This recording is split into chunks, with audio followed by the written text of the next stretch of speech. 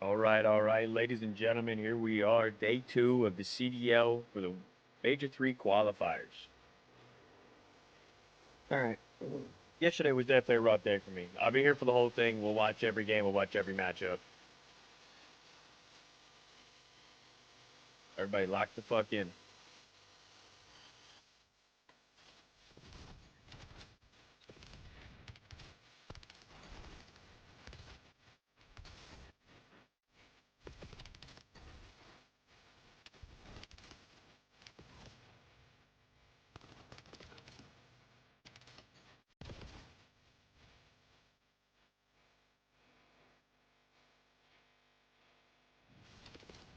Fucking scrap.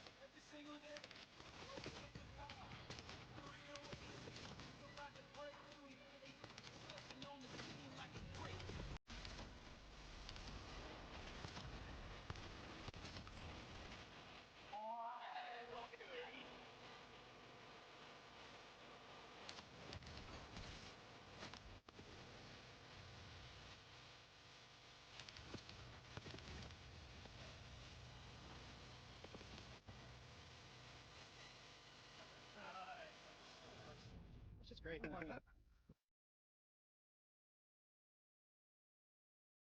I'm not gonna lie, you see, bro.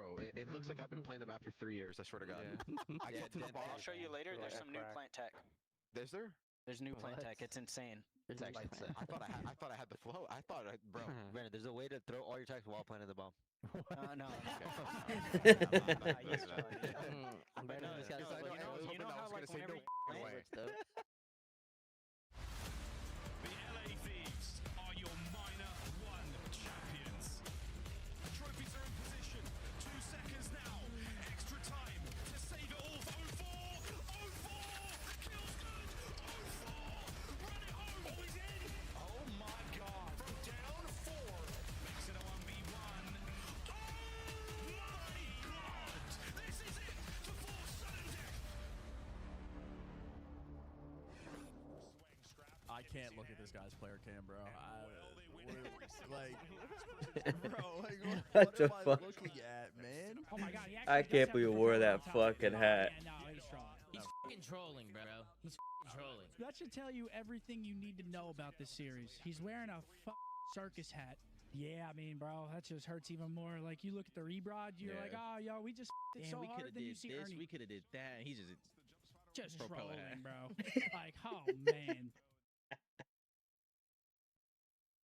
Yo.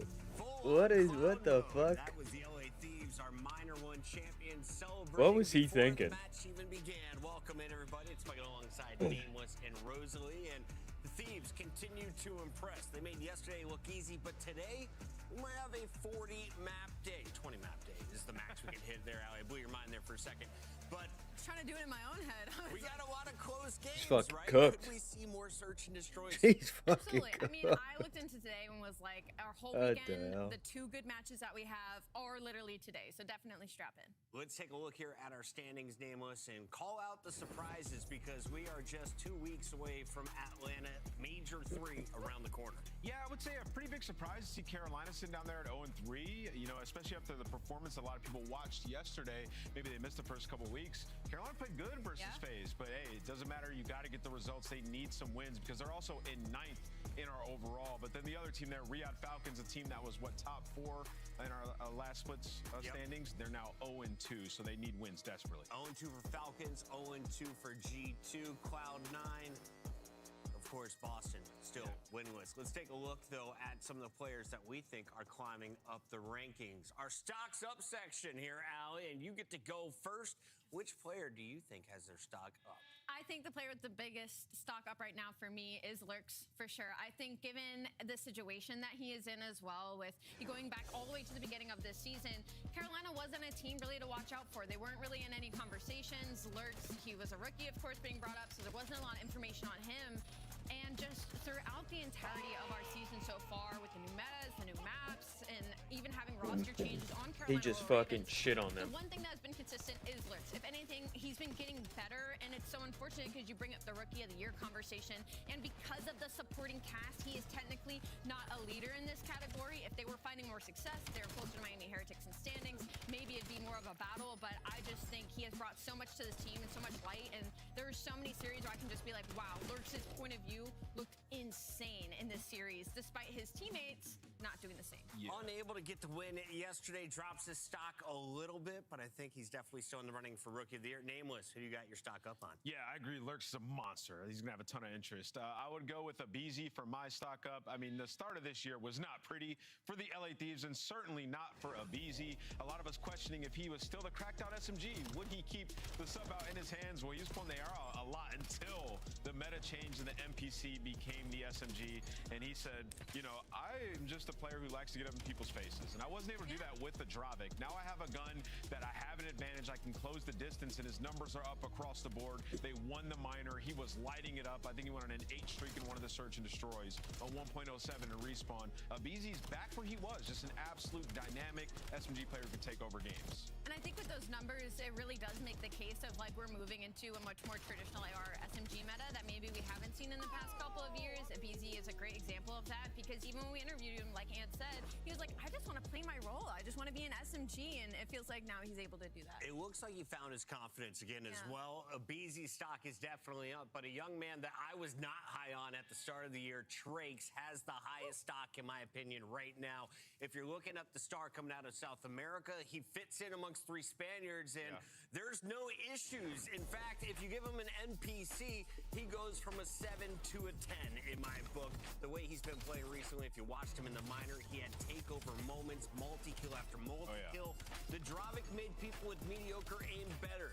People with insane aim, though, can shine in this NPC meta. I think Trakes is a perfect example of that. I love to see a rookie playing this aggressive against the best players in the league without a thought in his mind, never a second doubt he's going to be the first one in. Yeah, and you can't point out the obvious weakness in his game. He seems like he's very easy to play with. Everybody's trying to get on his page is what I felt like when I've been watching them recently. Trakes a monster in all 3 game modes. And when you think about his situation as well, I mean, he was supposed to replace Real and fill those shoes, where last year, I mean, those are some big shoes to fill. It was their main slayer, their main engagement maker, so it was like, is Trakes gonna be able to hang? And he absolutely can. In fact, maybe even do better.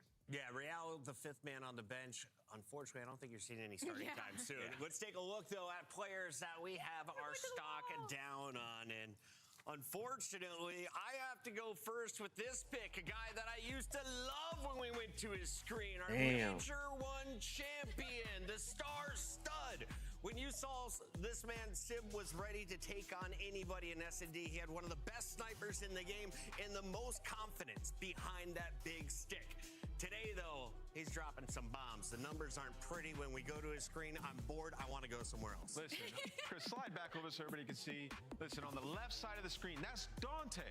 The right side is Nonchalante. Dante Nonchalante. He just hasn't been playing that well, and we know what he has in him. I mean, yeah, his stock's definitely down. I like this pick, Chris. 1.13 of 0.78. You can look down across the board and search and destroy, like, just hasn't been the same player. So he has to get back to being Dante. Also, my stock was super high preseason when they first signed this guy. So the fact that he hasn't had a clutch yet.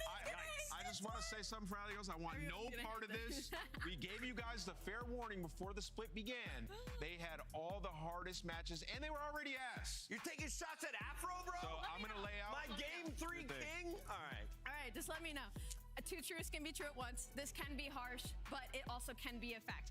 The only reason I went for Afro, 1, he's not a rookie. Afro has been here before. He has been in the league before. And typically when you take a mid-tier team like Boston Breach and you bring in a guy from Challengers that's slamming, the hope is this is the final little push we just need to get over the line. That whole Boston team is just fucking chalk. Like, it's got to go. You brought in Spart. Spart did good and overloaded in the respawns. Purge had his moments, but if you want to be recency bias, go back to the most recent series. He was the best player on the team in that one. What did Afro give us? A 1 in Search and Destroy, a 1 in 7 specifically. The numbers, they aren't great. He's just not translating from Challengers to CDL, which I get it, but there are other players that have been brought in and able, with their supporting cast, not able to do that well, put up numbers that rival the rest of the league. Listen, Lurks is a good example. All of the rookies are a good example. Afro is not a rookie. I just hold him to a higher standard. It's her take. I don't have to agree with it. They've had a hard schedule, so let's swap spots. So here goes my angle. Stock down the Stars on the Riyadh Falcons. Last split, these guys were absolutely incredible. I mean, they were a top 2 respawn team, and both these guys are playing well. I mean, look at the hot start. Celium, where he usually is with a 1.13. Pred playing well, a high Slayer rating, and doing well in Search and Destroy, 0.94. That's the best Celium's had on the year in S&D, so they were great. The hill time high, 81, I think, was amongst the top of the league. Now let's swap it on over to recently what's been happening with the Falcons. I mean, they've just been falling off of a cliff. You can see Pred's now These down boys are below struggling. 1. SNKD is a 0.88. Celium's down here. That's probably the lowest we've ever seen. A 0.7 in S&D out of him is just not gonna cut it. You're not scared of 8.7 and 8.2 Slayer ratings, right? Yeah, I mean, it's just they just haven't been playing well. They're 1-9 in the last 10 hardpoints that they have played. They can't buy in S&D, and in the last series, it was Kismet who willed them to the victory. So the Stars ain't starring. We got to see them start starring if they're gonna get back to where they were. We've got a bunch more matches coming your way. 4 matches today, and we kick it off with a good one. Carolina, desperate for a win, 0-3, takes on Cloud9. We'll have FaZe facing off against the Heretics that beat them 3-0 in the minor. Falcons take on the Surge, and Optic plays our top 4 Koi, question mark. So FaZe Heretics will be good. Honestly, I think all these matches today are going to be really good. I think today's been laid out to be a really good day for 4 matches.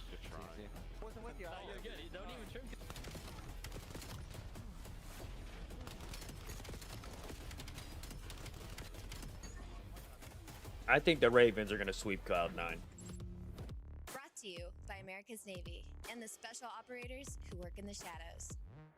Start the season strong with the 2026 Call of Duty League Pack. Grab yourself the CDL operator by scanning the QR code on screen or check it out in the Call of Duty store in-game now. Scuff, official controller of the CDL.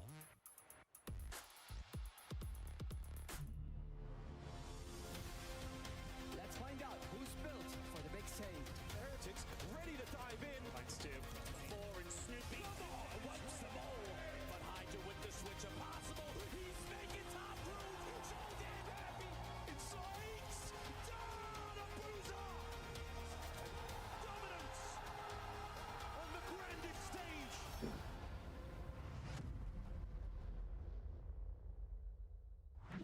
Carolina looks like they're playing some of their best Call of So Duty Major of 4 the is going to be in season Paris. yesterday, but in their previous meeting, That venue four looks ins sick. To beat Cloud9.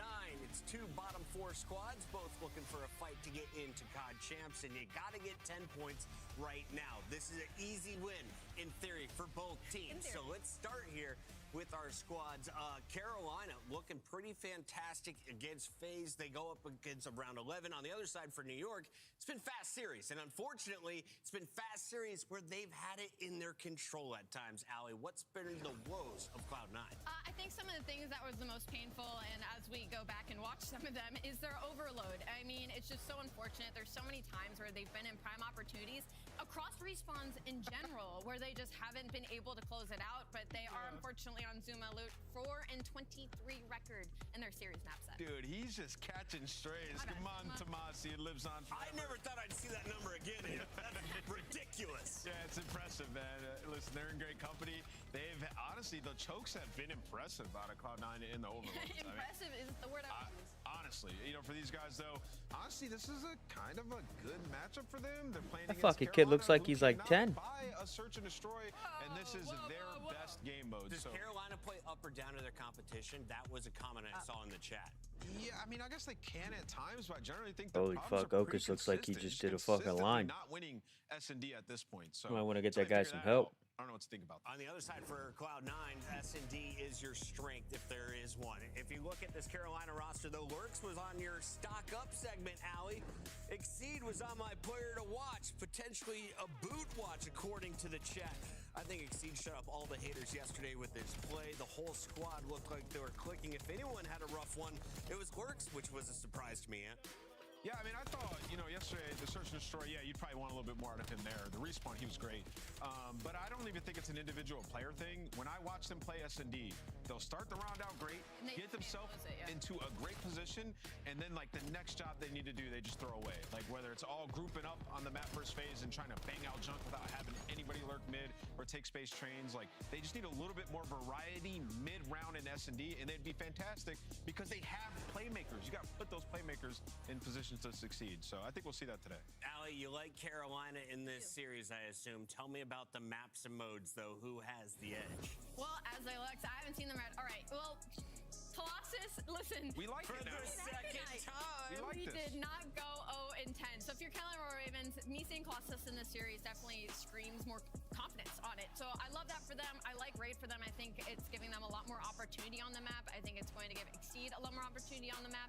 And then the dens work out great for them. So for Carolina Ravens, I love this map. And can you score 4 times in 2 minutes on Den? Yeah, I mean, I don't see why you can't. Okay. Wondering, Cloud9, if you're up 5-1, don't feel secure yet. Yeah, I think, the Den, honestly, I was... Until it says game over. Yeah, I was pretty impressed with their Den overload yesterday. Right. I mean, they choked it, but I thought it was good. I think they win this series 3-0. I think Carolina come out and fry. You got Carolina 3-0, Allie. Where are you leaning I thought in he this was series? saying How many Cloud9 maps for a for your second. scuff I was pick 'em? and that's crazy. I'm going Cloud9. Sorry. Put it on there. Put it on. She said it again. No, She said it again. Make it real. Ant is Damn. not behind. No, make it real. I'm going Carolina in a 3-1. She's going Carolina. Ant's going Carolina. I'm going to ride with the family here. And the fans are also feeling lurks.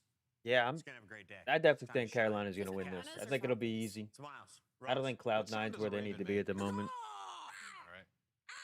Oh, that's actually a good one. Yeah, that's a Raven. It's a bird. It's just a bird. What's the difference between a crow and a raven? That's a much better question. Right, folks. A tough one for the Ravens yesterday. Game 5 loss. Chance. Don't think about it. Don't think about it. Don't think about it. Don't think about it. I was going to ask you, why is this match so important for the Ravens against C9? Well, many reasons. For one, they're in the 9th seed overall. Only top 8 make it to champ. So if you're thinking long term, these are CDL points that you absolutely have to collect if you're Carolina. On the flip side, though, if you're C9, maybe a good opportunity because their biggest strength so far has been search and destroy, and they're going against a Carolina that has lost 7 in a row. So if I'm C9, I am feasting for the opportunity to get my hands on these birds. Wait, is Cloud9 and the Ravens, are they all just playing in their bedrooms? They don't have an official, office to go to? A little bit of everything, man. These boys have given us something to root for. We've been cheering, we've been jeering, we've been crying. What you drinking in that cup there, kid? Success across the board. What you drinking? In some way or another for these What lads. you drinking? What an interesting journey they've had in the league so far. The Ravens, man, I mean, you played such a good series yesterday. Surely this one's a breeze. Surely this one is an easy glide. I think Ravens sweep this. Unless Cloud9 comes out swinging and they got a different mindset today, I just see the Ravens winning it. We're going to find out. This could get ugly real quick. Very crucial CDL points, though, for anybody that is in the bottom of the pack. Only top 8 make it. Points for Carolina as well. 9th seed, looking to try to take over Falcons for the 8th spot, make it champs, needing these CDL points right now. Another beneficial thing in the Carolina camp is they're actually now officially winning Colossus. This is something Exceed spoke about in an interview maybe a month ago, that they're like a, quote, low-key good Colossus team. They had like an 0-9, 0-10 record. Well, they're able to beat FaZe on it yesterday. So maybe now on this map, Carolina can bring the goods. That's a big maybe for me. So far, it's a war of attrition towards this P1. Neither team able to get some success. I think both of these teams play extremely fast. Like, their pacing, very fast pacing. Like, as soon as they get killed, they're immediately just full-blown sprinting right back. Not a huge amount of time, but this could be the change. As far as P1 goes, like a decent chunk. You're not upset with it if you're dodging all the barrage of nades that have been rolling through to throw up 13. Well, not too shabby, but C9 gonna fight right back and, well, maybe lose the spawns crazy. Get him out of here. But I don't think he reads it at all. Is now standing in between these C9 players, and it's looking like C9 is going to get overwhelmed. So there you go, Craze, capitalizing on the spawn opportunity. Yeah, both teams are trading hard That's a good nade, fuck. Kills in a level heavyweight, but now the time is starting to get out of control. C9 looking to get on towards it. There we go. Nejra finding himself one height, takes care of the barrel business, and Nejra has pushed the back Ravens to pieces and secures it. Yeah, Nedger's been a fun watch too for the C9 team. So a 3 spree, you got to keep it in the back of your minds. And That's a team nade. well, maybe should have gassed them up a little too soon. Not the best nade work I've ever seen, but maybe unfortunate circumstances. And Looks like that's a break. Unfortunate circumstances will continue. Carolina, that is an instant re-break. Maybe both teams struggling to collect time. I'm excited to see how the trophies play out in this matchup because lordy, have we seen some explosions so far? Dude, they and otherwise. Well, P2. They just fucking gave that up. Good for the Royal Ravens. They've got themselves a ton of that. 45 and climbing, looking towards new as well. Team Fire kills Crazy coming in. And Exceed has already moved himself over towards new time. Not gonna We help. read the pinch here from C9. That right-hand side flank, that's where they're coming from. Lurks is on it. Can he get there in time? Yes, he can. Looking good for the Ravens here on P3. Yeah, I mean, it's just all Ravens. Overwhelmed. Lurks makes the impact. Got split spawns over. Look at 8. Lets his teammates get to work, and now for Carolina, it's just about Oh, counting fucking 4. cameras in the way. You have an Ocus behind you, and for the moment, no arrows have turned. Not yet. Yeah, look at number 8, all the way in the back. Ocus, is he able to strike? Sure Now that is. it looks like the spawns have flipped. Last minute pinch taken care of. This is the cleanup, and that is great work. Fire gets his 6th in a row, gets himself a Hellstorm, and the rest of the boys hold on. Another superb wave dealt with there as the Ravens continue to hold P3. Yeah, you give C9 such a big gift there on the pinch, but just slow to capitalize on it. So maybe the reindeer on Santa's sleigh. Not in their best work here. No gifts being distributed too quickly, and the gifts are not going to continue that P4 rotation for C9. Looking tough. Craze on a 4 spree already in the back. I mean, this could be the chance right here for Cloud9. They can get right back in it. Looking towards our The new chain to hardpoint. fucking C9 finally on time P4 to early. P1. Uh-oh, that's a problem. Hellstorm's going to certainly soften them up as they have been battered and bruised. so Probably far not now. on Colossus. Will they survive this Hellstorm? They have flown on the inside of what was out of time and right into the fight, and they're cleaning house right now. What do you know, Ravens? Is Oh, this a wow. blunder? Let's go for listening and find out. Oh, wow. P2, encourage me. Going back you. Right on my time. Encourage one shot, guys. Single live, guys. We're spawning here, we're spawning here. I spawn here. One's in the back still. One's in the back still. Yeah, back out. Netro, one shot out. Literally a One bullet. guy, You close one That's the one guy. You're in stun. Got him. They're all gonna be. Yeah, I spawned out. We spawned I think one might be. front encourage. When they spawn back yellow. Spawn back yellow. Heard. Yellow, Nedra, one shot in yellow. I need to I'm holding outer Ocus, absolute. I heard Let's go, oh, low, There's Netro, two, right. Statue that. Need one all time. Nedra, No, we top it. Tell me. Hold encourage, let's go. I got a trophy on us, Logan. You're good. I'm back up. Back up to blue. I'll get it. Play soft. I'm gonna fix yellow, okay? Oh, One is I scammed that. One is P4, I died. 2P4. I mean, look at the statue bang out right here. Time, Ocus. One shot. Ocus dead. Coming up on me. One shot. Yep. They're all gonna be dead. Oh, never mind. Four. Next spawning blue. I'm out P2. Hold the pitch, I got it. Close blue, needed it. I'm needing your blue steps. I'm hitting your blue steps. Tell me P2. Tell me P2, guys. Yeah, one's front of me.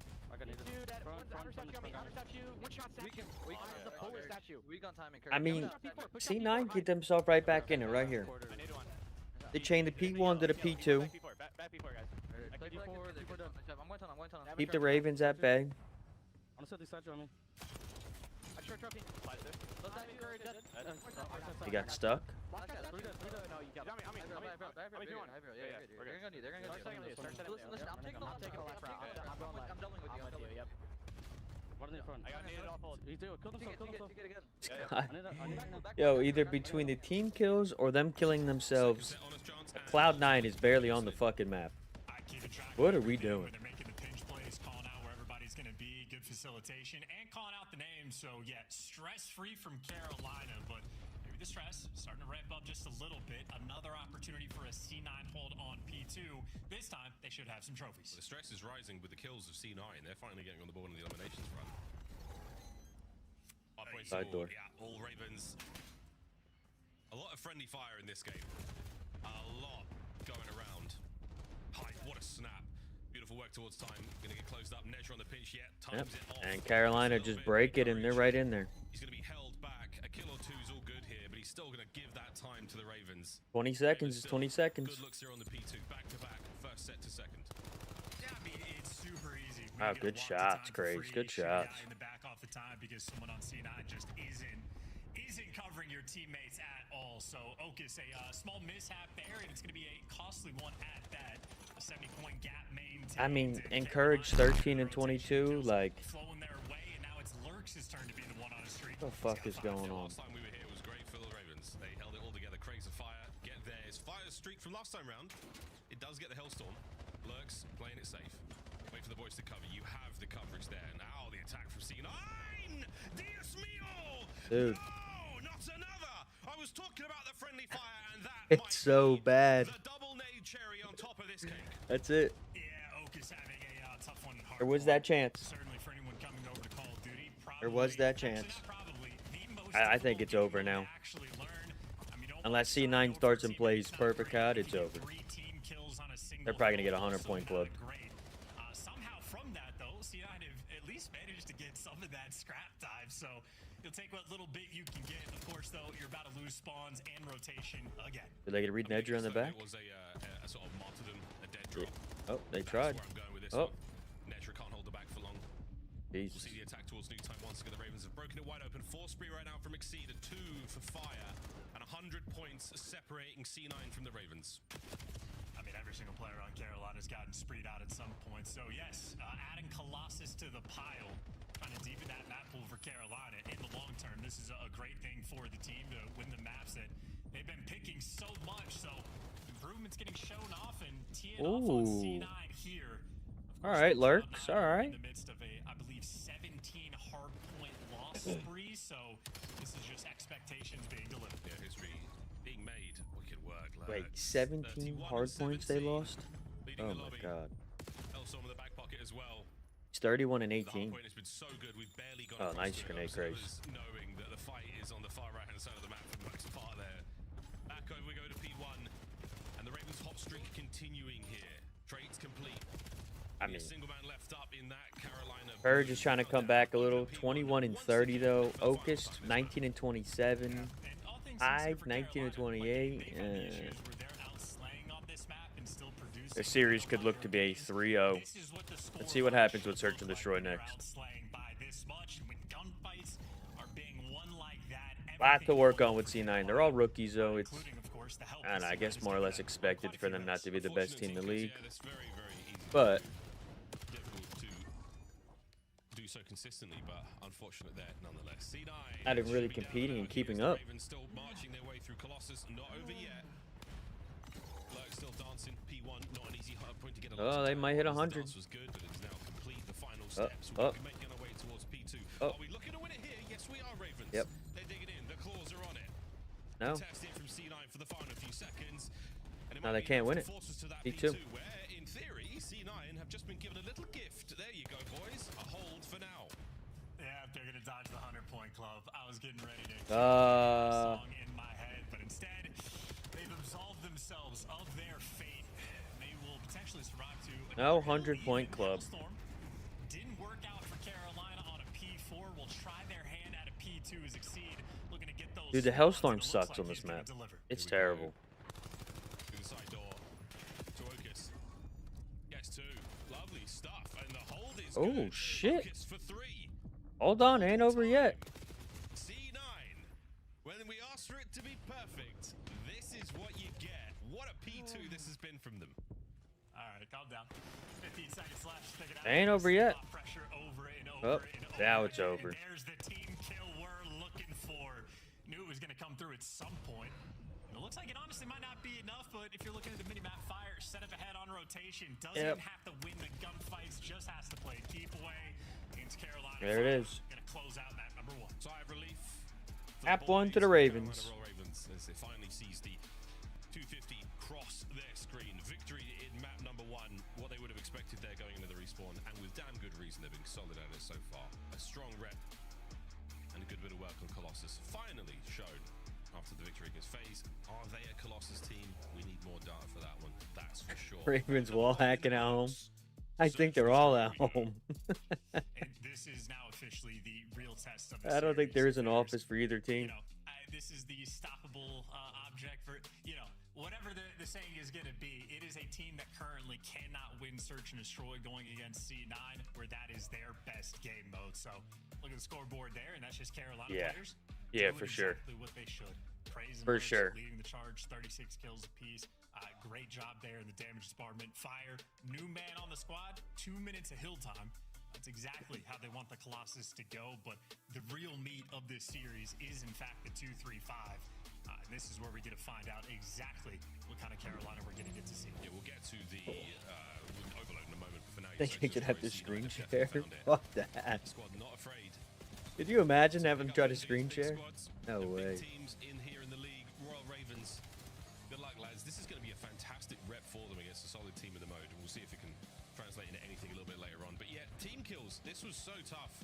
I'm not actually sure what that one was. That sort of fell down the stairs. I might have to rewatch that one again there. But a lot of unfortunate moments there from Cloud9. Back to the lab, chaps. We could see them play on lab for the first Yeah, I don't think they have like an official office to actually go to. Like I know LA Thieves, they're in the Hex quarters. With a lot of small hard points and some serious damage to be done. I wasn't kidding when I said we need to get a trophy in play. And even during the listening with the Ravens, I mean, someone said, I have the trophy for you. You are so good. Yes, that is exactly I think FaZe plays in Atlanta. These guys are all playing out of their bedroom. Here we go to search. Man, you're trying to sell the martyrdom story, and instead I was like, maybe that's what happened. Double homicide, Miles. Double homicide. Fratricide. You know, talk about Colossus being like a small map and it happens. This one's unlucky. This is bad bounce trajectory. Like, this is not Hyde's fault. But the rest of them, it's a small map. You should know every single nade you're throwing off spawn on this map and have it dialed in. This is just... That's cold-blooded murder. Also, outstanding work, observers. You really caught that one. Yeah, I'd be pissed too. Hyde, though, admittedly, yeah, the stair bounce, that was a frustrating one. Well, Looking like me in ranked when I get tired of my teammates. Start team killing them. Fun in games. Big separation there. In, of course, at our first hard point, if you just joined us, bit of a blowout. As to be expected, C9 not the best respawn team, and the Ravens looking good after the match against FaZe yesterday. However, though, to the S&D we now go, Chance. What makes C9 such a good search and destroy team at times? Difficult to play against in that they have like a unique dynamic of players. Like Hyde has been very creative in search and destroy. Nedger's been a guy that's bringing the goods. Encourage definitely seems to be like a good sort of classic style Call of Duty player, and then Okus is wild card, baby. Is he gonna snipe? Is it gonna be a turret AR? I think they're just very difficult to predict, and I think that they're just like very willing to be playmakers, very willing to bring out almost like S&D kid strats, do things that don't necessarily on paper make the most sense, but like if you're executing even a bad strat as a team in Call of Duty, as long as you're doing it together, you're gonna have opportunities. And I think Hyde and Nedra have been especially fun to watch in this game mode. So it just is a situation where Carolina, honestly, a good opportunity. Like, it's going to be good practice and good reps and force you to actually, like, work the map. And for Carolina, that's been, like, the pain point. Like, they've been, you know, putting themselves in good situations at the start of some of these rounds, able to get some of these bloods. But the mid-round adjustments have just not been going their way. And against C9 specifically, that is exactly the type of thing that is going to be tested. I think at the start of the season, and I mean, for a while now, we're always interested, excited to see how well the Carolina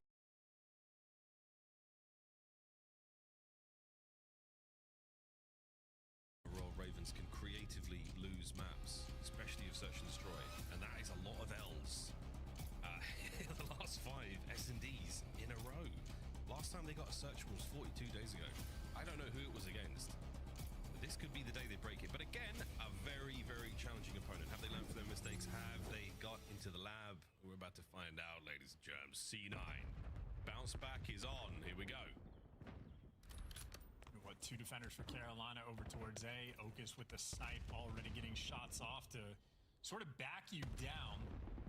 For the moment, Carolina, not a ton of motion. Looks like everybody's grouping up for the 4-man laundry retake. I said Hydri, and he has got the intel. Good lord, he's danced throughout all of them. Damage is dealt. Can we send in Nezra for it? No one from the Ravens going to commit to too much there, but again, we're keeping the kills going. Back laundry, not a safe place to be. C9. Pearly White's back there. They've done the job. Last 2 members of the Ravens now still committing.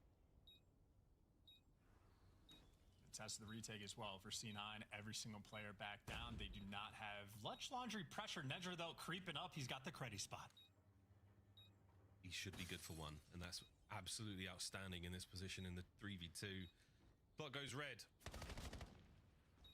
Opening shots. Oh, lordy, jumps second, but he was good for it. That's the round.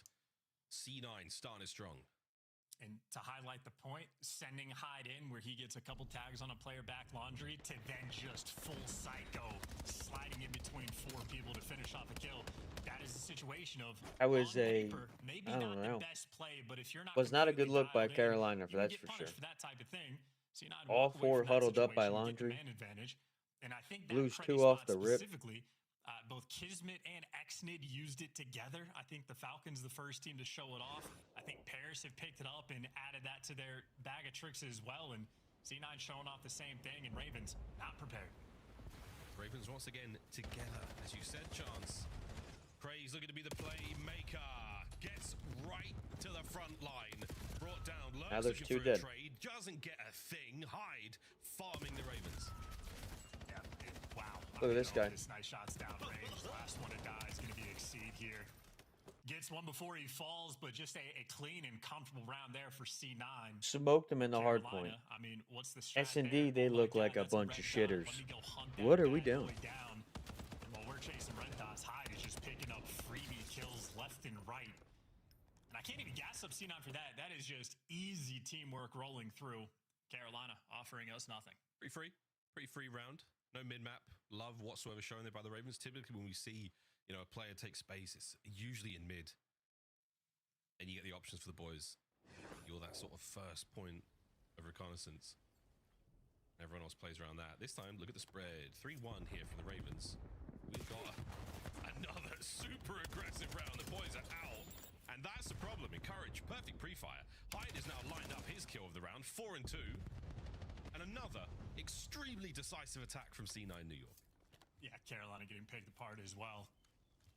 Crazy, or either Crazy or Lurks, whoever was laying down steps, just getting left to dry. No mid-map help. Now Encourage, well, darn the sniper rifles. Next player goes down. Teamwork non-existent. And clean shots from Encourage at the end. What These the boys hell? making buns at hard point, but this search and destroy is as clean as you could possibly ask for. And the Ravens, I've seen nothing of note whatsoever.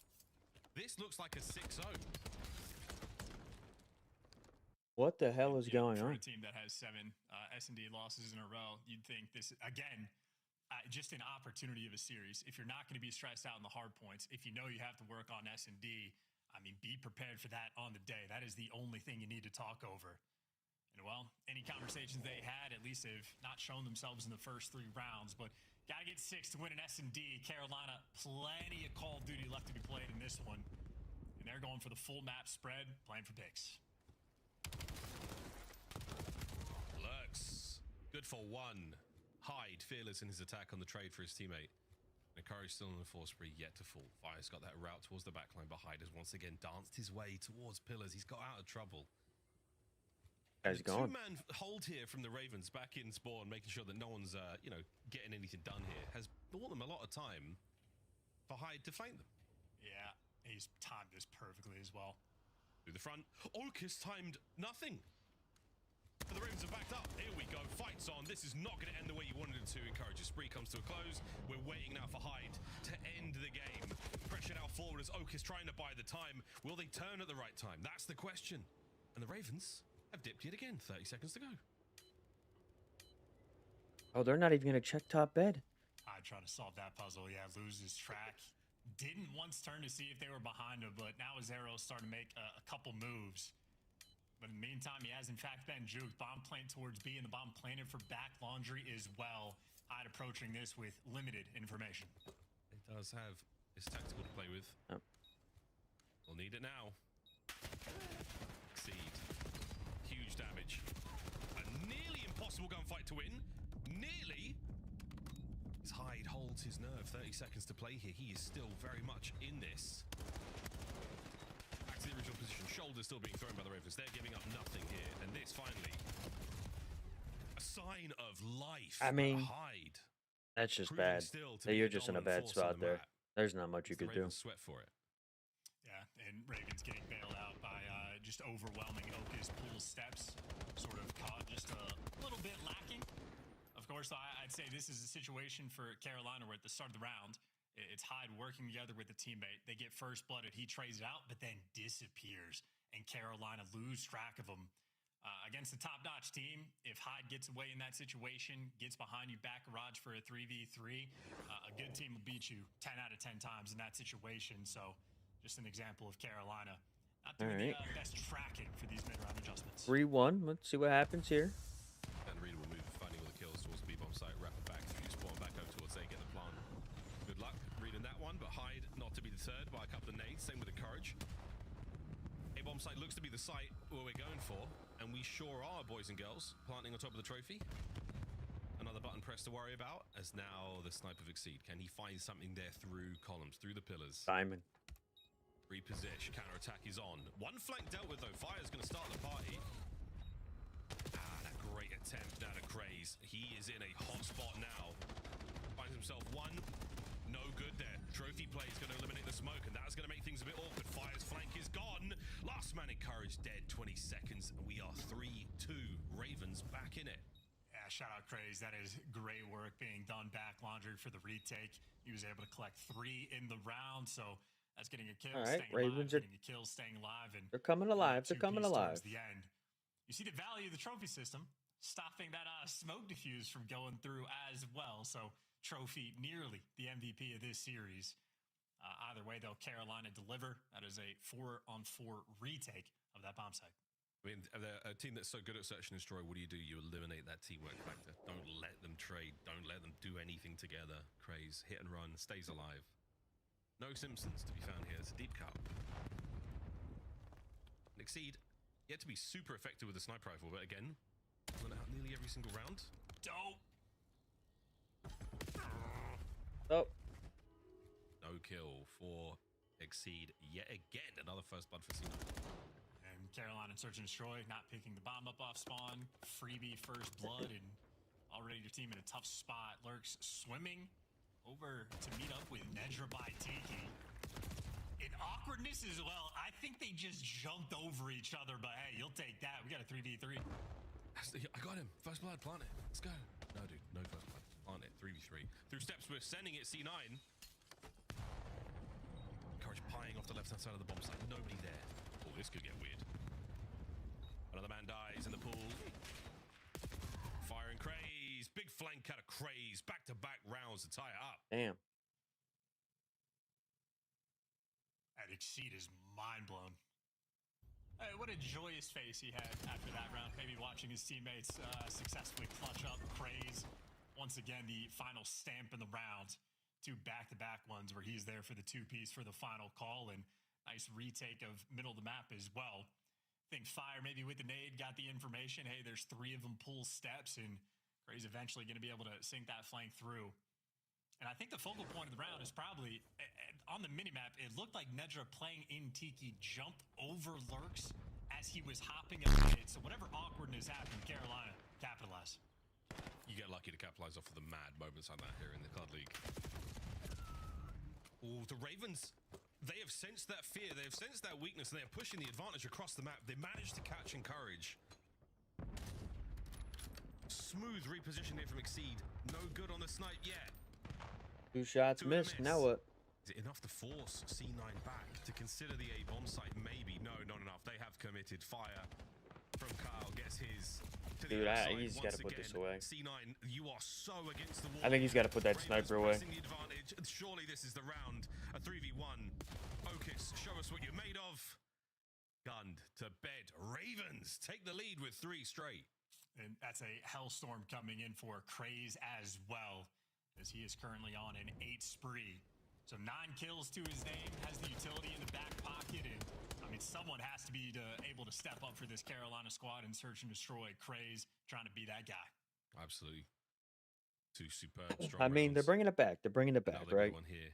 Still close game. It's not over yet. Knowing the initiative is theirs to take. And if you're Cloud9, you really need to win this match right here. Such a capable search and destroy squad on the back foot for 3 rounds now. You've overwhelmed them individually.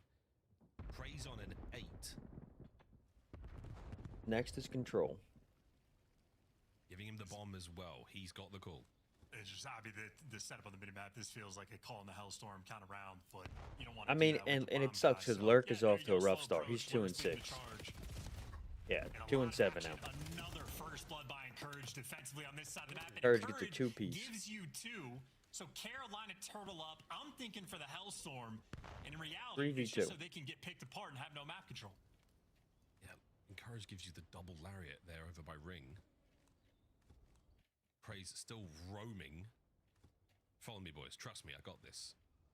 Change positions, pole to pole now. Holy with a free shit. and easy open A bomb site. Will they Now plant? plant it. Well, here we go, folks.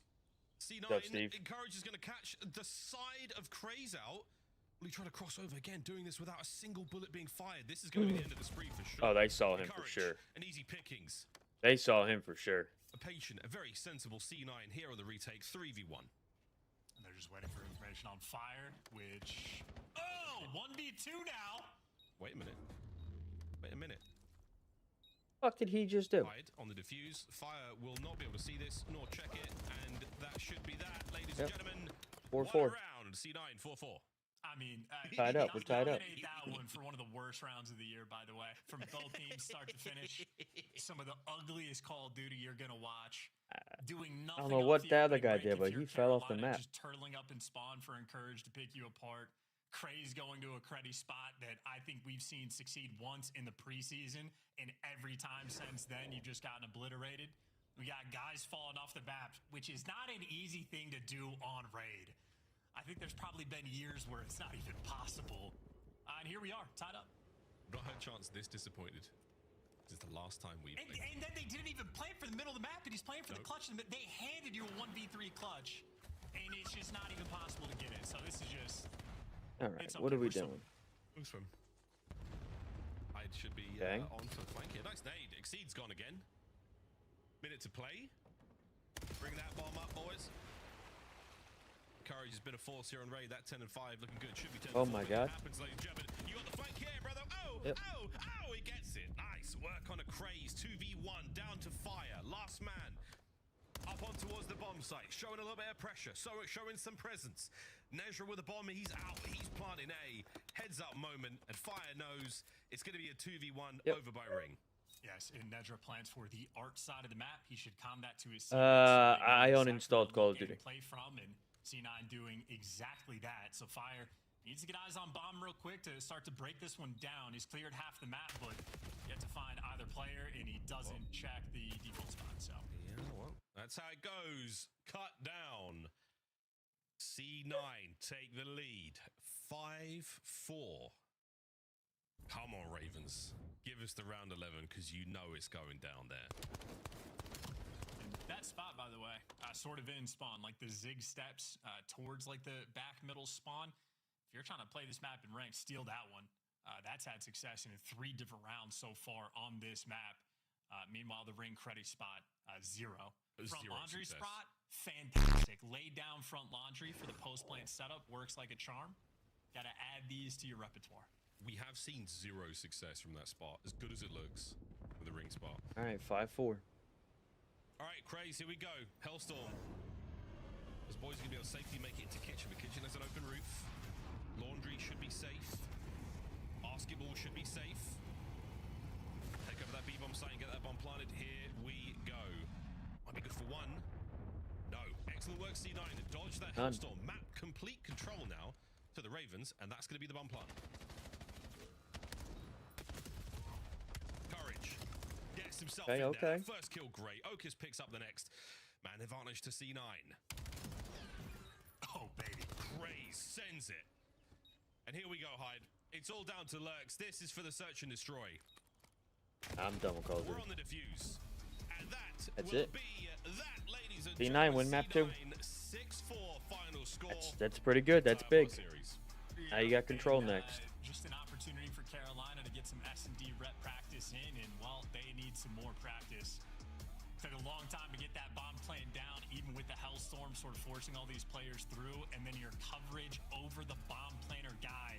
I mean, he gets left out to dry. You at least trade the kill, but, I mean, Encourage could not possibly be more exposed, standing on top of the bomb site effectively out in the open, but him and Okus there to back you down. And it continues. C9 is a team that will force you to bring the goods in search and destroy. If you don't, you will get punished. That is double digits for Hyde, double digits for Encourage, who also managed to get 4 first bloods So Encourage threw up a very solid performance. And the rest is C9 right there to follow him up.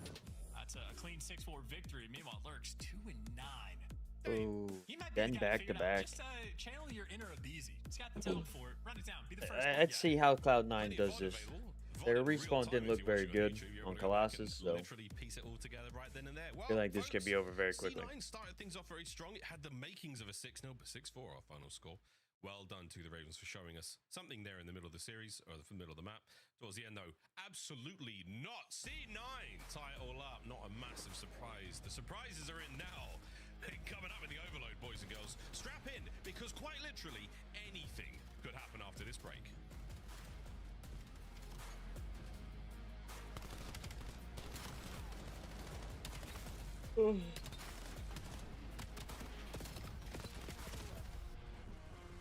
Let's see what happens, Captain.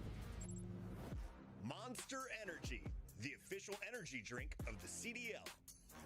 COD Champs tickets are on sale now. Come see the best teams lock in for this season's grand finale in fabulous Las Vegas. All 4-day passes come with early venue access. Head to phasevegas.com or scan the QR code to get your tickets now. Look like the pros to play like the pros. The CDL team skins are available now. Scan the QR code or check out the in-game store now. Brought to you by America's Navy and the special operators who work in the shadows.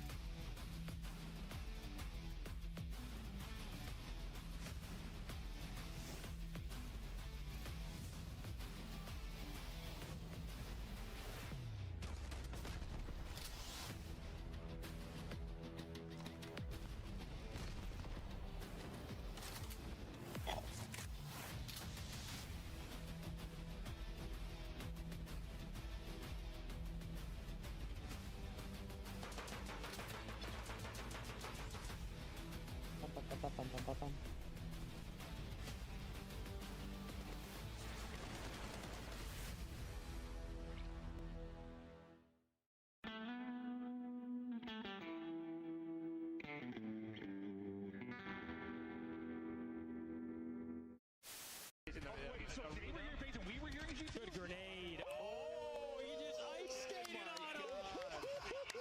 Yo, that was a skateboard move right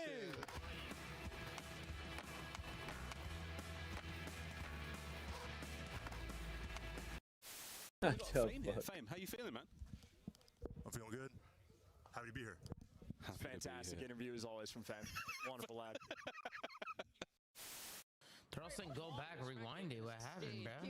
Oh, right at it, man. Oh, in a grand final. What the is going on? It out because it has been a number of upsets. Our winners bracket. After that, sorry, Puma. Massive. Is that? Making that little. No, if you would really call it. Find me this guy, bro. I need I'm pretty sure it was. I'm pretty sure it was Cowboy. No. I need somebody to find me this guy. Whoever this guy is, whoever's at the venue right now, you find me this guy. Yeah, Tom's got a 10K reward.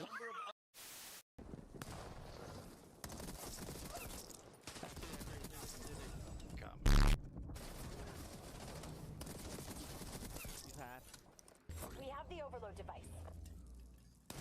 And we're cooking, we're cooking.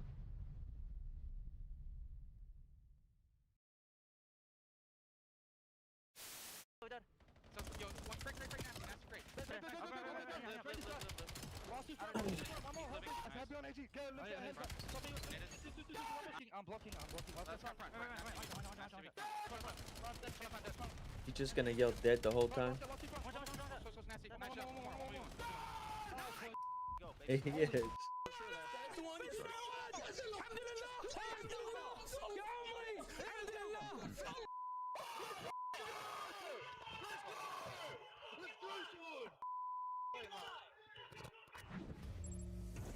Welcome back, ladies and gentlemen, to the Call of Duty League. Our first match of the day here on this salacious Saturday.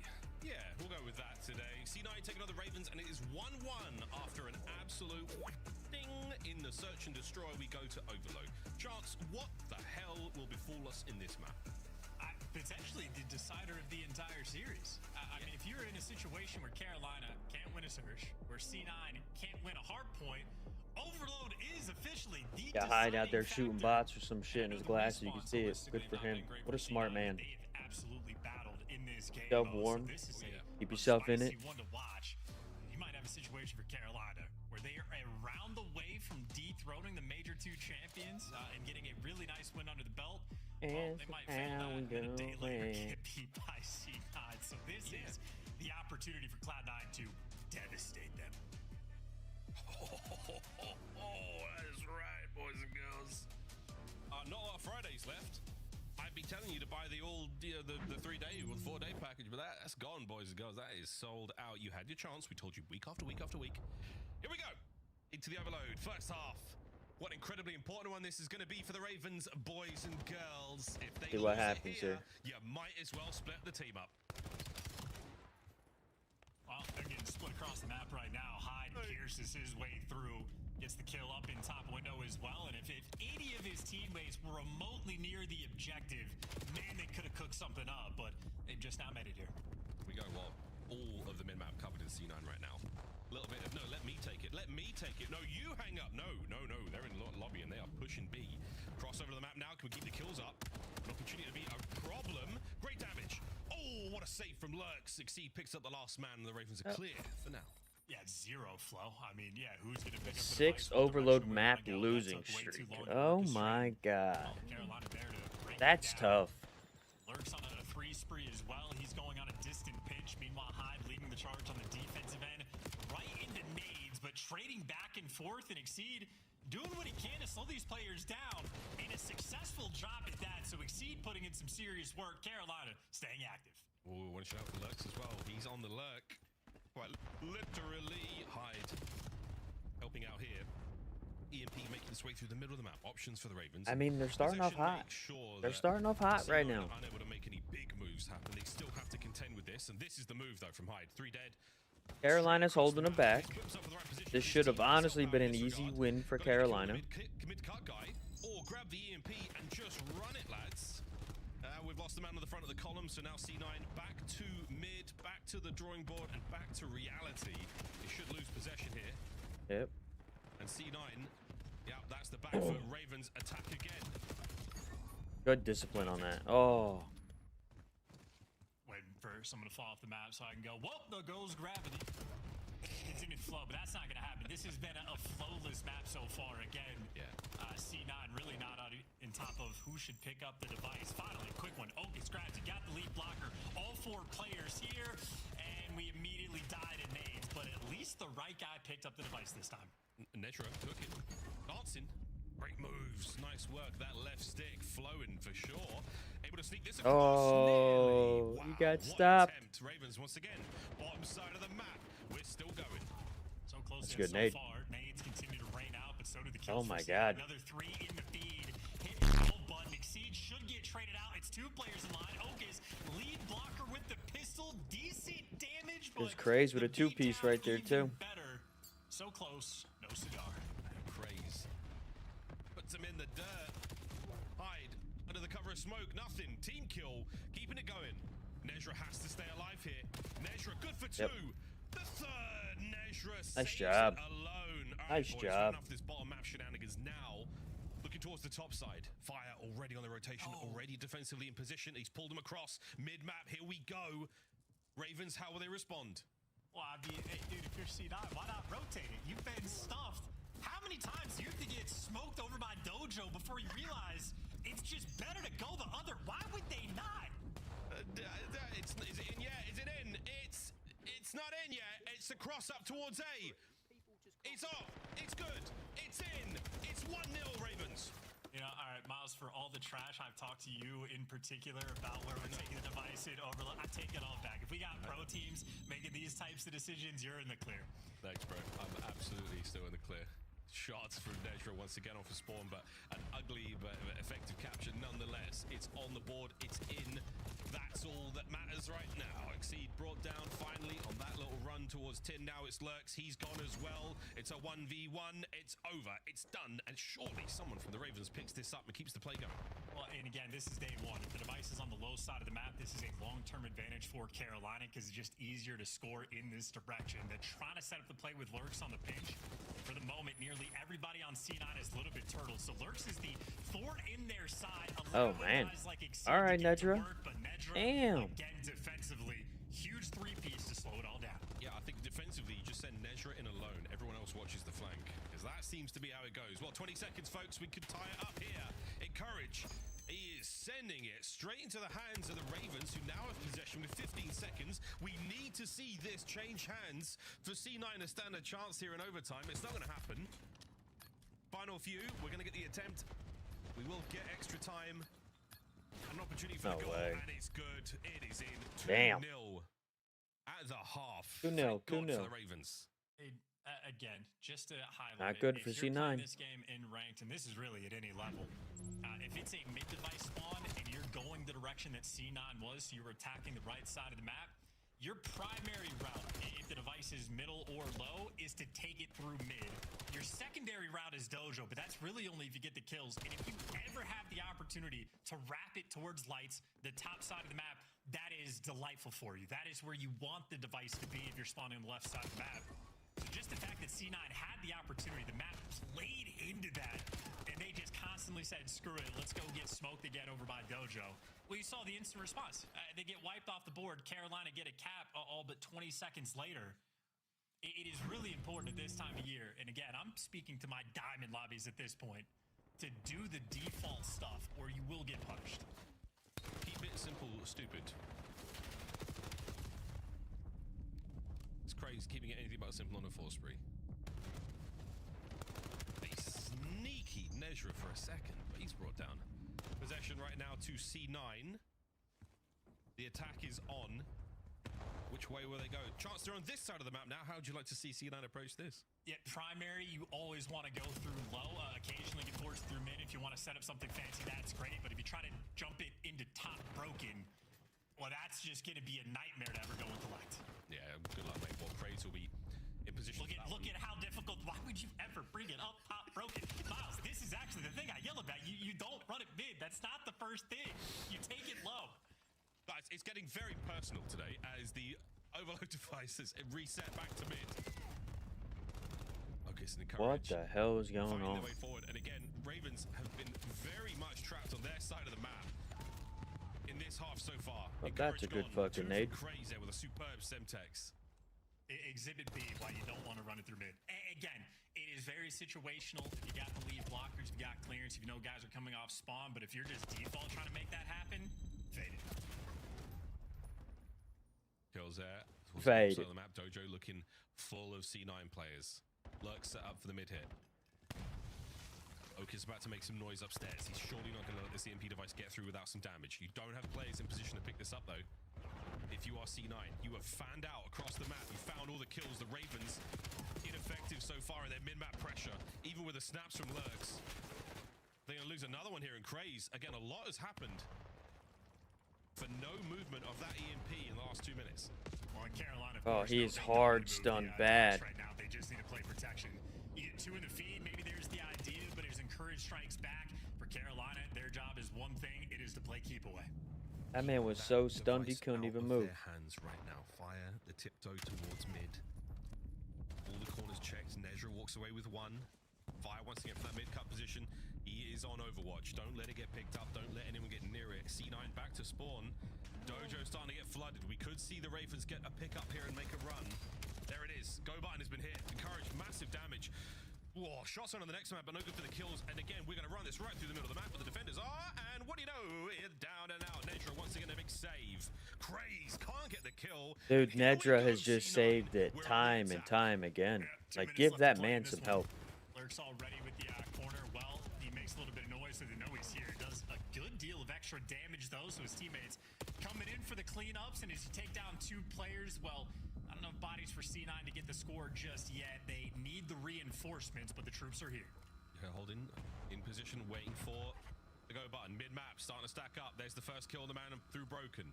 Exceed playing the box close. Second kill through broken.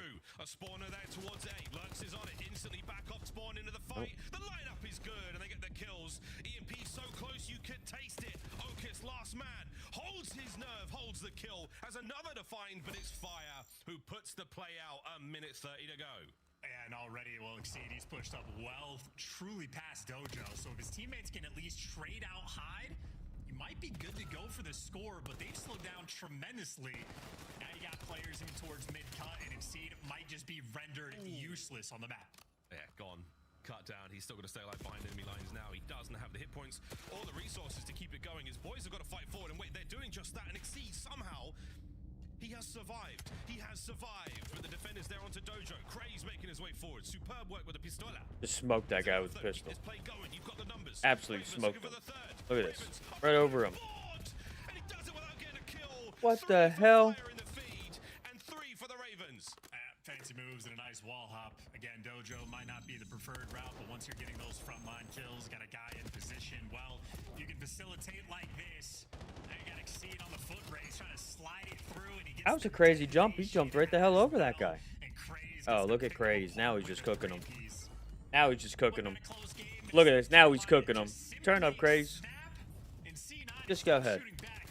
Yep. Feasting in their spawn. Bam! 6 in a row.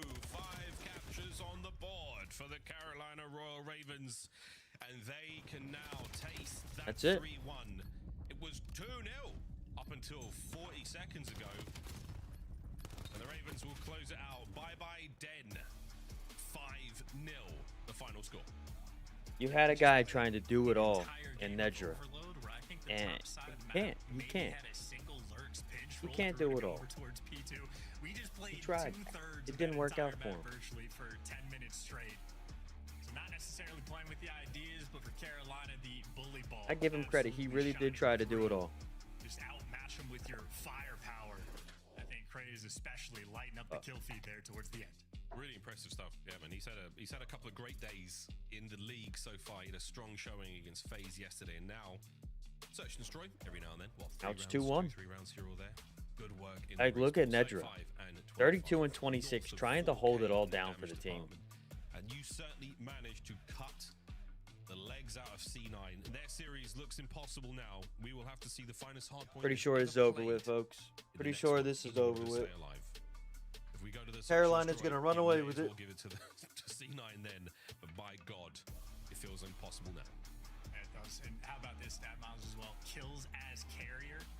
That is 7 kills holding the device for Ravens, and that is 0 across the board for C9. So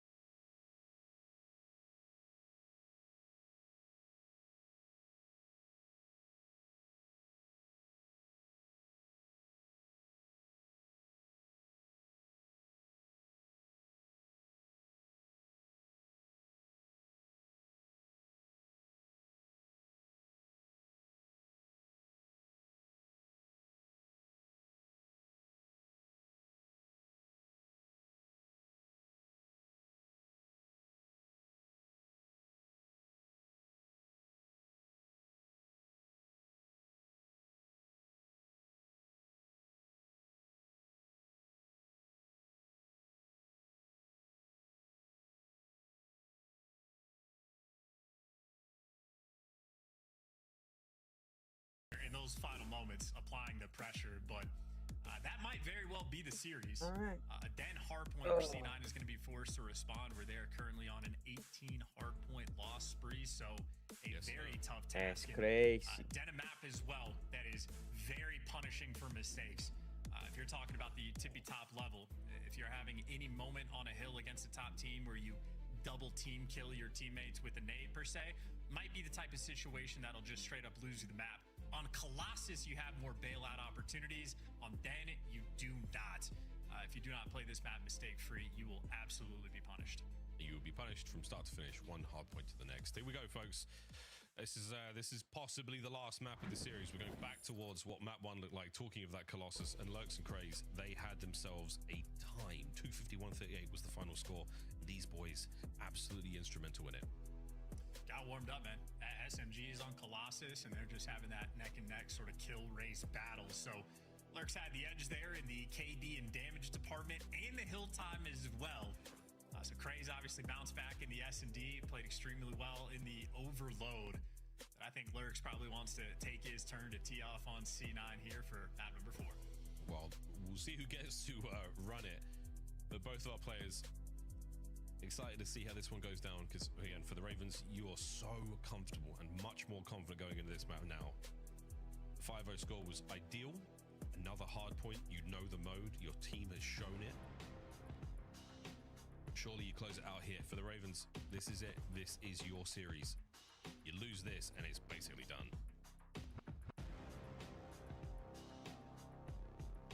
Quick reset, folks. We're going to get back into this one ASAP. For the meantime, we're going to be seeing that as disappointed Ravens. I think there's an air of anxiety chance because they know that the search and destroy is so buns. It's so bad. You lose this and you know it's done. You know you're screwed. I disagree. I think there's no anxiety on this team.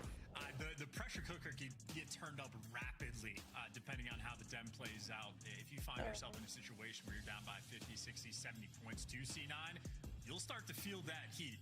All right. But for the moment, they will be supremely confident. See if Carolina closes it out here. So much so that I'm very interested in the opening break. I know we're playing the same map here as we did for the overload and the opening break for Carolina, and that one was crazy. Running it down, hyper aggressive, straight through the middle of the map past P1. Had a little bit of coverage as well. But I think sort of the default opening breaks on this map is you send your SMG, you go for the contest on P1, you let your ARs get to work. If you're playing with supreme confidence, no, you can just run it down. Confidence or not, C9 managed to win the breaks there. Seeing a major shake-up in the standings after this one. Boston Breach, of course, now the squad yet to get a victory here.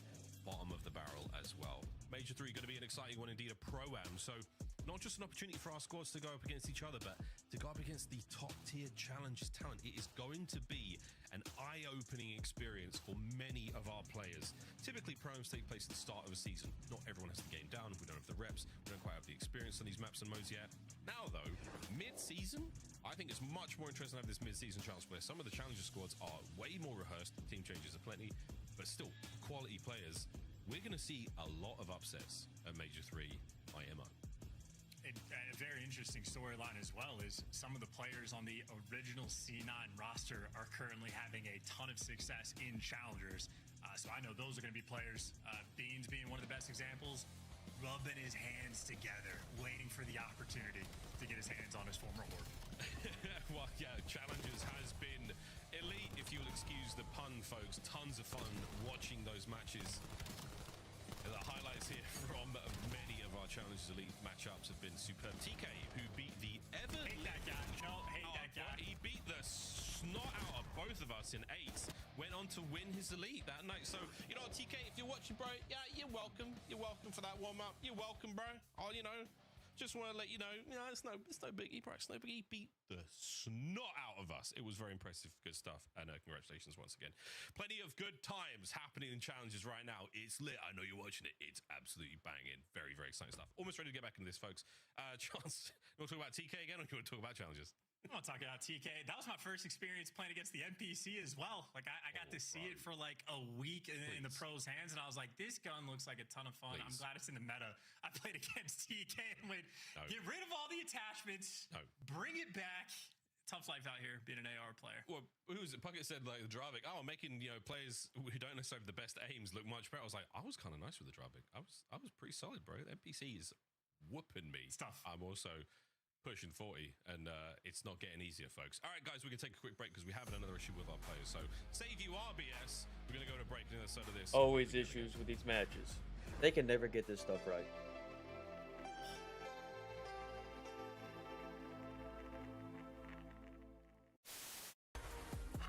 Welcome back to the CDL. Wow, what is going on? He's the master fight. This guy is just, that's unbelievable. Okay. I knew we were coming back to him. This is not what I was expecting.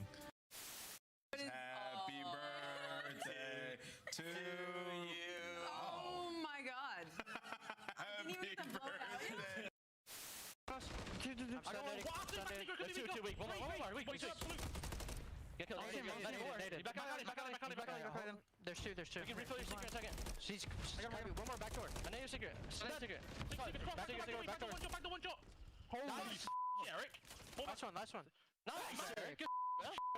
Good story, man. You can't kill me. What trick? What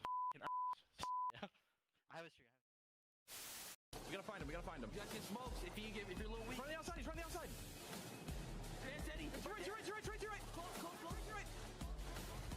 Let's go, baby! Come on! Let's go! Let's go! Let's go!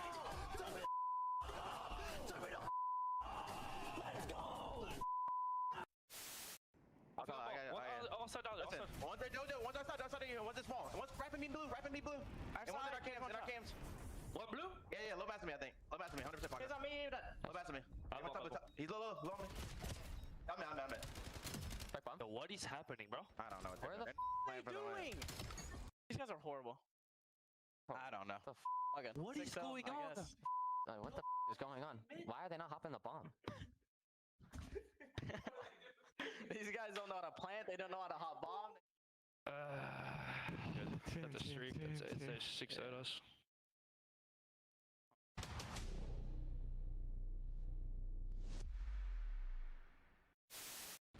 I'm buying one. Top window. Frosty dead. I'm in their spawn. There's gonna be another one on me.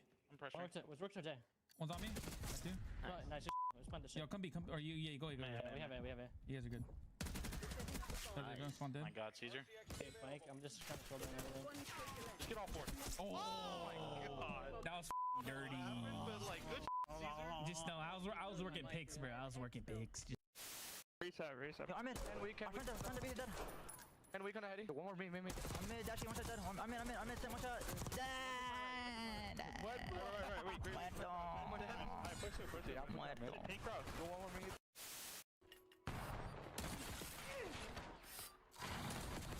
Oh my God, you hit that as Jeej.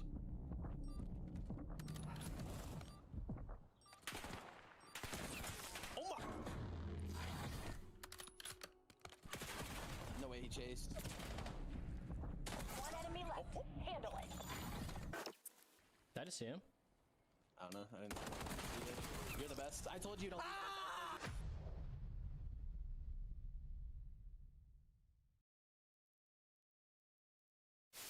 Piss on him.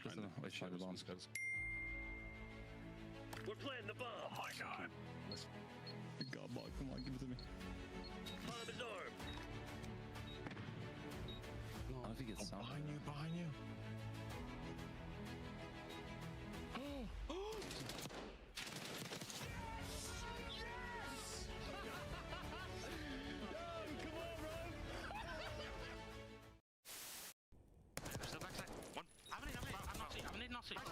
Stuck. Hey. In the corner. Absolutely. Coming. Holy shit. Let's go, boys. Come the fuck on. I'll take that. Defuse.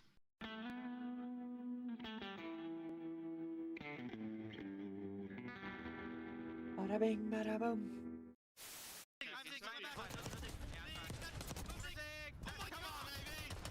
Two in the back. Oh my God. It's so... Arriba izquierda. Buena, queda uno. Sí, dale, sí, debe. Sí, ese puede ser que puede jugar. Aquí mi espalda. Qué buena, Escucha. Buena, súper, qué buena. Qué buena, niño. My barber insisted that I try out the look, and ever since, I've been feeling pretty good. We've been playing pretty good, so I feel like I kind of got to keep it. It might be a full goatee. You never really know. Keep your barber, my guy. LA looks good on you. Solo Caesar, one shot. He's dead. That's it. They can go there deep. That's it. Yo, pinch. Nice. Let's stay. That's above you. He went down. Down. My bad. He's one shot. You guys got this. You got this. Money for you. Way better. Wait. Nice! Let's go. If I lose that, then just take the Porsche away. Alright. Now the car, come on. Yeah! Here with you. One shot. You one shot B2 if you need.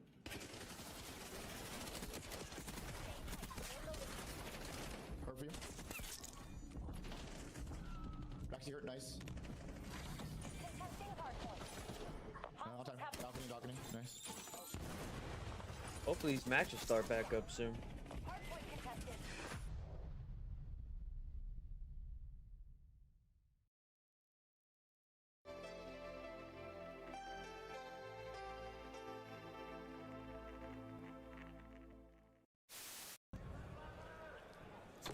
In game 5. Oh no! 4v2. 30 seconds. You see him? Got 81 bullet. Got a bullet bomb. Got 81 bullet. I just shot the ball. Scrap trying not to laugh at it. I didn't know it looked like that, bro. Bro, I saw the guy on the left and I just tweaked. Nice. Come on! Let's go! Come on, Benjay! Come on, Benjay! Oh man. He just overextended kill me. We just need. There needs to be a trade there. Won the unball, man! Won the unball, boys! He won the unball! that. How are you losing that? Oh my god, no fundamentals out of the full pro squad? GG. That's the problem. You gave them all the time in the world, and now Ultra have set themselves up perfectly for the barbershop hardpoint.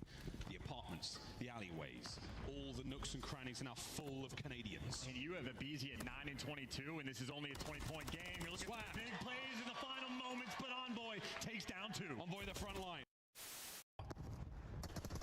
Second tick is done. A BZ in season. A BZ in season. That is filth. Series isn't over yet. FaZe now a chance to smile.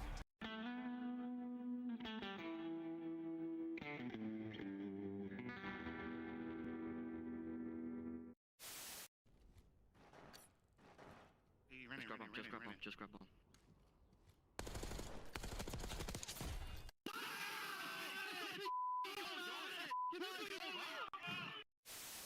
Don't play with this guy, bro. The number is different, doesn't it? So like, yeah. Actually, does it? I'm pretty sure if you have the ball to work with. No, but nobody has the ball. Oh my god, they're gonna. No way.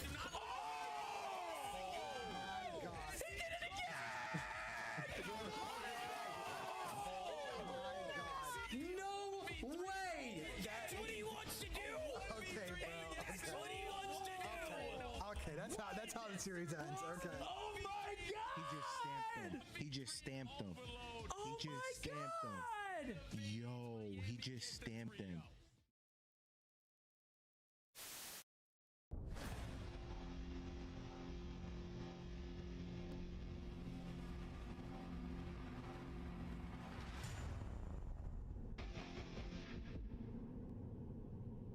Wait, what venue is this at?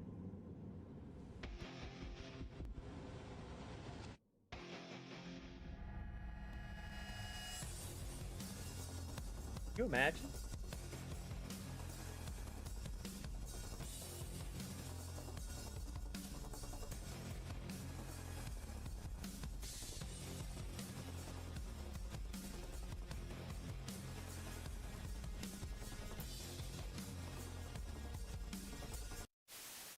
Listen, where am I looking here?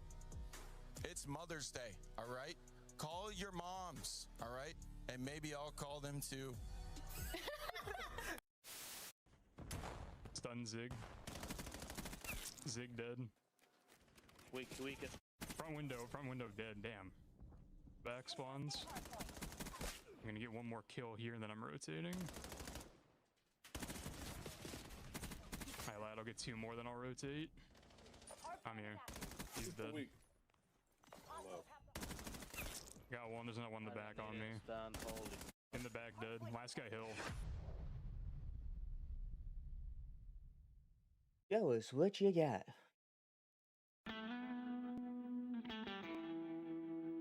Are we starting this shit up yet, or what, Call of Duty? And what are we waiting for? Alright. I look at it, it's Gary Lashley, talk about things that are easy to do. If you're having a knife holding that's unstoppable.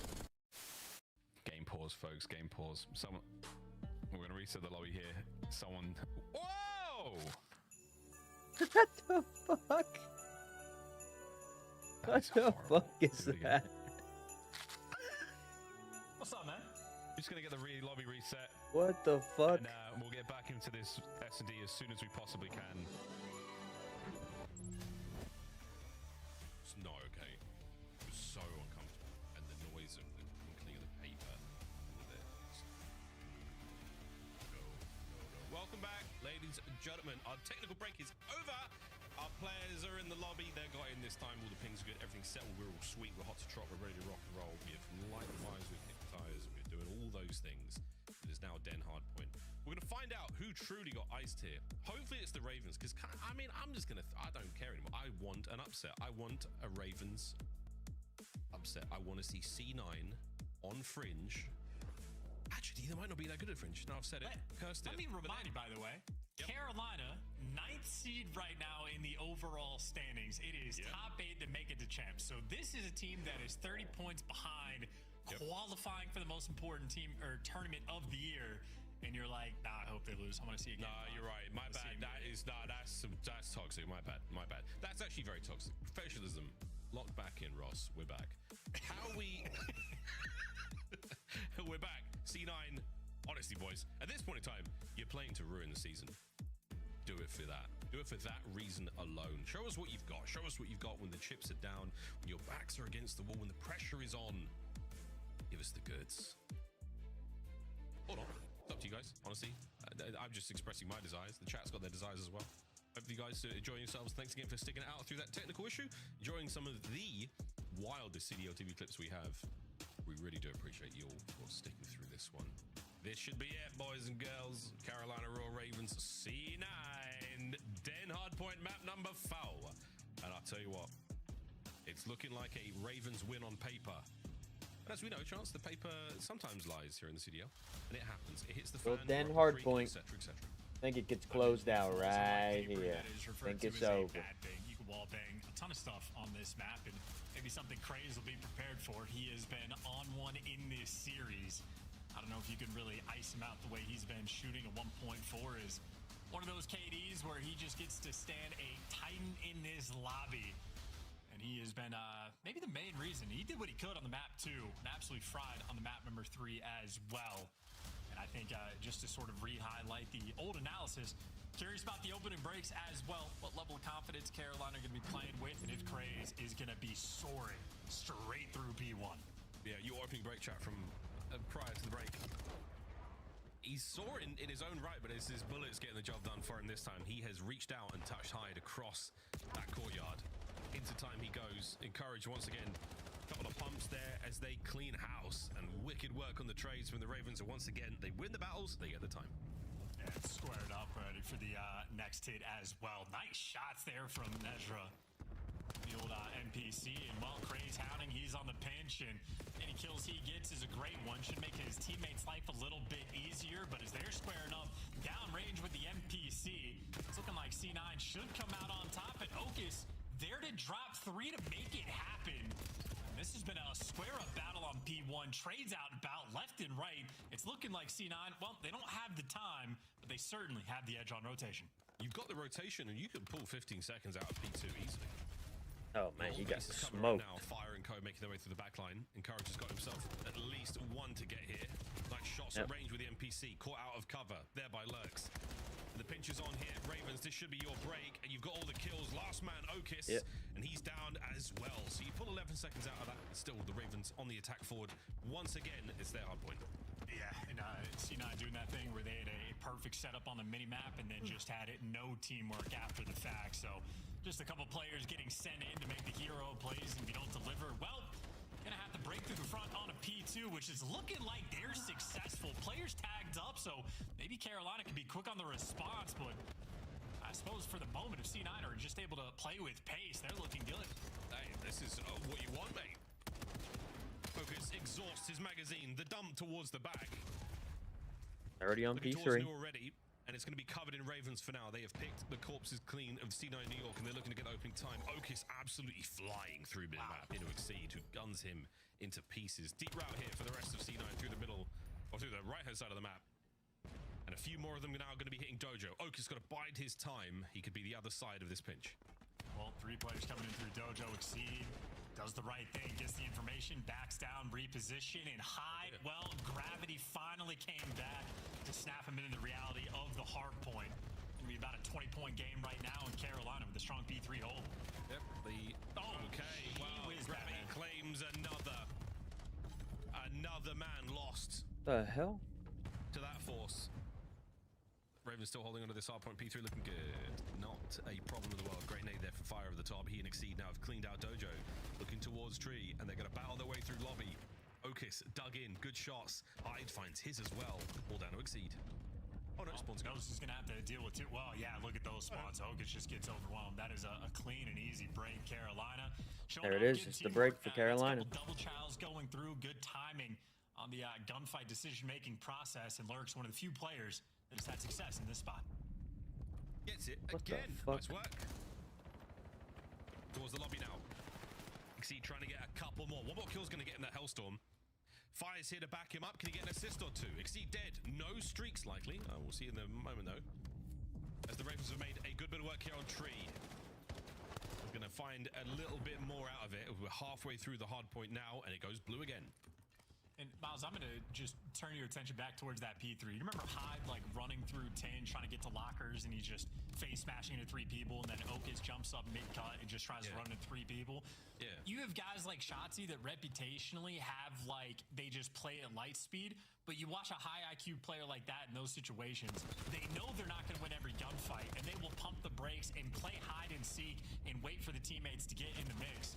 High-level Call of Duty is certainly knowing when to slow down, because even at this level, you can slow down a ton. You gotta know when to roll them, know when to fold them, and know when to get right back into P1 on our second set. C9 go a series in the Call of Duty League without mentioning Optic Challenge failed. Lurks with a 13-9 looking solid. In my defense, it's relevant because it's the exact play he made yesterday. He was in a spot similar to Hyde, and he took his time with it. So True. You to highlight those back to back. Little inside baseball for you there, ladies and gentlemen. While Ravens was getting this P1 is theirs halfway through it, and it's been theirs. They might get a 100-point club, folks. Trying to find his way I think it's coming. 7 of 14. He's had a rough hard point so far. Mr. Search and Destroy, but not Mr. Den hard point. Checks all the corners. Lights up the brickwork here on Den, but no good for the kill. Nedra now. Quick contest. A couple of red dots to deal with. His mates are all over that one. So can we find another P2 hold? C9 were in early. They broke relatively fast last time round, but we're in. One man to deal with. Fire wants to slow him down as much as he can. He was the last one alive and only able to take one player to the grave. So that is a quick break there for the rotation. C9. Maybe not. Oh, this is how you do it. Lurks bangs his way through front, gets at least one. Trades are on now, and the man in the back, Exceed, he is being so sneaky. He's checked everything, but he hasn't been able to block the spawn there. Okus, he somehow spawns up, but we're feet away from him. Nedra. Oh, wow. Stops on the second. Great work. We still hold. C9 still kicking. Yeah, crispy shots there for the bailout, but maybe Lurk's trying to do the exact same thing. So he picks up 2, stays alive, and regens, and gives you a third to kick off the sequence. So Lurk's right now making the hero plays for the team, and his teammates do indeed deliver. 15 seconds to go. Rotations on. C9, they will be able to overwhelm Lurks, or will they? Finds one. Oh, hope for him. He was hoping for the wall jump there. That would have been something, folks. But rotation this time, C9 make it to P3, and they will have their feet dug in first. Can they make something of it? Well, winning a lot of the gunfights, and it looks like they're going to bully their way through the front. Just another example, by the way, of Lurks just sending the chow so quickly on P3 that the kill's effectively meaningless. Of course, it does turn into a sequence that is a pure square-up battle at the 50-yard line. Craze gets the first blood. He's in first. Gets the second as well. Exceed joins him. Last man Hyde. Whoa, Hyde. Seek him at your own peril. Guns down a few there before being traded out. Back and forth here from Dojo. Encourage was the last man, and he is gone. Craze now pressing the front line forward. Lovely awareness, keeping that hard point Ravens. There's so much time to get as well for the scrap. If you're C9, you don't want to give it away, but you cannot lose this rotation. In a rare moment where all 4 arrows in a respawn standing on top of one another, a rare sight to see, but you see C9 thought about it for a second, and no, prioritize this rotation. They need a full 60 here. Yeah, spacing is very important. Don't want to hit by the same stuns, the same nades. Clean 3. Craze last man. On as well. That's great work, C9. You have got that time. And Encourage, the most pushed up player, well, dies immediately. So all 4 Carolina players now running it through front. And they're fighting through front, and Craig's once again finding those opening kills. Okus the first man, no trophies to be found, and it's a perfect nade out of Lurks. And Nezra, the only man to hold the line for a second, to the last man now. Encourage. Reinforcements on the hard point now are in. Okus finding it is. 30 seconds to go, and C9 is still good. Yeah, shout out to the closer spawns that Encourage can get back in the mix. That is partly why being that aggressive towards P2 is a key. So playing it sort of well, and hey, maybe not a perfect full 60, but a stronghold nonetheless. You're squaring up for the final 15. I don't know if Carolina's going to give it to him willingly. There you go. Pops the 2, gets the back. I mean, Cloud9's trying to make it interesting. They really are. Going to be about an 80-point gap after the second set of rotations. I just don't think they got enough in them. I don't think there's enough gas in the tank left. Oh, no, there you go. Craze once again. He is Mr. First Blood. He's the entry man for the Ravens. Encourage, good for 1 on the corner. Fire with the trophies on time. They've been a godsend in this hard point. Both of the hard points. Colossus as well, saving the skin, quite literally, of our players trying to soak away that objective time. Battle's on now. Nezra's going to find himself another, so he keeps that run going. Hardpoint exchanges hands. Even with the Ravens over 200, this is still doable. Winning some wicked ones, too. Nezra's been an absolute force, by the way. He's got 23 kills for his team. He's locking down mid-cut, and now Carolina just trying to flood through the front. Getting good damage off, but yet the moment you make a move, Okus is there to pick you apart, so Lurks has turned his eye towards this rotation. And I think C9 more or less aware, Encourage trying to trap him in. Now they have the intel. I wonder if he got spotted out on the top there. The stun shoots That'll past be a him. 40-point game. Still made unaware. The rest of the Ravens down point. It's going to be a square-out fight. Nezra spree continues. Another on time. 1 man left to deal with Exceed. Oh, he's still going down without a fight. Nezra with the trade. Can he win another battle here on the rooftops? Still good. What a 7. And we are cooking. Gotta get this guy Ravens some help. fighting in, but they're not be able to get anything out of this. A C9 once again hold. And for Nezra, this started off About to be a 20-point lead. carried this in and being the soaker on I don't know. Maybe this goes to a game 5. Every single teammate has to be the cleanup crew, and he's good for 2 again. There's the Hellstorm. And you want This to guy do is the dash disgusting. on this one. You want to call this in as the old time on P2 expires, leading into P3. Right now, we are squaring up for the final 20. Boy, Courage is still, he's holding it. He's holding it high now from up top. Another man of the contest is getting mixy. It's getting mixy indeed. And C9 are about to take the lead. Looking towards New. Okus finds himself there once again. Here comes Nezra, like clockwork. Send it forward to see what happens. Spawns in the back of old. Here we go. This is an 18-map hardpoint loss spree. C9 are trying to break the Hellstorm. Well, at least slows fire down. You know they're going to be over towards Dojo, but it looks like Oak is going to get overwhelmed, even with the Hellstorm. Carolina in time first. Oh, he's been overwhelmed for a second. Fire from the wood wall there of Dojo.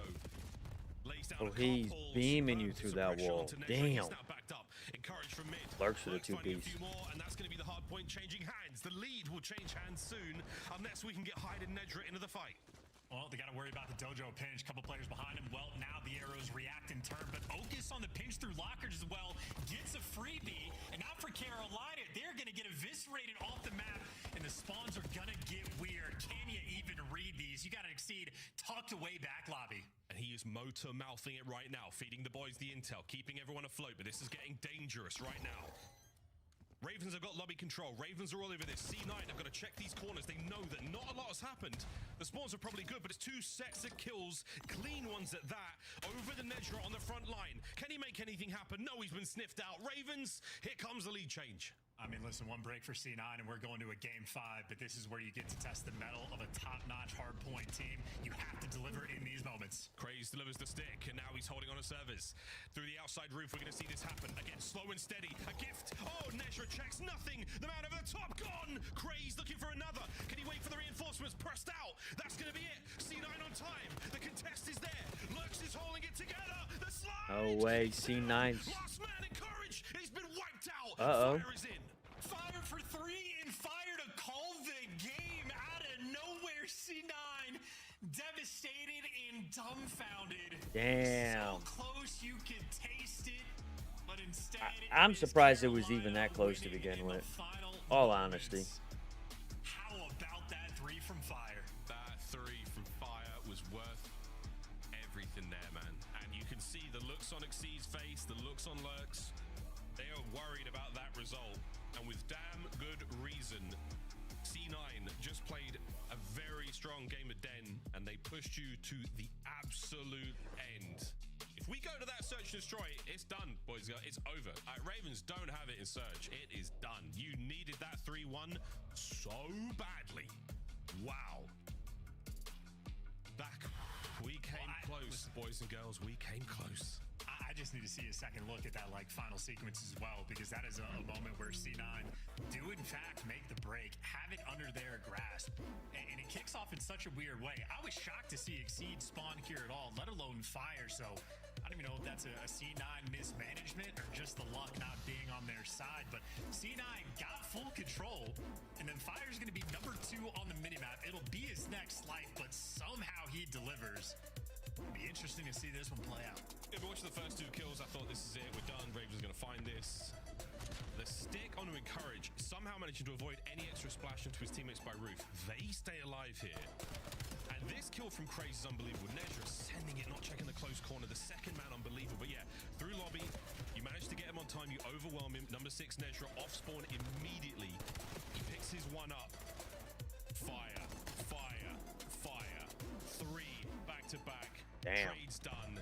That's game.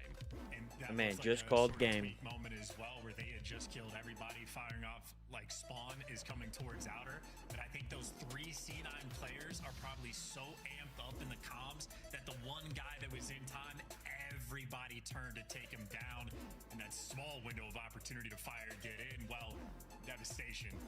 So Hardpoint is one of those game modes. If you're on an 18 map loss spree, there's a lot of fundamental things going wrong.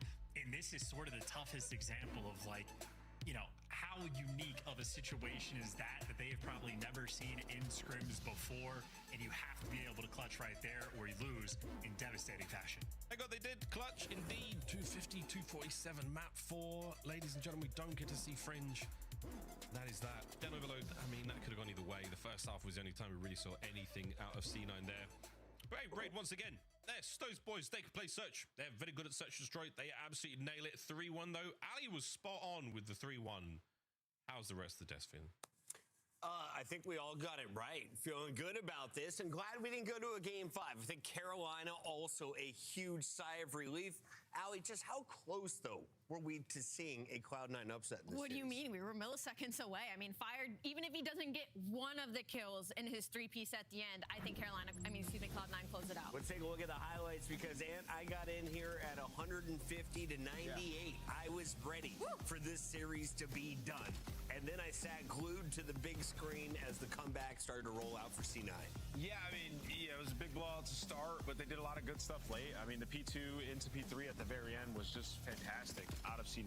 And, you know, it's tough. You know, I heard Chance and Miles talking a little bit about it. Like, those are the small intricacies of Hardpoint that separate, like, good teams from bad teams. And we get down to the end there, it's like 2 things. On the P3, everybody remembers, like, they spawn both sides. When you're back dojo and, like, the spawn out's already happening, that got a little too close for the Ravens. You have to know that they're a little too close for the Ravens. Right? And just start to play for rotation.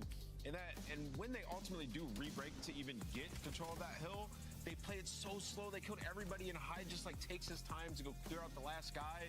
And it's like, I know the comms are insane. I know it's super frantic, but like, that's the difference. Literally, those small plays, they were so close. If they go to the game 5, I'm with Ross. I think they win this series. I think they close it out in the game 5.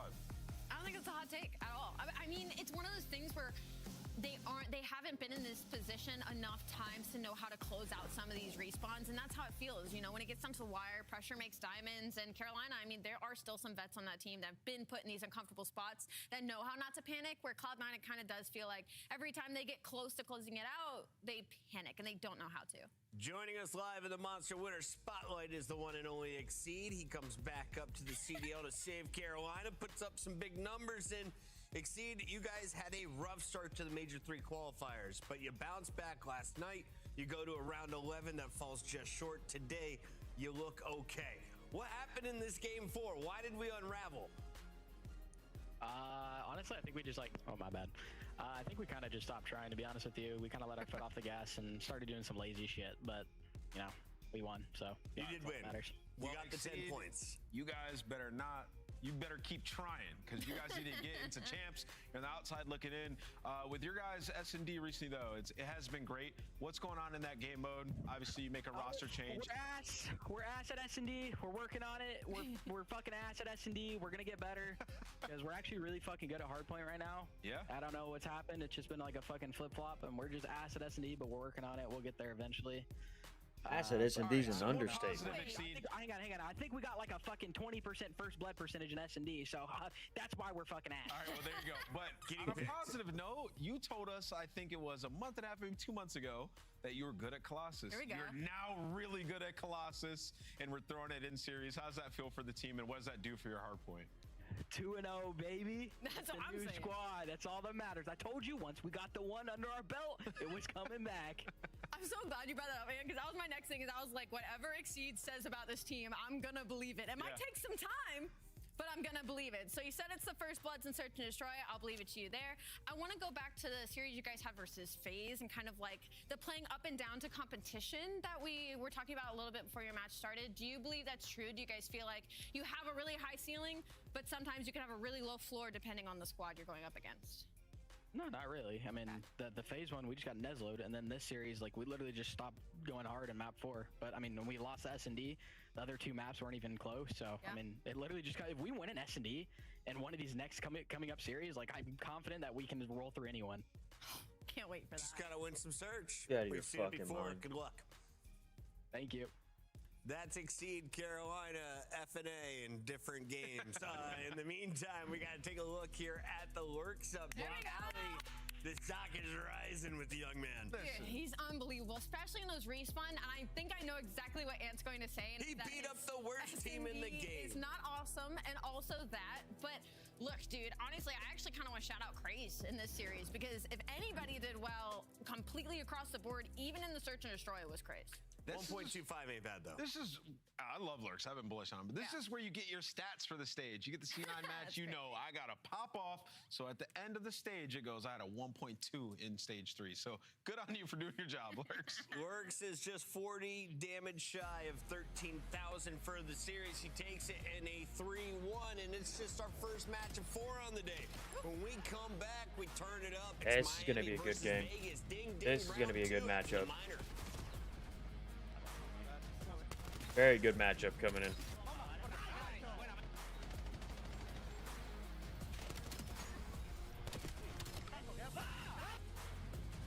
Super's insane. COD Champs tickets are on sale now. Come see the best teams lock in for this season's grand finale in fabulous Las Vegas. All 4-day passes come with early venue access. Head to FazeVegas.com or scan the QR code to get your tickets now. Brought to you by America's Navy and the special operators who work in the shadows. Scuff, official controller of the CDL. Monster Energy, the official energy drink of the CDL.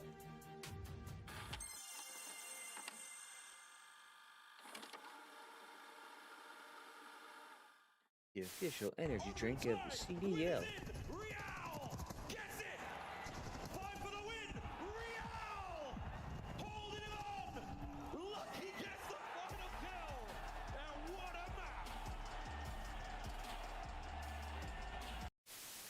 We get it? Yeah. Boom, let's go. I want to say that I was not trying to curse us. I did not. I thought it was 250 kills. So when we were up 70 kills, I was like, there's no way we can lose. Yeah. Now it makes... What's your front door, you guys? Front door. Hold front, hold front. Back door. One shot. Back right, back. And inside calls game. Come on, baby! That's what Hands wide open. 4-3. 1, 2. Oh no. It's real. Oh no. Oh my God. It's over. That's a G. Definitely no Rocket League. G2 just hooked them. Oh my God. GG, man. He's done. Wow, bro. Wow. Look at him talking shit.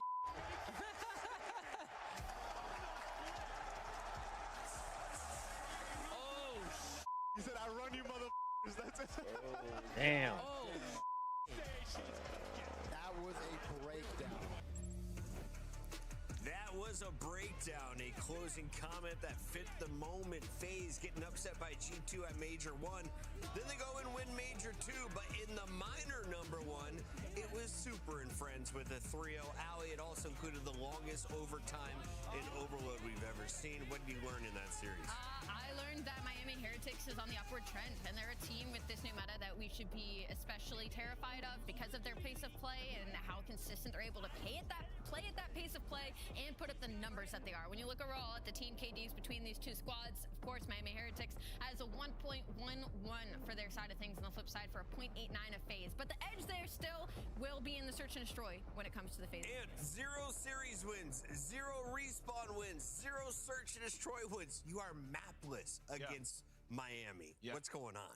Yeah, well, I mean, I think, you know, a lot of it comes down to also how FaZe approached the veto process. I was talking, you know, to Joan Clinton, the green room, about it. Like, when you go into this phase, famously pick Team B. They love it. They've gotten to pick both times. So that allows, when you're Team A, to pick the map 1 if you're Miami. They've won their map pick and hardpoint both times. And in this particular matchup, they've been the better search team versus FaZe. So they've started up 2-0, and we know Miami with momentum, and when they're rolling, they can just run through teams. So I think part of it is that. And then also, they've just played really well against FaZe. The play styles match up. They like to play super fast pace, and yeah, Ruby plays well. Let's talk about the Spanish boys. The trio joined by Trakes this season, and they have found success since the MPC has come into play. Metal's looking like the star he has been in Search and Destroy in the past. A super consistent player in Search, but Rancor leads the way in Respawn. And now that you have Trakes as a dangerous SMG, you might have all the pieces you need to lift a trophy. And on top of that, again, you're getting so much participation out of Metals. Like, I literally cannot speak on that enough because it has always been an angle with Miami Heretics of, like, if you're a glue player, if you're a secondary SMG, the guy who was fighting in first to give you the opportunity is putting up numbers like that. That's the X factor. You should be slamming teams. And that's kind of the Miami that we have gotten in the past 2 weeks, is you get a lot more participation out of Metals in the kills category. You're already getting, you know, high Slayer ratings across the other 3. You just start slamming teams. Yeah, and they've slammed them in Search since we're using that one. Like, you think of the last one they played on the Fringe, like, they made FaZe look like a bad Search team. Falling them in through junk, through the alley, setting them up, like, with the sniper for Super to fry. And in both the series, Super has popped off. So, one, you got to do a good job of just kind of avoiding Super, I would say, or isolating him, one, which can be hard to do.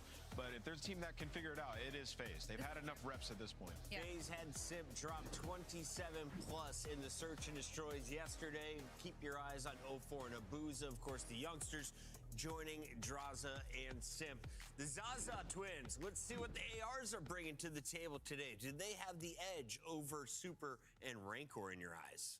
Overall, in the matchup, no. Like, just point blank, period. Miami have been better. Like, Super's been the best player in this series outside of Simp, but, like, Simp's lost both of them, right? So if we're just talking who's taking over in game to get them wins, to win these series, it has been Super. He's been that guy. If you would have asked me before the season, that was an easy for sure for the Zazas. Right? Let's take a look, though, at our maps and modes. It's a best of 5, Ali, and as we get into this one, we are going to see Sake, we're going to see Plaza and SND, Scar. huh? So 2 new maps, and then Old Familiar in the second half. I think that Sake is going to be maybe the most important map of this series, but I am interested to see kind of the bang out and the approach that both FaZe and Miami take to Plaza, because their pace of play and the way they play Search and Destroy should make that a banger of a map. A lot of teams have been vetoing against Plaza.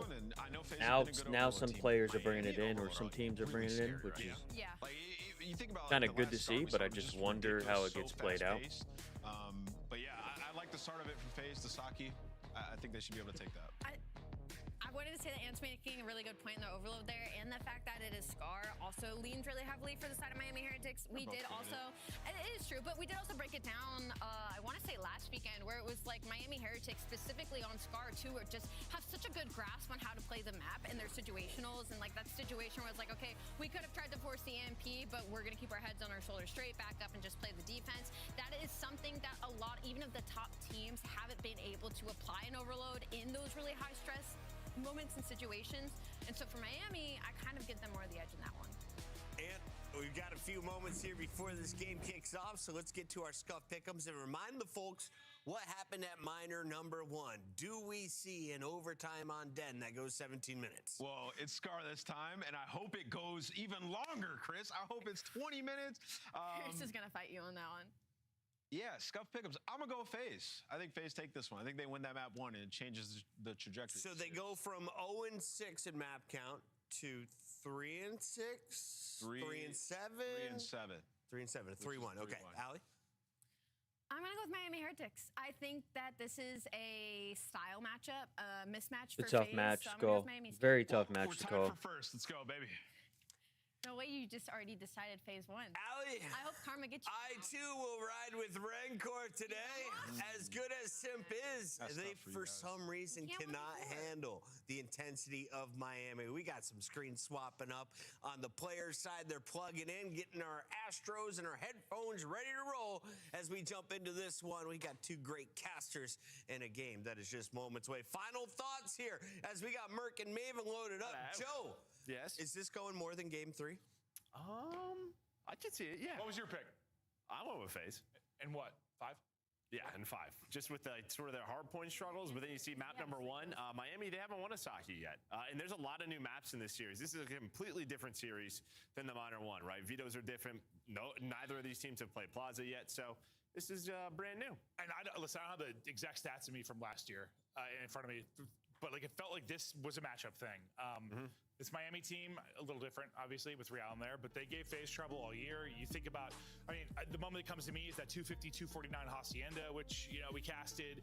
There were just a lot of crazy moments where it felt like, say, times FaZe was the better team, but still lost in this particular matchup.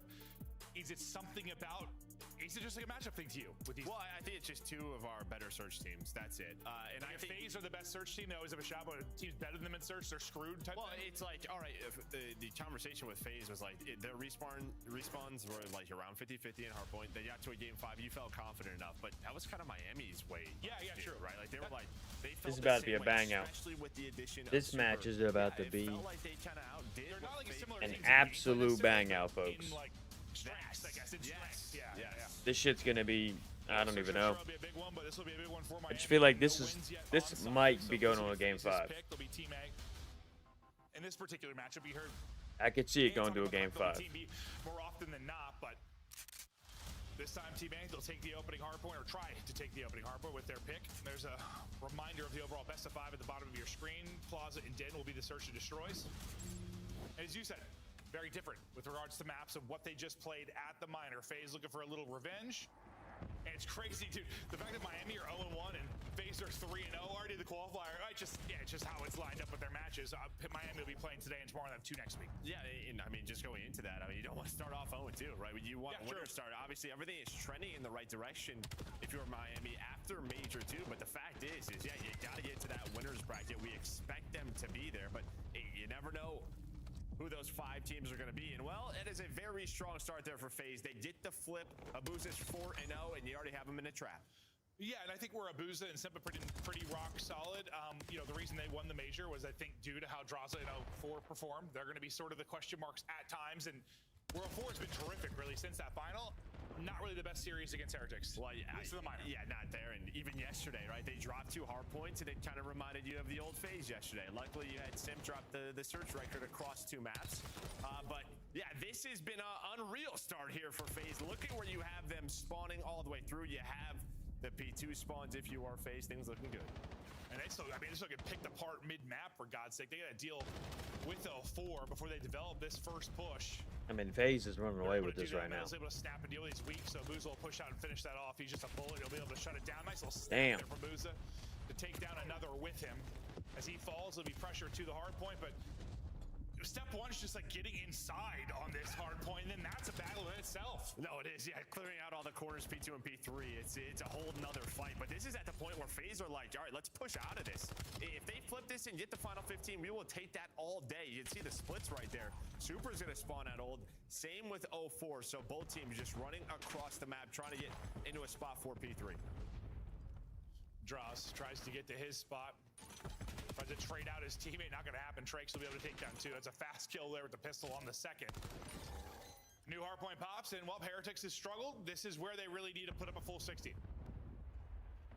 They do the first step, which is sort of don't allow them to I mean, flip number right 5's in a away, really get good yourself position to through hold those it for him. spawns, and now trying to find some space, but you really didn't push out after that. I think you got a little bit nervous, and there was no room to work with. But the next two, you get to follow up. Oh man, this guy just comes in and reads it. Well today as well. FaZe rocking, rolling here on Saki. 0-4 on 5 in a row. Let's hear the comms from FaZe. Just came in there, just rolled them. They're coming. I'm flanking left, give me time. One left.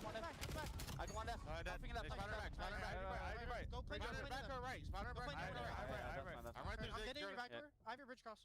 I'm gonna play left over. Take your time, okay? I'm gonna bridge. I'll see you. One is definitely on the back door. They're all playing back left. Hard get killed. Nice job. That's funny. I'm on the window. Come with me, come. I'm gonna play. I'm going window. Back door.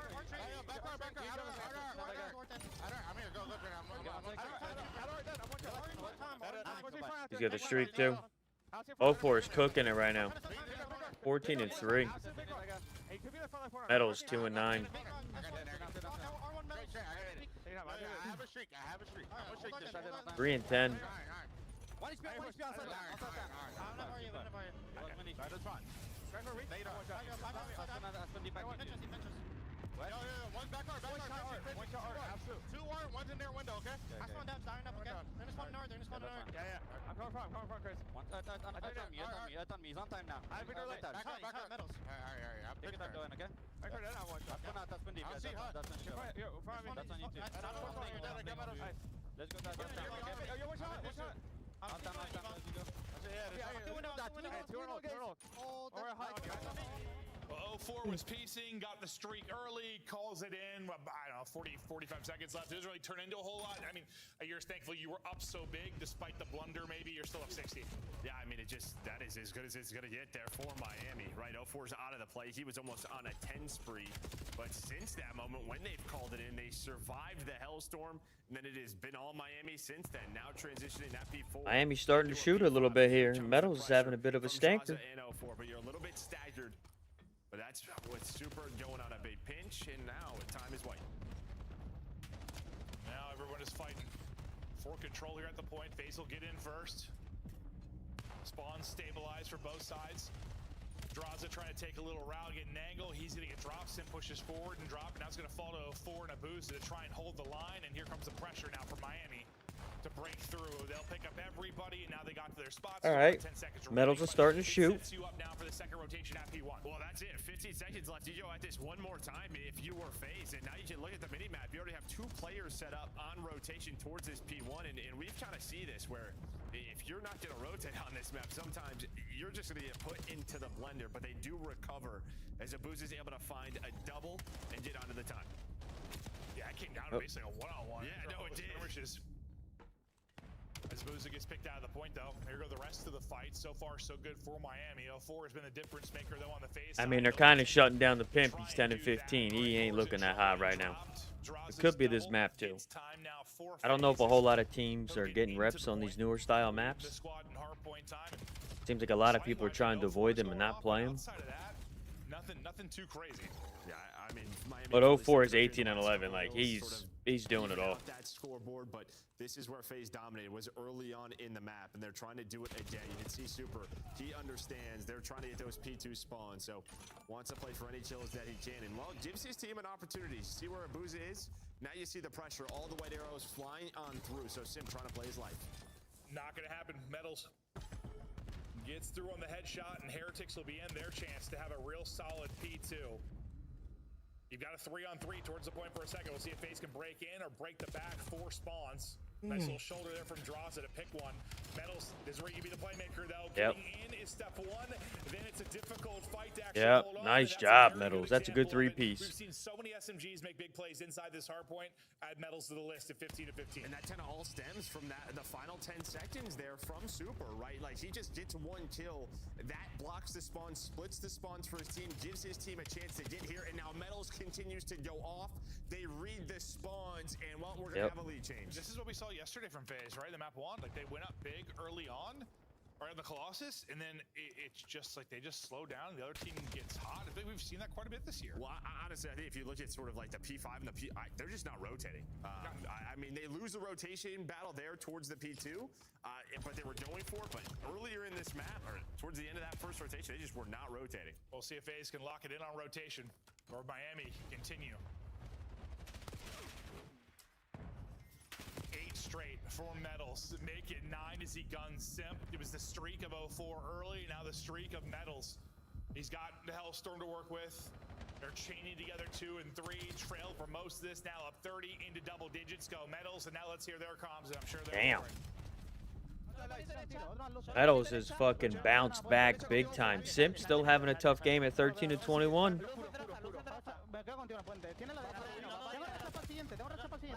Dude, fucking Metals is good. He's on a 12th streak right now. 13 streak. I mean, fuck it. Drop a nuke on him. Just do it. Here comes the Hellstorm. Might buy him some time. He's really good for info right now. Yep.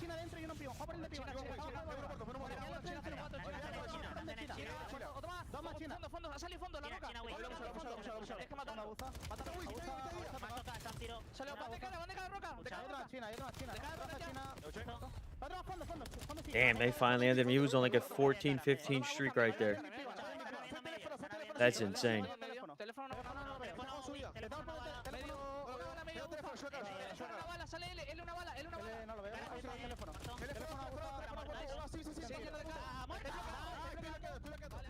We're dead. Called in a streak at a P3 early on. Things unravel for them after that. More success for the streak at P3 for Heretics. Yeah, they've outscored. It was what, 110 to 50? Like 40? 110 to 40, maybe after that streak. FaZe have scored 20, 25 points since that. To 200. Yeah, no, this has been utter dominance out of Heretics after the first 3 or 4 hard points. Like, holy hell, FaZe have been slammed.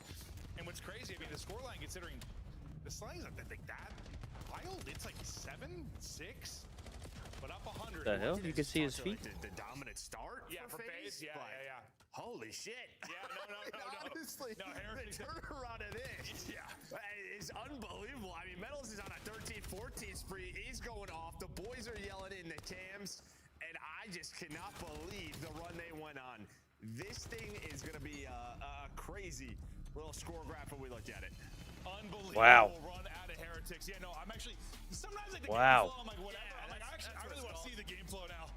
That was looking rough for Miami in the beginning. Because wow, once Heretics got wrong, I think it's after or like during. Okay, at that P3. Yeah, it's at the first P3. No, P4, the Rock. Oh, sorry, P4. Why do you keep saying P3? It's at the P4. Yeah, when like 04 goes, I'm gonna call a streak in with what, around 45 seconds left in that, and they might score 30 points after that. I don't know. Damn. I'm pretty sure at that first P4 they scored like 30 points. Heretics, yeah, something with this matchup, man. That is, again, that's FaZe, their teammate. That is their pick, so they're in hell again. We take a look at the stats. And Nettles, I mean, he had the crazy numbers, but I mean, damage isn't too insane. Who led the way? It was Trakes actually led the way in that regard. Simp kind of puts up a stinker. Yeah. Even just damage-wise, the entire lobby is right there. Yeah. No, I was looking. That's actually was looking at like somebody like popping off the page, but nobody. Trakes maybe, but that's about it. Okay, well that was.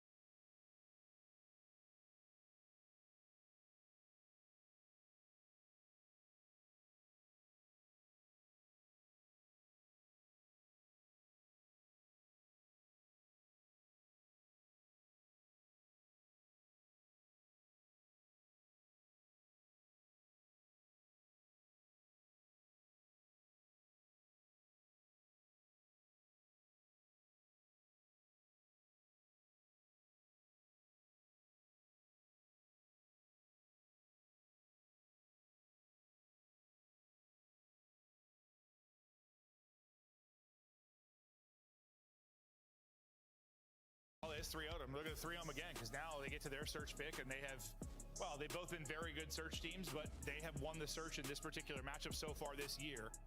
This is going to be the interesting one, because this is the new map where neither team has played this. So, yeah, you're just hoping preparation, scrims, practice goes into this. But yesterday, Sip, my man, went off yesterday. Yeah, he put up, what, 27 kills across 2 search and destroys, which is the most we've had. I mean, it's an interesting stat because you have to go to a game 5, and we haven't had that many game 5s this year, but still 27, it's a ton across 2 search and destroys.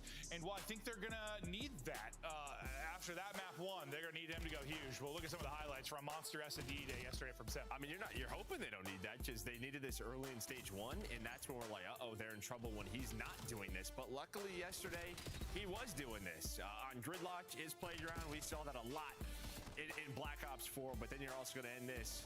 Well, maybe his first playground. Simp the Jetpacker goes to Fringe, gets to that round 11, also closes it out with 3. Yeah, he gets 3+ kills a teammate. He was killing everybody. So Monster, search and destroy. But he was stressed. No, it looked like it, 100%. I mean, I think anytime you're dropping double digits, that's a solid search and destroy. That is a hell, dude, the damage too, like 1800 and 1400 is that's it, dude, 1800 is a ton in a search, but. Yeah, we just saw a Sachi Harper with 2800. Yeah, no, true. But that is a much different matchup in search and destroy. I mean, you just heard the Ravens interview with Exceed talking about their search has been bad. This is not a bad search team. This is a good search team, and I doubt you're putting up those kind of numbers. Now, we'll see if he can do it again. I mean, you see stage 3 where they are 3-0, 1.72. All right, let's see what they can do here. Opening. I mean, FaZe started off really hot. I don't know what happened. They just flatlined, though. Yeah, who'd they play? Absolute flatline. Miami. But those stats aren't included, obviously, because that's not part of the qualifier. But you just to show how nuts he has been outside of this matchup. In a map 2, FaZe trying to bring it back after, well, just getting kicked into the dirt over most of that map 1. That had to be not a whole lot of fun. No, it's not. For that, I mean, you couldn't touch the hard point for. Well, and then the one time you finally win a rotation, there's a hellstorm on your head, right? Yeah, true. Sort of old school hard point. It's not a great time. 4 tagged up. They think maybe they can ISO him, but Simp is here to help, and they're going to turn that into 2. Nice little 2-man game out of Simp and 04. They hold the line, and they hold it long enough for the help then to come over the top. Metals, last alive. Went on, what, a 14 spree in the map 1. He was looking real snappy, but not much he could do there. Yeah, I mean, we have 2 of, like, what we consider the biggest X factors, maybe in the league in medals in, like, 04. Like, you just know if those guys are, like, plus 10, you probably lost. No, and, like, probably the biggest thing, at least for me recently, with Heretics, like, they've been playing better, obviously, doing well, but he's been playing great. He's been playing so well. It's going to be one of those things where, I don't know, we were 2 months ago, a month ago, we were talking about how well Skies was playing and how he's hitting form, and then, you know, a month later, it's the opposite conversation. Like, is this going to be a continuation? Did something click now with Metals in this team where? Well, and we were just talking matchups, and really their biggest competition has been Thieves. I mean, they just can't beat those guys, and maybe that's just what it is. Just matchup things. Well, we get into it early. And quickly down to 2 versus 2 through the smoke goes 04, and he's going to get cut down. Maybe hoping he can catch somebody without aim assist. Abuza trying to hip fire through the chaos and can't connect. All right. So Well, that's that round. the defense is closing out so far. Yeah, every now and then you're going to have those rounds where teams are just going to send it inside this bomb site and go for it. Hope a couple of nades drop. Maybe you win those gunfights through the smoke.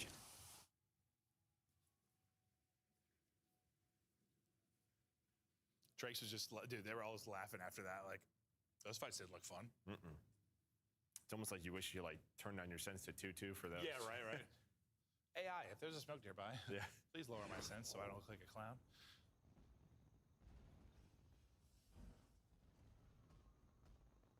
Defensive setup, definitely different for FaZe. This time, not like that 2-2 split. They're going to be real aggressive over towards A, see nothing's home, and now likely play the retake or try to find a timing maybe where they can catch them on the plant.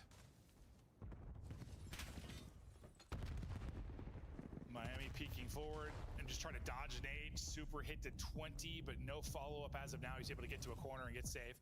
Plant will go in, and now, FaZe will play this 4-on-4 retake. Yeah, it feels like this could just come down to 04. I mean, he's kind of the guy rotating back and forth, him and Abuza. Looks like they're just waiting for each other, but he's going to be the point man. What can he find? Checks the corner, is able to get it, and then Simp has his back. But Trace's nade will connect, so 3 versus 2. So far on defense. Well, Simp at 04 early, Damn. but late it is Heretics. Trake's multi-kill shifts the tides. Does he hit the last? He might have got the. Does he get all 4 that got one? 3. I think he got 3.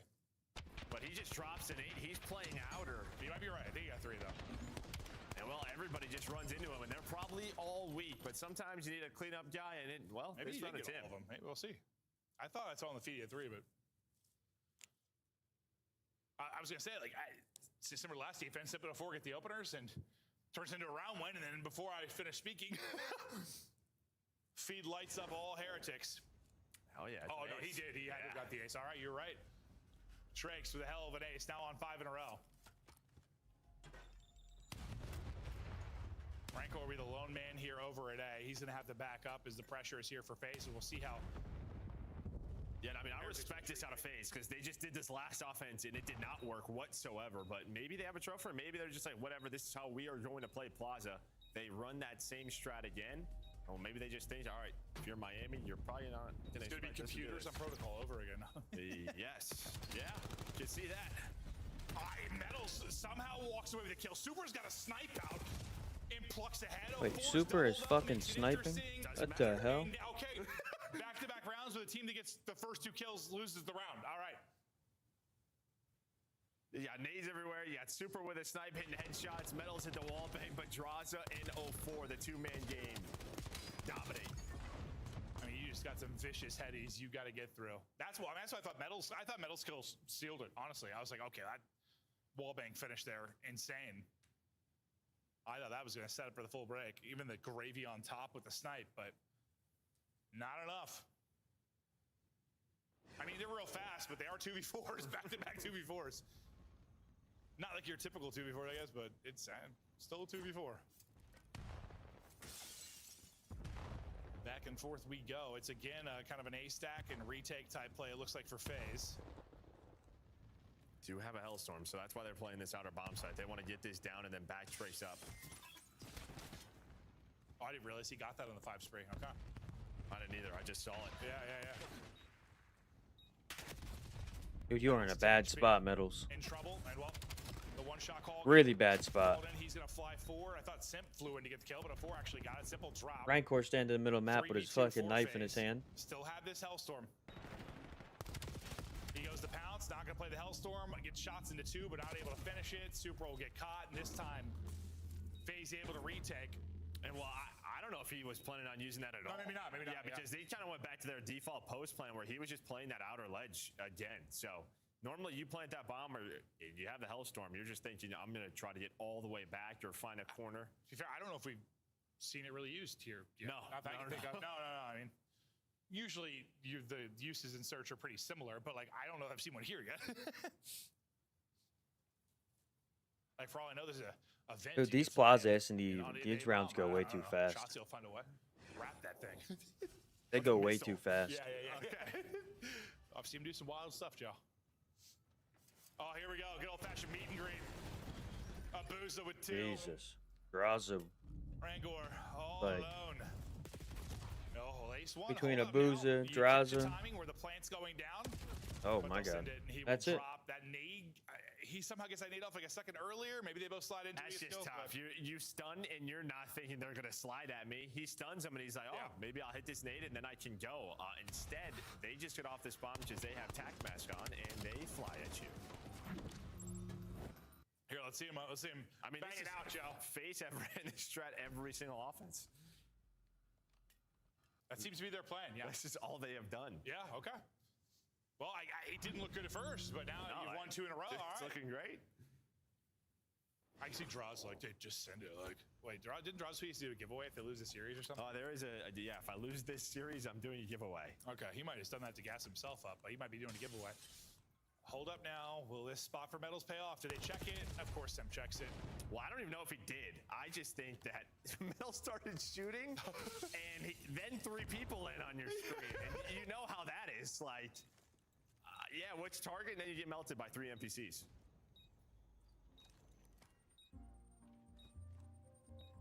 Here we go. Now? Well, calls in the Hellstorm now, and immediately is is going to drop. So Simp and crew going to fly on forward, trying to get the kills. What's going on here? What are we doing? The nade might finish the kill. It will. Beautifully played. Nade is on point. And that's technically another 2v4?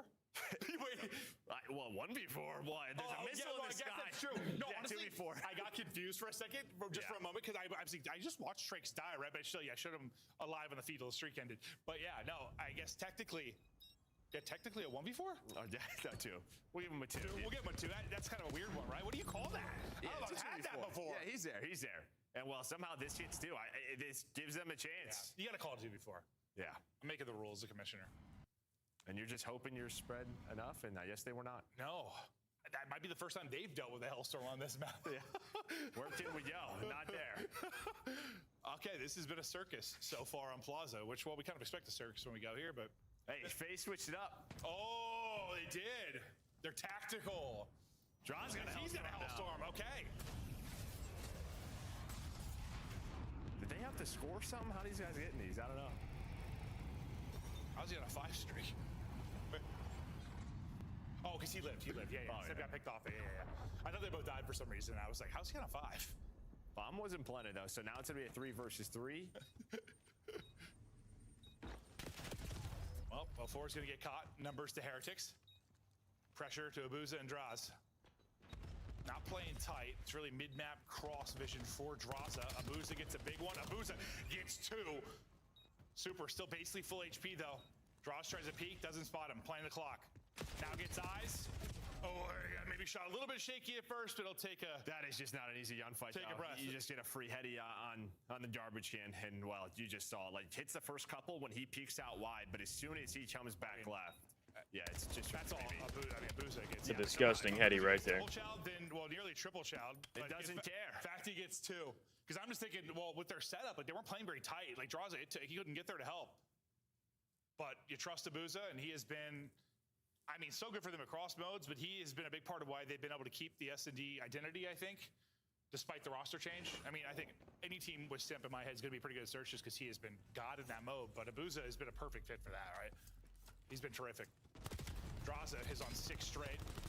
We go into the meat grinder, and, well, it may end in the grinder. Trakes last up and dropped. FaZe get their first S&D win against Heretics, and well, so far both teams have won the opposition's pick when you talk about pick and bans. Yeah, I mean, I guess that's why I was a little bit surprised to see, to see this picked by Miami, but maybe they're just thinking we gotta expand the map pool, we need to find a couple of more comfort pace, but fact is, yeah. I mean, not a bad... Just took it to him at A. Yeah, no. Wasn't the worst S&D. It was very quick no matter what happened. Ludicrous rounds, multiple Hellstorms being earned.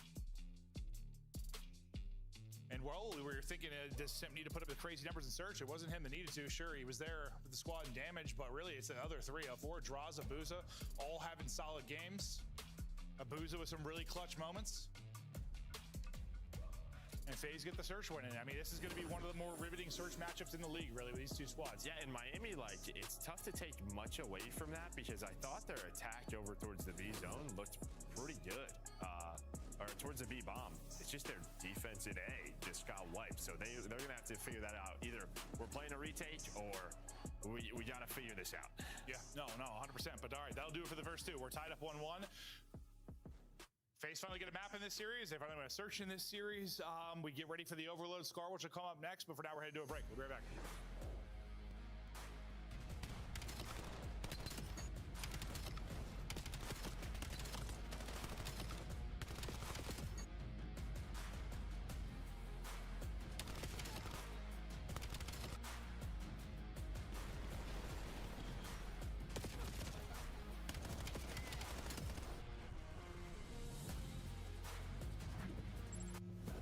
Scuff, official controller of the CDL.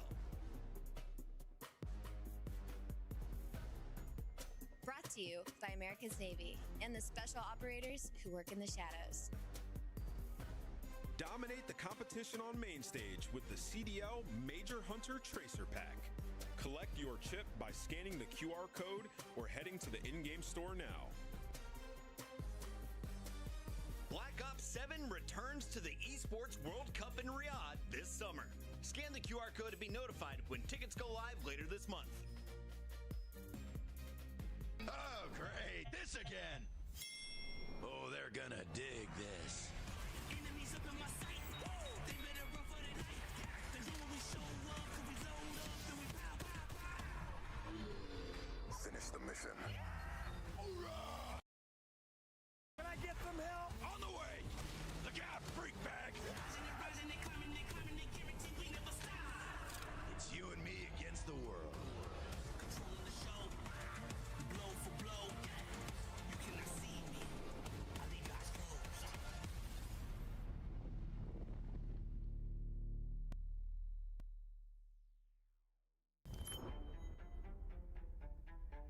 They ain't ready for you. They ain't ready for you. They ain't ready for you. They ain't ready for you. They ain't ready for you. It's your time, better go get it. No slow with it, move like you're so in it. Knock it out the park, yeah, show in it. They ain't think you had the guts, now they know really, man, you better come with it. You ain't playing no games with them. Your homeboy gave up, you ain't changed with him. Do it right, cause you never switch lanes with him. You gotta fight for the goal, just hang with it, hang with it. Knock down, no shame in it. But you gotta raise up with a flame in you. Put your fist in the air, let's push to be there, to the victory, yeah. With the picture, yeah, let's go. They ain't ready for you. They ain't ready for you.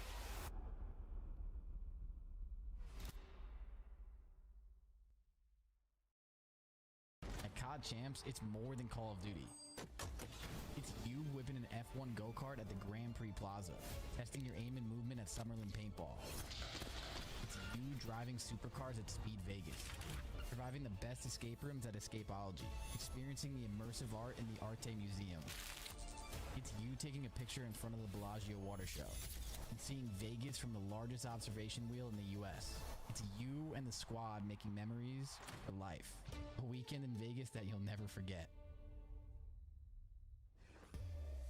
Hey everybody, welcome back. Guess what? This entire year is an adventure. An adventure to get to the Call of Duty Championship. And you can get your Loge experience available now. That's some VIP shit if I've ever heard it, Joe. That is a beautiful, like, commercial voice out of you. It's good. It's awesome. New seats, and I hear they're very sexy seats. They're probably very comfortable. Yeah. So if you want to check that out, and you get like food and stuff in there. You get lots of stuff, Joe. Wink, wink. Can't say that. What happens in Vegas stays in goddamn Vegas. Yeah. We're ready for the map 3 here in a moment. We're tied up 1-1. We hope you've been enjoying the series. Listen, we had some not great matchups yesterday. First match was something. But we got some bangers coming. We have this one. We have, well, I would say Koi Optic, but Optic have been literally slaughtering them as of late, so that might not be the best. But we've got some solid ones on paper maybe today. Or at least some of the overload metrics. You heard Ali and Ant talking about it. And what you were talking about, that, I think that's why it's a tough matchup for FaZe. Like just some of the strengths where you talk about their 2-3-5. Right now, that is where Miami are finding success. Yeah, you should see just how good that they have been leading the way. But 4 of those have been one goal games, 4-0. They have been tight. Very, very tight games, Joe. All players getting ready to get this started here. Because I'm moister than an oyster and ready to go. We're having fun. How moist is an oyster? I have no idea. Dude, we went on a nice long, like, we went on a nice long 4-mile walk today. Like a guy. Stretch. Like my, what are these called right here? Hip flexors? My hip flexors are tight, dude. Have you ever had an oyster? Not so like a guy. No. I didn't think so. Those look disgusting. Yeah, no, I knew you wouldn't. Slurping those out. Who wants to eat like that? I'm not a cat. That's pretty much what you do, yeah. Yeah, no, absolutely not. Mm-hmm. If it was like a spicy oyster, maybe. Yeah, you do. You add a whole hot sauce. Oh, maybe then. Honestly, pretty much what you do is drown the taste of it in sauce. I don't want oysters, dude. Those things are I don't eat clams. I don't eat any of that stuff. I'm not, okay, anything from the sea. A little bit overload. Like the sea? Got it. I need like okay, some Trace. shark just to be, oh man. Swordfish is really good. Okay. That tastes like steak. No, I think when I was in, what did I have? What are mahi like tacos? Tuna. Oh yeah, I had some mahi tacos when I was in Mexico. Those were gotten. Those were really, really good. I love it. There you go. I didn't know what it was at the time. Find it. Lock it in, Joe. You're supposed to keep me locked in, man. We're in map 3. We are. I'm locked, I promise. Thank you. I just had to ask. Yeah, no, I went off the deep end there. About to fish.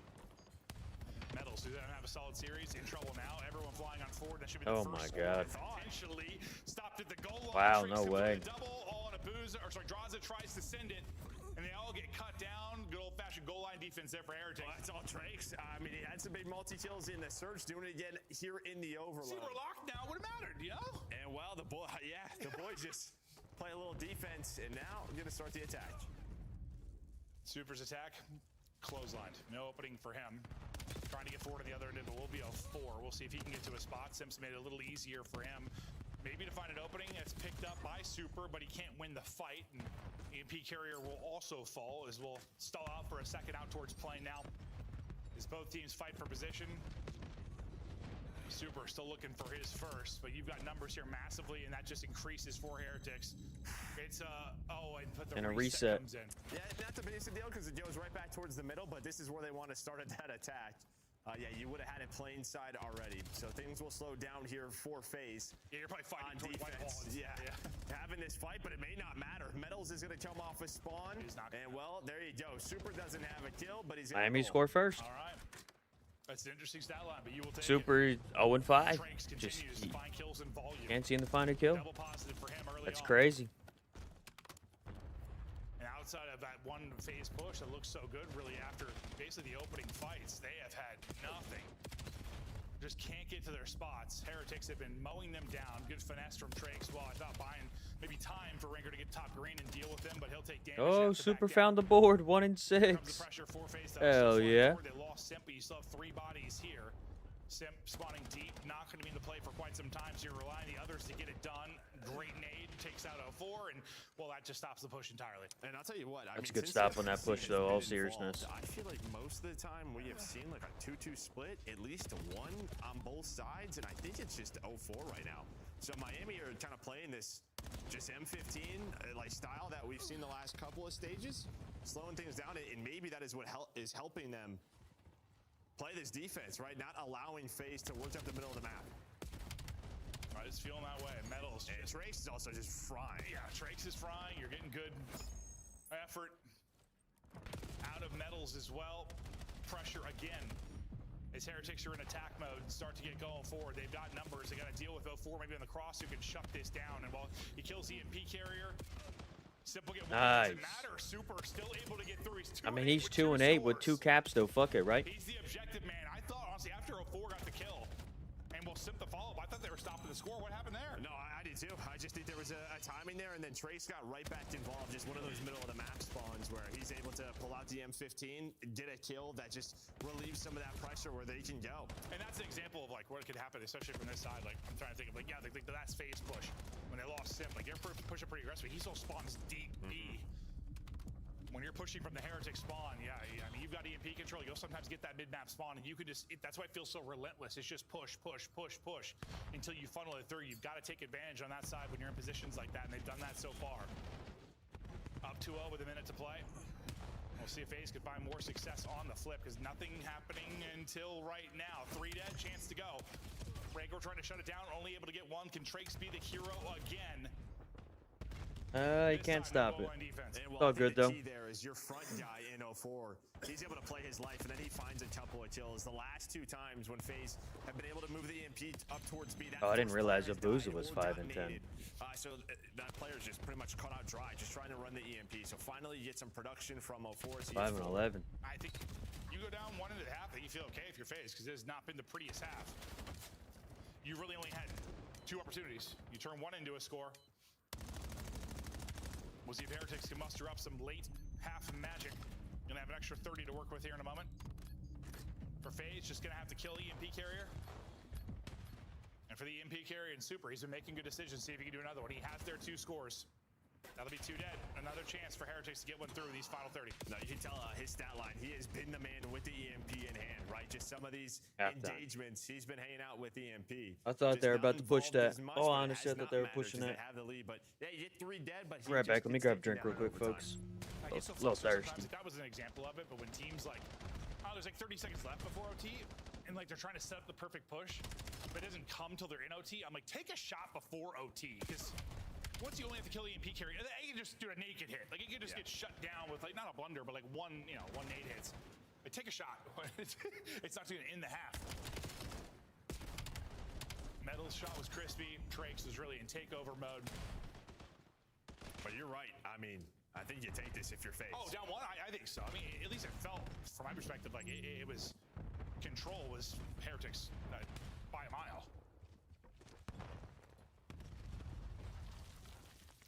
Into the second half we go, and yeah, I mean, it's actually better than I thought, I guess, but still leans towards Heretics in the possession game. Yeah, it was like 85 to 15 early in that half, and there were a couple of possessions where you just held on to it. Yeah, Hotel side.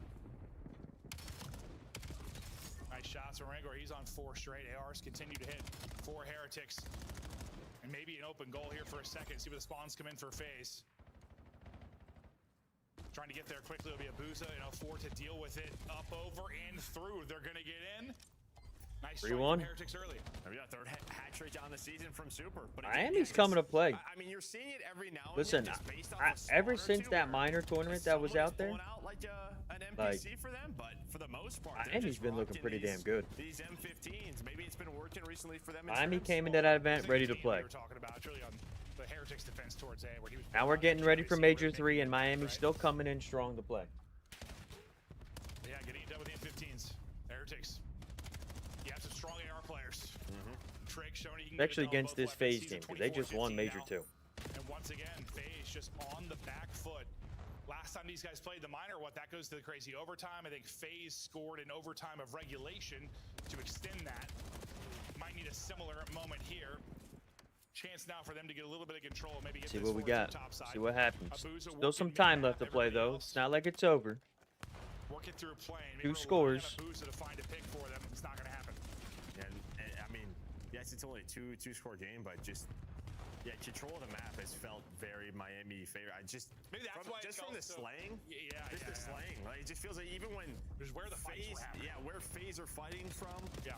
When they have EMP in hand, they are not getting many follow-up kills. We had a slaying. It's at 11, like -15 for FaZe. So Heretics producing in the kills department. Well, they obviously have the talent to do it. 3 dead though, and a chance for FaZe here.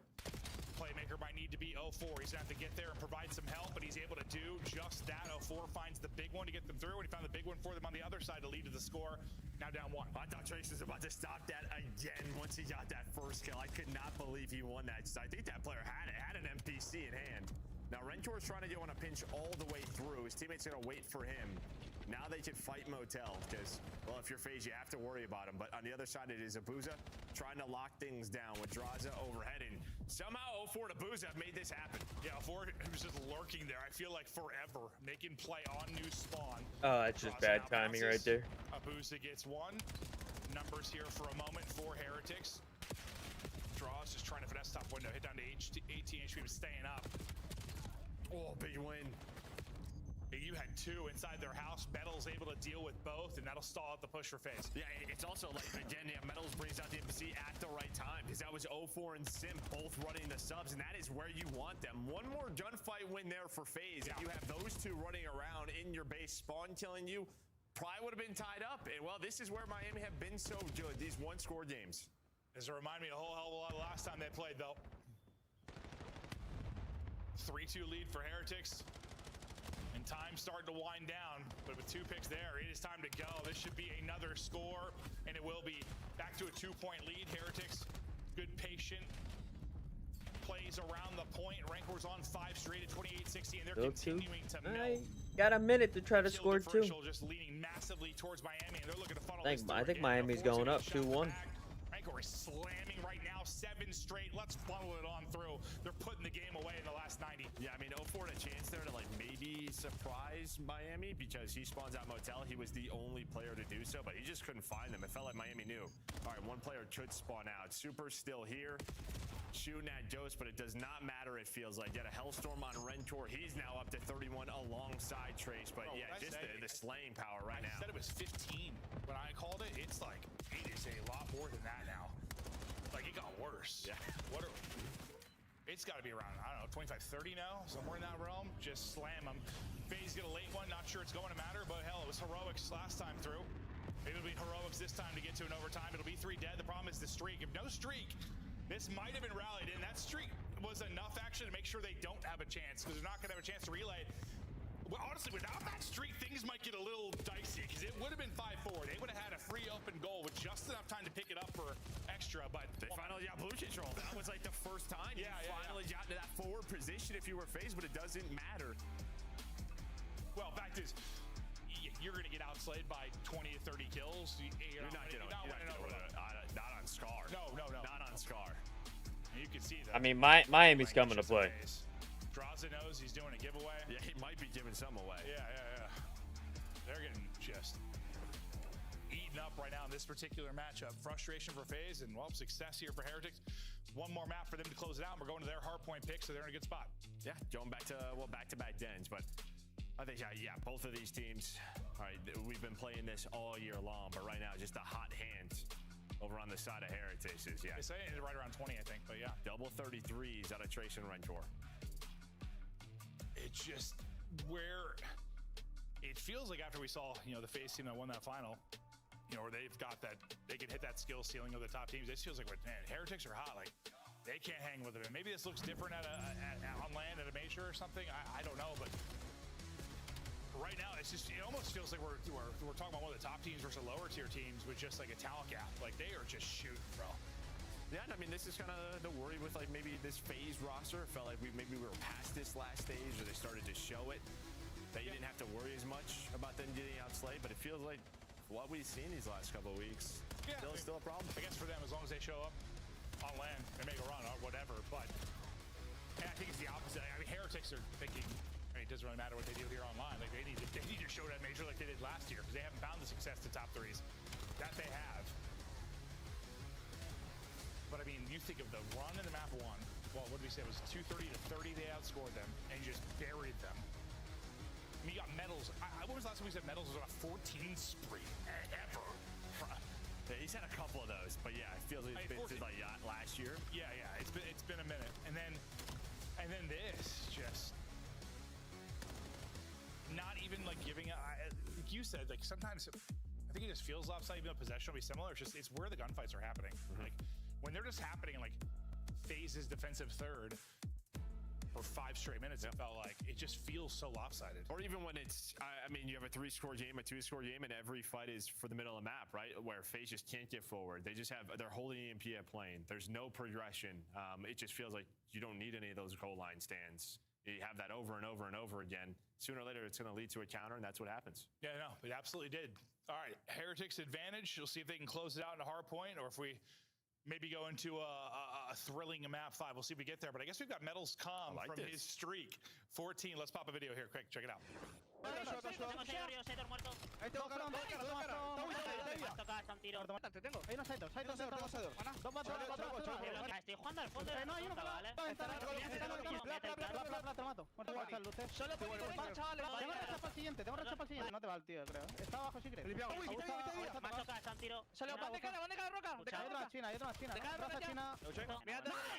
Buen mapa, va. Puto fraude. ¿Yo? And it might be one of those things as we take a look at Simp and Metal stats where damn, Simp at a .6. The Aluka noise went down and Drops started to step up a little bit, like just with the Real thing. What are we doing? I think we've kind of understood what we've heard from players and stuff, that they want to play with Metals for the way he plays the game, but like it's probably a little extra pressure having Real just sitting in the wind, right? And I don't know if that's just what's maybe elevating his game, but I'm happy for him. Seems like he's been playing really, really well. No, I mean, you aren't wrong. Just from a, like human nature standpoint. I think like that, it's hard to talk about because it feels like you're a professional player, you're on salary, like you should give it your all. But like, yes, there's just a human element. That's not always the case, especially maybe some online matches. But yeah, a little extra pressure doesn't hurt anyone. No, I mean, every conversation that we've kind of heard from that camp is like, it wouldn't be Metals because they love him. But this guy, even more so at the same time, since that day one, has elevated. Yeah, no, I think that's all right. So I think we maybe had somebody drop, so we're going to do a restart here. So we'll be chatting for just another moment, guys, but thanks for hanging with us. Yeah, that's what's interesting, though. Like, they look great right now. But unless they might have to, bro, they probably got to make it like a Sunday or something. Like, if they don't make it to a Sunday, I think Real starts to come into the conversation more probably, right? Or what do you think they have to do before that? Like, because right now it just feels like with how they're playing, like he's not even really in the conversation too much. At least I wouldn't think so. But if you get another top 6. Yeah, it probably depends how it looks, how it goes. If it's like a couple of game 5s or some of the top teams, the way Major 2 looks, like if it's similar to that, then yeah, you'd probably go for it. It's so weird because I think like with this roster, like Drake's has been great. Like I don't see any reason why they can't make a run to a Sunday. It just hasn't happened. Yes, exactly. It just hasn't and like there's like, you know, that's always going to be in the back of their mind. I've seen some people like call them onliners and stuff, and I just struggle with it because yeah, they're playing well online. Yes, they haven't had Atlanta success, but it's still it's a team that 3 of the 4 got top 3s all last year. So nothing preventing them from doing it here, but we'll see what happens. It's just crazy too to just be sitting on a player like Real as well. Like I know, listen, he didn't have that success with Koi to start, but considering his year last year, I mean, at times he's a superstar top 5 type sub. We look at the standings and where we sit, and I mean, Heretics starting to get it rolling at the right time because they're right in that bubble. Yeah. Well, this is just Major 3 qualifiers, but yeah, 0-1. Oh, God, I was thinking wrong. Yeah, thank you. They're just 0-1.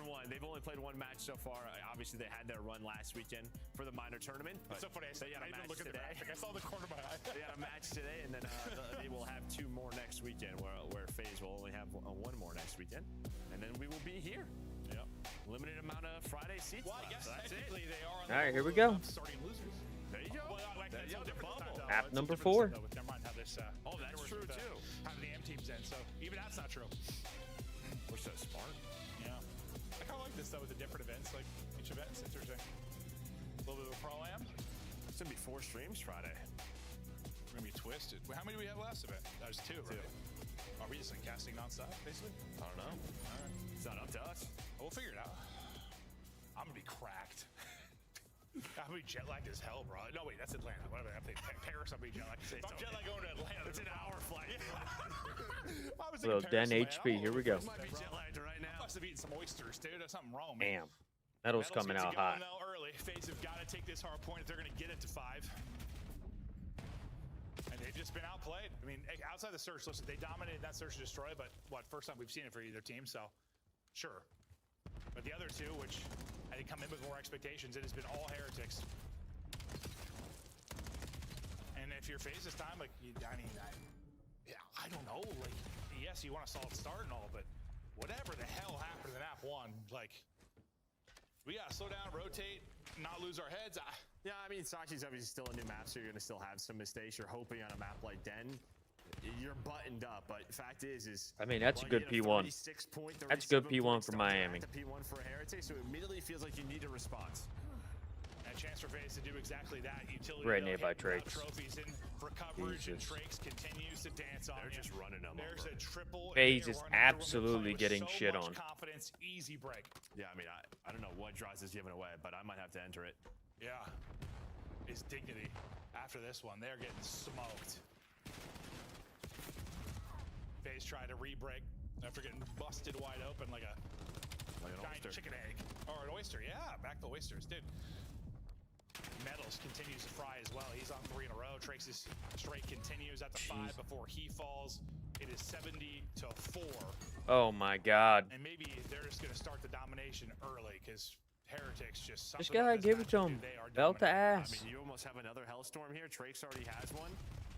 So you have 2 Hellstorms. I'm not sure what is happening. Do you think like one of the players like cheated on them with like a Spanish guy? No, I'm not sure what happened after P4. That's fucking crazy comms right there. Like since then in the respawns, it's been so one-sided. You think maybe there's an injury?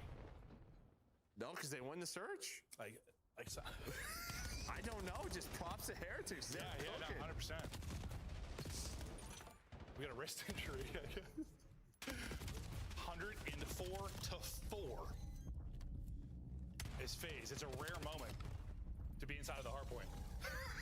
All right, they get in with 30 seconds, but Trace is already setting up a pinch. Well, it does not feel like 04 is going to read this. No, he is not. So there's going to be 1, 2 in the feed. Draws is just lucky. Yeah, he runs out of ammo. They're thinking maybe he's not going to take a route that late as we're going to be headed over to tree, but the gamble comes in. And now with just a couple of seconds left, who's forward? Wow. It's going to be a 4 forward, and he's able to find 1 for FaZe. They trade out quickly. They'll buy metals. 2 versus 1. I think on one side of it, Wow. you just win it everywhere. Oh, but 04 spawns there. How did 04 just spawn That's there? a great one. Maybe it's right before the last player dropped. Maybe, yeah, because he was outside on the porch, he doesn't block it. I have no idea. There we go. Maybe a little bit of a blessing to get FaZe started. Yeah. It may also not matter. Yeah, I'm guessing that was one of those like split-second things. But it looked insane. It looked absolutely insane. But a blessing, I honestly feel like FaZe need a blessing. They need something. They need like that blue turtle shell in Mario Kart or some catch-up mechanic in Mario Party. Like they need something to get back in this because they. Well, that was it. Yeah, that was it. Yeah. So this is going to put them within 50 to get the rest of this time. As 04 starting to cook now, he's on 4 in a row. Can he earn a Hellstorm? Imagine that was a thing in COD. Like teams down 100, we're gonna bless the other team with a spawn. There's probably some people out there that probably probably some with the hit ray or something. Yeah, no. I think I've heard every conspiracy theory when it comes to Call of Duty. Finally, a good moment. Maybe based off a blessing here for FaZe. I mean, into our second set of that's rotations. big time See for if they can do it FaZe. better. They're right back in it. Monster streak to start It was map looking 1. real scary. Streaking here now. In the They're middle right back in the of this game map though. Oh too. wow, Beautiful 04 just shots. fucking slammed Already him. knows Trakes is in the window, trying to finesse, but not able to do it. His streak will come to an end. Somebody help this guy. 04 is cooking. I mean, Simp was real pedestrian in the map 1. And again, I don't know if it's just like what Miami is doing, but like, I feel like every time I look at the feed, it's all M15s. Like maybe they're just catching them off guard with this. Could be. Absolutely could be. Just so different than what they're used to playing it. Timings are all off. I mean, it should just be the P1. Like maybe when we get to the next couple of hills, it's back towards these NPCs. But it's just been a trend the last few. Well, yeah, I think what we've been talking about was some of the. Simp just got literally mowed Fucking down by Simp. Rico. What the hell happened to Simp? Straight headshots. Jesus. Lead gonna be pushing up towards 100 again. And this is after the Hellstorm, so you don't get any map control. You don't get any more extra time. You've lost spawns for P2 now.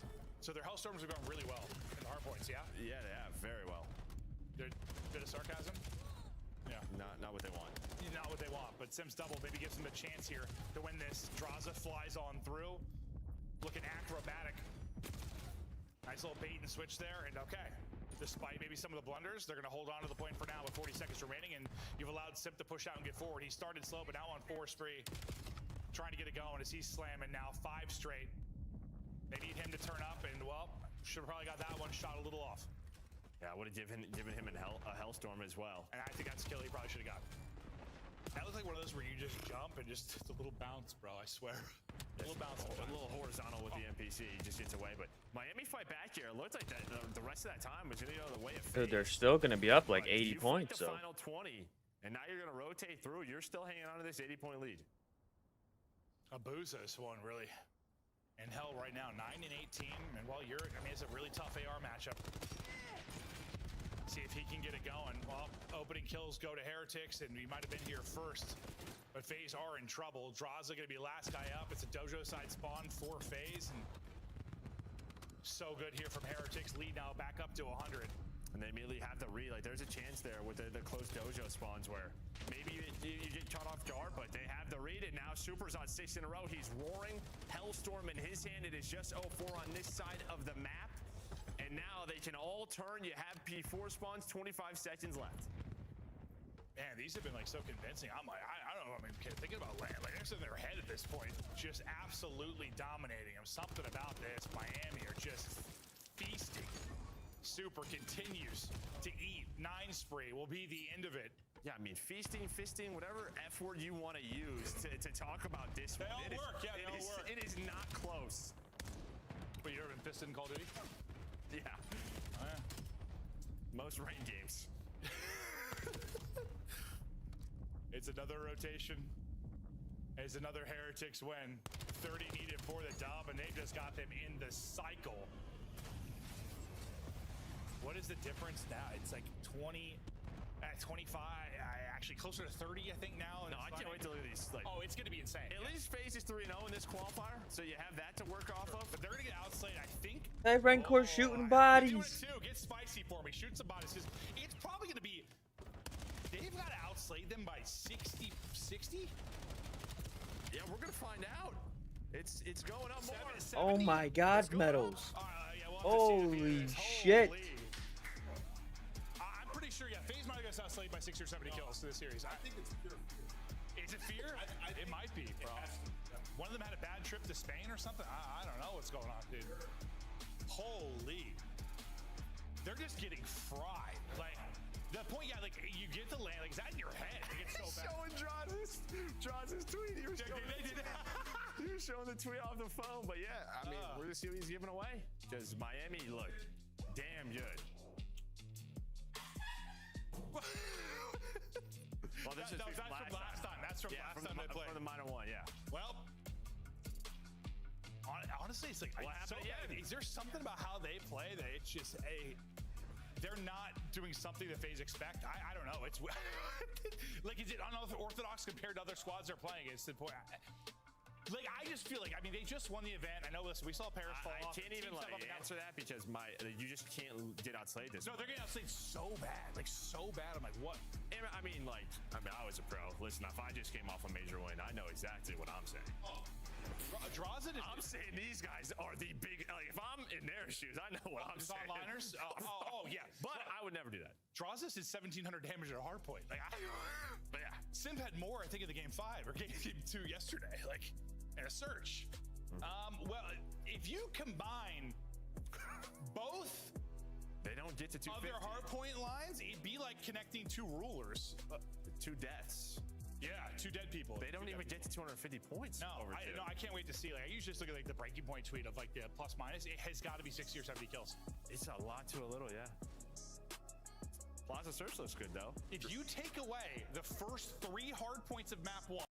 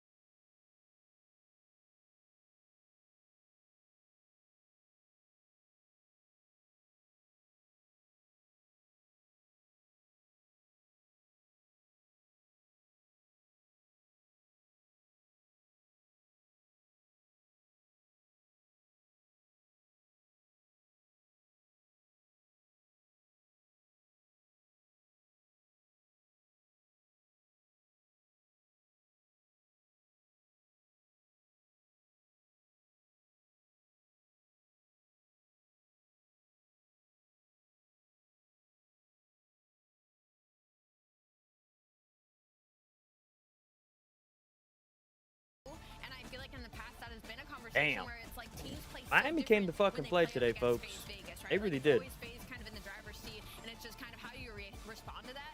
And Miami takes the opposite angle of like, okay, we're not going to be afraid of these guys. We're just going to play our game and run at them.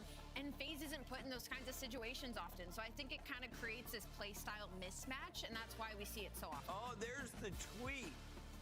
If I lose today, I'll do a giveaway. Yeah, that's from Draws' Super had that bookmarked. Yeah, a giveaway of what? I mean, can we enter, like, and the funniest thing about that, spot, like, imagine 2 hours ago, which must have been like, 30 minutes before the series started, like, Meadows tweeted him, he goes, how can I enter? So, yeah, I mean, hey, man, sometimes you just got to put the phone away, put the apps down. Don't give Miami anything to put on the bulletin board. Yeah, there's some people you don't talk smack to. Yeah. Mike, Kobe, Super. Yeah. We also got Rancor, his backup. He was joining us live. Rookie of the Year last year and now a superstar in Black Ops 7. Rancor, you are in Ant's top 10. You've moved into my top 5 favorite players to ever come out of Spain, if not #1. What is working against FaZe in particular? Why do you guys have the upper hand every single time you meet up? This is now 3 in a row. I don't know. I'll say maybe we have a really good matchup. I don't know why, but I feel like in terms of pace of the game, they can't match us in pace. So they play so slow compared to us, and that's why they played really bad against us, I think. I want to ask you, you know, there's been a lot of tweets from Draws. How much does that light the fire under you guys? Do you try to tune it out, or do you like soak that stuff in and like apply it to the practice heading into the match? Nah, we don't think about those type of tweets. Honestly, last year we beat them on LAN 3 times, except of the Major 4 on LAN as well. So I don't know why he put those type of tweets, but we got the win and that's it. Hey, fair enough. Yeah, you guys slammed them. Like, there's nothing else to be said. Like, they should not be talking trash to y'all. Not at all. And I mean, that's what's so funny about it, right? But I'm glad to hear you guys kind of just shut out the noise and put your head down, and are able to put up results like this, because this is, I mean, you guys look unbelievable. A favorite going into the major. I guess my question right now is, outside, you know, S&D obviously still could use some work, but do you feel like you could do what you did to FaZe today to all of the other top teams with where Miami is right now at this point?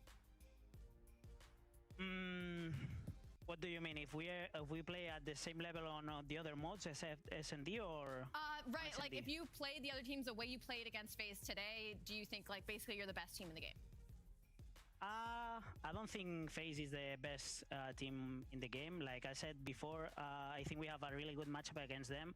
I think every team has different type of play the game. I mean, the game is the same game, but some teams play different.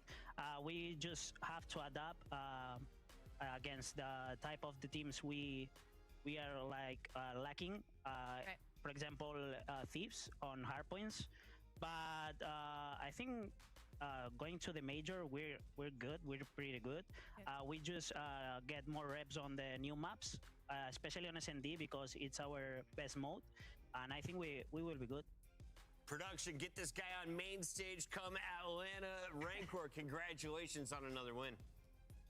Thank you so much. Have a good one. That is Rancor and the Miami Heretics with another win over FaZe. That is now 3 in Black Ops 7. Who earned your Scuf play of the game this time around? Well, Ali mentioned his name.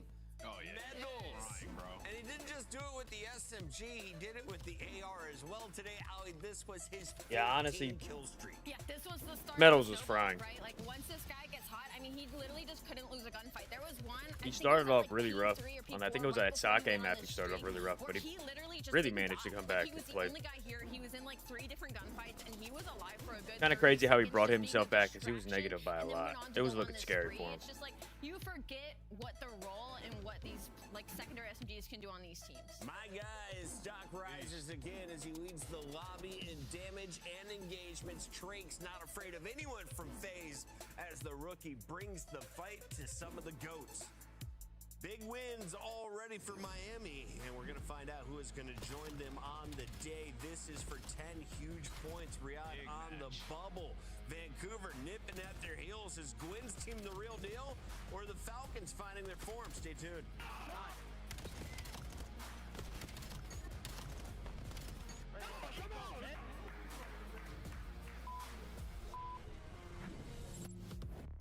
Brought to you by America's Navy and the special operators who work in the shadows. Start the season strong with the 2026 Call of Duty League Pack. Grab yourself the CDL operator by scanning the QR code on screen or check it out in the Call of Duty store in-game now. Scuf, official controller of the CDL.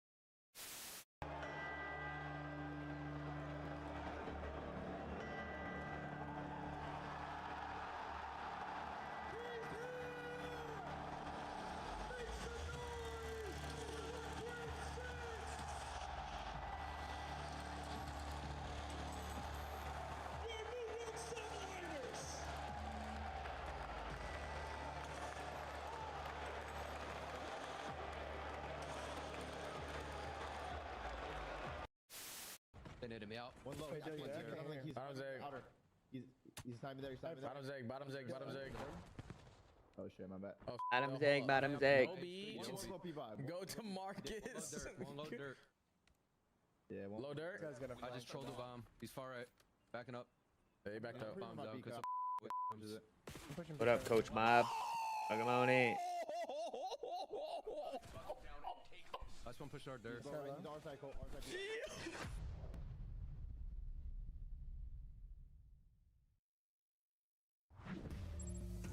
With EWC coming out, the Falcons started taking over the esports world. They signed the world's best players across every game they could, and when it came to Call of Duty, they brought in an all-Saudi roster last year. That didn't work. They kept exited. They brought in 3 world champions around them, and things were looking up. That was until Major 2, and it's been a downward spiral since then. On the other side, Vancouver Surge, you hit the reset button after going to multiple grand finals, and you're bringing in some young studs. Let's talk about the Falcons first, though, Ali, because this is a team with high I expectations. mean, they got a good but 8th roster. place is not I don't where know they why wanna they be. can't No, figure because it they're out. where they want to be, and they just lack a lot of identity right now. Like, I can't say anything about a specific game mode and be like, this is the one that we can count Falcons to lock in every time they go into a series. It's just not there, which is shocking considering the makeup of this roster. I mean, 1-6 record over the last 7 series. They did beat Surge in the minor last week, so they're coming in with a little bit of confidence, especially because the map sets are a little similar, at least in map 1s and 3s, that they're able to take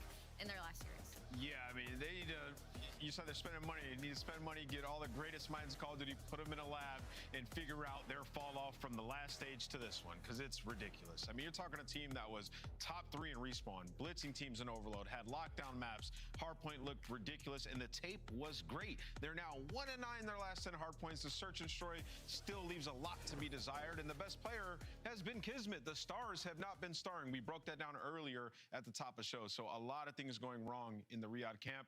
This match, though, a familiar one. They did beat them in their most recent matchup. They need this for morale. The Bulldog, Kismet, still hungry for some dubs. We'll find out. Can the world champs back him up today? On the other side of the fight, we've got Gwyn moving back to the MPC. The SMG has been his star gun since the start of his career.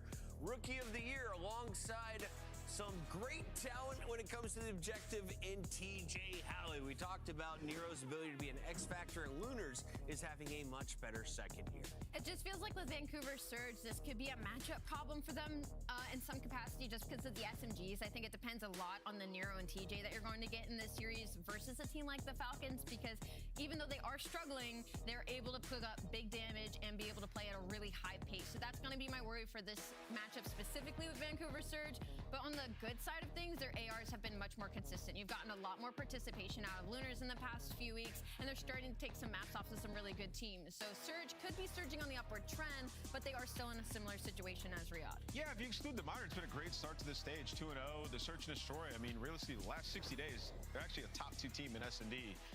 They've been 8-4, so the Search has been good. And, you know, you look at this team, they have firepower. Like, Nero can pop off. TJ's been solid. People are starting to turn the corner a little bit on Lunars, and you just mentioned Gwyn with the SMG. So my problem with them has just been, it feels like they're playing 8s at times. Yeah. Right? They come into it, and it's like, okay. Doesn't look dialed in. Exactly. We'll make a lot of mistakes, but then a heroic effort will get us back into the game. So that's kind of where they're striving to just get better team chemistry and then maybe actually have consistent results. We want to see improvement from the Vancouver camp. We want to see if they can make it to champs. Right now, they're outside of that top 8, looking in. We'll see if they can get it done today in our maps and modes as we get to this best of 5. It'll be Den, Fringe, Scar, Gridlock, and Den. Let's talk about that Fringe Search and Destroy. Does Vancouver have the sniper rifle? Does Falcons have a sniper, or will we just straight up gunfight? Bro, you haven't been watching. Remember, it's been a weird angle for Falcons because they didn't really have a dedicated sniper. They're working on it. We're on the flip side. What, you're looking at Gwen, maybe? Exit snipe was nasty, though, right? Do you want it more? For the couple of rounds that we saw, it was pretty nasty. But for them, I feel like it's just getting back on the respawn train. If you're Riyadh, that's where you're gonna strike pay dirt. If you're this team, I mean, the examples there, all of last stage, like they have to win their hard points and become excellent in Overload once again.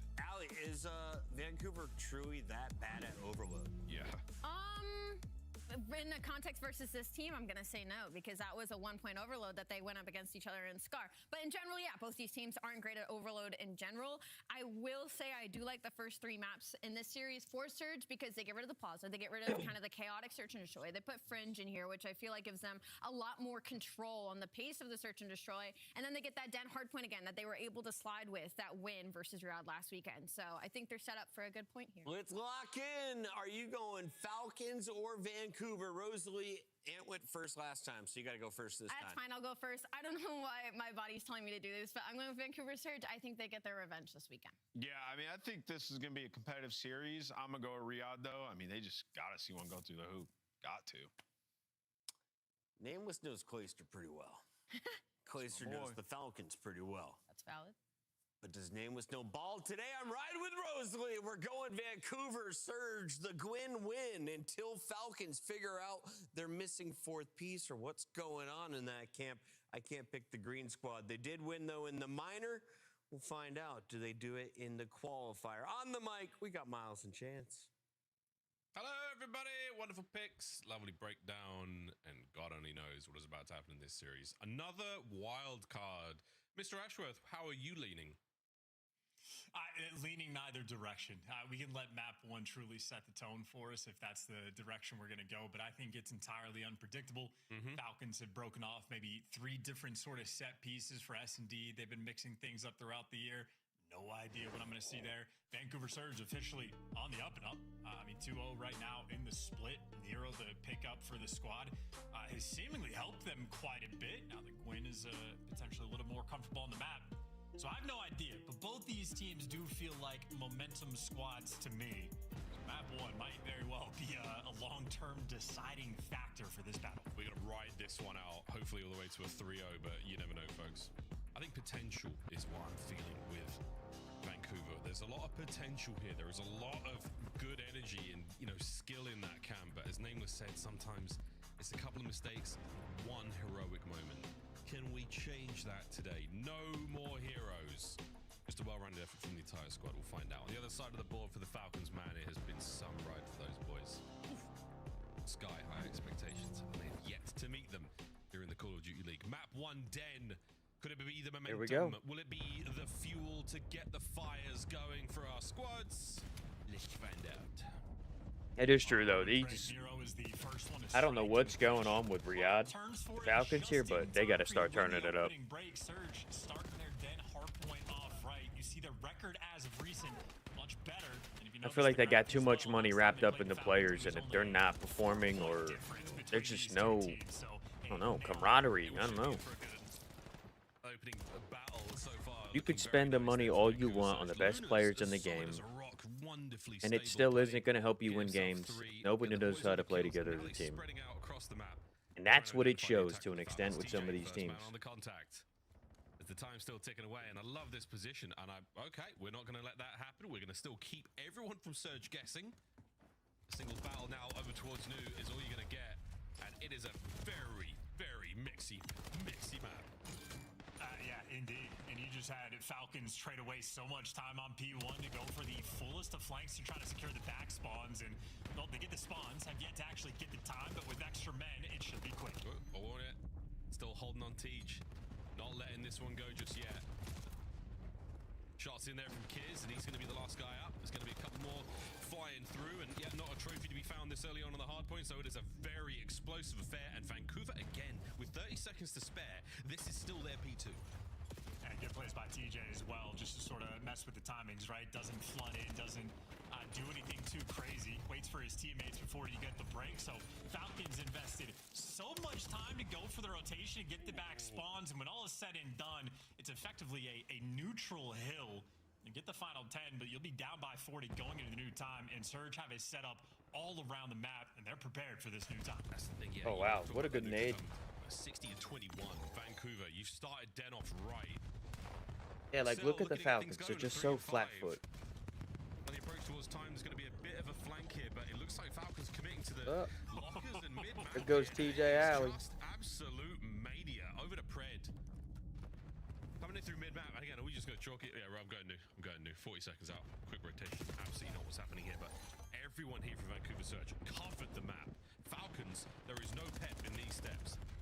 And this is just like a comfort game for Vancouver Surge as well. I feel like Lunars has just been, you know, on They used to talk about Celium being top AR in the league. I think he fell off. Strikes for 2 in the feed, but easy work for him. I mean, 20 seconds of scrap time is certainly good time for the Falcons to get, but you just see in the minimap, the flow of it. They are constantly having to play this sort of break game. What is going on? Flood through the front, so good time. Ultimately, Falcons do win this hill, but they're trying to win this rotation as well. And currently, they don't have the bodies, but for Surge, players are going to start to spot out. Well, Lunas once again another day at the range for him and his M15.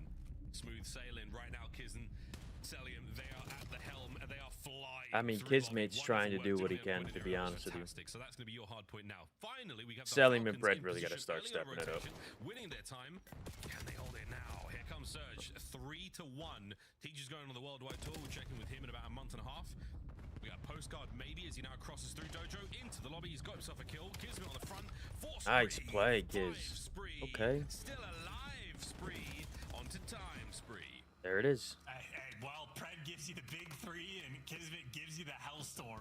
This is the first hill where Falcons really able to take control at all, and I mean they have executed to perfection. Now have all like realistically, folks, the Falcons have a good squad on paper. On paper, they got a good team. It's just poor execution at this point in the season. And the final moments of scrap here as we end the first set of hardpoints out of Vancouver, still with their lead, knowing they're as gargantuan as it was to begin with. So kudos to the Falcons for getting things going sooner rather than later. Into the second set we go. Is this our turning point? Lovely work again out of the Riyadh Falcons. That's your time. And now the first wave of Surge is on. And half the time that Surge got through the first set of rotations came from P1. Well, Falcons right now have a stranglehold on the map. The setup is nice and clean. Couple players going for the break, and it looks like Miles, Surge have made their way through. Surge are in, and with that, let's go for a listening with the Falcons.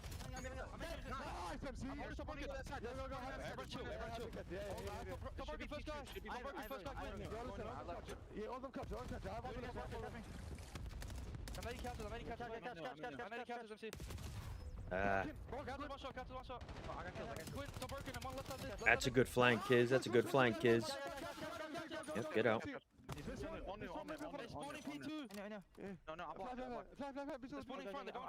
gonna flank the front, you heard? He's gonna be here. I'm reflanking the front, you heard? I'm flanking front, guys. I hear you, I hear you. I'll block.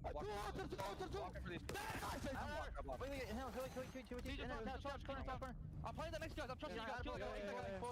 Hate that guy. Garage, Teach. His iron card is a card on the left. Going mid, all mid. Nice. Help me. Watch out, let him go. Go with him, see. Watch out. Front, absolute. Nice, it's the game already. Hold the fucking hill. Help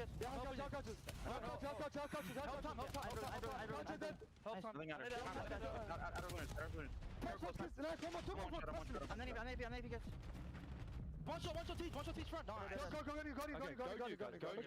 Let's spawn it up. Come with the agent. Okay, one is here. I'll shake it. Hold. One is here. Take it. Hold. Nice, AG. Okay, there's one other. Wait for me. Yeah, watch out. Come with you. Hold on.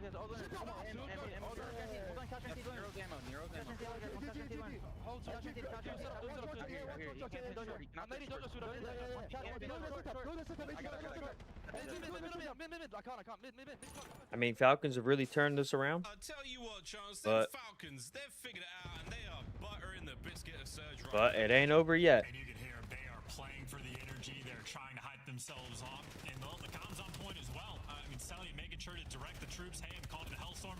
Everybody posts up. The teammates Dude, Xnid's fucking struggling. Everybody else is out there playing, and Xnid's fucking struggling. What are we doing? When was the last time you guys managed to get yourself a decent chunk of this? This is about as good as it was going to get. It was P1, sells on a 4 spree. He's about to get another Hellstorm missile. 187 of climbing, ladies and gentlemen. The Riyadh Falcons are back. And listen, they caught the players trying to work on the pinch. You can't say they're back just yet. Selim is going to be able to call out all 3 now, pushing through Dojo. So one guy to watch mid. Kismet versus the world. He's overwhelmed, but has 2 teammates here for the backup. Looking at the lobby play. Pred. Oh, we snuck. Oh, no, seen him. Bit suppressing fight, keeping pinned down, tags Lunas. Not going to help out. Xnid, good luck, mate. They are coming. Here we go. Oh, my. He's somehow got the damage and stays away. Oh, he's hugged the wall. He lives. Yet, here come the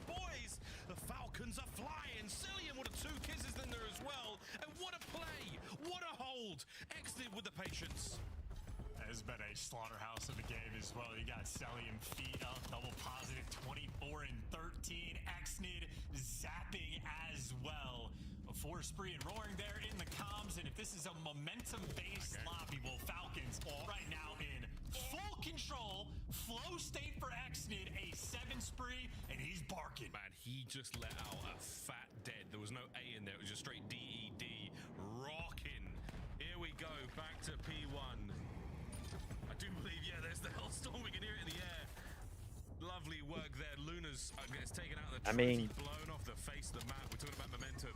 All right, Xnid has really just turned it around. This is what I'm talking about. Look at this team. On paper, this is a good team. I think it's happening here, ladies and gents. Riyadh, they have walked through map 1 happily. A disgusting turnaround. Yeah, it's such fun as well. I mean, actually, it had a bit of a slow start. He was 8 and 15, but his teammates absolutely picked him up. And I think the listening was timed pretty well because it was on the P2 where they started to accrue the lead. And I mean, right now, this is just victory lap time. Everybody's going to have some hot hands going into map 2. Oh, yeah. Oh, yeah. Talking about momentum, another streak from Xnid lands. It's like a game of Overload. What the hell are we looking at? Another spree out of Fred. Makes himself a 6. He's going to get shot there. His boys are on time. It's game. Ladies and gentlemen, throw the towel in. For God's sake, throw the towel in. Damn. Falcons just came in and absolutely handled business and just slammed them. No can do. Vancouver gutted in map That's what they've needed to do. And what a collective unit padding those stats as well. They need 3 seconds. That's how you do it. P1, and they had to have just gotten 15 kills. Everybody posted up as Vancouver. Well, just flooding into death. So add it to the demoralization factor. Bad enough to get beat. Bad enough for Falcons to go on a run like that where they outscore you 200 points to 20. Basically after the first set coming through. That is brutal. That is beat down, and that is all 4 players on Falcons positive. Damage on point, hill time great there out of Kismet, but everybody putting in the work. You name it, assists, non-tradeds, everything there. Everyone had a go on the spree. Lovely work again at Pred 13 from the hill. I liked what I saw there. You never know what you're going to get, boys and girls. And what do we get there was the good out of those Falcons. GG's, Vancouver Surge. I mean, they needed that. That first set, really Falcons good. absolutely needed that. Good second set. They were not exactly present. Like,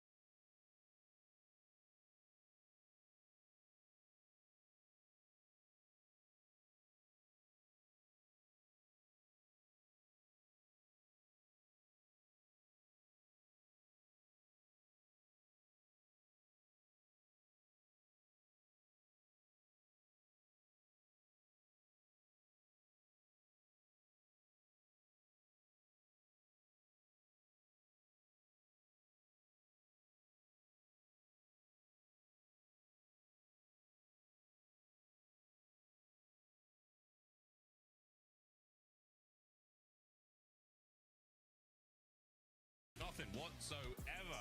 Get me the fringe. Give me a stiff drink after that one. Lord it, 251-13, Den. Try and forget about that one. Well, the search and destroy should be cool. Both squads raring, chomping, dying to get involved in this one. And yeah, not sure how this one's going to go, mate. I want to see some snipes. We saw Xnid bringing the goods last time. You and I had the pleasure of watching the Falcons play this map. I feel like it's a very, very, maybe not essential, is probably the wrong way to do it because you can figure it out elsewhere, but I think it's been really influential, let's say, big snipe plays here on Fringe since it's hit. It's maybe not the preferred dynamic like in concept, but if you're struggling in the game mode, you got to start making adjustments, and we have seen Xnid can absolutely hit his shots. I think we've had quite a few snipers in the league this year that look fantastic. Aim assist nerf comes through to where we don't have it on the snipers, and some snipers have fallen off a cliff. Xnid, not that guy. No. He's been lights out, but obviously a very tough task ahead because for Surge, been an incredible game mode for them. I mean, nearly double positive KD for 2 players on the roster, and this is mixing up with the weapons as well. Gwyn has pulled out the snipe. He'll run the MPC. He'll run the M15. And Lunar's really just sort of that turret-style player. If his KD is that good, that means the whole team is facilitating. Here's Mr. Facilitator for the other side there of the Falcons roster. I'm excited to see how this one goes because, again, we talked momentum. We talked about who's going to walk away with the hottest hand after map 1. By golly, Miss Molly, was it absolutely the Falcons Fringe, though. Opportunity here for Surge to pump the brakes. Try to interrupt the flow that the Falcons have found themselves in. And this might be the way to do it. Heavier stack towards the A-bomb site right now for Vancouver Surge, and they've definitely got a chance. And Gwyn not skipping a beat. He's in. Well, Xnid, the lone defender, and he's got the boomstick. Be careful about these peaks. Oh, he's taken Nero from mid. That's 10. That's 10. Sorry, it was 10. Smoke's helping.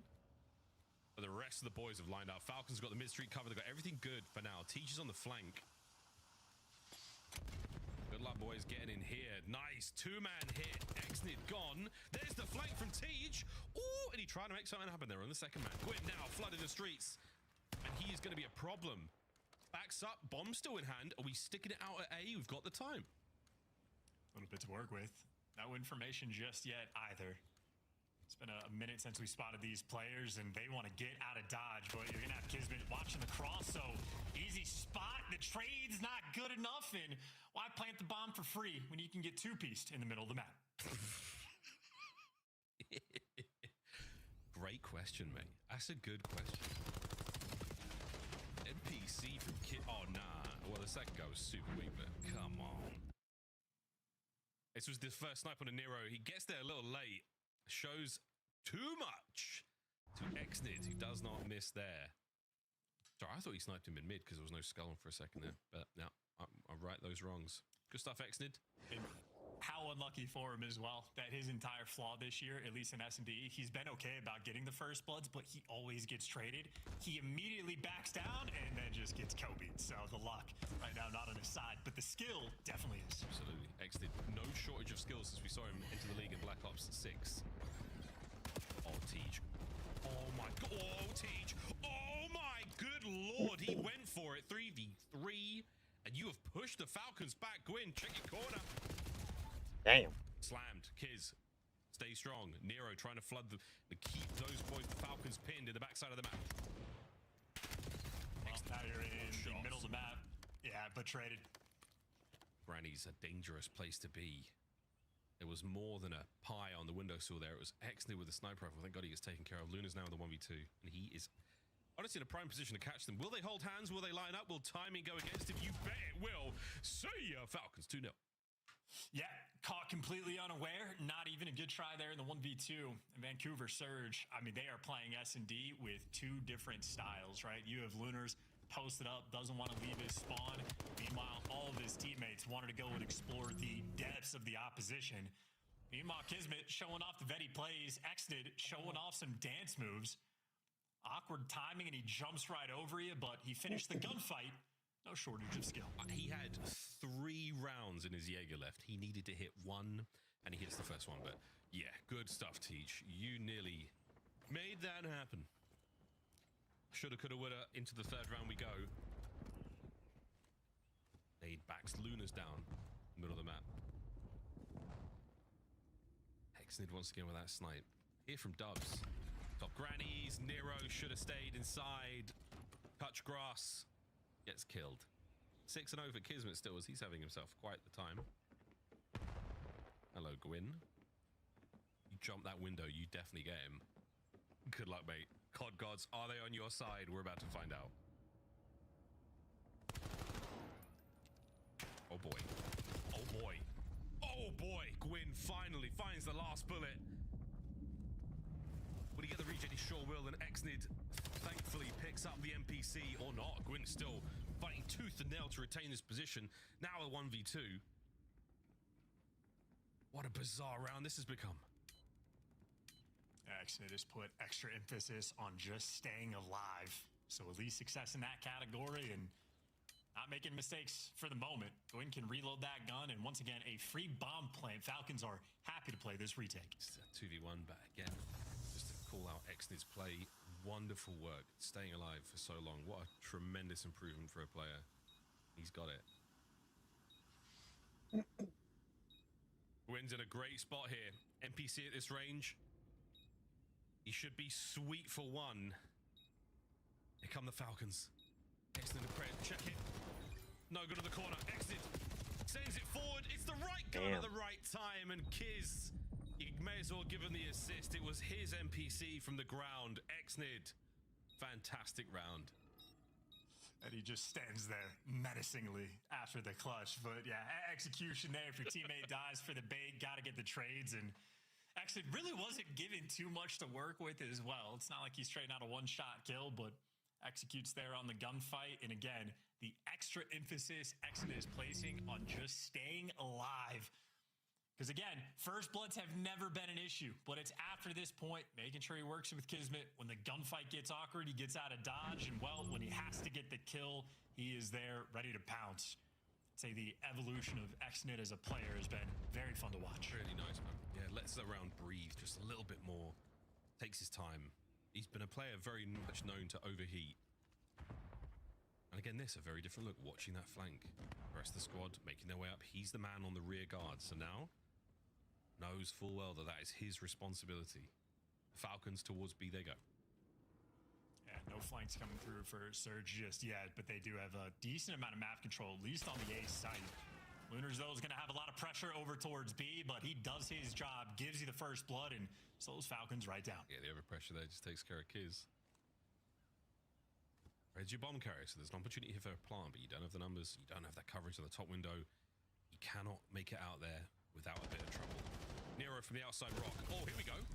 Pred sends it. He was waiting Fred's for the acids his crash out. Fred, I don't know. Managing to keep Nero out of the players also. You know that the bomb plant's on, and this is the battle I don't. for the flank. It's tough for me to. I don't know if it's Fred, if it's who he's playing with. Like. From the front, Celium swaps to his secondary. Eyes on Teach. The square up win from Cel. I definitely don't see him being the player he was when he won champs with Optic, but what a mixy round. I don't know. Nice first blood there for Lunars to give his team the advantage, and in effect, they execute after the fact. So nearly the read on the back window. I'm also not 100% sold on Exnid. Guessing game of where that trade's going to go through, and Nero takes him down. I'd say Exnid, maybe the theme of the map has been his ability to stay alive. He actually throws some great I'm just not shoulders to sold get on the information Exnid being TJ like in front, a and top before he contender in the heals, league. He just full sends it. So, you know, everybody gets bit by the bug from time to time. Got it, Shao. I've had that bug for about 20 years. Not been able to turn it off. 3-1, Falcons. I think Pred will play his best style of game when he's able to do what he wants. You let him off the leash and just let him run free on the map. On the wrong side of it, we're going to find out. Celium dancing on the inside. Pred upstairs by Red. Mid-map now. Kismet. He's trying to be the playmaker. Couple of warning shots there just to keep those players back. Keep the clock on the side of the Falcons for now. Under a minute to play. It's Operation Kill Exnid as well. Nero jumps in this window. Might get his head taken off. He wants the chow. He wants that damage. Exnid is holding. He's the bomb carrier. Still making his way towards B. That's what we're hoping for. But the Falcons have given him nothing. And here comes TJ Haley. Cell. I would say Selim should be able to see him. Batij, fearless in his attack forward. Oh boy, it's That's your teammate. What is going down on the bomb site? It's all happening here, and it's Kismet and Exnid on the kills. It is down to for the Gwyn. Oh, there it is. World, mate, it ain't happening. Falcons hold it together. Oh, and talk about a team that does not know what they want to do. Surge could not figure it out. Lunars got the first blood, and we just descended into chaos. And Falcons, heads up on the play calls. I mean, Kismet stood tall towards the middle of the map as well, so Falcons were very quick on the response to this pressure coming through. Once again, these Surge players just keep finding themselves in the middle of the map, and it just gets way too mixy, and Gwyn just not in the picture when his team is ready to make the play. So, again, just a team that is working through two different operating systems, trying to figure it out. Woo. Those boys couldn't cook toast in that round. There was nothing going on there. That was honestly tough to watch. That was tough to watch. Operating system here is going to be Gwyn That was and tough. Pred going toe-to-toe in tin. The trade battle complete. Xnid with the sniper, huh? And it's a 3v2. Well, now he knows you're there. Xnid not only with a bomb, but now an NPC, so he's loaded. Nice shot, Celium. Just makes mincemeat of Nero. Reinforcements towards A now for Vancouver Surge, trying to get as close as they possibly can. The Falcons, the opposite, they have gone poles apart. 1B, 1A, 40 seconds, waiting for the scam. Well, Surge now also have no idea where to look. They can't see the trains push through, so they might just be waiting for a B plant to play for the retake, but they have no information on either player. Clock goes red. Falcon's going to commit towards A. Surely, Surge, don't vacate the A-bomb site with this little time remaining. They're going to stick to their guns. They're going to stick to their corners, but a dirty shoulder keeps this play going. No way. Oh, dear boy. Just ripped him. Oh, God. Luna's on the back door, safe and sound. Good work, Surge. Held strong. Keep that L trigger going and hold the positioning. Nice teamwork there from Lunars and Gwyn to close that one out.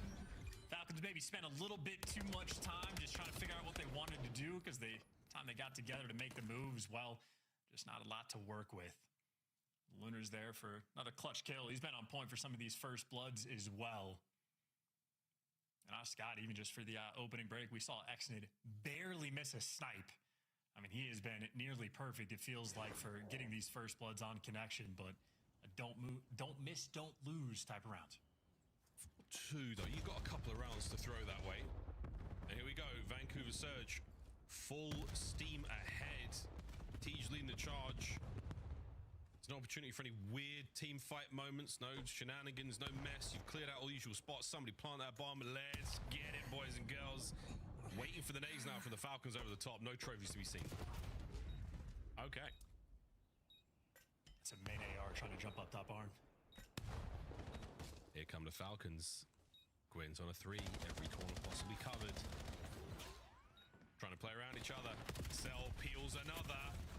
Tej can't get away with his life, and it is an easy retake for the Falcons. Kismet finds his 10th of the map, and it is now map point.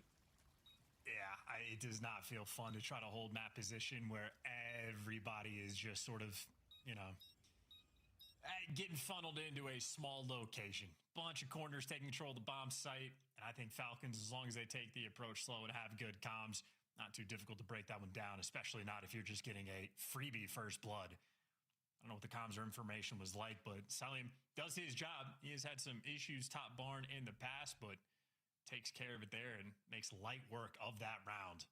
Surge, no success on the attack. He's been a demon from that top arm position this map alone. Falcons, you forgot something, chaps. Twice now. Cells on it, don't worry. Bad news, Pred's dead. Good news, Kismet. Sneaky. But bad news, Kismet dead. Good news, Xnid as a snipe. Bad news, 4 Surge players to play with.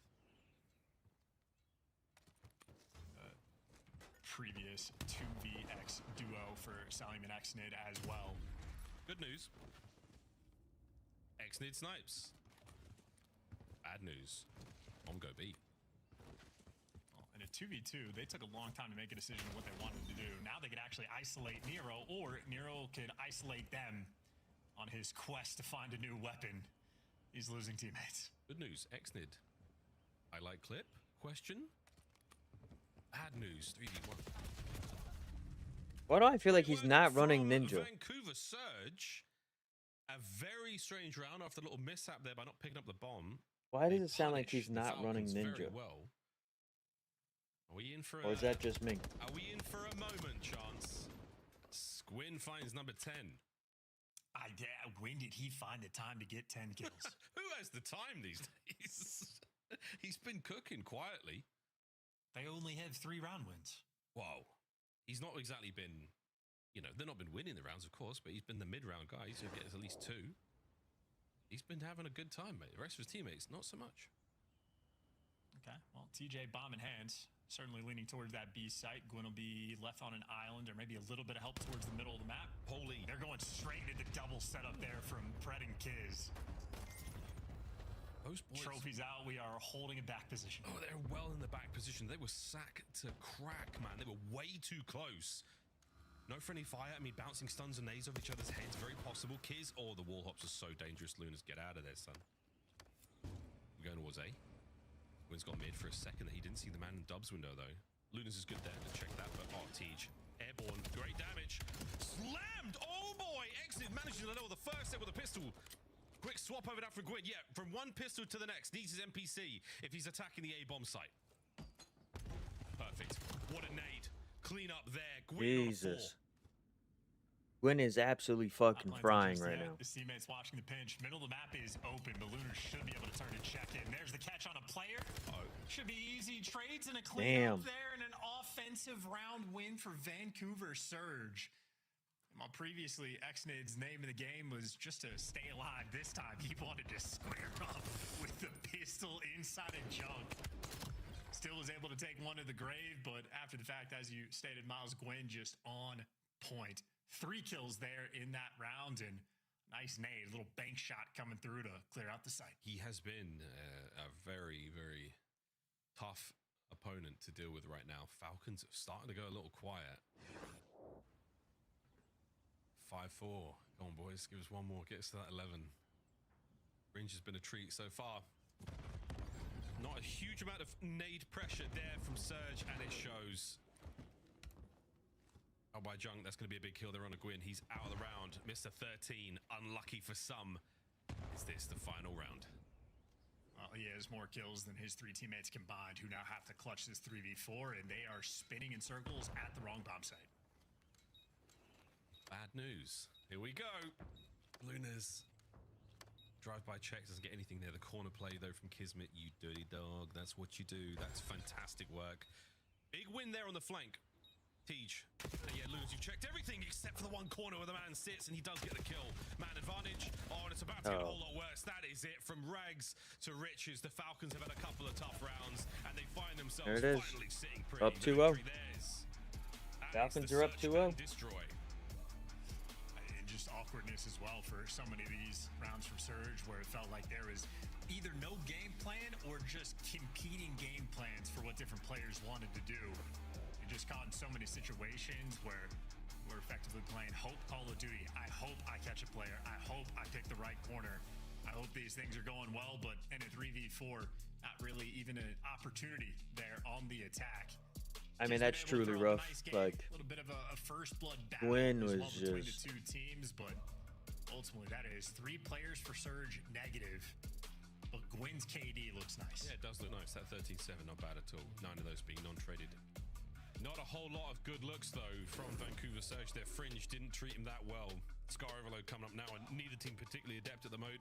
Right now, a 2-0 lead for the Falcons.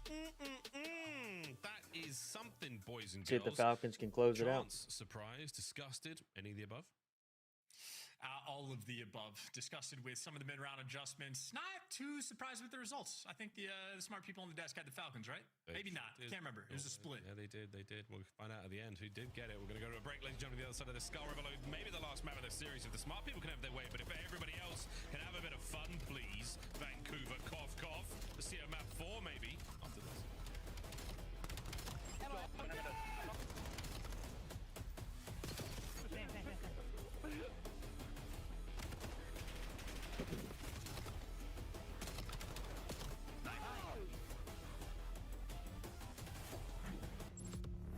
Monster Energy, the official energy drink of the CDL.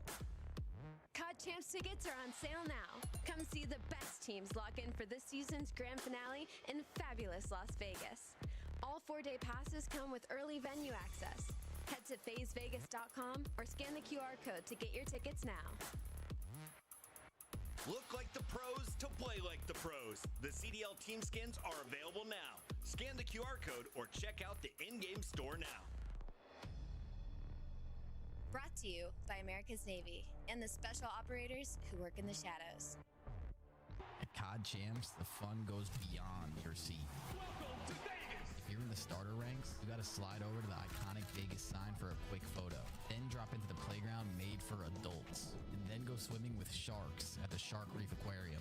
Now at the next level, full send the obstacles at Spy Ninjas Adventure Park. Then get active at Lake Las Vegas Water Sports. For the ultimate experience, take a helicopter tour of the Grand Canyon. Then jump off an 800-foot building at Sky Jump. And that's how you make your Champs weekend unforgettable. Fuck that. You might get me to swim with sharks, but I definitely ain't fucking skydiving or getting in a helicopter. Not happening. He's in the close, dead. Nice. Yeah, that's it. Tempo's freezer. Tempo's freezer when he killed me. Okay, I'm chilling in. Oh. TK. Go back. Hold on.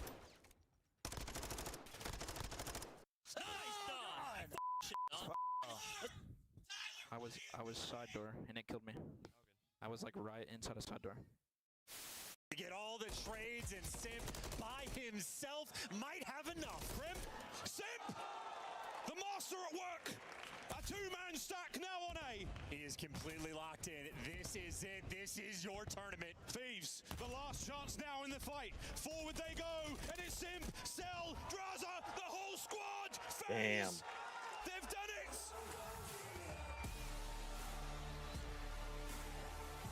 Destiny manifests. Get back dead. White car selling him. On the black car. One shot sell then. Shit on you fucking idiot. Pillar, mid pillar. Mid pillar dead. Not playing. He's running that. He just got fucking shit on in finals for 5K. No, dead car right now. The fuck up. Get a haircut. Midnight.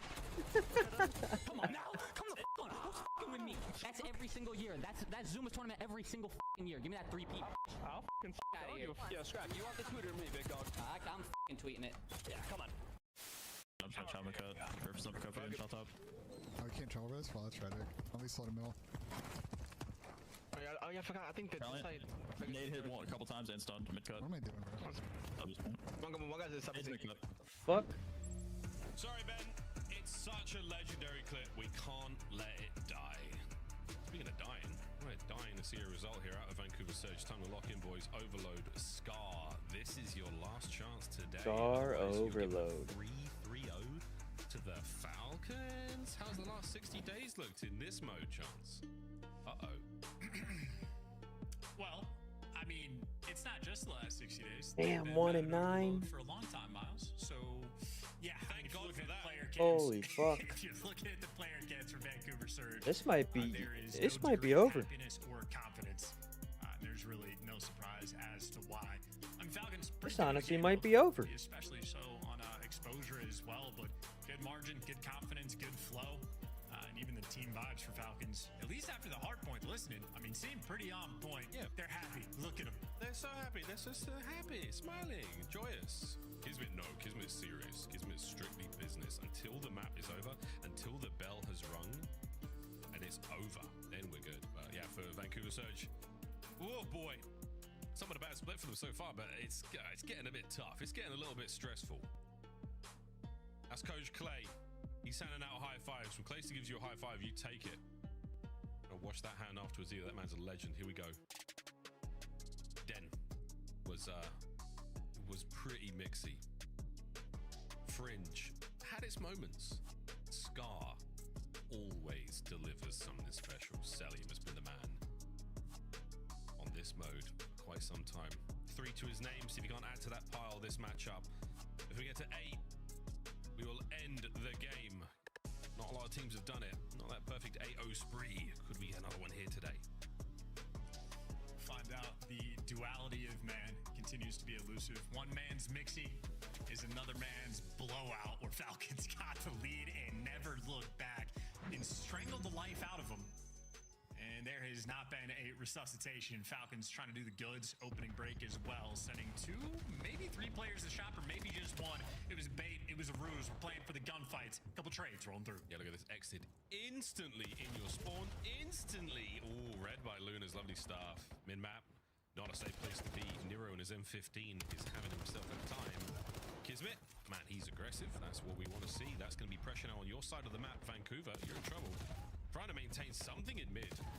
And one by one, baby, they are finding nothing but trouble. Gwyn keeps it going. Excuse me. Yeah, doing what he does best. Trying to set up for some spawn kills. But Selling doing a good job reading him on the mini-map. But now Cell's going to get overwhelmed on one side. And we haven't actually touched the device just yet. All right. Surge. What are we doing really here? worried about that pinch. Well, yeah, it should be.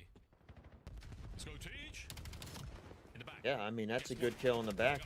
Nope, no one there. That's a big 2-piece right there. Problems there for the attacking line of Vancouver Surge. And now, oh boy, we're picking up and making a run for it. Someone desperately trying to catch a Vancouver player unaware, but not going to happen. Luna's Watch the window. Watch the blue window. Well screwed on today.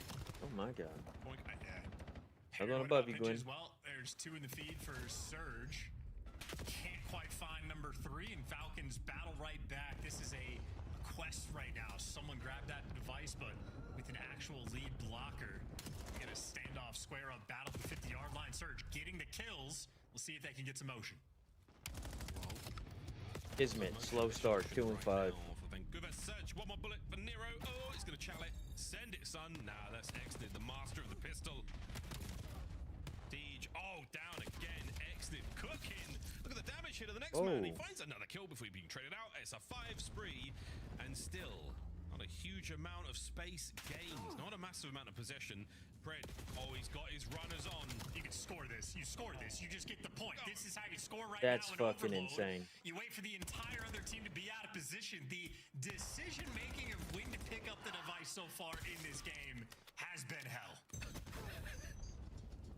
Oh, it's good. You might better run this one home. Go on, Teach. Spawns are up. Go on, Teach. Ah, what a nade from Kismet. Pick up now from the Falcons. Cross the map. You gotta go, boys. Exit, good cover. No one on the front, though. Kid's trying to get this done alone. The rest of the Falcons now fighting through mid. We could be looking at trying to cross this one up. The spread narrowly misses his teammate's head with that one. Still waiting. What a nade right on the TJ Halley's face. Here comes the EMP cross. 3 dead instantly. Oh, fuck.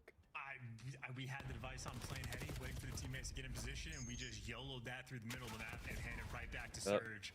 I think this is what Overload would look like in an AIDS lobby. Wow. Well, that sucks, because it might just become 2-0. No, good work, Exnid. He knows what's up. Grabs it, follows up his boys. Looking for kills here, looking for green kills in the feed. That is a victory condition right now for the Real Falcons. Can they get that bad boy home? Exnid is sending it. That left stick is moving. Eyes on a man. He does have a little bit of help here. Oh, he crosses the threshold into trouble. 3 dead. Surge forward. Like, why are you... You know, the typical play for the team spawning on the left side is... You saw fucking 2 of them. Through mid, if you get the kills. Through plain side, typically, Falcons have other ideas. What makes me not, like, understand Overload? Like, I feel like everybody just wants to grab the device and just start fucking full-blown sprinting it. And look at this, number 6. Thank God somebody stopped that. That would have been unbelievable. Like, for Gwyn, like, yeah, you gotta run that in, right? Your teammates are getting kills, players are dying, you don't have any info, just run it in. There you go. They finally played it off their teammates and they get a fucking cap. Like, it was just that easy. Now officially showing off the goods, and that is 3 players crawling around blue. I mean, you'd expect Kismet do it again. to have a free run to get past his teammates. Not yeah, actually there you see. Crosses, but his feet are fast enough to flip his way. I don't know what Exnid was doing with that, but his POV definitely didn't look right. I think he was lost. No one on the pickup just yet looking for those kills. Oh, they finally shut him down. Dead. Oh boy. Shoes in the other foot, and we might be kicking here. Gwyn's got to stay alive. Can we get it home, Teach? 2-2 and 4 dead yet again. I mean, you should be able to set up for the spawn kills. You should be flying into their spawn and spawning out. Yeah, you should be fucking waiting for them. You have to kill the entire other team again. They're doing it. Oh, big shots from Nero. Nice damage. Oh, the quick fallback from Luna's. The pickup now. We're going to see extra time. Numbers in position now, trying to slow this down. Tejas on you to get big here on an Xnid. No. Xnid down. Hold the line, Falcons. An open lane towards B. Lunas with the cross up. Are we able to get this one home? Waiting for the slide, waiting for the kills. And even with the possession, this has been a massive comeback and a wonderful resurgence from Vancouver. Thought they were about to score it a third time right there. Became 3-2. And I was about to be like, what Surge the got handed the fuck? freest of free scores. I think Nero maybe has the easiest capture in the league for at least the start of the highlight. It was a little bit after that. And then ultimately Falcons finally like restabilized and went back to doing the standard things. And then Surge, well, just find a nice little capture. I think Tej was able to get it 2 with the pistol, a peach of a nade coming through from Nero as well. In a wild and unpredictable first half. Nice rally from the Falcons, but and we really had to see them dig deep to get that first one in. Second, easiest pie. Here we go. All right, This was tie game. Tej running at home under cover from Gwyn.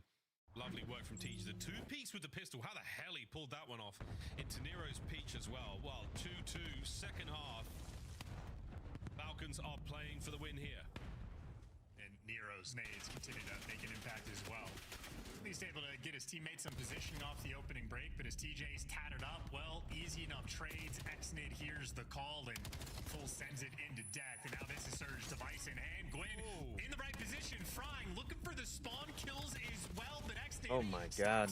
He was doing it. is good enough. Oh my god. A poor route being taken, and well, now we go back to Mixfest. Just manages to cover himself from tank. Mixfest. Red. Sail. Oh man, he's a tough character to deal with. Xnid is 22 and 16, running it right now for the Falcons. Lunas, that was disgusting. Accidental RFK on broadcast. Shots. Can he get another? No need. Gwyn's going to be here for it. Look, left-hand side of the minimap, all good. Looking forward. No, right. Oh, Tej gets himself one. Lunas is in. He's trying to get himself lost, and that is a wonderful juke. Oh, but Xnid, he is not being fooled. No capture. What a save. How are these unique routes not quite paying off just yet? And now the device is getting picked up by Celium in his own spawn, so this might be a long route rolling through. Kismet, the lead blocker, taken care of for Falcons. No open avenues. Celium just wants to buy you some time. He wasn't necessarily the blocker just as much. The first guy up, that's a problem. That's a big problem. Tej does not dig himself into the spawn there. Now Kismet's managed to reinforce. Thank God here Lunas find the kill. Here comes the lead change. This one's going through. We're looking to new, and that's the top side of the map. No one home for Surge. You've got a double back, boys. Someone's got to pick this up. Lunas from mid. Nice work. Nero on the pinch. We could be looking at a rally. Nero, what a shot. Well, dude, everybody wants a spawn kill. Nero's looking for his, and Xnid is currently just in Narnia. But Surge want to look for him, and they take care of him. Okay, so a little bit of a time investment to wrap back and find these kills, but About to go to a game 4. At least had to stabilize the map. Wicked work, Gwyn. 21-20. Yeah, Kismet. 13 and 23. Another from shot now. No good. Nero's trying to make the run. Running out defending players.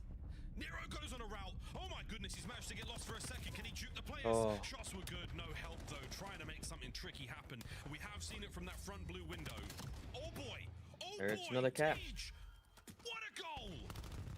And Pred from top green is blocking those spawns and forcing the other team to be set up for the new device. What a game. What a game. You heard the blade clang against the wall next to him. Tej is still at large. And that life is done, but what a goal. 2 minutes to play. Falcons still able to get this done. Nero with the shots, and now the nades from way downtown. I'm never criticizing a diamond rank play team again for their decisions in overload. My word. 2 minutes left to play. Falcons down by 2, have device control, but that is the only thing they have control of. Lunar's posted and savage. He's talking about me, chat. Whoa, here we go. This looks like it's going to go to game 4. I don't know what the fuck the Falcons are doing. Lunas gets away with his life.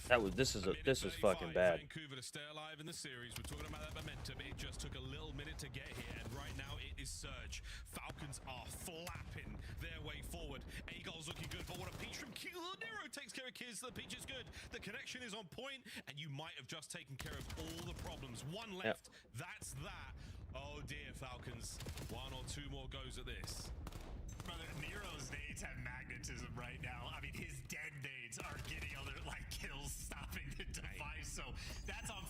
4 kills in a row for Vancouver.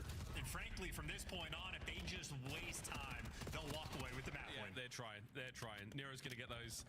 Wait, win? Wrong goal, This mate. is over. That's fine. Plenty of players elsewhere to deal with. Pressure still here from Luna's. Lovely work. The drive-by with the Pistola Kismet. Yeah, finds another. Still with the pressure. And the pickup there is going to stop that respawn. So the EMP is still in play. I want to hear Clayster's comms so bad of what he says to his team after this one. Let's be dude. One of those. That was my Clayster. Damn, good shots, kids. Wait. Here comes number. No, that's it. See you, mate. That's going to be Gwyn and Nero. Nero's nades. I want a t-shirt. Or at least a weapon charm. Something to commemorate this man's performance, this map. By howdy, he has thrown some of the holiest of hand grenades we have ever seen. And, you know, honestly, with some of the hand grenades he was able to get, I just think luck was not on the Falcons' side for this map, but I think we just shuffled the deck. And Oh, saw map what 4. random bit of strings we could come Falcons up with just for that fucking one, blew guys. it. A wild game of Scar Overload. A lot of novelties as well. I mean, we're really trying to sort of push this strategy on this map and see what water we can squeeze out of that rock, but I don't know if either team really undiscovered any unknown secrets. Ultimately, though, Surge happy for it. That's a 4-2 win. They are still in this series. Yeah, Indiana Jones, the Temple of Dam. What a map that was. 2-1. Falcons still chilling on match point. And Vancouver Surge, your stats in Overload were poo-poo la caca. But I tell you what, 4-2 with the pace they played at. A little bit of magic from Nero. 32-27, 4K damage. I am not that disappointed, but very, very surprised. That could have been the 3-0. We'll find out now, Chance. We keep rolling through this series. We are going a little further. These are going to be some wicked highlights as well. I mean, there's even moments of this where, like, the device guy, instead of running towards his, like, 3 teammates, like, for where they're spawning, just says, nah, I'm going to take it as far away from you as possible. Wild stuff, constantly running the device to, like, the inner side of tank to try to make stuff happen, but I mean, once Falcons were able to stabilize a little bit, the getting was good. Built themselves the 2-1 lead. The first score Surge had was literally just a steal of a freebie, but moments like this were sort of there to set yourselves apart. Surge, maybe just for the individual prowess, had a couple moments of pop-off. You see a 2 in the feed there for Lunars. Nero had a handful of multi-kills. That was a bad game by the fucking Falcons right there. I don't know what they were doing. Their locations, like, just overall, their map presence was terrible. We love a fun one. That was a fun one, wasn't it? I wonder how far behind I am from the actual stream here. Who knows? It might even be the next event already. Again, all bets are off. No idea where we're going with this. Dan S&D. I tell you what. I don't know if we have to go that far. I don't know. We'll see. I tell you what. I don't know if we have to go that far. I don't know. We'll see how it goes. Charles, quick sort of gut check on you as far as we're sitting, going into gridlock. Who do you think's got this? I'm very excited to watch Celium play on this map, I think, because if you're thinking of, like, you know, if you're playing a Colossus hardpoint, there's situations, if you're rotating to P2 or rotating to P4, you might have to play your life for a few seconds to lock down the spawns, but for the most part, you're challenged. Gridlock is the opposite of you need to value your life so much on this map, because if you lose a gunfight, if you end up spawning out on any given hill, it legit might be a 15 or 20 second route to set yourself up on a break. You have to be very careful, very coordinated. And if I'm just conceptualizing of, like, value of a player that likes to play their life, Celium is the tippy top of that list. So interested to see how good Falcons are going to be on it. A little bit of Black Ops 4 experience they have on this map as well. So no stranger to gridlock these players are going to be. And of course on hardpoint, at least for map 1, these guys were on point. Absolutely clapping Surge in map number 1. 250 to 113. That's how the first hardpoint on Den went. And yeah, looking at the stats here from Celium, your alliterative analysis, Chance. He's very composed. He's very calculated. Celium and conservative when it comes to throwing those lives away. We're going to see how he goes here on Gridlock. Brand new map here in the Black Ops 7 season. We've had it for a couple of weeks now, and we are enjoying it very much. Search and Destroy as well. Celium, man who has had his fair share of reps on this map. Some insane highlight moments. His tenure back in Black Ops 4. Oh baby, here we go. Nero does not look like he's having Well, maybe the map 3 is a little bit of a pop-off, but maybe Nero just waits for his, like, takeover moments to elevate himself in person. He's saving it all. Saving it for that perfect moment. Well, here we go, folks. Into Gridlock, map number 4. Saturday continues. Dead Search and Destroy. Who we going there? Find out. Oh, boy. Oh, boy. The desk. Relatively tied up on this one. Go on, sorry, mate. Absolutely. Well, Nero, I think we've made comparisons to Wolverine in the past, but maybe he's Kevin Bacon in X-Men. Who is he again? The water guy? Whoa, He like absorbs energy and then like turns it on you. I don't know the guy's name. Yeah. I don't remember either. That was a lot of rules for this onsen. Rules are out the window. X just blowing a man up with a car. Hey. X-Nate just got his face peeled off. Hit is good. Pred on the flank gets pinched out.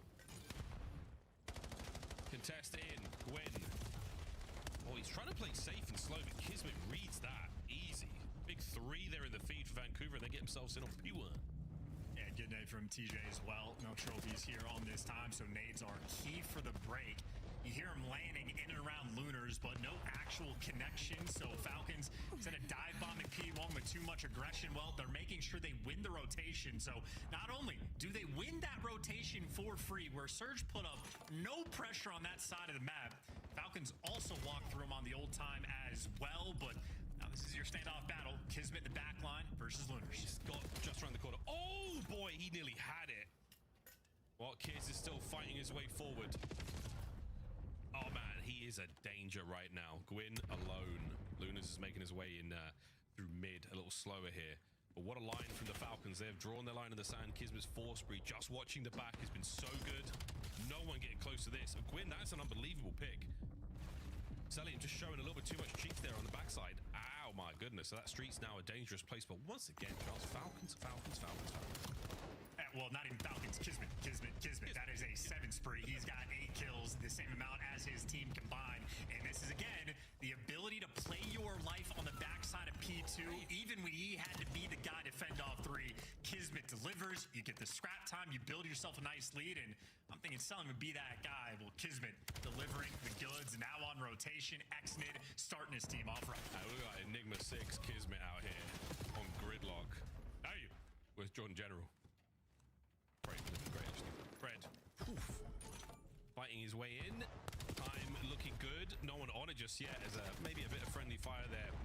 Showers. Lunas and Teach gonna get themselves going. And Xnid doing it from time. Woo, look at the hops, and the damage is so good. The coverage is great, and the Falcons are finding the fight up close. Yeah, now you're just sort of walking into nades as well. Falcons have a stranglehold on this setup, and we're just trying to blitz our way through to break this time. No real offerings just yet. Great damage done by Celium, so Vancouver Surge getting back down or traded out. This has been lights out performance for Kiz and lights out here for Falcons. 3 hills in a row where they pick Vancouver Surge apart. Absolutely picked clean, man. Fred trying to get it done up close against his old pal TJ. TJ once called Pred the freest kill in the league, bar none. Zero hesitation in saying that. And right now, it's not looking so good. 102 to 18. Finally, Surge get in. Celium always on the back. Yeah, value to stay alive. His teammates right now trying to work through front. Longer he lives, the better as well. Lunar takes care of him. His teammates get a little bit of space towards the top side of the map, but Xnid has to run for the hills. There are no open lanes for the moment. You're trying to bully your way through. You see Xnid knows he just needs to live, wait for the reinforcements, and right now Surge are offering them nothing. This has been a fantastic P4 hold. Yeah, superb hold. And Nade's not going to hit either. The dance is so on point. You've avoided all the problems, Vancouver. And now Celium in real time having to figure this problem out. Not going to happen. Numbers for Surge. They have held this hard point with their teeth. Yeah, needed that one too, right? Just to get back in the game, because they lose out on 3 out of 4 hills. Well, their one success keeps you alive. And shout out to Lunars as well. That is a 5 spree and a good amount of time collected. Might honestly be good enough to have a Hellstorm in the back pocket, but while he's worried about that and no Hellstorm secured, his teammate's now fighting on time, and he needs this next kill. Another red dot to play with here, but Lunas is playing it so sensibly. Uh-oh. low. Not going to check down low. He's going to get shot in the back. That is it. Pred. Oh, Pred. Another, well, 20-point-ish game. About to become 30 as the Falcons starting to get this P1 run going. And once again, it's Exney now backside. Falcons with the back street coverage at left-hand side. Kismet now, he's about to get back to Old Faithful at 14 and 9. Sell from P1. Oh boy, Andy Moore here. He's got the hop and he's got his teammates. More importantly, okay, Falcons starting to take over. Yeah, they have some lights out setups on P1 as well. They created so much distance on the map and a painful one. You think about how close Lunars was to actually getting that Hellstorm, how nice of a tool that would have been to have, but instead, it's going to be a mixy battle over towards P2. Exit, the only player alive for the Falcons nearby the time. Well, now he's got the backup, and Kiz has been the wrecking ball on P2. He's back home. Yeah, damage control, all good. Oh, the nade. Here comes Pred, another flank. Not enough to get the kill on the Gwyn there. He's still a little too hot to handle. Shots from Cell, and what a snap that was. He was looking for the next man. He's found the next men, and there are too many mans to deal with right now. Lunas manages to make it to the side room. Teach backing him up now. Oh, what a win. As you start to push the front line closer and closer to the hard point, Vancouver Surge, 1 kill at a time, but the spawns are so close for Falcons.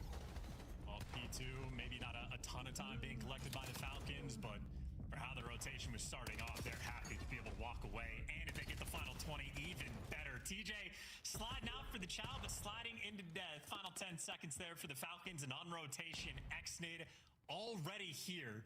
He was the entry man to start the hill off right last time. It is doing the exact same thing. Problem is, he couldn't get any help. Nero picked his teammates apart, and he gets left out to dry. Nero secures the rotation for his team. Kismet nearly had another Hellstorm to play with there. Cells gets called in during the Xnid run. Another hard point here by Tree, or the Onsen. How clean will it be on the attack towards the Bards? Nero, nice work with the NPC. Brett can't get into his safe space. Numbers are still good here. It's a 2v2. Hard point still with the hands for a second longer. No way. Xnid, what a break. He's in. Bill Diffie on this map right now. 3-piece for him. Why not? An extra slaying power he has brought together on this hill where, once again, I mean, Surge able to battle just a little bit, but the response is instant in the game. Still feels like it is almost decided. Falcons just have a massive lead. Massive, only getting bigger. Massive rotation on. And this time around, Surge are again in spot. Can still, oh, go huge. Yes, he can. What a win. Gwyn with 2, though. Should make it safe. Good 2-piece by Gwyn. Vancouver Surge in set 1. Gonna give him some time in the hill. Quarantine procedure in effect. Nero. Pred down. Now look at the top side. Oh my word. Kismet looking to keep an angle now to play with through the top. Luna's on the dance. Not enough to get Kiz. What a tight kill it was on the wall jump. Unfortunately for the teammate, not a big problem though. You've got the numbers. Falcons are in. Yeah, it was a good hold for the first little set, but still just that eventual break. Shout out to the closer spawns rolling through and taking your time. Xnid absolutely sniping, it feels like now with this MPC, and you're going to have an 80-point lead now going into this new time, and Pinches getting set up well in advance. Talking about how important it was for that. You know, holding onto your lives, playing as conservatively as you can here on this map. Right now, Falcons doing it very well. Another Hellstorm in the air. Kismet still has his in the back pocket. What the fuck? So rudely. Cell's second Hellstorm of the map, by the way. It's back to P1. Red with a protracted gunfight. Xnid with the jumps. Luna's once again holding it. But, oh, bad news, chaps. There's another Hellstorm. And this P1 is about to go boom. I would not hesitate to kill Salim with it, but Kismet, good guy, kills the other team instead. Pred picks up a flank, takes care of 2 by underpass, secures the left-hand side of the map. Vancouver Surge utterly outclassed on Gridlock. It looks as though they've never done it before. Outside of one really good hard point, the Falcons have had this from start to finish. Trying to set themselves apart, but a little bit of a fight there for the P1. Once again, though, P2 has been the key for success for the Falcons players, and Pred prowling inside of Mail, traded out, but his teammates were there for the help. Celium, the first one to make it to time, and just gets to hold this down and stare from. Here we go. One more push, boys. One more effort from the Falcons to close it out. Lunas, though, oh boy, get it done. A couple of big kills from Cred and Kismet. Last man gone. That is it, ladies and gentlemen. Play the music, Falcons. There it is. Falcons close it out. Series 3-1. Falcons close it out. There in the hard points, easy and clean. No one's hurting their hands with these fist bumps and high fives. Very delicate. Those are the moneymakers. Those are the moneymakers, baby. And right now, what's up, crew? it is cash for the Falcons. Vancouver stunned. There's a degree of disbelief there. That 3-1 hurt. Surprise victory in the game of Overload, but not a whole lot else. Tough work, Vancouver. You felt like you should have been doing more there. Maybe the search and destroy should have gone their way, but end of the day, it is the Falcons who have come to play. Falcons walking away with that one. Pred and Kismet had themselves a time, and Exnid, what a day he has had. Across all the modes, what a day. Incredibly impressive stuff from him. He's really, really blossoming into quite an impressive player. Here's the game flow. I mean, not too shabby. The scoreboard may be even more interesting in that, like, Kismet, we felt the big high-impact plays. It was him setting him up on the P2 to sort of get that initial run. Exnid was winning the gunfights for the rotation over towards the P3. So these are sort of your key players that are increasing the lead.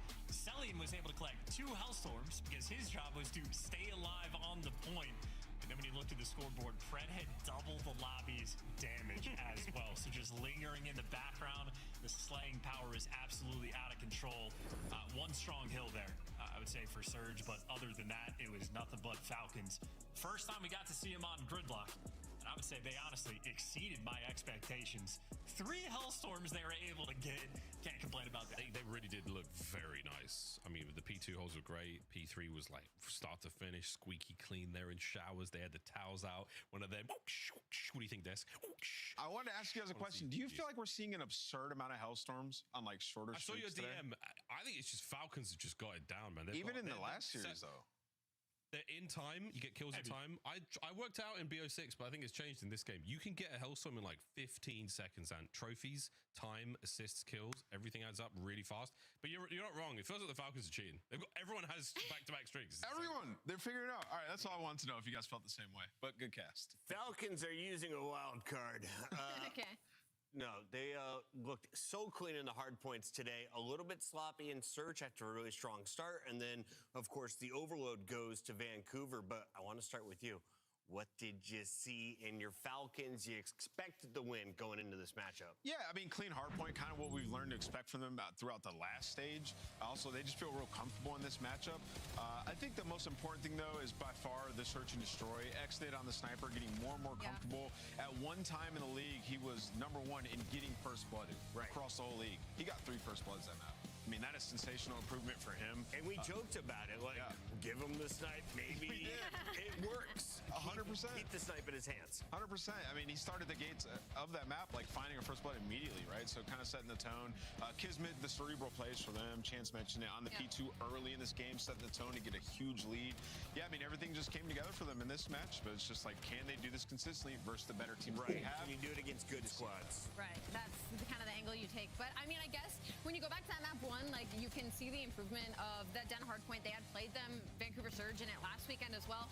Much closer of a matchup. Within like 4 points, we go into the map 1 in this one, and Riyadh, we're just out of the gates frying. You get Celium numbers you're used to. You get 99 kills throughout the series. He drops 12 in the search and destroy. So you could tell that they came in with a much different fire and confidence today, and I think that's the biggest point for me when it comes to Falcons. And also, even vibes are back. Even losing map 3 and able to come back for that map 4 win in the way that they did. I think that is a testament to kind of where their mentality might be in that camp right now. Yeah, and you know, that's another map maybe added to their map pool. They lost some good maps to them. Like the Blackheart was great for them. They needed like one of the new maps to be a go-to. Maybe that's gridlock for the Falcons going forward because Surge had liked that map prior to this. We have the king of the air, Celium, joining us from the Falcons live in our Monster Winner Spotlight. Celium, every time we went to your screen, you were calling in Hellstorms. Why did you get so many? Ant wants to know, did the game change? Did you guys just figure something out? I mean, I've been just trying to keep it more controlled with our team. I think like our team's very like hectic, but I think for the past couple weeks, like our team's been trying to keep it more controlled, so it's been helping me out. Can I ask a follow-up? Because in particular, I love watching your missiles. You connect more often than not, and you're getting 2, 3 each time you do it. Do you practice Hellstorms? How do you get better at this? Because you're always curving some shit. I mean, I always just spam it and then hover it. So I mean, just I don't know. I've been doing it for a while, so. Sally, I want to ask you about your search and destroy. I mean, you in particular, it's been a down year for you in that game mode. Why is that? Because in this one, you guys looked way better in search and destroy. What did you work on, and what was the issue prior? I think before I was kind of like playing more like of like a still like just one spot, you know. But I think now I'm just trying to take more space and just take more fights and just just get more involved. risk, I guess. Yeah. What has that process kind of been like for you? How have you approached it, if that makes sense? After kind of being the same player on the same role with the same kind of core supporting 3 for the past couple of years, moving into Falcons and the kind of roller coaster that has been, what is that process even like for a player like you? I mean, I just tell my team like, yo, like I feel like I'm just playing so like the same spots every time, which like I've been doing it for like years, but I had like the trio is like just like it's a core 3, but I think now on a different team like I gotta change it up, so. Yeah, adapt. Congratulations on the win today. We look forward to another Monster Winner Spotlight with you. Yeah, appreciate you guys. Thank you. That was MacArthur, aka Big Cellium. But today, our scuff play of the game belongs to Xnid. The youngster was on the ouster, lands on the starting lineup going into our Major 3 qualifiers, and for good reason. He is one of the biggest talents to come out of Saudi Arabia, and his game was dialed in. The comms were flowing in game number 1. Score streaks were there, the snipe, the SMG. What do you love most, Allie? I just love the story in general when it comes to Xnid. I love the series out of him today. You can just tell every time that we watch that he is making progress in the right direction, and he's somebody who takes that progress incredibly serious. I mean, you're talking about a player that came into a system that was just kind of like, okay, go be a professional now, and he's had to grind through that and grind through different rosters and different players and different situations, being called to be one of the players to be dropped. I feel like his tenacity has been incredibly typical. That should be his scuff play of the game. Best hair in the league as well. And final thoughts here on your Falcons victory. Congratulations, you caught up to Rosalie. Yeah, I mean, they got to do it versus a good team. So, a lot remains to be seen. But yeah, let's keep it pushing. Next matchup, Optic Koi. Speaking of good team, we've got 2 squads that finished in your top 3 in Birmingham. It's going to be Koi versus Optic when we come back.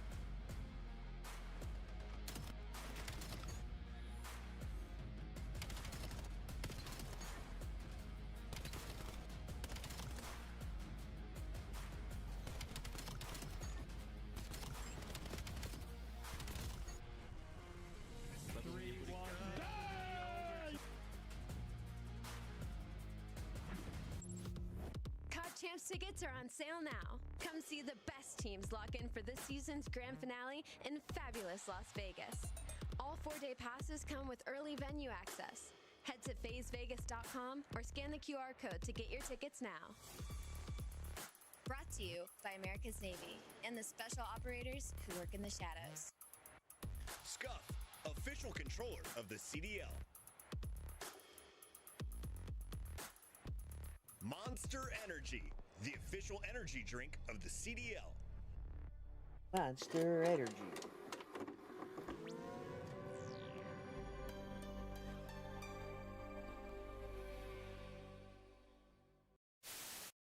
Oh my God, what a play. Coming in from old time, and I love this. Well, now shots Carry this. Yeah, what a play.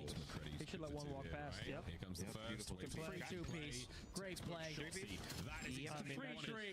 Gorgeous. And we get some self-spawns. Yo, that was beautiful by the Falcons, and Optic are starting to figure it out. And you know what? That ain't gonna show up on the scoreboard. But what a play. You stay L-triggered, Merc's there for just 2. broke the hill basically there for the by himself. Kill. This is perfect. Just funnel them green. We have this grandma rotation. 10 seconds left. I think it's certainly right now.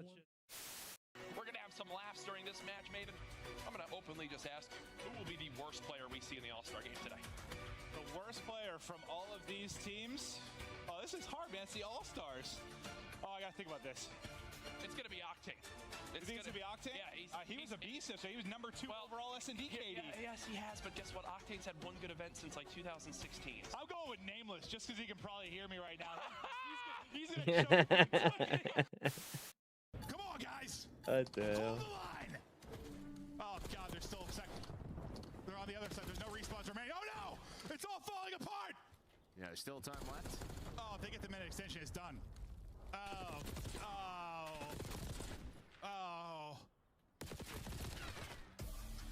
It's done. Well, you said it was the law. It is the law. No, this is literally, it's literally the law of control, though. It is, man. It doesn't matter how. You just the staircase. We're gonna be getting pinched. I have no ammo. I don't push up. Yeah, you just push up. Dead. Umbrellas. And just don't line up with me.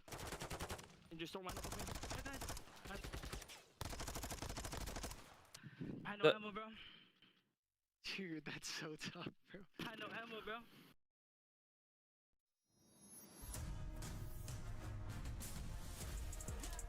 Optic versus Koi. Here we go.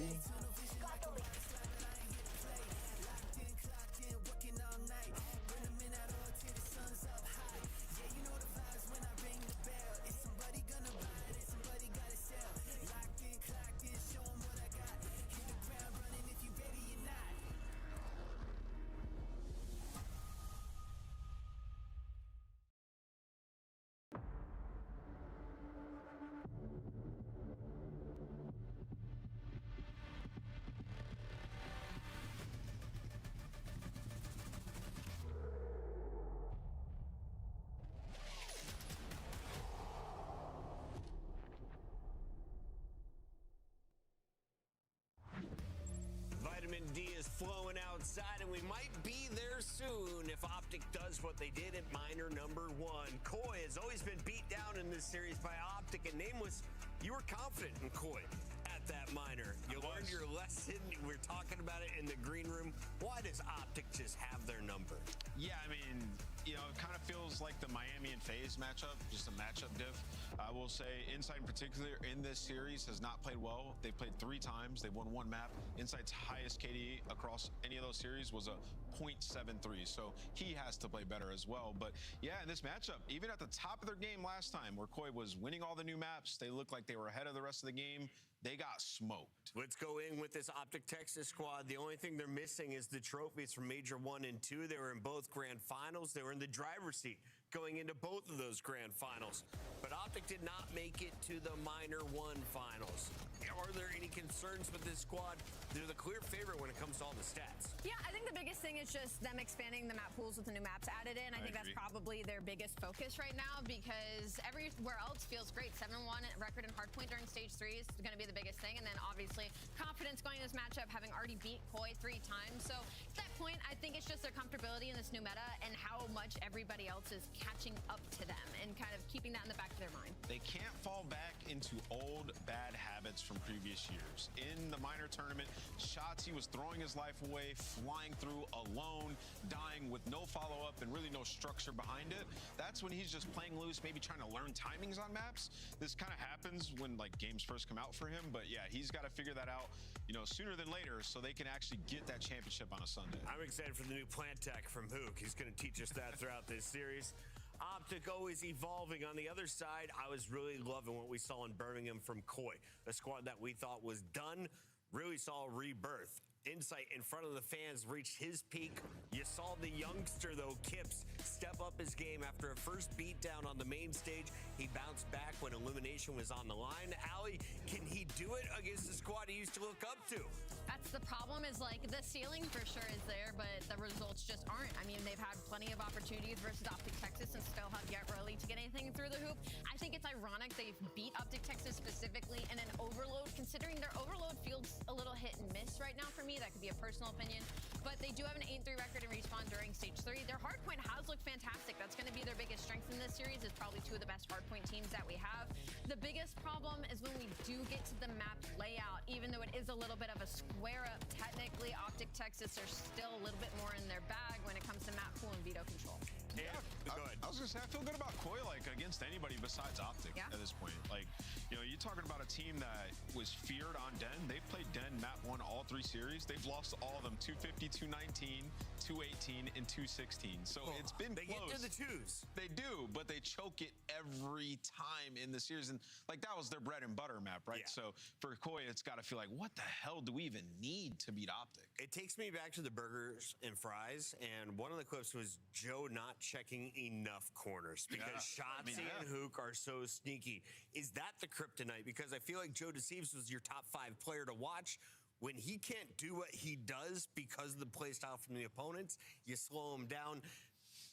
Are there other ways to abuse that or change your play style as a whole squad? I think like Koi's a team that can overwhelm other teams because they have so much talent, but Optic's just not one of them, right? So I just broke down for you. Insight hasn't played particularly well in this matchup. Well, in the last one, Joe started off super slow back and and use they the actually restroom real rallied quick. back into it. So if they do want a chance, the star's got a star. You know, we've been running with that term, but it's true. Like Joe and Kips will have to fry in this series for them to beat Optic. It's time to sparkle Joe Deceives across these 5 game modes. Allie, walk me through the numbers. Sake, Plaza, and Scar. First 3. Well, so the first 3 are a little bit of a, first 2 are a little bit of like a normal square up, but when you get to the later half of this series, I mean, Den Search and Destroy is fantastic for Optic Texas. Also is Colossus Hardpoint. You could take the angle. Koi's been looking good on it, but when you talk about Optic Texas, it's like 8-2 overall. They are happy if that gets anywhere in a series. I mean, just take you inside the mind of Koi right now for a second. The team that was, I believe, like 8-1 or 7-0 streak on Scar Hardpoint, they're so shook of Optic, they banned Scar Hardpoint. Den Hardpoint, they have by far the most reps in the season on it. It was available to pick, and they don't pick it. So that's how shook they are of Optic. They lost coming the Den last time in True, the minor. all 3 times, but it's been close. But I'm just saying, like, 2 of their bread and butter maps they've been so good at. They're in their camp saying, like, we got to just try something because nothing works. That's where they're at mentally against this. We're going to try them out on Plaza is the plan. That is going to be map number 2. We jump into it, though, with your scuff pickups. I'm going Optic 3-1. We will see a Koi map win. I'm going to go game 5, man. Give us a banger. Koi, come out, show us something here. It's hard to beat a team 4 times, but they will do it in 5. And by the way, we're not tied. We're just within 1. And I'm going to stick with Optic Texas, so you're not going to get me on this time. Did we give you your bonus point, though, from last time? Yo! I picked Optic, by the way. I said they're going to... Did they give the bonus They're going to get to the I game might 5. eat my words. But Optic are going to win in the 5. By the way... now we're just a duo. Yeah, let me Now get my it's just point. this one. Our cast is ready to rock. Are you guys? Let's do it. We got Maven. We've got Merc. Is this a speed run, Maven? I mean, listen, we just did Miami FaZe. They played a week ago. Miami ran through them. This matchup happened a week ago. Optic beat the hell out of them. Yes, I think Optic take this. Oh, I thought you fell. Wait, she's good. You thought I fell? No, Allie. She's Allie, good. you okay? Yeah, All right, She's good. We're good. Yeah, I mean, I'm going Optic, 100%. Yeah, I mean, we really haven't discussed, I feel like, matchups since, like, MW3, when there was, like, that sort of triangle where, like, Optic would beat Ultra, FaZe would beat Optic, but Ultra would be FaZe. Like in depth, it feels like in a long time. But this could be another one of them with, like, FaZe Miami, and now this one. Yeah. Definitely some matchup differences happening here. We'll see if, for Ultra, have you learned anything? Over these last several matches, you've been able to take, what, 1 map really in this? You're down 9 in 1 map count. It has not been pretty. They talked about Insight and the fact he's had, around like a 0.7 in this particular matchup. It is a difficult AR matchup. Yes, we've seen the bright spots for Insight, but this is, again, when they say like Star's got a star, I don't even know if it's like Star's got a star sometimes. It's just like every player has to produce. You just can't have a dud from anyone in your lineup as this type of matchup playing against a top team. Yeah, and Insight did, right? He got smoked in their last match. But yeah, I kind of like what Ant was talking about on the desk. Like at this point, you just kind of have to switch up these maps. Like some of your comfort picks in Scar and Den, they just have not been working versus this team. So, all right, let's play something else. Yeah. I mean, no Denny, no Winnie was the comment for a little bit, but Kip's joined, but that conversation now over, as they've been struggling on Den, well, especially in this matchup. And God, to get to a map 4, I mean, yes, I know Optic have lost it twice, but it's just finals map 1 where there are 2 Colossus matches. So I imagine this is not a finals map 1. They're probably gonna run away with that one if we get to a map 4. Shotzi's hardpoint in stage 3. Well, number 1 KD. Anytime we see a number 1, probably good stats. Shotzi has been cooking. Well, they have terrific in the last series. They've been playing some really good teams in C9 in Boston. I think those are Octane's favorite teams. That's a good point. Yeah, he's locked in the top 3 of these. Yeah, he's locked in for those matches. Those are his favorite ones. Well, eyes on Insight off the rip. See if he can produce in this series where he has struggled. Yeah, I kind of touched on it. Joe Steves did start slow and then really started to roar. in that series. Just kind of too little, too late. But right now, a nice start. Rumcoy to get position here in the opening hard point, but Mercules and Hoop breaking it up pretty quickly. Yeah, but I think this should be a great map for Troy in general. I mean, you talk about Kleenex in Insight, what they like to do, just fundamentals are on point, some big rotations. But so far, it is control for Optic Texas towards that P2 side. But you see Chip starting to make his way. I thought he was going to go top side. Now he's going to get involved. But Insight just going to take this time. Yeah, I thought he was going to take the route and maybe should have. Might have given himself a favorable fight against Dashy, but helps center and then gets cut down. Look at the final couple of seconds, but Mercules, those 5 spree comes to an end, but you've got a decent looking setup here early for Optic Texas. Pressure going to be coming quickly though. Hoop watching a different angle. It leads to a freebie for Insight. And then win this next wave though. Nice stun though, just to slow down the push. And while Kleenex still a bit want to fight though after it. Yeah, it's like tough because you want to play safe for the spawn. So you're hoping the guys on the hill can at least buy you time. And Dashy did that. Reinforcements now inbound. You still have the spawn, but Joe Deceives, Kips, who the desk was talking about, had to have a great series. Well, they're going to get involved here early. Break in through the front. We'll see how much of this time they're able to get, but 20 or so remaining. Here comes the push down from Optic Texas. They couple to the back, couple hitting it through the front. Pressure Joe Deceives to dance inside the hard point, but the dance comes to an end, so a re-break there for Optic Texas. I think Recoy, okay, yeah, you broke it. Now you lose it late. Sure, we'll go ahead and rotate for 3. That goes well for Koi. Yeah, you take that all day if you are Toronto. But now they need to rotate and win this one. But they lose 2 key gunfights. Kleenex, yeah, you saw his face cam. He is shocked about what the heck just happened to him. But you're still going to get those close spawns. But, well, a wide opening here for Hoop. And I think you probably want to cash it in a little bit better. Yeah. Not able to really time it with his teammates hit. The shot's a little bit. Yeah, I just not the easiest gunfight that range. You might maybe just leave that guy.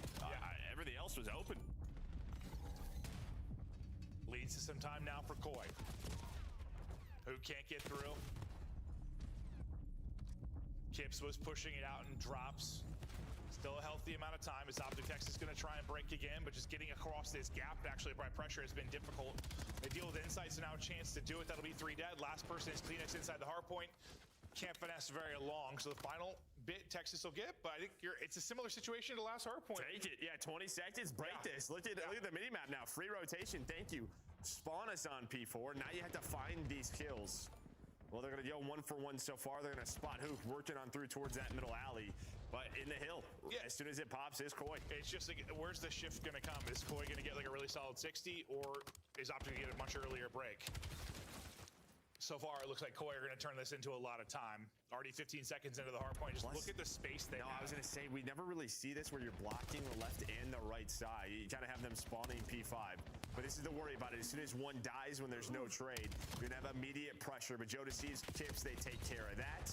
30 to go on this hill, and well, you've gotten all this time. Yeah. White for maybe a moment, but not real long. 3 HP for Joe Deceives, so he'll go ahead and dip out. And where he had a slow start in the last matchup, not here. Lead the lobby. On 12 and 7, maybe Dashy trying to get going. He's at 4 and 8, but probably dealing in damage at range. But this has been as good as you could want for Koi. I mean, so far, yeah, it's everything you could want. You've had some nice breaks. If you've lost the hard points, with 10 or 15 seconds remaining, so you go ahead and rotate, and then finally you get a really, really strong hold in. This is where Optic now need to bounce back. It's their turn. Well, really the first time they've had an early setup, yeah? Yeah, I mean, this is exactly why I think this map plays well here for Koi. It's just exactly how they want to play hard point, not very chaotic. Just, yeah, fundamentals on point so far, and then their breaks to follow that up. Well, it's going to be 3 dead in the feed. Optic just have not been able to hold. They've had this one early, P2 early, has not mattered. Koi are in. Oh, that's true. I was thinking they didn't really have this in first earlier step, but you're right. Yeah, I forgot Koi. That was kind of that first break that got things going on that P2. Optic, they'll break right back in, and they really needed that. Otherwise, yeah, it's probably a 100-point game. They'll look to get the remaining time and try to get set up at mid to string this into a second set of rotations. Nice kills coming through. There'll be 3 dead for Koi in a second here. Well, I got sketchier than I thought it was going to get, but finally was 3 dead. Well, now they got to read these spawns. This might be tough, but I think with Hook spawning there, Shotzi's going to have an idea. They spawn behind them towards the P2 side as we're about to rotate. But this is another one of those plays where the team goes towards P5 one more time, and then you blink, and all right, Insight's the last guy left, and now you have a chance to chain 2 together. Oh, this is looking very good. Best moment for Optic Texas. Mercules heating up. Nice shots from Shotzzy at range. Koi have not been able to sniff this yet. We'll see if a Kips pick is enough. Shotzzy just kind of on the hunt, or at least coming to his teammates. Kips is able to get a second, actually, before he's traded out. So cleared out of the hard point or optic for now. A chance now for Koi to get in with about 30 or so left. Keep an eye on that right side of the map. P2 can be so strong for either team. Right now, it's going to be Optic Texas in position to take advantage, but they're still sending pressure at this mid-map. Yeah, I mean, really, all it's been is Kips finding picks. I don't know, there's a lot of finesse inside of P1, drop downs, like you can get lost, and I think Kips had a double, and then he was able to get that last player through, but it hasn't mattered. Now you fight back. Behind Mercules and Dashy, you have the P2 spawns again. You see where Hook is. Mercules locked in this side of the map down, and well, Shotzi's just wasting their time. Yeah, where they send another push at that, I'm like, if you lose a couple of fights, things might get dicey, but they win every single fight, and you've got Koi spawning in Narnia is the hard point's about to pop. You've already got 15 seconds into this P2. Here comes their first push. This is where they broke it though the first time. Well, maybe not this time. Nade hits, shots hit, team nade, and that's just off that first nade kill. So that's basically a double with that opening nade. Yeah, and I think the first P2, the key was that they lost the player that was out rocks, right? So it's like you have to adjust for that. The player in the back cannot reinforce the hill. Yeah, look, wasn't that when Hook was like trying to take an angle to watch front, but just got pinched and dropped? Yeah. Well, Optic, they were down, what, 80 or so points? Now stringing together what is basically 3 good hard points. Lead change is not quite in. Let's hear the comms from Optic Texas. They try to break. That's fine. Pick up left. Someone get hill. I'm going to get pushed up on Gray. One our top 3. Joe in our top 3. I'm so pushed out there. They're lobby, Kips. They're P1 lobby. They're lobby on me. They're lobby. Weak. Nice. One's going to be bridge. Yeah, what's up on us? He's top bridge, what's right door, right door. Lily's right. On there. I got one. My bad. Top bridge, Joe. I played to the left. Oh, that's a deeper. Deep left, Joe, dead. On time after that. I'm one shot. One's close on the car. Yeah, Jamie's close on the car, Close on the car. He got my stem off. Hard side on the car, there's 2 deep. Yo, basement. I'm gonna die, he's gonna push me out. Yeah, close left. I don't know. Yo, BA, they're hunting you. What's your right? Little boy, he's in the right corner. At the street. Yeah, I'm gonna kill him. There's 20 on this push. Native, one's top patio. P1 dead. Nice, two. I'm gonna chill top bridge. I got out here. Yeah, I'm shot top bridge with you. He's back left hill. One, push me out. Back left hill, Jody Steves. Right side hill, I'm trying. Walking. Jody Steves, weak. I'm dead. Yeah, make sure I'm dead. Might get a P5 spawn. I'm letting them spawn in the back though. Yeah, one got a milk spawn though, I'm pretty sure. My fucking mic is muted. God damn it! A little late for the break that's going on here. Listen in, despite the fact that Inside is still struggling mightily in this matchup, you are holding on to a 20-point advantage, but that could change very quickly here as P4 Texas are holding. Yeah, I mean, as soon as we got that listening, it looked like the P3 setup for Optic was on point. They won the rotation, but then Koi able to break in. So they win that hard point. Then you heard the chom. Shotzi was saying, I think there's going to be players spawning in the back on this rotation towards the P4. He was correct. And it looked like they were going to have the reads, but now the kills go in the way of Koi. They've got them grouped up, and they're just trying to funnel in. Shotzi does get one for you. Nice nade from Dashy. We'll see if that'll be enough to get through. It's been some individual moments here at the P4 that have helped them hold on. Inside gets you 2, which might help you contest, but it doesn't look like that'll be the case. So this is perfect for Optic Texas late in this P4. 3 are able to rotate over towards P5. Everyone funneling through mid right now for Koi. But Shotzi, they get there first, they get to their spots, and that's what it leads to. Yeah, again, it just feels like these P4 and P5s with what we're seeing, or P5 and P1s, like you're just late on these rotations. From some of our teams, just you think you can take shortcuts through the middle of the map and just easily be there, but they're already there. Then you get cut down, but you are fighting back. Fine line between being able to hit it one more time sometimes, and just taking a gamble. It's a gamble. Yep. What a chance call. I like. Oh, what a read, Shotzi. Play sometimes like I hope this works out. I hope this happens. I like that.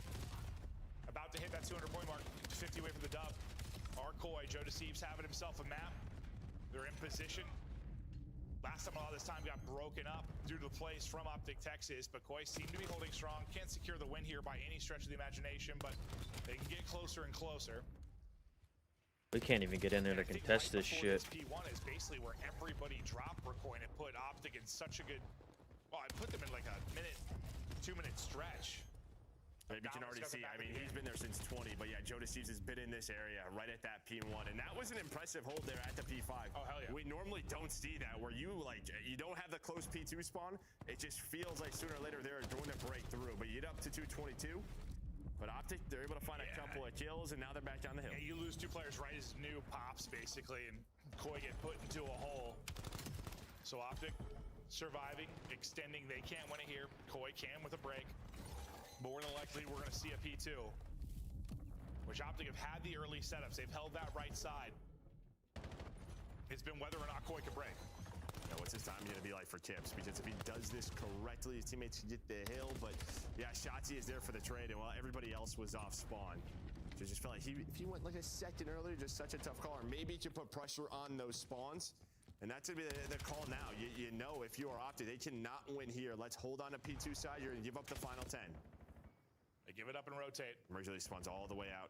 He's got to get back to the fight as quickly as he can. You lose Dashy as well. Pressure to Shotzi and Hook down to make plays around the point. Mercules might get back just in time to help his teammates here.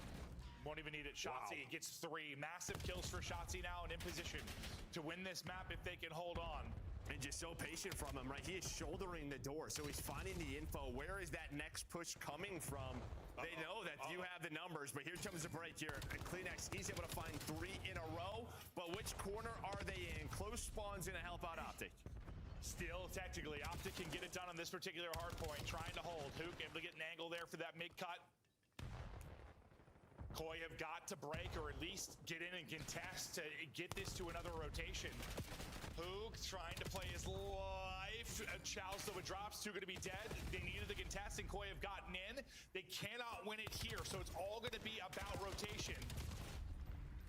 Well, 2 are going to be out. I mean, you lose 2 here, so you see the Optic spawn. That's going to be Dashy out and Shotzi out. So honestly, it's pretty even across the map for both of our squads. Kleenex should die. He's going to get shot in the back, but it matters how it goes down on the hill.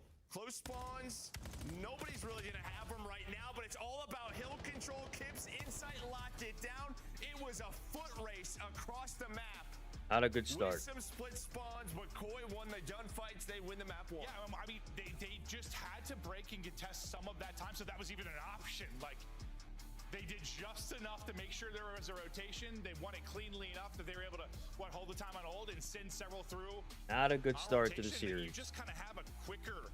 We honestly couldn't break the hills the way we needed to. There, wherever we're kind of funneling through bottom for Optic with the last 2 that spawned out. Mercury's side door there at the end? Yes. I'm thinking what he's thinking, that with his spot, I felt like he should have had spawns. Yeah. And his teammates spawned out. It was just unlucky. He was playing very patient towards the back. Just hoping, all right, 2 guys are going to spawn on me and we're good. Well, some spawned before new pop, didn't they? Well, it was like during the hill. Yeah, it was during the hill. Yeah.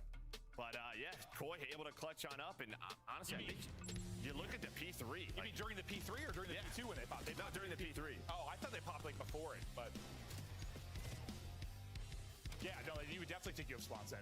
I was thinking if old was still up, yeah. I mean, I guess like if you're just in the P3 hill, it blocks it, but yeah, maybe that's probably what he's hoping for. Yeah, yeah. Or there's the LOS you kind of have from the hill looking that way towards him. Oh, that was a rough.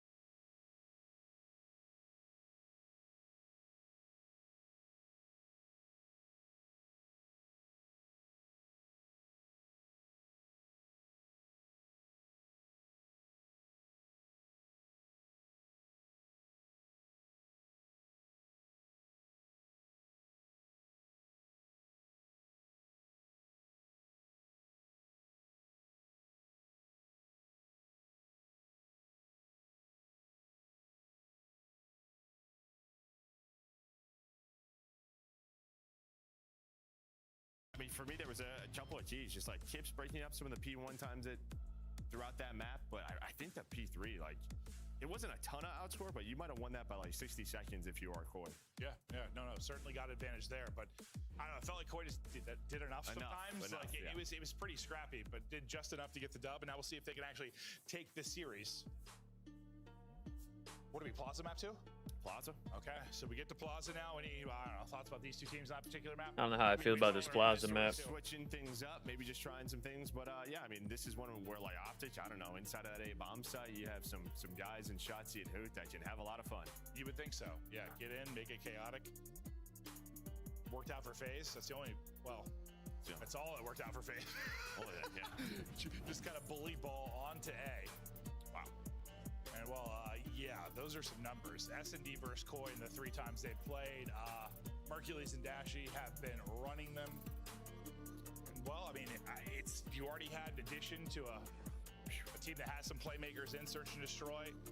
I mean, it's crazy. Think about all the times we've called, like, I don't know, him, how icy Dashy has been and how clutch he has been. Now you add someone that's just as clutch, if not better right now at his stage of his career. Like, Mercules has been insane. I mean, just total AR diff. Yeah, no, yeah. That's fair. Unless we're in the UK.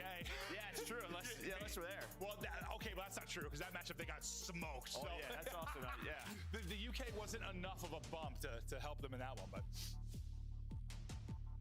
Joe Deceives might have to be the difference maker, and I think, yeah, with this particular matchup, he's going to have to be. As Ant said, stars got a star. Let's see if Joe Deceives can fry, or if now Optic take control of the series, or at least get us to a 1-1 tie as we head into the Scar. Yeah, so both teams won it out here on Plaza. So you've at least had a rep, but someone's getting a loss.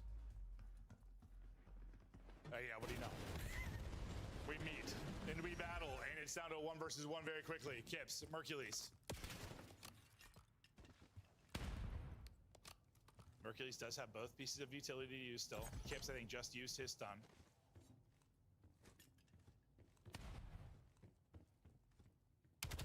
And Kips is thinking the stun just missed, being to try and catch a timing, maybe with him going to the plant, I think.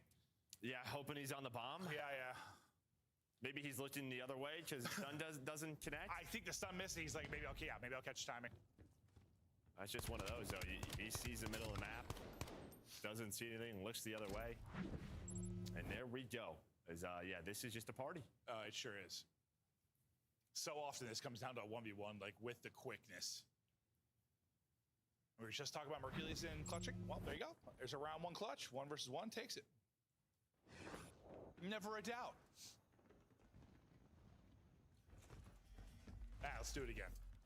Well, okay, Koi's gonna get here. Hook's gonna play his life. He's gonna get some info off the stun. I don't know how I feel about this Plaza S&D. Well, this will be the key. The teams I don't think it's a map worth putting in the pool. There could have been something else they could have put in. Probably be the difference maker the longer this map goes on. Well, I don't think you expect Shotzzy to catch Joe Deceives there, and that's gonna be the first domino. Shotzzy's gonna get a second. I thought, okay, well, he will ultimately get a second. It was actually Hook that's gonna get stabbed, kips his knife out and drops him. 25 remaining.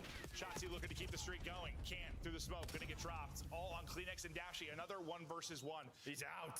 We talked about the clutch. Oh my God. Dashy not able to do the same. Kleenex gonna bury him. And I mean, he obviously has just a perfect angle on Shotzzy where Shotzi's hoping to like buy, I think, a couple of more seconds. Like, this guy's not gonna have aim assist on me, and Kleenex fries him. Yeah. Then he's ready for the second and just gets out of dodge with the wall jump and the slide. But yeah, I mean, you have the NPC, you're gonna have the advantage. What a play out of Toby. He's just chasing it. But I think it's the first kill. It's the 3-on-2. How clean that kill was. Yeah, Shotzi's just like hoping to buy time with the smoke. Instead, yeah, just got laced. Maybe he hit great shots. Maybe he got a little aim assist. I don't know, but Kleenex with 3 in the round. Back to it. Let's party. It goes a lot. Dude, they are just banging this out. They won that round, the 1 versus 1, but inside, tagged up, dropped, everybody gone. That is a round that lasts 10 seconds. Quick one. Hard to tell if they actually Sometimes are taking you're this just gonna have rounds where you shit last 10 serious. seconds. Yeah. Or they just picked some bullshit S&D and was like, fuck it, this is what we're Each doing. team just trying to last longer. It's a battle. A lot of us go through. And here we'll see. Actually, it's a BR. It's 10 seconds already off, so I exaggerated. Let's see. 16-second round? Somewhere in that ballpark. Shotzzy is 2. Well, they get 3 big ones. There's Optic Texas take it. But yeah, you said that him and Hooks have found success in that situation, and they sure have. Shotzi has. Oh, okay. Yeah. One of them has. Yeah. We talked about the clutching ability that happened with Hercules, and you talked about the subs, and yeah, Shotzi's done well. Hook got stabbed in the throat one time, which is tough. A little bit slow over around here from Koi. They're just throwing a fake, couple of nades over towards B, and well, Shotzi just, you're hoping to get one. Yeah. Not sure if that's a play to just leave him by his lonesome. Yeah, I mean, yeah. Usually that person, like, it was Hook in a position, 2 rounds ago, and he just kind of backs up, gets info on the stun, and it's actually Shotzi that ends up with the first blood through mid-cut. Now it's going to be Hook that has to make the play as Shotzi drops. Hook just clearing everything. It'll be Kleenex he's going to engage with. Is he going to get there in time? Because there's only Dashy remaining on the other side of it. And, well, elusive is Kleenex. Just backs up. He's like, chase me, dangling a carrot. Well, yeah, he just shoots one bullet. I mean, he's hoping to get a clean shot onto Kleenex, but he just never does. He is so good with those backslides. Just such a tough target. That looks so annoying. And yeah, I mean, time is against him, so he has to go.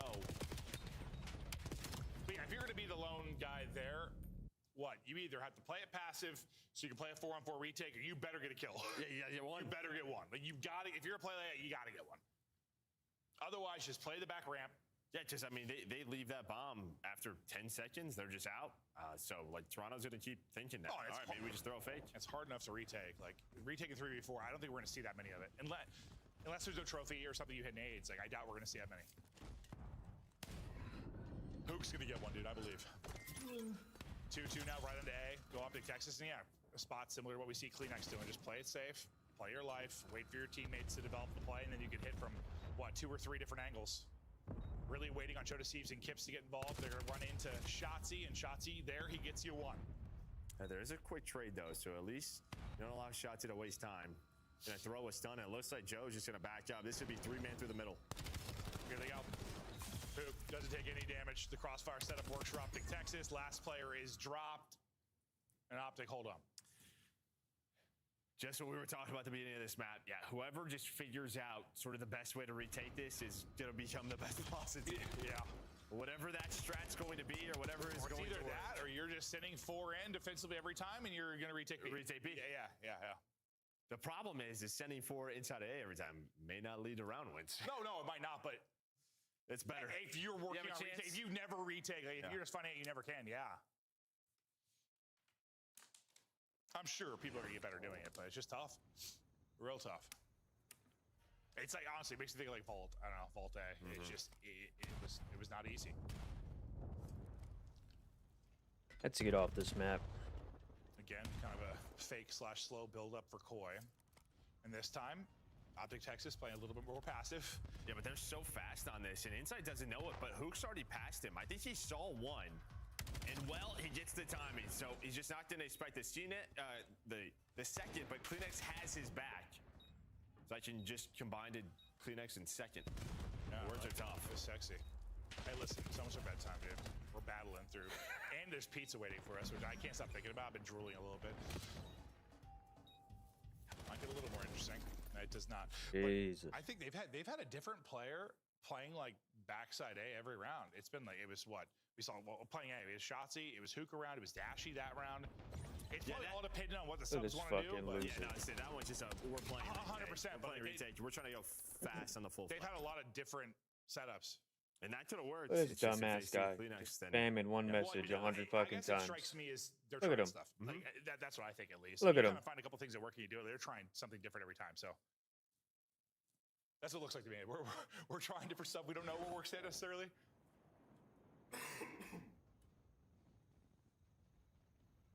The battle continues. Now to 3-3. And we're going to send it in. How quickly can Joe Deceives and Insight get there through the big different look? Yeah, 2 through mid. Oh, they might not be needed because Kleenex gets 2. Guy's what a more fucking can you weirdo. ask for? Get him out of here. All on Mercules. Wait, he repinched him? Oh my god, Mercules. He already had the 1v1 clutch. Might be a 1v2 clutch. Mercules with the re-wrap. Yeah, maybe don't take that fight with Joe Deceives on the head. Let's rethink this. You got a minute to work with. Can Mercules be Mr. Ice again? B1. What's he got? Last time the 1v1 was versus Kips. This time Joe Deceives. And there's a couple of ways Joe can play this. Yeah, just sort of play this 50-50. I mean, just let him plant the bomb. Then from there, you can retake. I mean, pressure, obviously, on Hercules here on the offensive side of things. He's got to get bomb. He's got to get the plant. It's so funny. Both, like, just sit still. Both get moving at the same exact moment. Internal clocks get going. Well, here we go. Spots him. Nice damage. Well, not much, actually. Hits him for 18. I mean, you got to go. Hercules waiting for the chow. Goes in and wins it. I thought Joe Steve's got good damage in. Then it's straight headies out of Hercules with the last 2-3 bullets. And I don't know if he means to jump off the wall here. Maybe that's the play for Joe Steve's, but that may have messed him up either way. I feel like it is because he hit. I think Joe Steve's hit first bullet. Absolutely did. He got him. Well, I don't know where his first like 2 bullets went. Yeah, no, some of those bullets disappeared. Yeah, did he just have a couple disappear? Am I faded? Seemed that way. I was waiting for the hit marker, and I was like, it came on like the 4th bullet. I was like, where did those first couple go? We're not sure. Okay, well, they're in Narnia, but it's another clutch. Magic. It's another clutch from Hercules. I don't know if he's, honestly, I don't know if he's frustrated about the wall bounce or if he's like, where do my bullets go? It might have just been slow-mo, but I swear a couple went into a different Let's universe. make the series 1-1. Get the hell off of this bullshit map. A different look for Optic Texas. And kind of similar, honestly, for Koi. It's kind of been their, well, like, default offensively. Yeah, it worked, so. Yeah. But it is a bit surprising because we've seen a lot more sort of B play. Oh, hello! Well, that timing is just That's perfect. such a good timing. With Nice. the team kill comes in as well. That's teamwork for you. Out of Texas, Kips now 1 versus 3. Good shit, He'll get boys. dropped. Optic, nice round win, and that is a teammate dropping a dime, and Shotzi puts a bullet in. Well, that's his nade. Oh, I thought it was his teammate's No, nade. it's That was his with him in nade. that. So I don't know what internal clock he just played off of.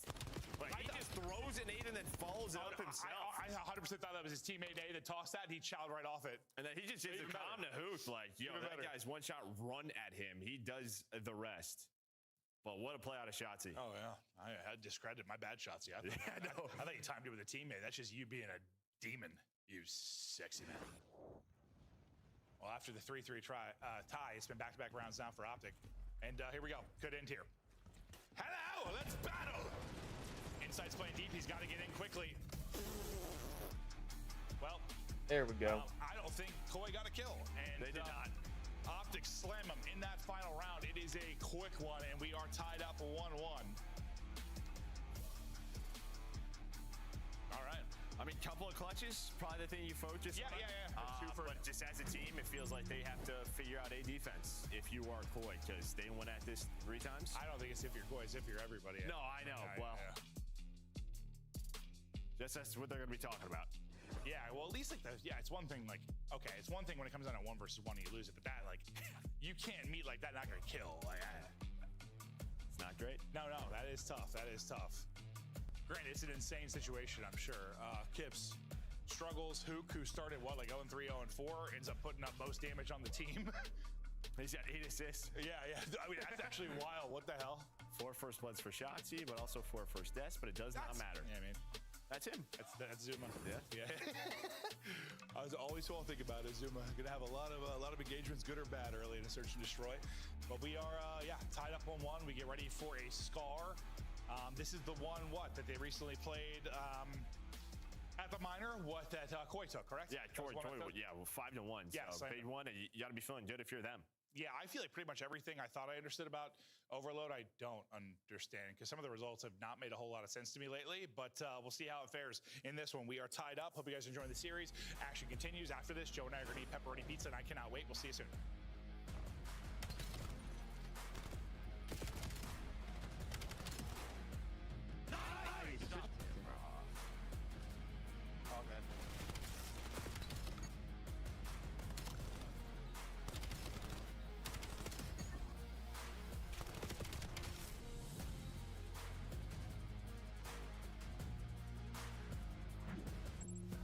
Scuff, official controller of the CDL. Brought to you by America's Navy and the special operators who work in the shadows. Dominate the competition on main stage with the CDL Major Hunter Tracer Pack. Collect your chip by scanning the QR code or heading to the in-game store now. returns to the Esports World Cup in Riyadh this summer. Scan the QR code to be notified when tickets go live later this month.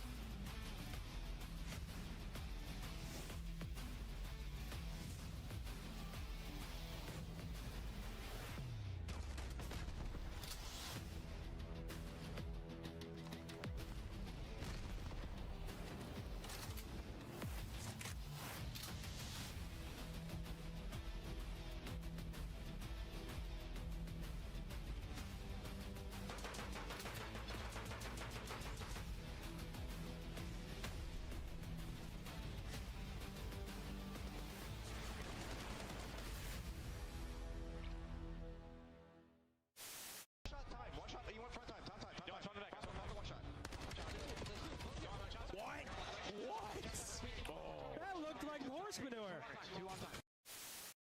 Obviously having a big performance there over at that Train Hill. This guy is looking to finally really pick it up. He's in a few slower maps, but I guess he's finally caught his bearings. Now 16-9 and forcing the issue on the flank. He's inside of their face, as that's going to be 5 in a row. Oh my God. It's 6 for Capsidal. He is woken up and erupting right now on the Sunliners. Make it 8 in a row. Can he find another? 3 lives now for the Stallions. And it's handling business. It's a round of S&D, but we saw how that one went. Dylan and Rex, last Hermano, does not survive. Ultra, clean, efficient, no time wasted. And Scrap, never a player that says any mean things about it. Making them sit down. That's what they're doing. Nice young man. Unbelievable gameplay. So we're gonna be really good. I like your trophies. Which one's your favorite? Yeah. Honestly, I don't know. This one seems like insane. Look at this one too. Like this is crazy. Like The golden nut, baby. The diamond nut. Excuse me. you know what I'm saying? How could I not be like?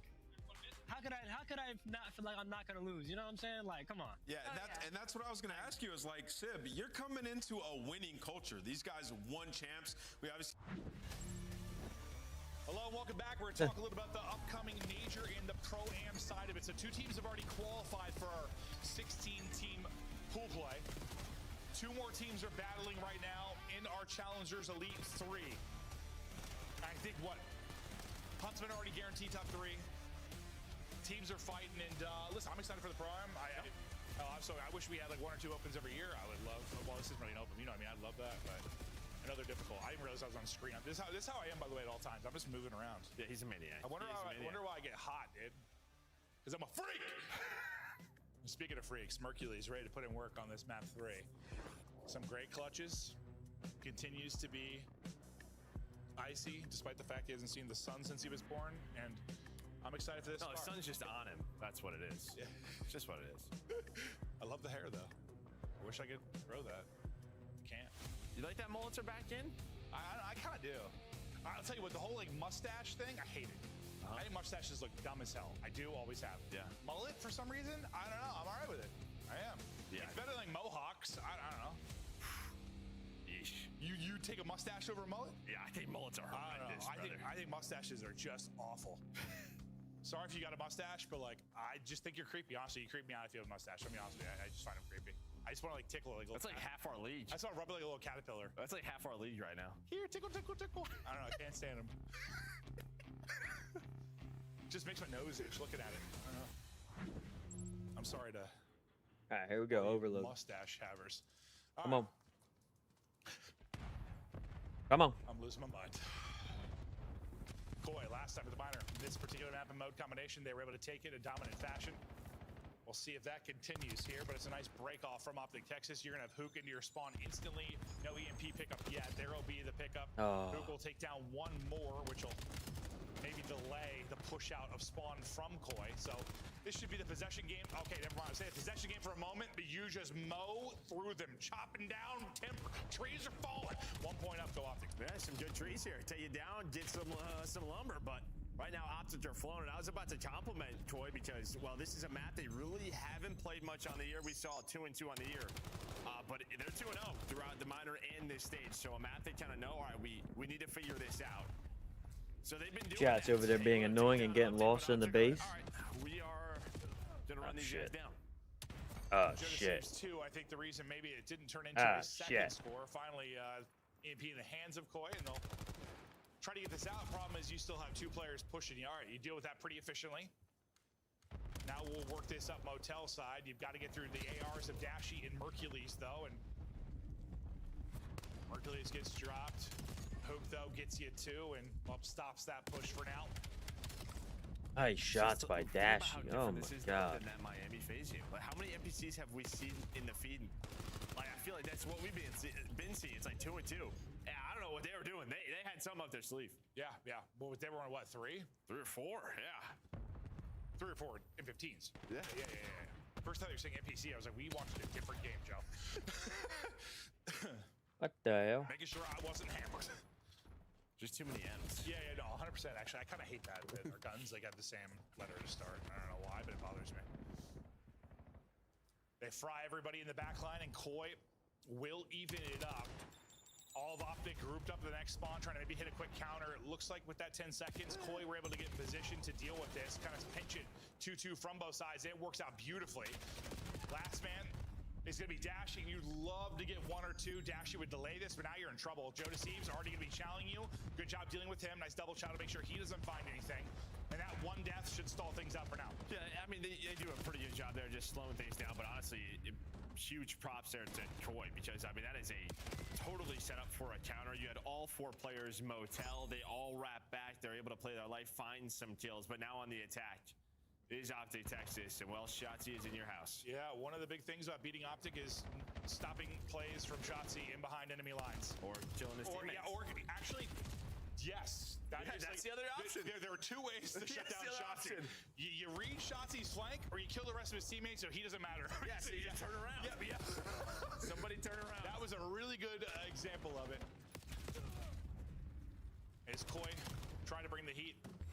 Mercules silences it with a double. I think it was Hook from a similar position a minute or 2 ago that kind of stalled out a push. I mean, this match has been like a stalemate right now. Nobody's really had any dominant power plays, which is good. Hoping that they could wrap that out. But Joe, he has just stopped this push by himself. And now you're trying to get this going, but Hook maybe just thinking about running it, but there's kills all over the place. There was a couple around his base, but he's like, I just find a timing. I scoop this and thread the needle. Oh, nice 3-piece by Shotzi. It's been a multi-kill from an Optic player so many times at this kind of elbow cross over at Motel. And well, they needed that. I mean, talking about Joe's multi, then it's Shotzi, because Joe was still in their base. He was on a 5 spree on their portal. He was up to 14-7. And it looked like, all right, if they found Shotzi, they would have had that score, but they did not. But now Koi trying to do what they can, but it's just EMP carrier left. Yeah, no, we've been in a kind of like you have that stalemate plane side. It kind of happens here at this Motel corner where it is just EMP has been picked up 7 different times and moved about 6 total feet. But now, can Shotzi make the play? Or will he get shut down? He finds absolutely nothing. They deal with him. You lose the player in mid-map in Mercules, and that push comes to an end. Yeah, it's similar setup there, where they show EMP Motel side, and Shotzi's already through. You're just hoping he catches them off guard, but now they're going to fly through the middle of the map. Hoping that lead blocker was able to stay alive. Nice. And well, the lead blocker gets taken down. Oh man, that was so. He just Hook almost. missed. Hook almost just didn't run that in. He regained. That made me think. I had flashback to, was it JCap? Why would you say that, dude? Yeah, when he just missed. Yeah. That's our guy. I'm sorry, Cap. I'm sorry. Why did my brain go there instantly? The second he slid past, I just pictured JCap. I'm sorry. He's not even throwing it. What else would you compare it to? I don't know, man. Trying to rally maybe another one before the half. Not going to happen. Hook scared me there, but he did. All good. It's all good. Because honestly, it's all good, folks. It's all good. 2-1 starts, not too bad. A little bit of a stalemate with this match, which is good. I don't think any fans know what I'm talking about unless you've been around for a long Toronto's been playing fairly decent all year. It's expected. Well, I mean, if it's new viewers like CDL time, no, wouldn't. It's expected. That was a moment. like CJ Stroud in the playoffs. Not good. He's literally turned too. He literally turned around and did like a backslide. He almost missed that. Fast break dunk and you just miss it. I think if he misses that, I don't think it'd be 2-1. It'd be a different ball game. I'll leave Capello now. All right, with 2-1, it's over. Optic into the half. Mercules continues the beam. His streak will end at 7, but they did a hellstorm. Put in work. I believe he did, but we'll. No, he did. Yeah, okay. We've seen people get about 2 kills today, so. I was telling you something, Jake. I swear there were. Yeah, I was like, did it lower it by 200 points or something? I have no idea.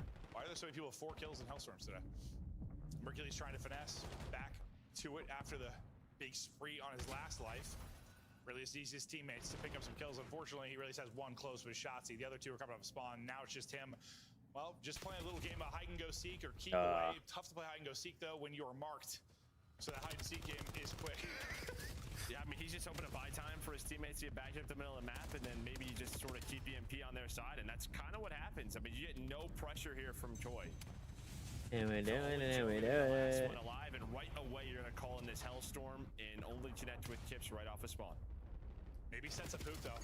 It certainly does. Hook is going to be able to get 2 for you inside of green. No one's grabbed EMP yet, but that's going to be everybody dead or coming off a spawn now for Koi. They're all going to spawn up A side. If Hook gets you 1 there, it's a guaranteed score, but you still get it 3-1. through. Nice. Score advantage for Optic Texas and flipping the script. Come on, boys. Here in the minor. I mean, couple of scenarios there with like Hook and Shotzzy when they're in these forward positions and just hold your irons, just get a kill, but it does not matter. His teammates are able to put that one in. Well, sometimes honestly, it's like you fly out like that and just those guys shoot, or you hit a record, or those guys literally with that timing there just being shot at. It's almost like you're sacrificing your body to just take bullets. That's not your EMP carrier, and he's likely going to get through. And while Joe is just trying his hardest, 26 and 14 now on a 4 spree, and well, Koi cut it down to 1. They needed to score to give themselves a chance. Well, we still got 3 to play, but they bring it back within 1. It's just been kind of a low-scoring affair. So a big one to get back. Now I hope you're not counting on the other. Just try to clear everybody out of the base. You still have Joe Steves back there finessing. He gets you. How does he get both on 6 straight? I was just staring at the mini-map, watching him dance between 2. Might want to kill this guy. Mowing you down. Because they're about to relay it. Yep. I mean, he is the reason that you score both of these. He is the lead blocker, and you can see Optic. Everybody off spawn. Let's get this guy out of blue, and they could not. We have seen some insane efforts out of this guy on the year, doing it again here on Scar. The lead blocker, but he's got a chainsaw. And well, they're still down. Oh, no, the stuns hit. The stuns hit, and Kleenex's triple holds them off. There's no way. The sub-duo, frying currently. EMP possession, back over to Koi. His bullets are working now, Clint. Yeah, they sure are. Streak coming in. Everyone has to group up outside of Shotzzy, inside of blue, and he's going to get one through the window as well. Dashy's going to drop. If Kleenex gets 1, this is going to be a score. Kleenex gets you 1, there goes the score, and suddenly, wow. From what, 3-1 advantage for Optic, now down a score. I mean, they just have not been able to deal with Joe and Kleenex in some scenarios. Wow. Normally, we kind of talk about like Hook and Shotzzy this way. Now it's Kips' turn. The NPCs, when Hook and Shotzzy this way. Now it's Kips' turn. The NPCs, when they're in this part of the map, they are just running the show. How different is this versus our overload earlier? Very different. Yeah. Another chance. Guess who? Joe Steves. Guess who? The Butcher is back in work, and that's going to be another score. Insight with a hat trick. 5-3 lead for Koi, and they have erupted over the last 2 minutes. I mean, you have just been. What the hell just happened? It feels like 3 minutes, 2 minutes or 2 so. minutes. Yeah. This guy is almost double positive, doing everything. 35 and 18 is good. High level analysis from David. Dude, holy hell, he is in cruise control. Just under a minute to play. Still a chance for Optic Texas, but their chance is right this second. They need to turn this into a score, and they need to do it quickly. You got to worry about number 4 in Kleenex. He's sitting motel side. He gets you anything, and it probably stalls this out. And he does get you 1. Quickly traded with the nade. Joe Steves finds the timing on mid. Oh, yeah, his bullets are working. And he is the multi-kill machine currently. They might ask for a new server after that clutch. Yeah, no. 1v1, he was mind-blown, but he's not mind-blown anymore. Maybe the other direction. Unbelievable. Out of Joe Steves. Approaching 40 in an overload. was doing the same thing. Right there with him. Just a terrific effort. And apparently, okay, so listen. We talked about insight stats in the respawns. I don't know if his stats matter. It might not. In the respawns, because he has been around a 0.6, 0.7, and they're winning. Like, whatever. Does not matter. Does not matter. Guys putting him through. Yeah. He gets your hat trick, right? And it is the Kleenex Joe Deceive show, and we'll take a look at the damage. We may tell more of the story, but I can almost assure you Joe Deceive's probably led the way in that regard for Koi. And yeah, I mean, Optic just over that 3-minute stretch just get murdered. No, it literally felt like sort of the FaZe Miami series where the slaying, it probably switched by 20 to 25 kills. Oh, the swing there, it got solo outside, yeah. Yeah, I mean. Yeah, so Joe Deceive does, in fact, lead the way in damage for his squad. I mean, just look at the non-traded kills, though, too. 30. Well, that's just, when you're getting a multi-kill, it felt like every single kill. Yeah. Dude, that shit. That was I don't know. Truly insane. Hoop right there with him in the damage department, but it's Joe Deceives that gets the final laugh. The question is, will it be the final laugh in this series or just the map? They take the 2-1 edge. They've won both respawns, and, well, part of me is like, right now, okay, I'm gonna put the last week and a half in like a bubble. Okay. But like, I feel like it's kind of what you want. All right, listen, take away bias for teams. Just if you want to have like a lit major, like Thieves improving, Heretics improving, FaZe and Optic maybe look a little bit vulnerable, Koi improving. Like, it's shaping up to be like a 6-team race. That's what I'm hoping. Listen, it might not play out like that, but I'm saying put this last week in a bubble. It kind of feels like that. No, it does feel that way. Yeah, more so than like the rest of the year. Yeah, no, true. And it's hard to say that because I mean, Koi, at least for the FaZe Miami one, that's 2 matches where they beat them pretty handily. Optic just slammed them a week ago, so this could just be trying to sit for maps or an off day, but I guess I'm hoping it's felt like we've gone into each major with 1 or 2 teams. It feels like it win it. It could be like, yeah, it's been basically Optic will win it. Maybe somebody else. Yes, exactly. Whereas, and this isn't just discredit Optic whatsoever. I just think it seems like some other teams are improving, and it's going to be a little mixed here. That's what we want. We want great competition. I mean, I wouldn't be surprised if Optic don't drop a map till final again because they've been insane, but we'll see. Koi, though, I think for them, this is, and kind of touched on a little bit, like, and we've talked about sort of the mental battle. Miami has FaZe in a stranglehold, or at least servers do, or whatever has got them in a stranglehold. Here, I think a win could be big for Koi because you've played them 3 times. You've gotten utterly smoked on some maps or just in series. Yeah, I mean, what do they say? You keep shooting, you just got to see one go through, right? It's kind of the same thing here.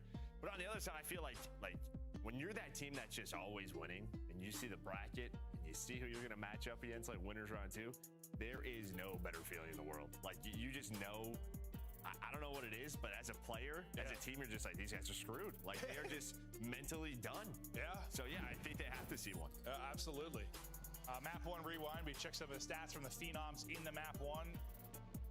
Joe Deceives having a series. Yeah, I forgot he even did that in Map 1. 39 in Map 1. What did he end on? Just not 38? Yeah. 38. If this goes 5, sometimes you talk about like, I don't know, who has got the most kills over a 5-game series. Joe Deceives is probably approaching that. I forget what he had in the Search and Destroy, but... Well, we are going to Colossus, so...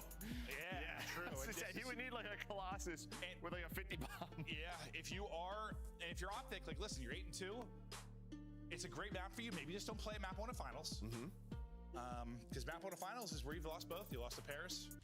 You lost to FaZe, and honestly, Map 1 at Colossus might be one of the biggest reasons they lost both finals. Like, just momentum gets swept away, it feels like, in that Map 1. But outside of that, though, they've been lights out. So expect this to be one they can take. Koi been kind of hit or miss here. They've had some better with tips. Better with tips. Yeah. I always think back to one of the early ones. FaZe being like 250-70. I was like, oh god, maybe don't play this again. No, they started to like put in the Map 1. That was like major added tips on that team. That was a long time ago, I'm thinking of, but sometimes I just remember like the 100-point club maps because they stand out. It was a nail biter Map 1 though, just 11-point difference. Into the fray.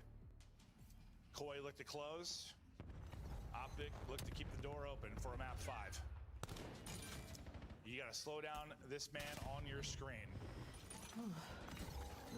And well, you do have a kill on the rest of his team, but he's currently doing laps. Yeah, I don't know if you're gonna expect this. Like, where is this guy? Somebody turn around, and well, Shachi's just not gonna have the timing because that guy just jumped through your stairs and then flanked your lobby while his teammates died. And yeah, just a weird one, but it does not matter because Mercury's off spawn. Well, not off spawn. He stays alive. He's up to 3-0. No, I was honestly thinking, like, this is an impressive amount of time not to get a gunfight on Colossus.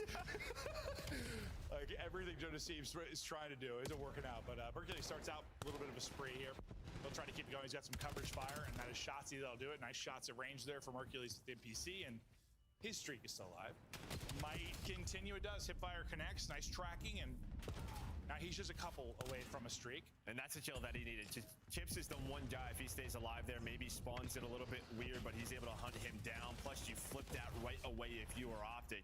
Well, but immediately there is some pressure, but there's going to be a pinch from Shotsy, so hopefully you're okay. There is a close spawn. And well, that was a big part of the early going in the Saki, right? It was some koi breaks. Pretty early in hard points, like 15 or so seconds in. This time, well, you're gonna have more chances to probably retake here than you would on something like Saki. And with that back spawn, Optic Texas do get back in real fast. They'll take a 40-point advantage here, still with a healthy amount of time to earn. A nade hits for Joe Deceives. Inside finds a pick as well. You'll have numbers to go until the back spawn comes in. You gotta get forward, you gotta get forward quickly. Try and influence these spawns. They don't, and well, Optic saved the point. I mean, just right up from them, especially early on at a P2. The first time you're here, it just feels like a couple of nades and then you're broken. But they get so much of that time. They hold on to a healthy lead. And now before this hill pops, you already have a first This is P3. If you are Optic, Koi are not into a clean setup whatsoever. No, it felt like they were caught between taking another push at that and like locking them in, but they didn't really do either. Yeah. That's why I don't usually highlight stuff like that. I was like, you gotta pick something here. I mean, I like this. Now is, well, it's a good flank, but nothing else came of it. A couple for you. And due to the position for What are the boys gonna do? Where they are spawning. And well, with Kleenex's death, you definitely know pressure to win the fights through the mid tunnel. Win those, but Shotsy will get out to the point to contest. He's got Hercules to work with, and as I say that, both of them are going to drop. So, again, it stabilizes for a second here for Koi. Yeah, I mean, great shots out of inside 2 times. You had Shotsy right as the hill popped, working that flank, somehow wins that one, and then he's able to find who's going on a pinch. So just making sure Optic cannot flip those spawns or get behind you. Keep everybody in front of you. Speaking of that, look at number 6. That was Shotsy. He gets all the way through the spawns flip. As you were saying that, I'm like, well, Joe, I think before you're done, they're flipping. Yeah. But yeah, 2 take the route. They find the fights they need to now. Well, they don't really need to answer in the sense they're still up 40, but you know, your turn to do something with an early hold. Shotsy just trying to tuck away into a corner, go vertical, and maybe catch a fight. Can't do it. Dashy's on a spree. He's at 14 and 7, by the way. I didn't realize Dashy was that hot off the start. But once again, Dashy's been cooking. Battle through the front. This time, break through the back as well, and this is where it gets tough. Better break than they saw 2 hard points ago. They just trying to let me get through, and then this is where it gets tough. Breaking this hill right here. But I have to go right back to it. You're going to send Hoot on the pinch, and well, there is just a 4 dead. That cannot happen. I think you beautiful. Saw Joe Steve's all right. Like his reaction, like that. Yeah, that cannot happen. That happened just way too fast. Like you didn't kill anybody. Where Kleenex is putting on the last map, not really finding that success currently. Joe Steve's well still leading. I mean, Kleenex and Kips are both having a struggle of a map. Dashy has dialed in here late in this series. 19 and 9, 4 straight for him. The Beeman Demon. I mean, something is clicking right now for this guy. Like, I am not losing to these guys. I don't know what it is. Did not love that map. Number 3 is happy to be here. M15 pistol, doesn't matter. 5 in a row for Dashy. Come on, Dash. Taken down, but you have a comfortable lead with his plays. Dashy's sitting at a 2.0. Just pre-aiming a heady with a pistol to chow. Like, he's feeling right back to it. Yeah, literally back to it and back to a double. Let's go, boys. Come on. And I mean, on the Koi side, yeah, I mean, Joe Deceives is. Listen, he's got like 30 interactions, 15 and 14. That's great, but he's gonna need somebody else in the supporting cast to at least step up a bit here. Well, yeah, I mean, the big problem is, though, is that P4. Like, you got that break, and then you were insta-broke. Outside of that, I mean, your rotation to P3 was clean on the first set, but they lost big at P2 and P4. That's the difference in the lead. Yeah, but if I told you Shotsy, well, a second ago, 6 and 14 on Colossus, I probably wouldn't think that we're up 80. Well, it doesn't matter there, because 6 and 14, 7 and 17 doesn't matter. It's a triple. All right. spawns, holds down the P2. Oh my This God. time is Dashy. It was all about Joe Deceives and Kleenex in the last respawn, but this is the Dashy show. Duke, nice shots from top middle. The lead continues to build down for Optic Texas. Come on, boys. Still a bunch of time they can get. Hercules gets in position. We'll get some damage in for Dashy. Let's just set up Dashy to fry. He's in the back line. It's like, teammates, just give me a little damage in and I'll get you a multi-kill. And that's honestly, it's how Boys are doing their thing. We can't take that away from them. They're doing their damn thing right now. to drop 2 or 3. Yeah, that's the importance of nades as well, right? Just what damage can you do? Put a couple of shots. We need to in. close this out Hope your boys can clean it up and win they the have S&D. done that. So you're gonna be another chance where you early at P3, you're gonna have some Optic members nearby, and well, that is not going to help. Oh, we'll see you later, Kips. Go for a swim there, kid. Oh. We'll try to get back in the action. Oh, good win, Dashy. Good win. Oh, wow. PC check him. PC check him. Lovely out of insight. That keeps them fighting inside of the point, but more pressure to be coming to them. Taking a route to try and flip maybe again where Optic found success last time through. It is Hook applying pressure there again. Look for number 4 spawns in Kleenex, and that might be a flip for next. But we still have 30 seconds to go, so we'll see if it matters at this stage. Yeah, I say, well, this is even better for Optic as they're able to break up some of this time, but can they earn some? P3 has been like the only bright spot for Koi. But yeah, you might need another scenario where you're gonna have to break the front of a P4. Maybe you're gonna give up some scrap time. No way. They just got instantly broke again, right? Last time through, so okay. We'll Had see. over a 100-point lead. Now we're less than about 75 now. Position to maybe win the map. This is a solid hole from Optic, and it probably is out of reach. This is Koi's chance, and while Inside doesn't have a chance, his legs are blown off. And you're just, well, this time, it was like immediate pressure last time, too. Let's see what happens right here. Yeah, it was just Dashy who was like top middle. Can't win off this hill, though. It's going to have to go to P1. Well, here we go. Do you pick up on this? Yeah. Oh, well, you picked up on it, but the headshots connect. Okay, I mean, Joe it's Deceives. Just vaporizing? Well, he's the only one getting kills, though, unfortunately. He does get his team the back spawn, though, and yes, he's shooting. Okay, he's Joe shooting nuclear Deceives. missiles. Joe Deceives since map 3. Wow, I think map 1, all the respawns. The guy is just someone else shoots. Dude, give the man some help. Free Joe What the Deceives. He's on fuck? 30. Who the hell just let that guy do that shit? But it may not matter. It turned into 2 seconds. May not matter. I mean, at least, yeah, you break up some of that time, but it's still an 80-point lead. Yeah, What are the they? Optic fuck? got 20 points or so there, yeah? Yeah. Into the 3rd set we go. It's gonna take an Joe incredible Deceives comeback turned here up the from Koi. damage on his We're gun real visiting quick. final search and destroy. What was the map 5 again? Oh my god, I just... Was it hold on. Den? Maybe, yes. That's where we haven't seen a lot of search, have we? I think I've cast it. I think I've seen it like 1 time since this qualifier, since the new additions to the maps. Come on. Optic inside and looking to close.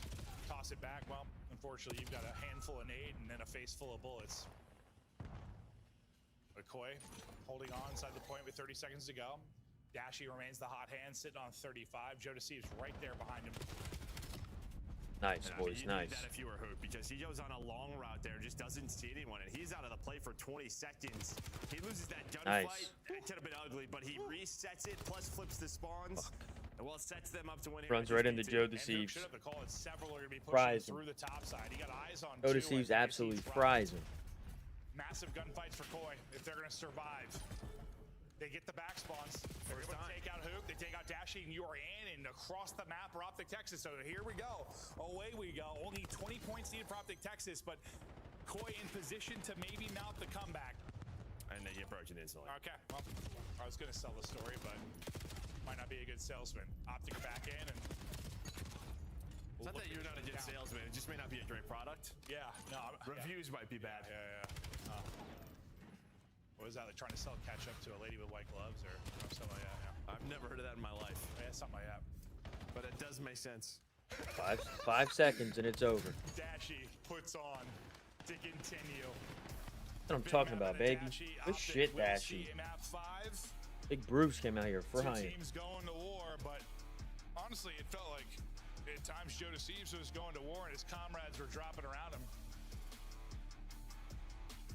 The supporting cast, which has improved with Kleenex back in a sub position and well, since Kips has joined this team, I think you can see Kips probably frustrated with his performance in that particular map. He's like, Joe Deceives is going to spank me tonight after that one. Maybe. I'm sorry. I should be fired. All square. And, well, honestly, we got the series that we hoped it would be. Yeah, I mean, 38 and 28, 4,200 damage. That is dude, Joe Deceives is having himself a series, but right there with him, damage-wise, is Hook. Dashy puts up 39. But yeah, that's just... And, okay, that's why Kips is frustrated. That's just like, Kips had himself an insight map.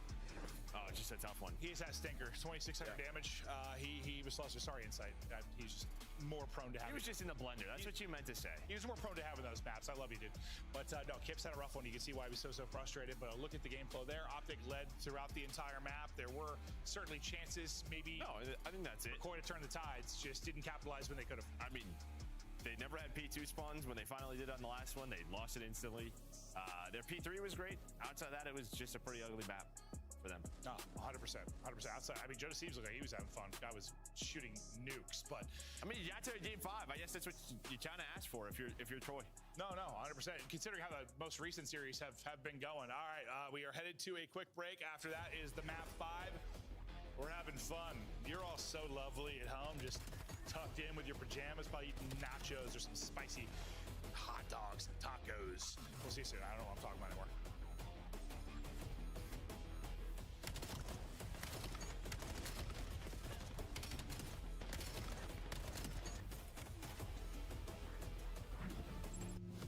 Monster Energy, the official energy drink of the CDL.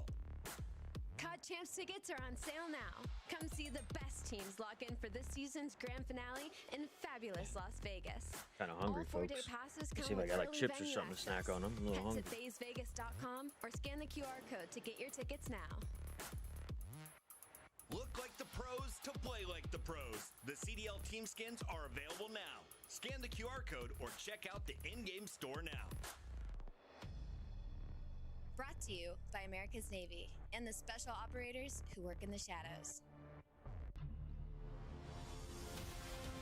Let's find out who's built for the big save. The Heretics ready to dive in. Fights 2.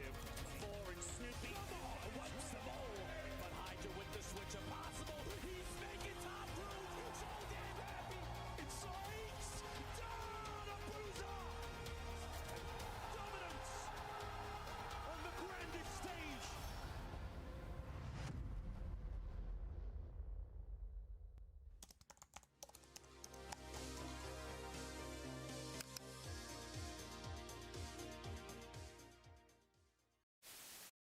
One's got front door, you guys. Front door. Hold front. They're going to do front. Back door. One shot. Back right. Back. She's running back. And inside calls game. Come on, baby! That's what Ravens are a work-from-home team. Hero setting up Hydra from putting together a very congestive spawn trap. I'm sorry. That's good. That is good. That right there is good content. We're using that one. That is good content. That is the best way to call it. That is good content. Help me jack off, Prime. Absolutely. You know ball, buddy.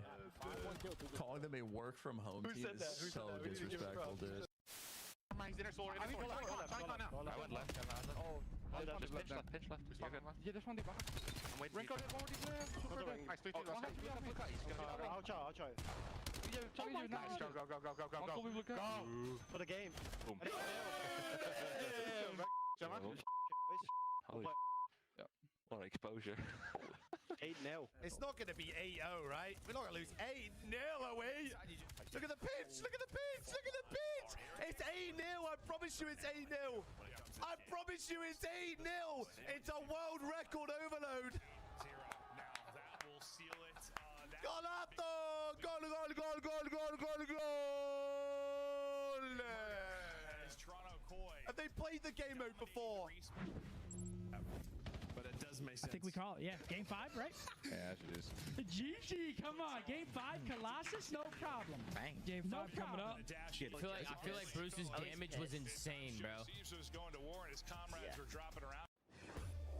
Hello, we're back and we're excited. My Aura ring told me I have to prepare for bedtime. Listen, Joe also told me that whenever he says something, I reply with 100%. It's because I 100% agree with him, but I have to stop saying it. I don't know how. So every time at home, if I say 100%, I want you to tweet me, maybe you're a dumbass, and then I'll stop. Major 3 standings. Let's take a look before the map 5. Sometimes you just have your go-tos as casters. Yeah, Joe's like, you said 100% to me 3 times in 7 seconds. I was like, really? I realized. I just really agree with you, bro. I appreciate it. 110%. You see both of our teams here, both 2-0, but map 5 on the season not been great for Toronto. It has not. They're currently on a 4-loss streak, struggling. Maybe they can turn the tides here, turn it around with a big win. We haven't had a whole lot of map 5s this year in general. I still need to hit up like Brian Statzer. Easy Mac, and just ask like compared to previous years, like how many I could be wrong, but it feels like it's none. Nah, I swear online in BO6, like on LAN we didn't have many, but I swear online we had a ton. Yeah, LAN I feel like it's been several years since we've had a lot of game 5s, but yeah, online a ton. Not been the case this year, and if it has, it's usually been like bad matchups. This is a good one. It goes the distance. Well, it might be a bad matchup because Optic, they are undefeated on this on the year, 6-0. Well, they don't see it often. True. But maybe that's good for Toronto. True. I more meant like both versions of Cloud9 went to a lot of went to some map 5s. That's also a fact. Because didn't the first team with like 5 of them? With like 5, yeah. Well, they're closer than this version. Den though, which I'm gonna make it. Have we had a Den in this qualifier? Have we had a Den surge? There's probably one we didn't. Probably not. Yeah. Probably a couple that we didn't. It just seems like it's been so much of the new maps that I've barely seen it. Pressure towards A. He's had a very good series, but he has had to carry so hard. The weight of the team was on his back that it carried him off the map. I'll be honest with you, props to like Chips that locked it in right there and just sort of ignoring what happened because they bumped into each other and then he got 2. I'd be like, oh man, like he's probably thinking to himself. He's already getting I'm eating chips. I'm a little hungry right now. But now we're good. We've turned this around. Oh, it was Mercules with a 1v1 and a 1v2 clutch in the map 2. Dashy looks to make the play here. He was absolutely twisted. A gosh darn tornado in that map 4. He still has both pieces of utility to use. Right, Catches timing on 1. Oh, buddy, he'll pre-fire. He just slams him. The clutches continue for Optic. Dashy with the 1v2. I think they said there's going to be a full moon tonight. Do you see him turn into a werewolf? That was a horse or something. That was a horse. Bro, we gotta get me in bed with a book, dude. That was not a wolf whatsoever. Insight went for it. Does not matter. I mean, so impressive too. Just the pre-fire in the second one, like the snap towards the window. Yeah. Not winning that one after his map 4. I'm not sure if Dashy's ever read a book, but he read them like a book. 1-0 Optic. What we like to see. Honestly, you think he's ever read a book? Like for fun? No shot. I mean, when I was competing, I definitely No, you just read your first book like last year. I know you did, because I think I gave you the book to read. Or told you to. I read multiple books every night. That does not count. This guy's reading Dr. Seuss. Wait, I just Little flick. After the 1v2, Dashy stays hot. Clicking, flicking. He'll go work to get the plant down. Keep an eye on that. Well, keep an eye on number 8. Keep an eye on number 8, and off screen, he's going to get buried. So Insight gets a little bit of revenge. Will it lead to the 3v4 retake? Oh, nades were perfect. Both nades go to hit. Kip's going to fly in. He'll get dropped. Insight's going to hit another snipe. He's going to hit all the snipes. Not going to happen. Insight gets you 2, but that's the only kills. And yeah, I think Shotzi's nade was not fine, play, but Mercury's hit, yeah. But they're both throwing. I don't know what internal clock these guys have. We saw it in the plaza as well. But they just kind of know. All right, it's been 15 seconds. Load them up. It takes me back. I was thinking like Halo CE with the timers. Dude, I had a talking timer that I'd wear on a hat on my head. It would just count down, bro. So I know what like rocket spawn and camo spawn. Yeah. So maybe they have a talking timer? Maybe they do. Okay. An internal talking timer. I think they're all just Call of Duty freaks. 2-0 Optic. And yes, 38th map 5 this season, aren't you? What? That's what it says. That's not true at all. This is not. We've not had 38 map 5s. That's a fake stat. I don't know. That is a fake stat. Maybe you and I just haven't had a lot. I guess. I don't believe that for a single second. It's probably true though, but honestly, in my head, bro, we've had like 10. Go to Steve's. Trying to wiggle. We'll end up dropping. So yeah, I guess it's a 170 series. We've had 38 map 5s. I do wonder how it compares to the previous seasons though. If like, I am genuinely curious if it's like a biased thing from us when we're casting it. I wonder sometimes we don't notice it or it seems like less and it actually is right on par. The majors, I know we've literally had one at both. Like, right? Because it's, yeah. What's up, Opie? How the hell are you? How the hell are you? Map 7. It's, well, true, but it was the, what, Phase Thief series in Major 2 and Miami Koi or something like that? Maybe Major 1?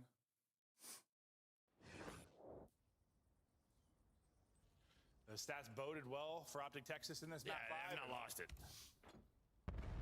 They continue to... Well, it starts that dashy clutch. You 1v2, and they have not looked back from that. They've got numbers here over towards A. And well, the numbers will increase. Joe Deceives, well, he's been finding crazy multi-kills. He's got to do it again. Well, not really almost. Hits him to 60, but he will get you one. Yeah, I felt like he had a chance. It's the snipe all on to Insight again. I'm trying to. I'm just watching Call of Duty. Not going to happen. Mercules will put him down 4-0. Now to Optic. And sometimes when a team doesn't see a map for a long time, like there's some rust. Not happening here. No, true. They are 6-0 for a reason. Yep. Most teams veto it against them. But no sign of slowdown or regression How whatsoever. things been for you? I mean, listen, like, you know, throughout the monitor in this stage, like they're like 2 and 3 in search. Like with the new maps, they haven't been fantastic. So they're like, all right, we see Den open. Let's just take it. Let's get a dub on the board. Yep.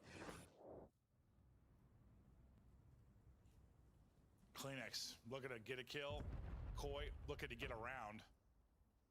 Insight. He's hit 4 snipes now. But like it's honestly come at times where come at times where you're in trouble in the round. This time it's a first got blood. him. I mean, the only other one that really gave them a chance was probably the one on Dashy brought him back into a 3 versus 3. And outside of that, it's been true when things have fallen apart.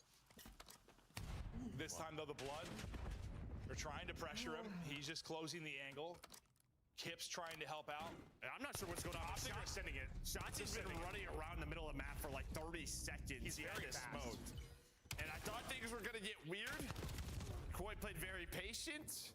Don't allow that to happen. And yeah, behind that first blood, they're on the board. Yeah, just a very aggressive round defensively out of Optic. But no, that's the first like snipe that really kind of decided a round.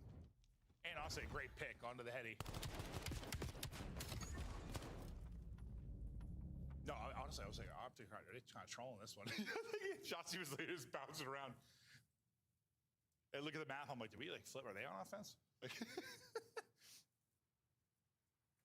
listen, they took a lot of different looks in the plaza too. They're mixing it up, trying to keep Koi honest. But Koi do get there first. Kleenex does not. Now can Koi hold it defensively? 2 aggressively up mid map, I think. In Shotzi and Mercules. Well, and I thought they were going to go there. I thought Kleenex was going to fly on through there, get to that heady, and maybe find a first blood.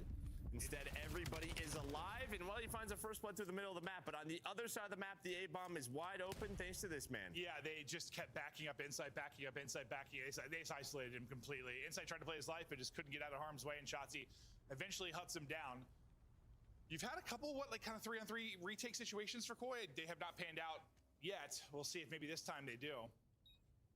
Shotzi obviously playing for them to push through Dojo. Everyone going to wrap to mid or roof side, so...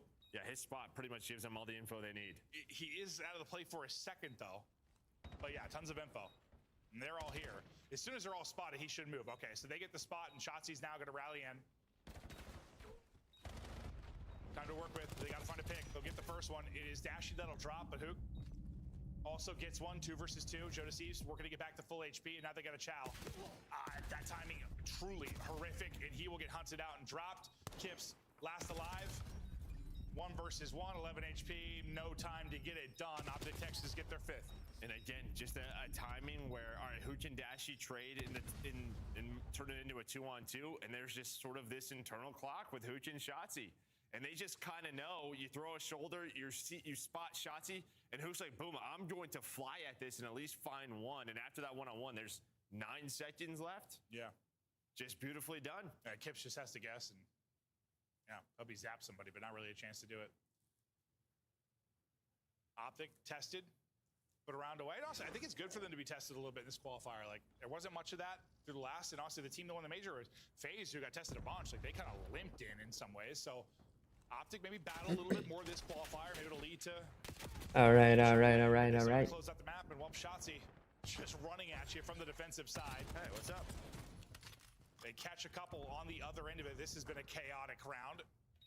How's everybody doing? McCoy here for the moment. Yeah, hello. Oh, yeah, this guy was just running to the map, sub in hand, and well, just needed one more bullet. Yeah, first shot's look good. Yeah, 2 HP. How are you? 30 seconds to go. All right. This will be a difficult clutch, but he's like, hey, listen, Dashy's got a clutch, Mercury's got a clutch. It's my turn, boys. It's my turn, boys. No. Good try. Makes it spicy. I think it would have been very close, but whoever was inside the hut, like, put a bullet or 2 in him. I mean, the boys look good. Like, if he's, like, I'm not gonna lie. Joe just shoots This team looks really good. Oh, no, never mind. He just got melted. Hopefully, Yeah. we could close some shit out. He did shoot a couple bullets, but did not connect. I still don't know how much damage the first shot put into him. I'd say. I think he got decent tags in. Koi, stay alive. Staying alive. Try to continue staying alive. Kleenex is finally on the board. Optic sending everybody outside of Dashy over towards a B. Heavy-handed hit. Shotzi gets forward to be the point man. I'll have the smoke to try and finesse if he gets in trouble. Well, thinking about a nade, second guesses it. Kips will end up dropping him. Hook is backed up, and this plan's been stalled out for now. Yeah, I mean, some of these rounds, it just feels like Shotzi's played so carefree, and I think there's another example Kips of it. is about to ace you. Oh my God. But I think that went a little bit too overconfident there from Shotzi, but yeah, what a round out of Kips. One more bullet, and Kips just popped 3 in an instant. And you saw, he was real frustrated after that map 4. Bringing it here in the final map, but they're still obviously in a hole, but they're chipping away at this lead. Assuming Dashy doesn't now 1v3 you, but what's the timing going to be like for Joe Deceives? He's starting to... He's just not going to shout. Yeah, don't give him a shout. Okay, 3 rounds now. We're not done yet.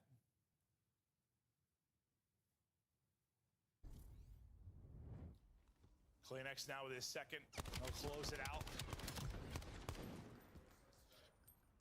Here, Anko, a little yellow card. We're throwing a red. Well, he wasn't just sitting on that, you know. Yeah, he was kind of crawling. You know. We'll see. I guess we'll leave it to the Zoo Mafia. I don't know if it mattered in that round.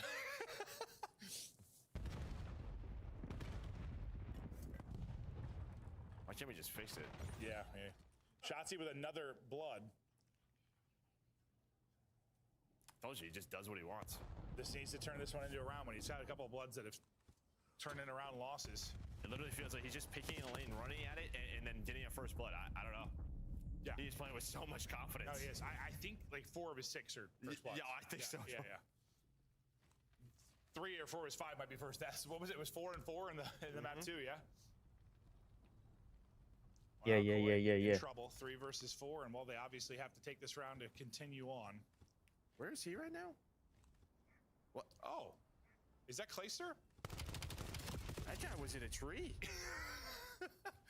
Shades of Clay. I saw his arrow on the map, and I was like, "What is he doing?" I thought he was just like prone. Joe, I believe he had a piece of bamboo in his ass. Mercury is trying to get some damage in. 3v2 for Optic. Let's try to shut it down. 20 seconds to go. Dashy, great damage in. Tags up both. Time dwindling. Joe Deceives is gone. Insight. Joe Deceives is gone. We'll see you punching later. Oh, or not. Hold up now. Yeah, it's just there's still 2 players. Very nice, boys. Very nice. Very nice. He a ton of first bloods. He find some interesting spots atop some bamboo, and that was new. Yeah, at least the first time I've seen. He's a panda bear. He is. He's a very hungry panda bear. He seems gentle like a panda bear. Well, red pandas, they climb really high on trees. I mean, he's a red panda. Oh, okay. I like that. That could be his new nickname, the Red Panda. But look at the overall highlights.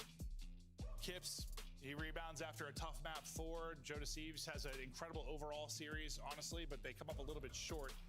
On the other side of it, I mean, Joe Deceives really did have a good round, though. Honestly, he really did have a good series. Only 2, but I thought he Can't take that away from him. Yeah. I thought he had like 3 or 4. Okay, well, 6 across the series, I guess. But the clutches are probably, I mean, a big part of the difference. Like, you had, what, 3 or 4 clutches for Optic over that? Those go the other way, and you've got a chance in some of the search and destroys. There were moments in the Colossus where Koi had a chance. They played them much tougher, obviously, this time than they had previously, but still, the result of Optic win. I think Optic just happy to get 2 searches on the board. Yeah. They get some reps and further prepare for a Major 3. Des, talk to us about our riveting series. What a long series with a lackluster game 5. Yeah. Toronto Koi started to turn on at the end, but Dashy would take over in the early part of that game. Shotzzy continues to get the first bloods. And Ali, I thought it was over basically after round 6. Walk me through what you saw throughout the series, though, because Koi not only took 1 map, they took 2 and threatened for a 3rd. Yeah, they came up swinging. I think this is definitely a testament to where Toronto Koi is right now. It might not be the best team in the game, but they can at least hang and force a game 5. It's not the 3-0 rockings that we were seeing in the past versus Optic Texas. And then the flip side, I think the most impressive thing for me from Optic in this series is going to be the search and destroys. It's something that has been a pain point for them in the past, specifically in finals and things like that. So to see them take both S&Ds in the fashion that they did, it was just information. You know, information is power in search and destroy, and that's the way I felt like Optic Texas was playing a lot of this, especially with how aggro Shotzzy was being, was just push a lane, get the info. Is there a guy there or not? And then immediately base our strategy from then on out on that round, and it worked out for them in dividends. And if you see a snake, are you allowed to koala? Well, I don't know what that means. Oh, yeah, I get what you're saying. Yeah, he was on the stairs, so the tree is fair game. We're whipping out all the stops. I will say, though, I thought this was a great series. On the side of Koi, that's what I predicted. You know, coming in a game 5 where Optic wins, they're just a better S&D team. And you saw throughout this one, even despite Insight finding a decent amount of picks this one with the sniper. Optic just too strong. I love the way they came out. A couple rounds, they just banged through top roofs, got a couple first bloods, got out Dashy, playing, you know, his own lane with the sniper. They play off that very well, start taking space mid if you're Shotzzy. Like, they're just hard to take down. They have a good player in every single role on this team, and it's going to be hard to beat them, Frank. We have one of the greats joining us in our Monster Winner Spotlight. It is time to bring on the champs, and still working on it. Never mind. It's coming up, though. In the meantime, let's watch Dashy fry in our scuff play of the game, shall we?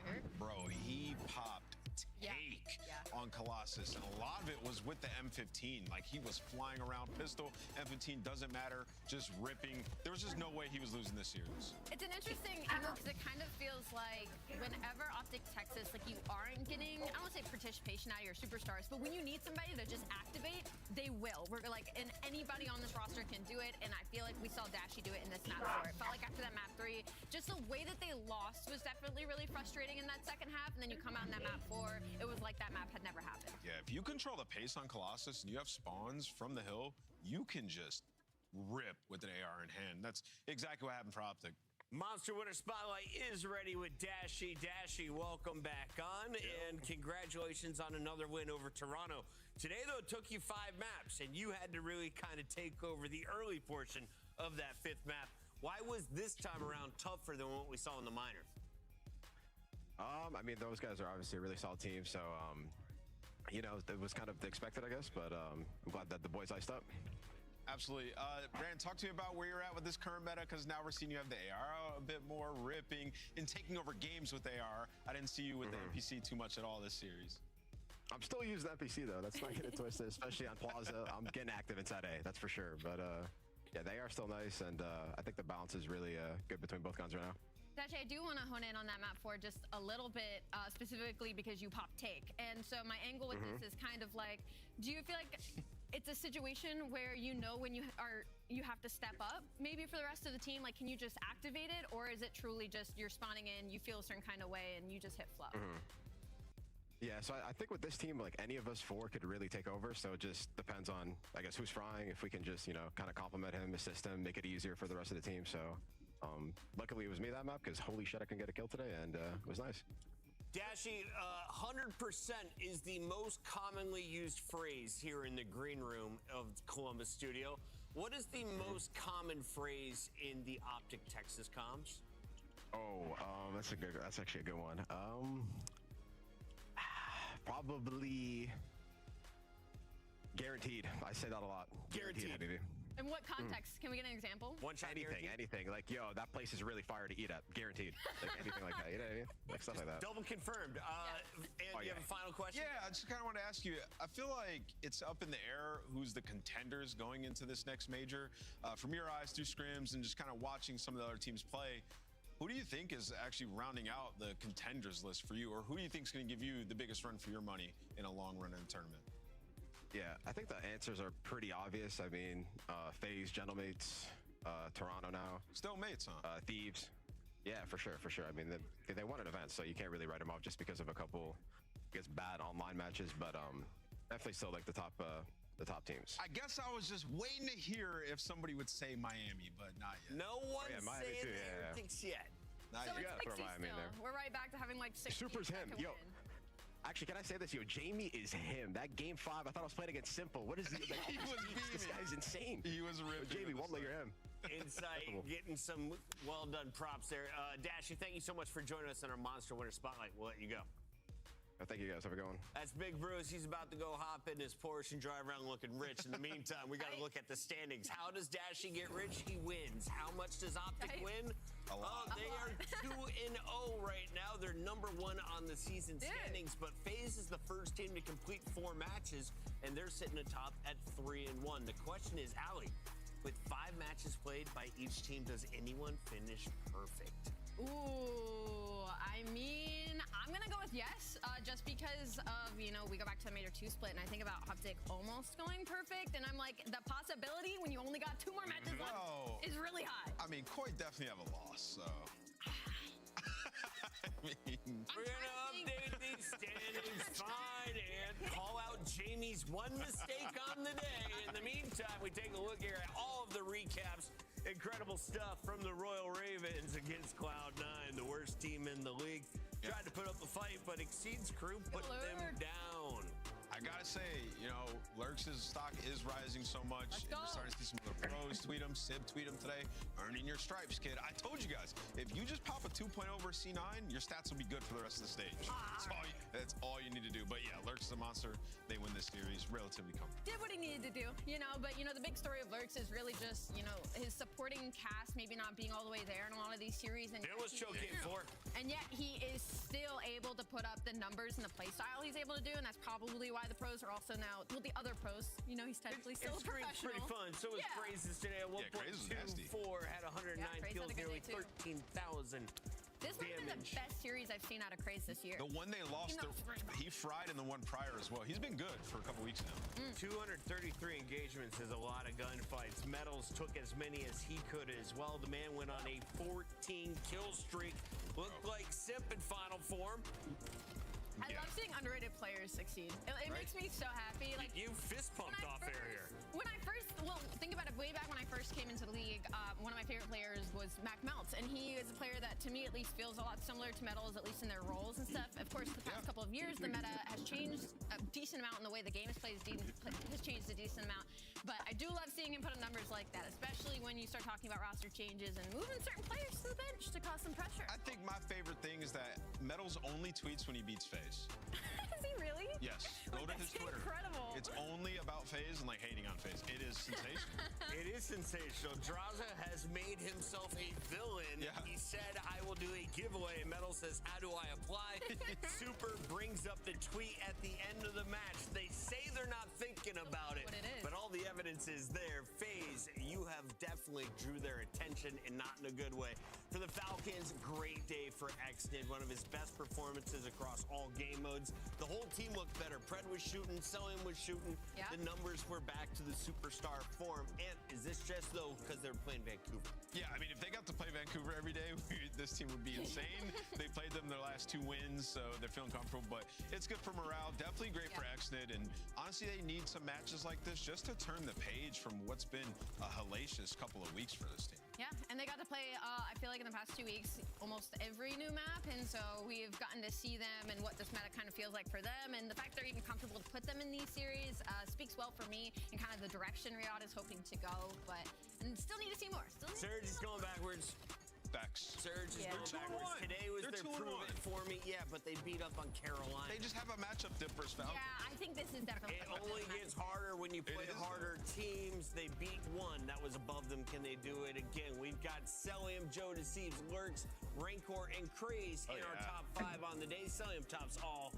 Very nice. Joe Deeves does a 1.45 against Optic Texas. He's All right, folks, that is the matches for the day. Some more help. Kleenex was there for him on Scar. Somebody else. And Rancor, listen, I'm telling you, I want to revisit these arguments. I'm ready any day. You can come on a podcast and we can argue about the top 10. What's that link, Nameless? But I'm telling you, Joe and Rancor both absolutely insane. Wow, if you hate on Ant's top 10. All right. /the podcast. I don't know if that's All right. OG Nameless. OG Nameless. In the meantime, check out Sunday's schedule because we have 3 more matches coming your way. And G2 has a prove it match. Do they belong on a championship Sunday? If they beat Heretics, I would say yes. They're if they lose, I'd say definitely not. No, they should get blitzed. That's a good opinion, Chris. Even if they, if they won that, that'd be crazy. You're right. I agree. It's wild stuff. Ant, how do you feel about being worse than Rosalie on predictions? I think we're tied. I think we're tied. I think we're tied. Yeah. I think with the bonus Did we catch up with the bonus point? They didn't give me my bonus point yet. If he gets his bonus point, I think. Colton. I'm not positive. Colton. Danny, Travis, everyone. Tune in tomorrow to find out. Our producers say they may fix it tomorrow. They may not. You have to tune in 2:45 Eastern for the pregame show. We'll see you then. 2:45 Eastern for the pregame show tomorrow, folks.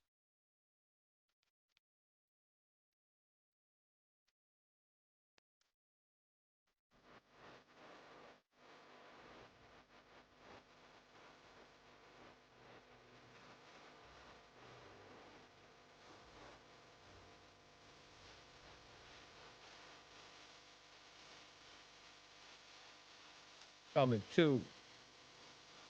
Never been stopped.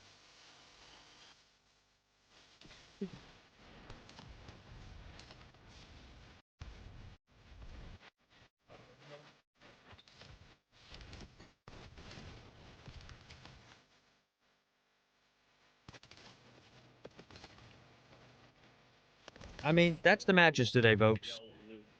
As far as what we're about to do now, I don't know. Let me see what we got going on. I gotta switch my monitors and things over, so give me a couple seconds here real quick. Let me swap all my monitors and all that stuff over real quick. We gotta get this camera all fixed up because I can never get it right. I can't get it right. Can't.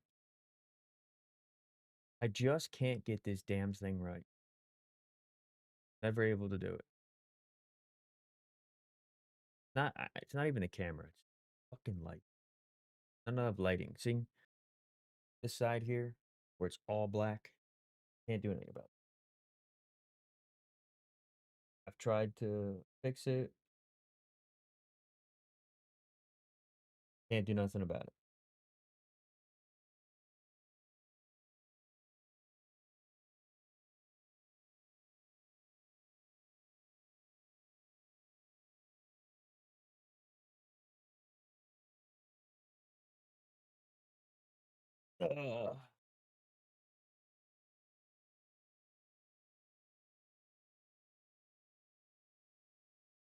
Like it's just gonna always be that one dark spot.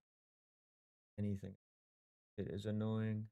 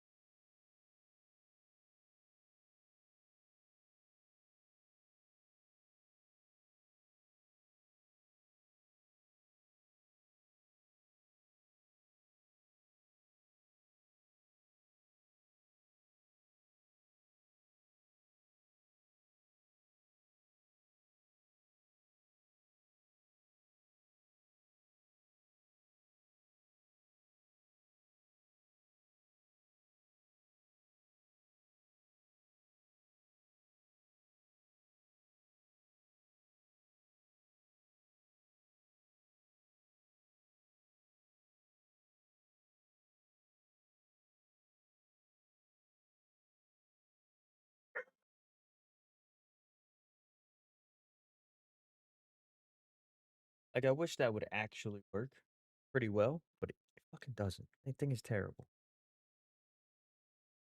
Give blur, background blur filter.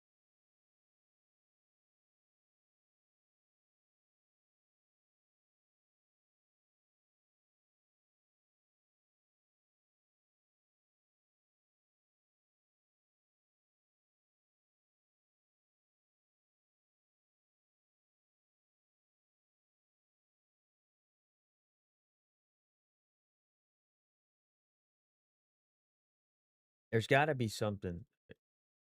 I don't have another light. There's got to be something here.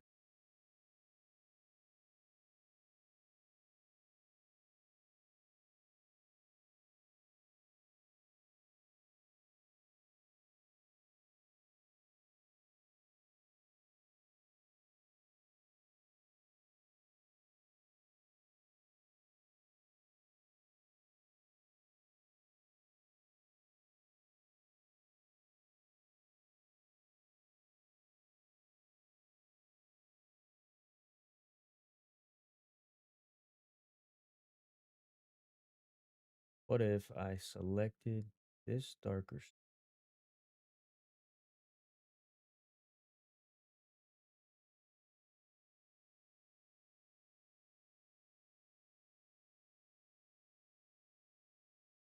All right. Just got to figure this one out.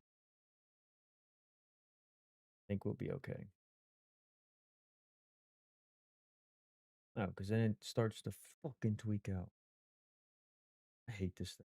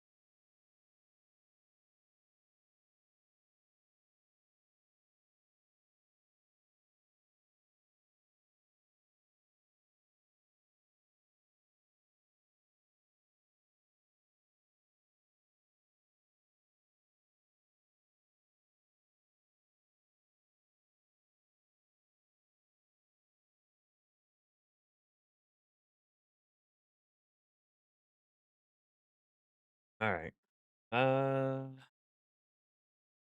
Yeah, let me just swap this. I'm not gonna be able to get this camera perfect until I get another whatchamacallit next. Bear with me. Bear with me.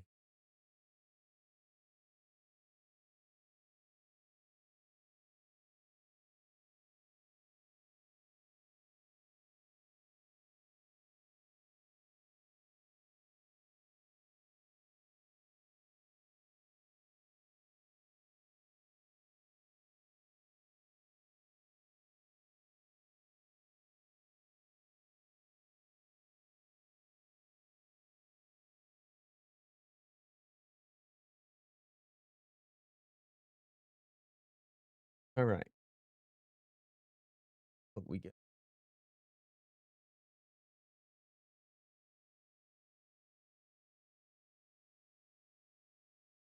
All right. Now what we need to do is I got to swap everything over. Then I'm going to play a certain game. Go from there for a bit. So give me a second. Let me go figure out what's going on.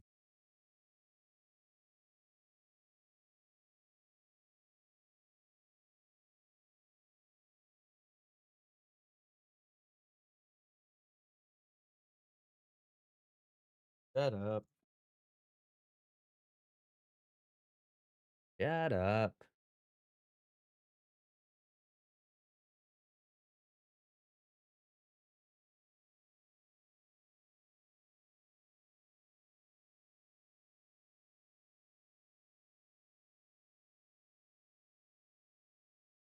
You probably should. Fuck you up.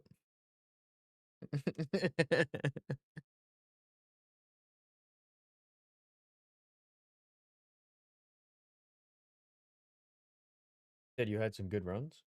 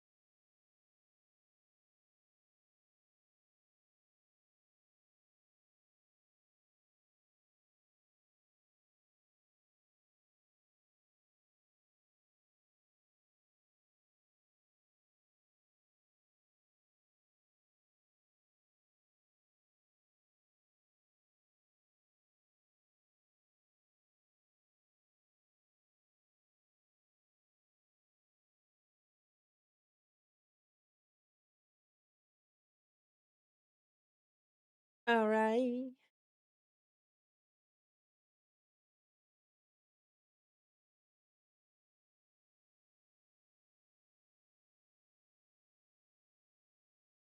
Hop on. Hold on, guys. Let me swap all my shit over.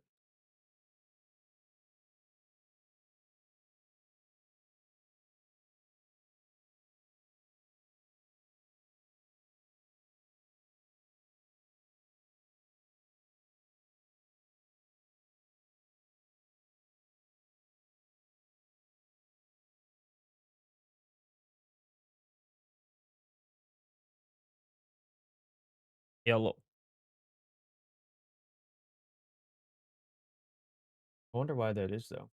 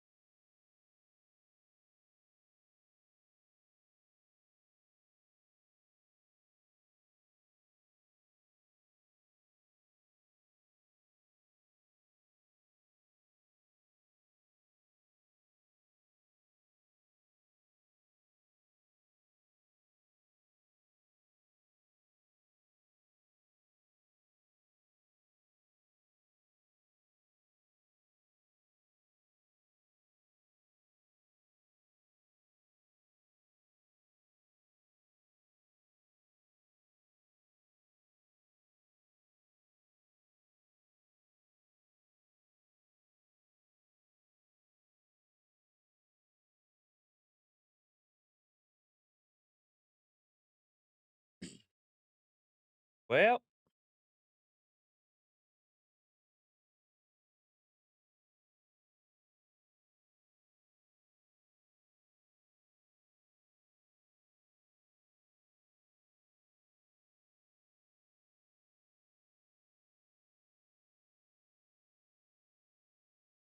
You have Saeed now?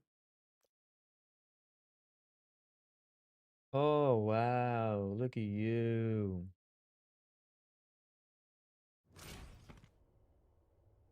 He's cheating.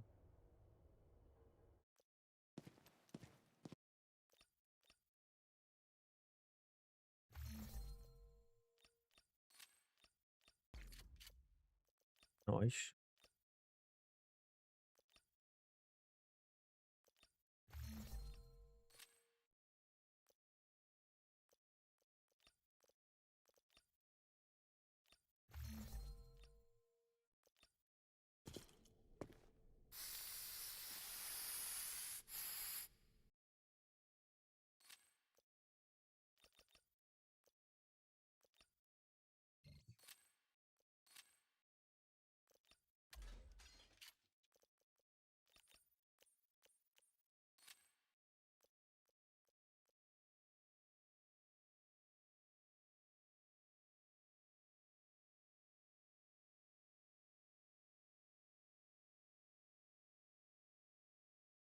I'm on Delta Force.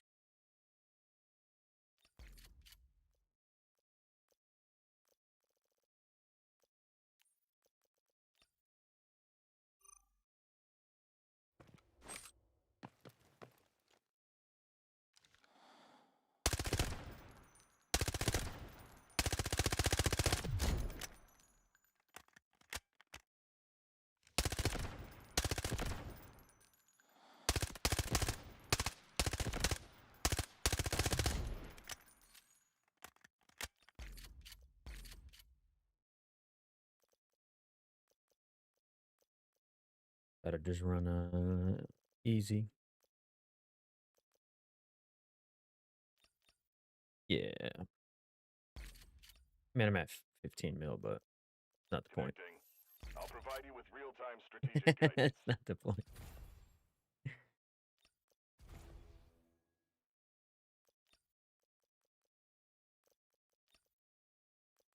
Yeah, I felt like we're on a pretty good run. I was fucking.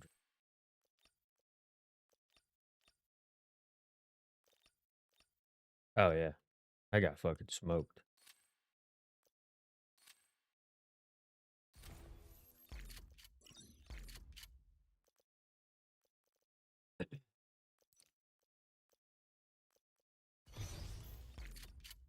Look, man, sometimes shit happens. Definitely happened.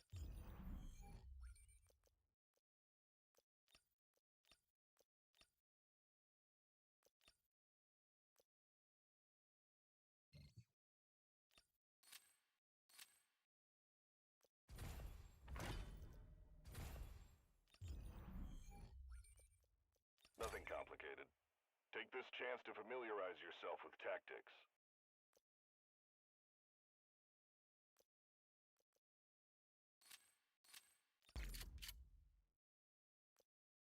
Delta? Oh. Check the difficulty level of each map and pick one you're comfortable with.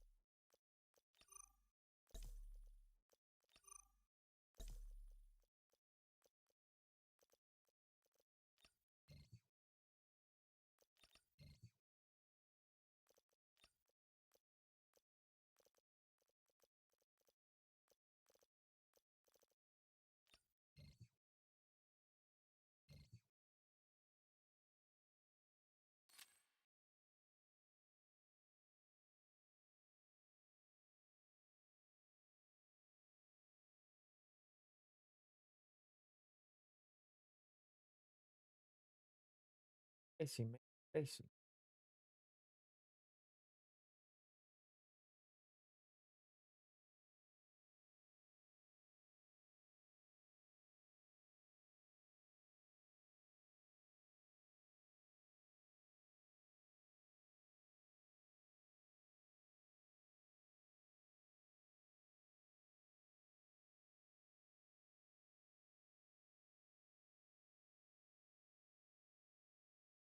Push, push.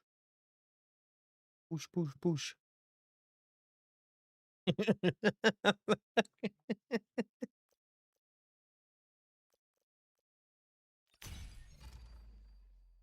And we fucking came. He's like, all you fucking do is push, push, push. No push, push.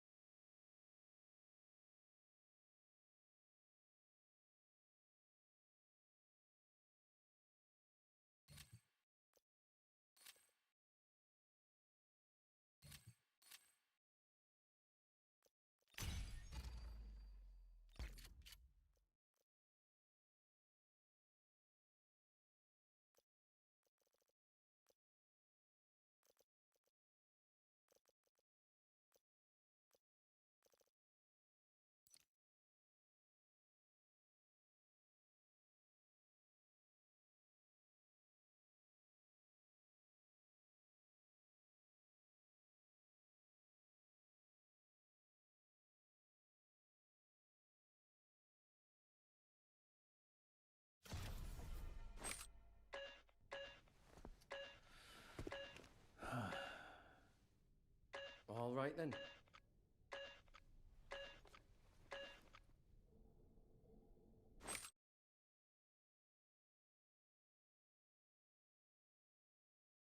Hey, moron, give me a hand. This is killing. What's going on? Push.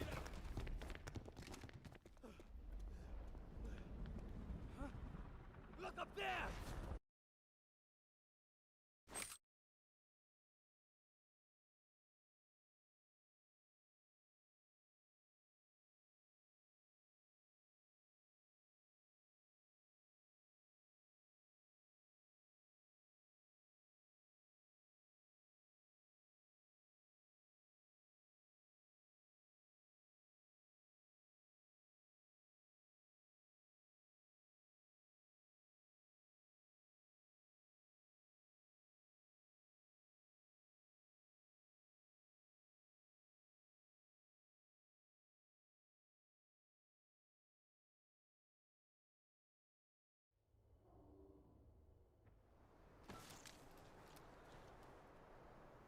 Looks like I've got my work cut out for me. Scarlet Mandel brick and the decoding devices have been located. All team members need to work together to get the brick decoded. What's up, Ethan? How are you?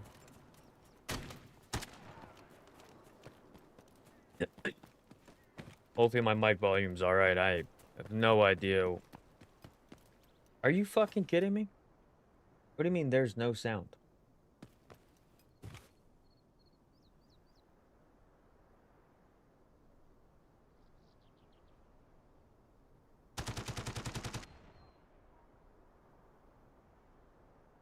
There's no game sound or me no talking sound? Okay.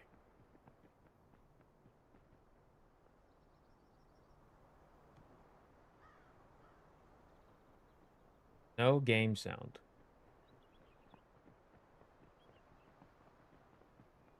What the fuck?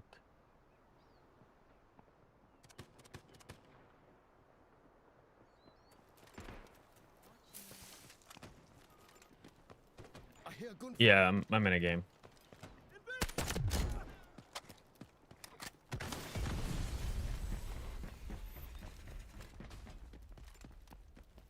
Enemy here.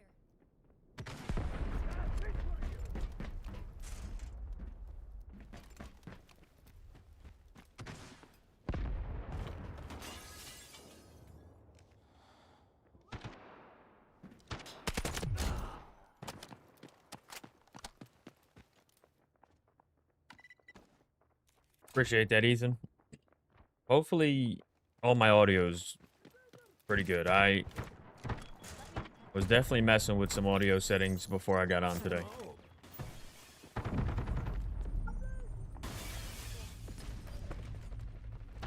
Okay, you can hear the game. You can hear my mic clearly.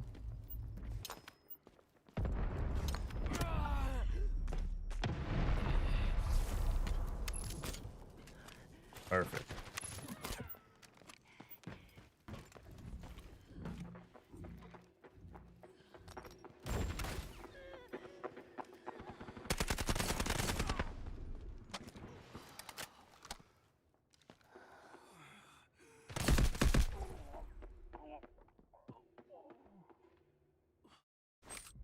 No way. Ain't no way, brother.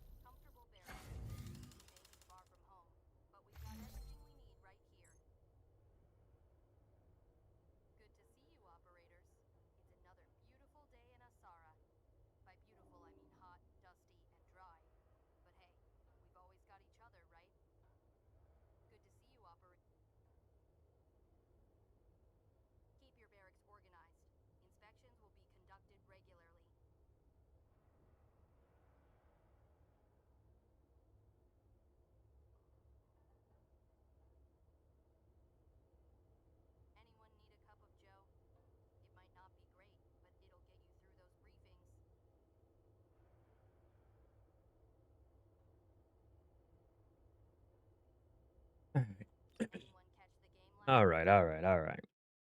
This should be good, right? Everything should be okay now. Other than getting killed by that team, which shouldn't have happened, but it is what it is.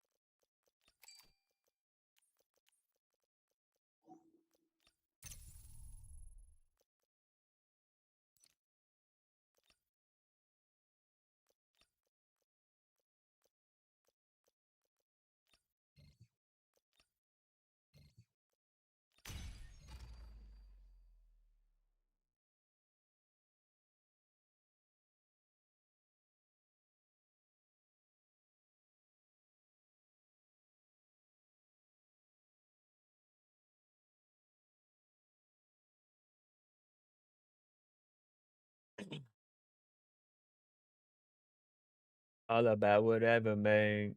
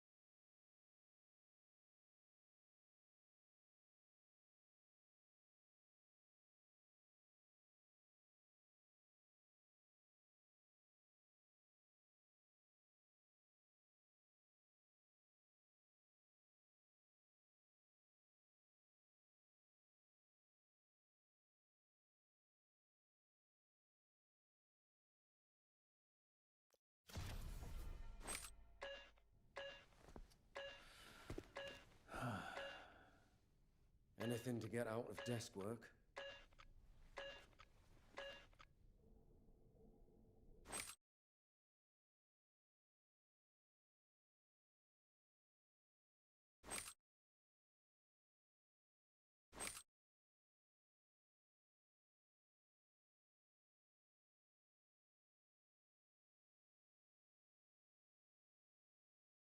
All right. What is this? The red mantle brick.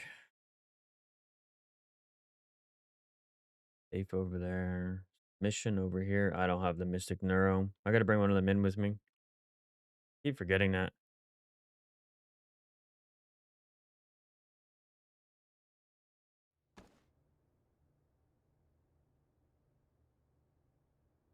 Probably just gonna run straight to cement. All honesty, just run straight to cement.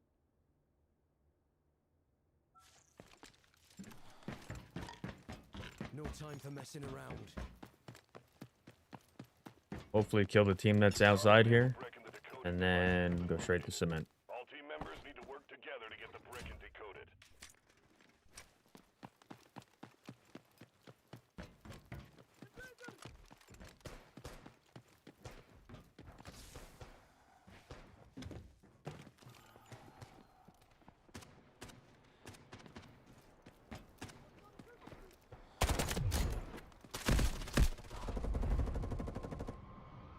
Oh, you're a fucking loser.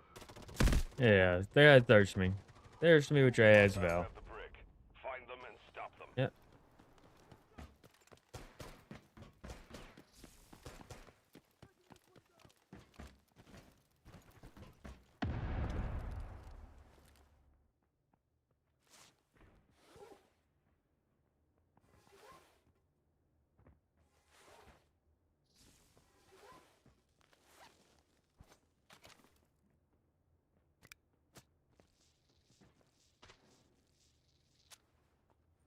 I mean, it don't even matter. They're free kits. I ain't sweating them.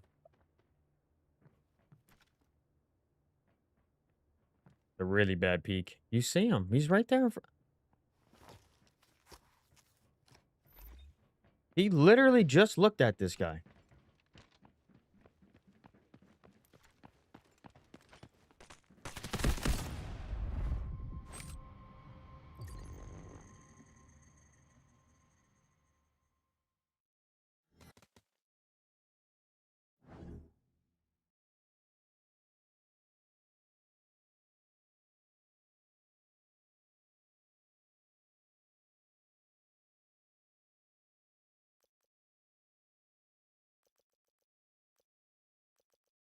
They were just waiting for me.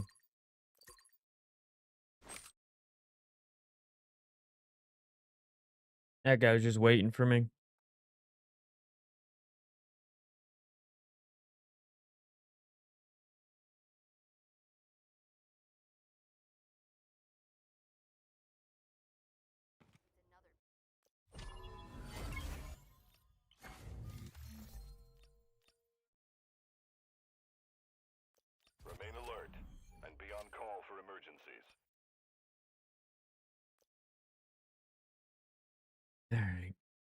We got to get something here, folks. AKM.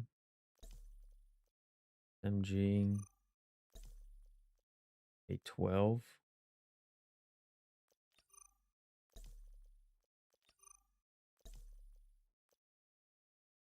Nah, I'm about to just load up another easy again. For what? Nah, I'm good. I'm good. I'm good. Nah, it's alright. It's alright.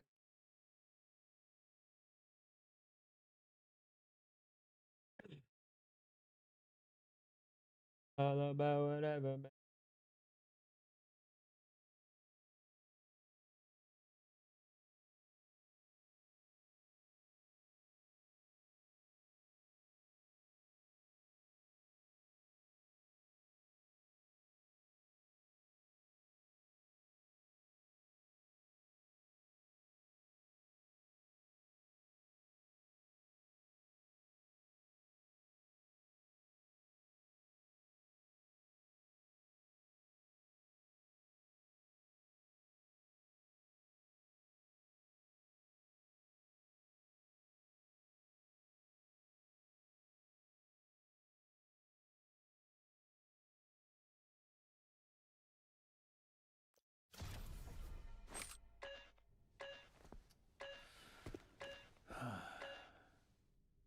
All right then.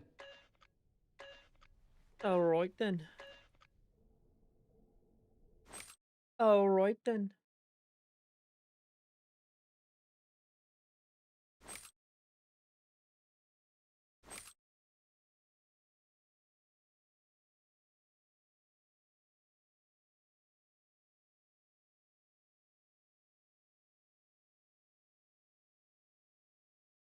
All about whatever, man. I don't have a camera. Metal bricks over there. To be honest with you, I really don't care. Do not care about this metal brick bullshit. Just don't care.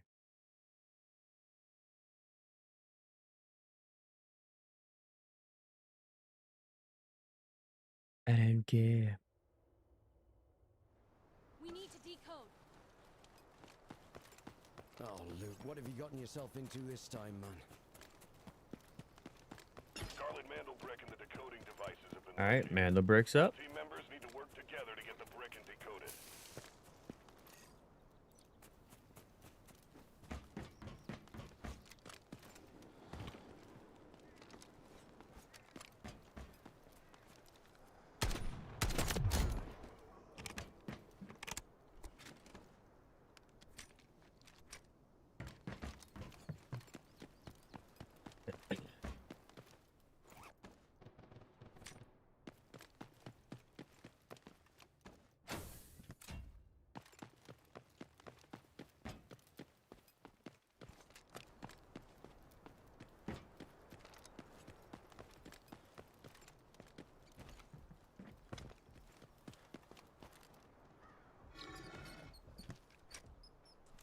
Garbage. Always garbage looting that thing. People inside here.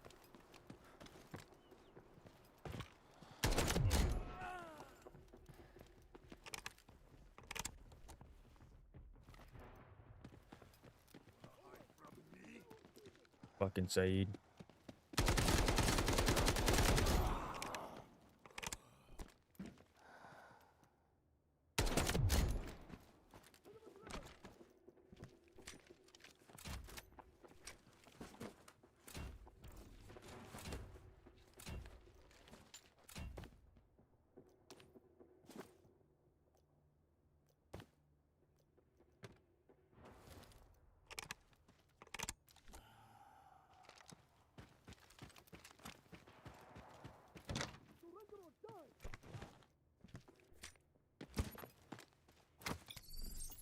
Activating sonar.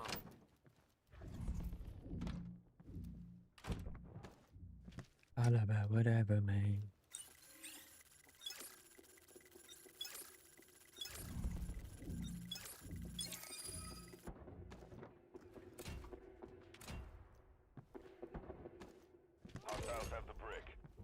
and stop them.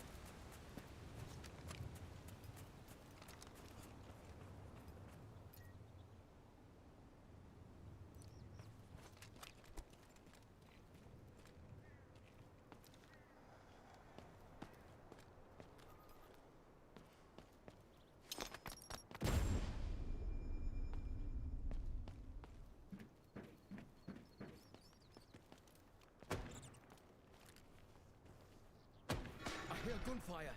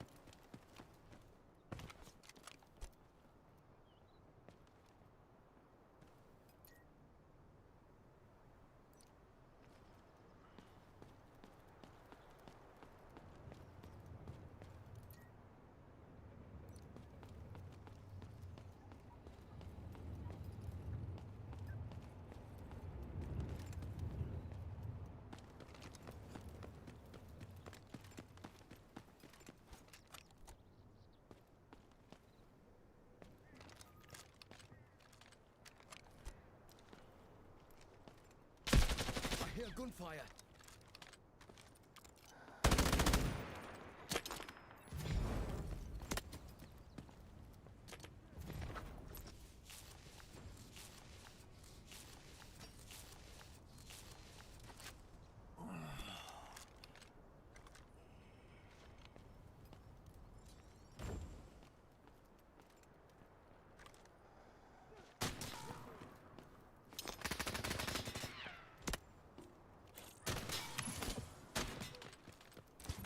Audio disrupted.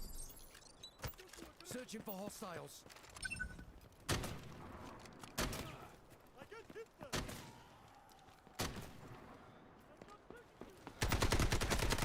Dreamed about dropping their boss? There you are.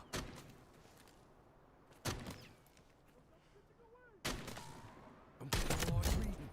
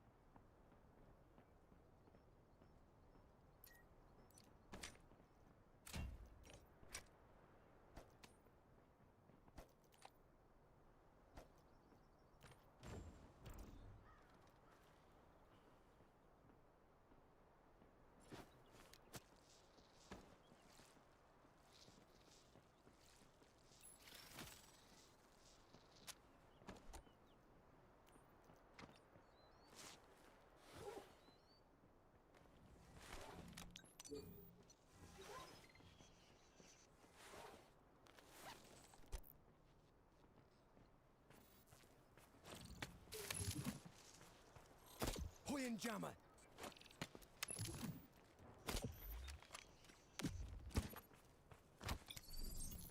Ping in the area. Picking up a canny few hostiles.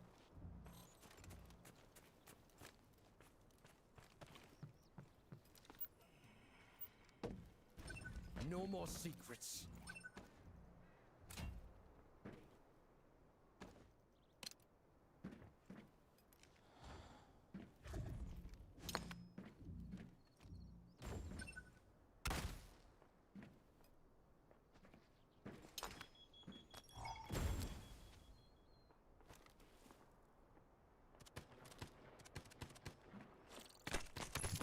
Throwing jammer.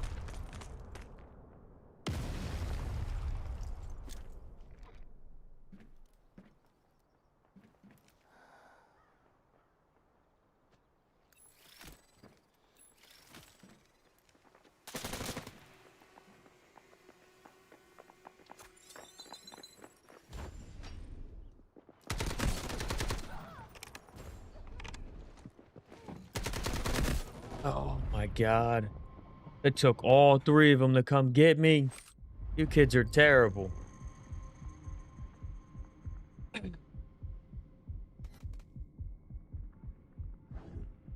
Honestly, that guy honestly kills me just because of the fact that, like, I don't have a fucking... I don't got a chest on.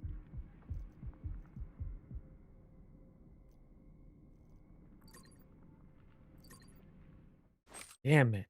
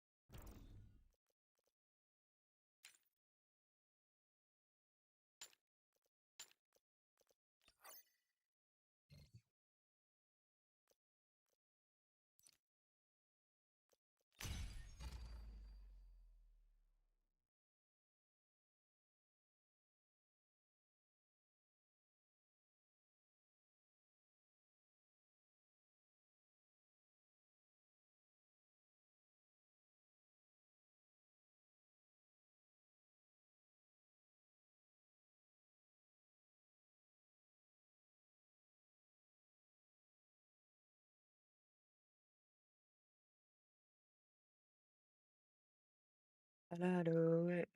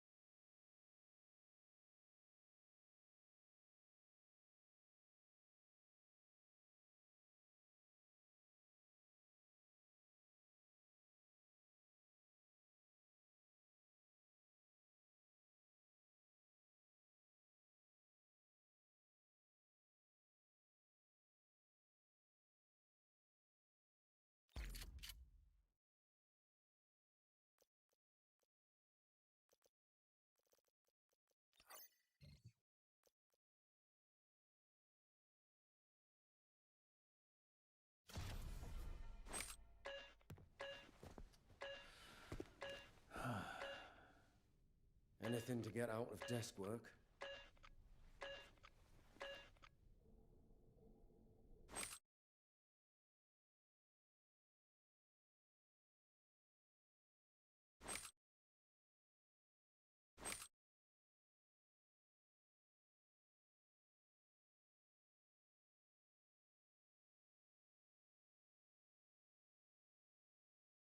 I do it.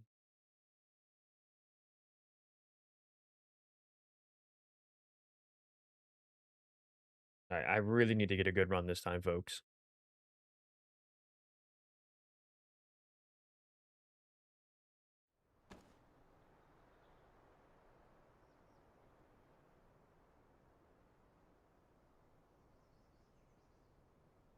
Feel like we are down bad with these runs, and now I truly need a big run.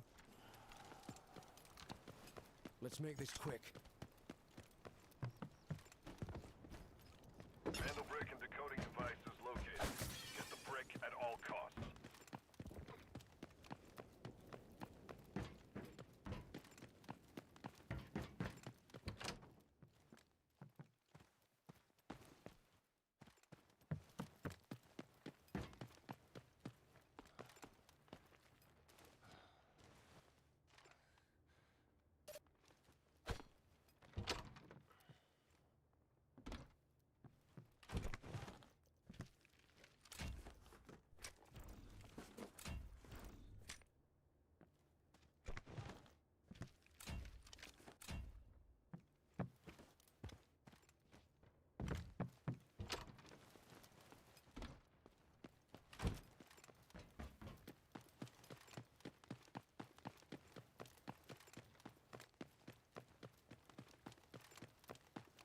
Be cautious.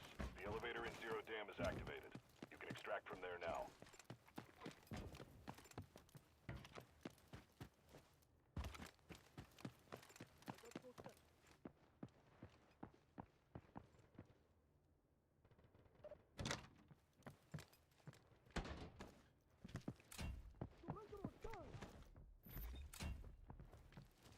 Exoskeleton is ready.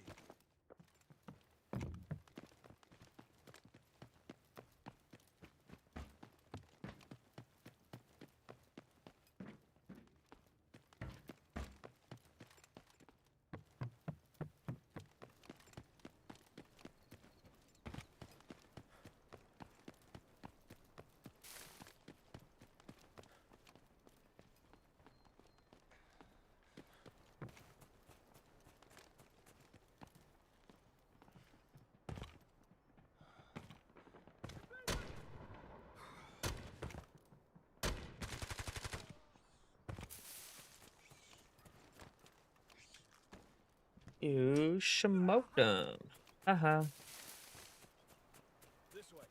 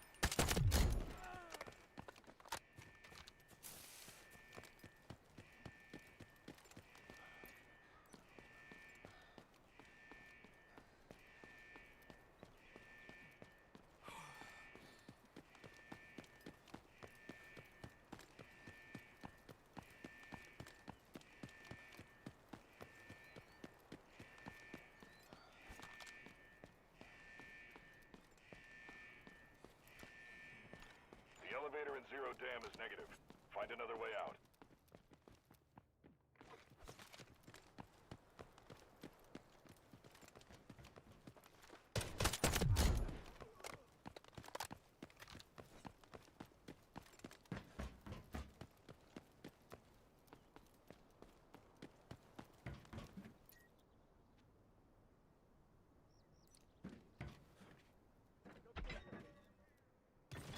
Oh my god. What the fuck?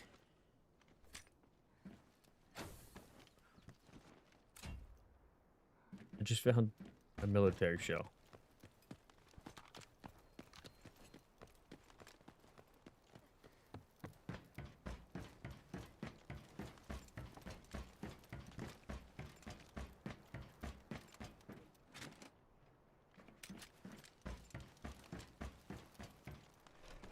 The enemy got the Mandel brick. Find and stop them.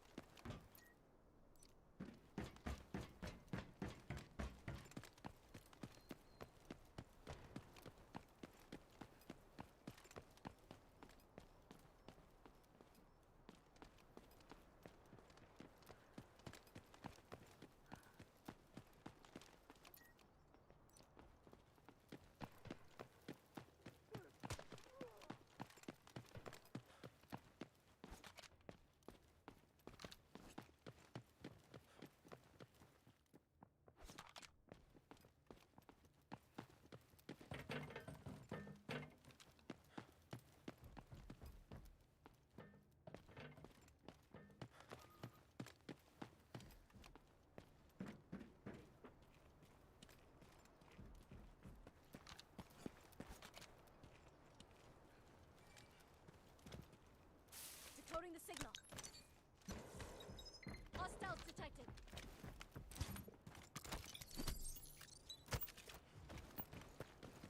I'm getting something. Enemy located.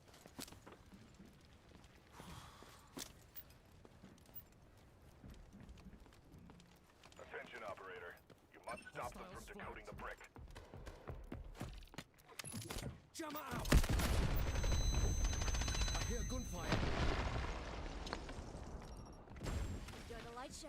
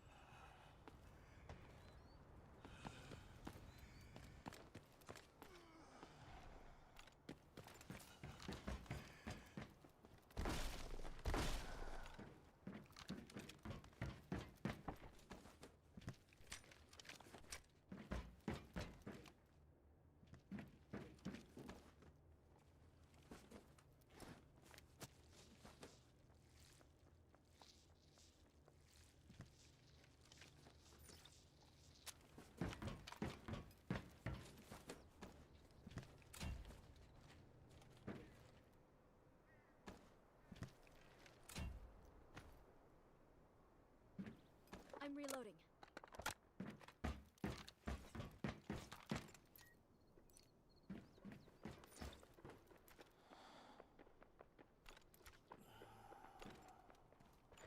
Hostile marked.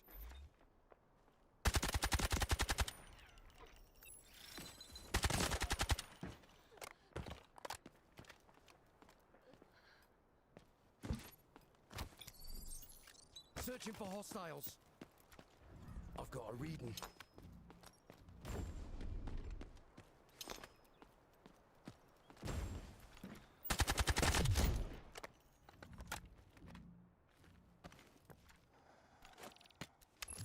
Hoying jammer.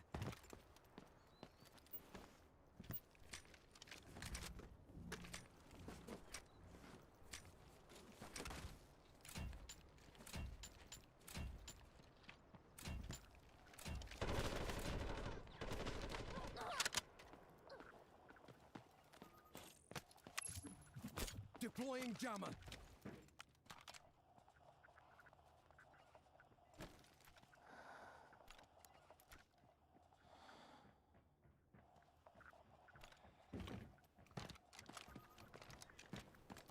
I hear gunfire.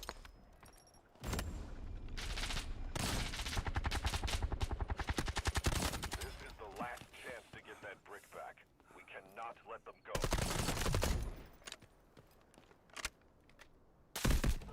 Oh, there's a third one. No way.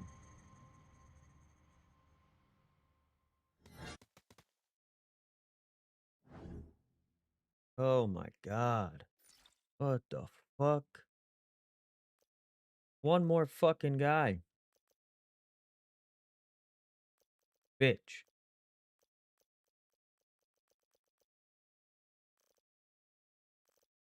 Fuck, I got shot by fucking... God damn it.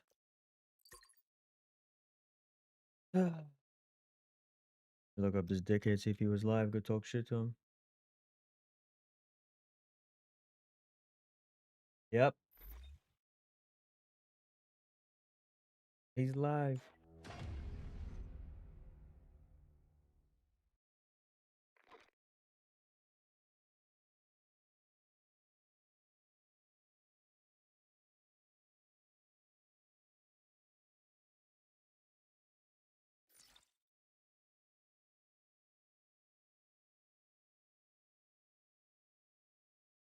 Yo, will you shut the fuck up and just let me play?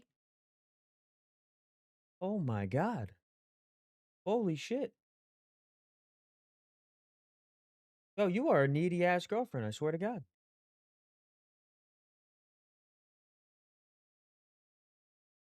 I only made it out with 105K because I got a military fucking missile on me.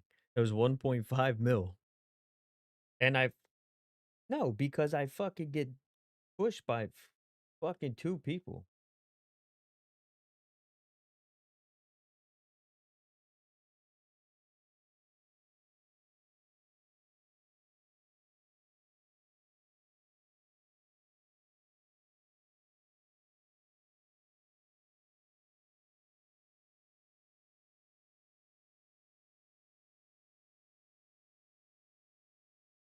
Fuck.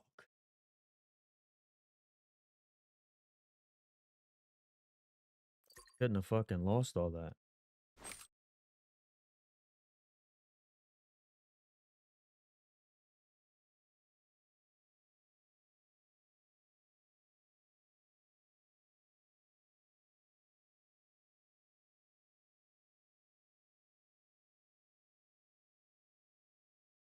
Oh, game just crashed.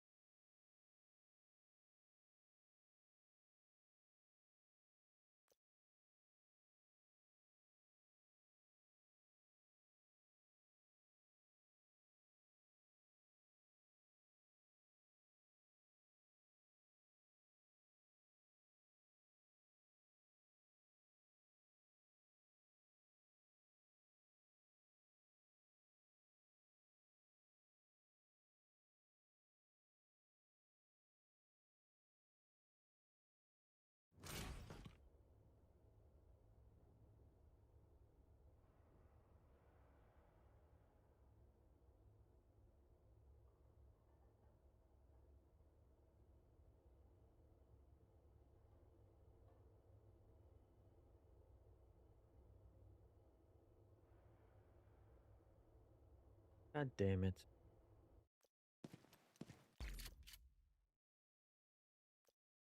Oh, fuck.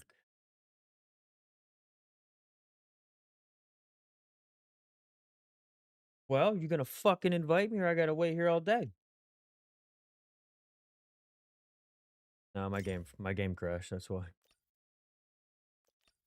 I'm waiting for this piece of shit to read his fucking Twitch chat, but too busy being a fuckboy and don't know how to read it. No, I fucking got killed by some random ass. Well, actually, I got killed by his teammate after getting third party. But he's like wondering where all the loot is and who had all the guns, and his fucking teammate he was playing with took all the shit. Or the last guy left took all the shit. So he was like, "Where's all the loot? How come I can't find nothing? Where did it all go?"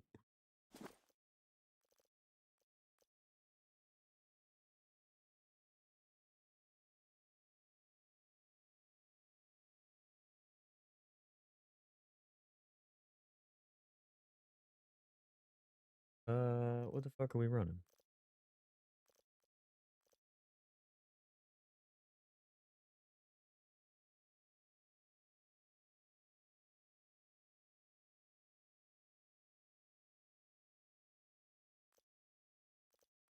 Get a gun? Did I get a gun?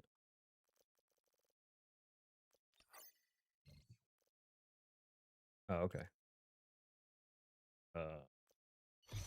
Second.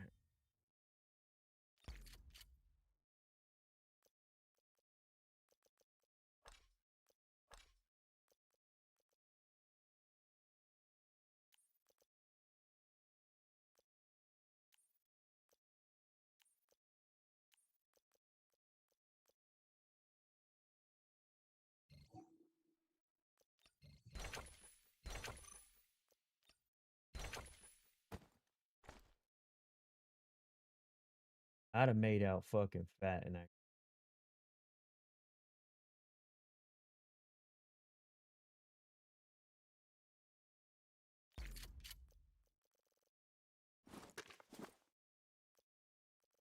was happy. Oh, but knowing you get greedy. You gotta fight him. Gonna bring in this gold backpack.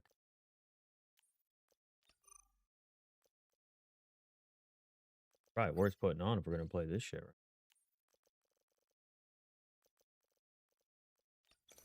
Right? Ammo that I bring in? All gold, you said?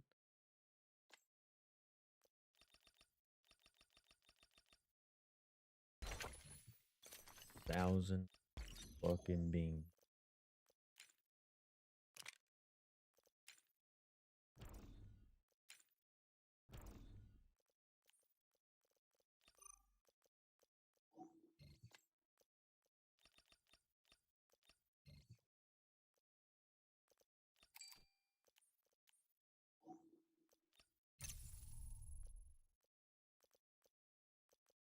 Okay.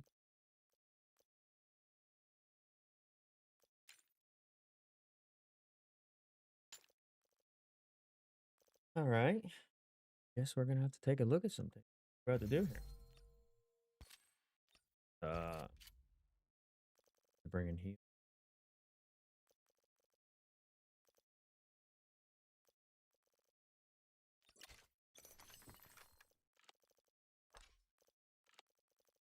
Stone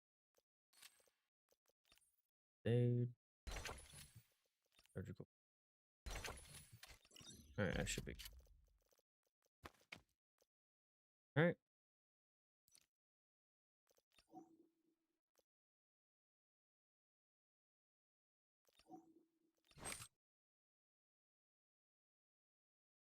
Let go, let go, let go.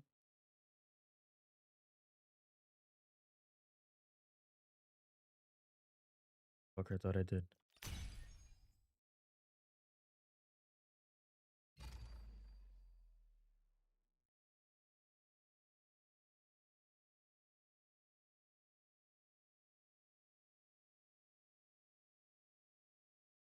I have the same hate to you that I did when you started talking about pineapples on beach. Why the hell would you put pineapples on a burger? Yeah.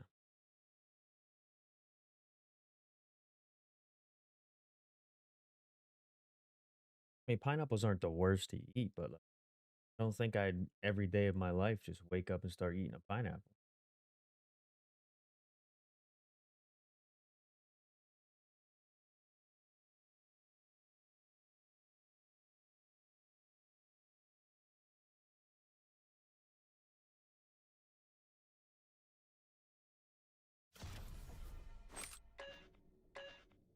We're in. Let's see.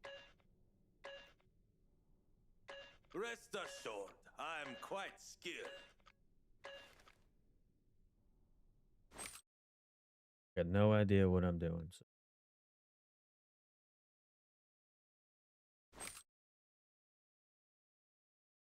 Well, yeah, there was only Rocketeer or Flamethrower. Oh.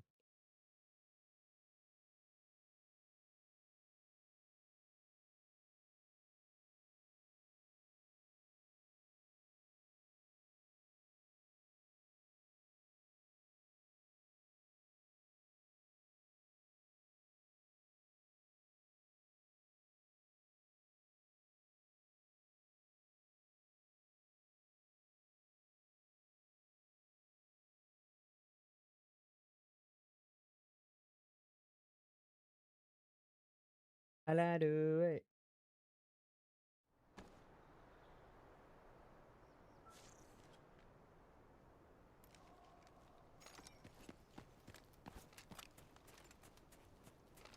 Scarlet Mandel brick and the decoding devices have been located. All team members need to work together to get the brick decoded.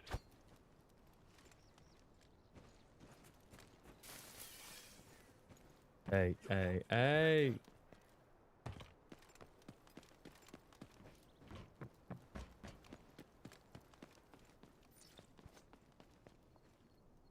Protect the brick. Crack it open and the whole team shot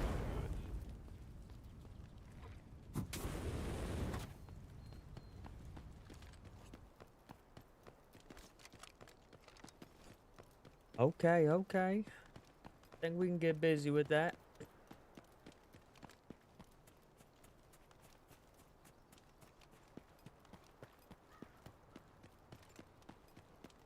Yeah, I'm definitely feeling a lot better. I was severely hungover yesterday. And I tried to watch Call of Duty for like an hour and stream it, and I just couldn't do it.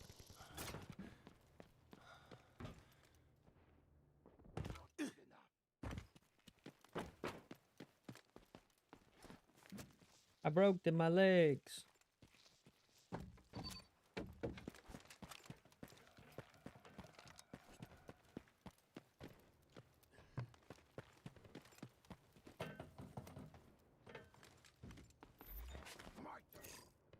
Yeah, they're gonna camp some.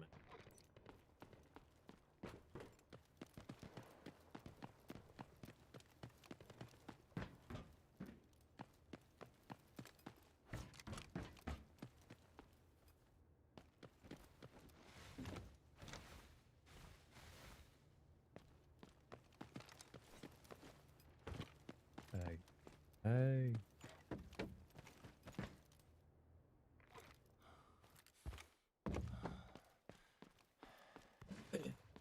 Yeah. Play in the kill box. Be ready.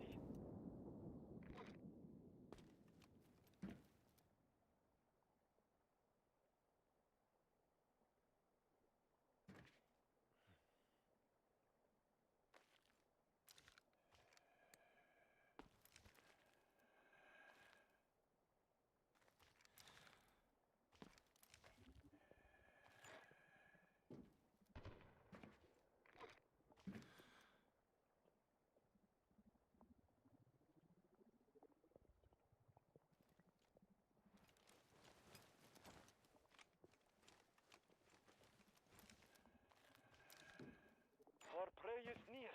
Be vigilant.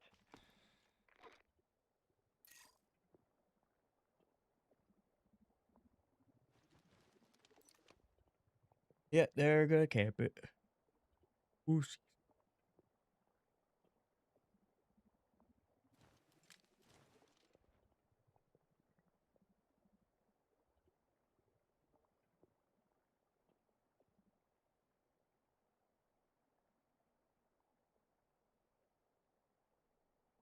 No, I could care less about.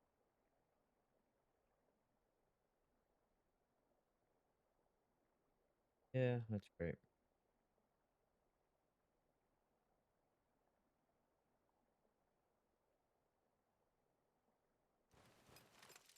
I don't think they're coming. Oh, fuck. Get out of it.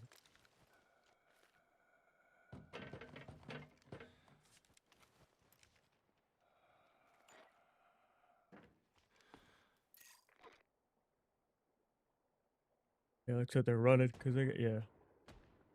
I need to find what Havoc have been hiding.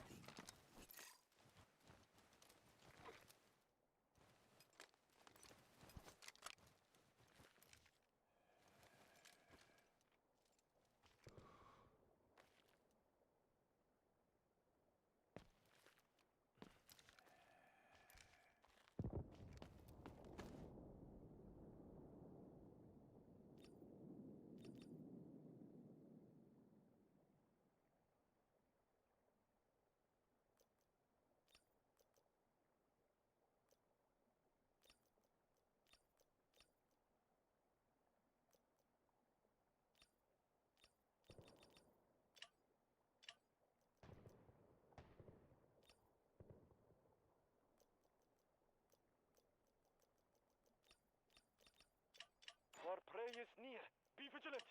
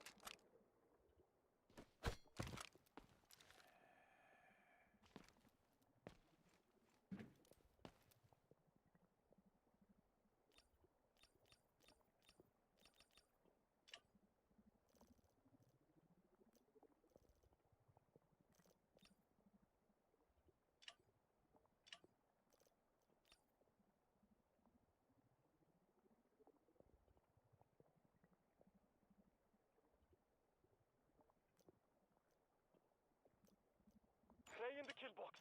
Be ready.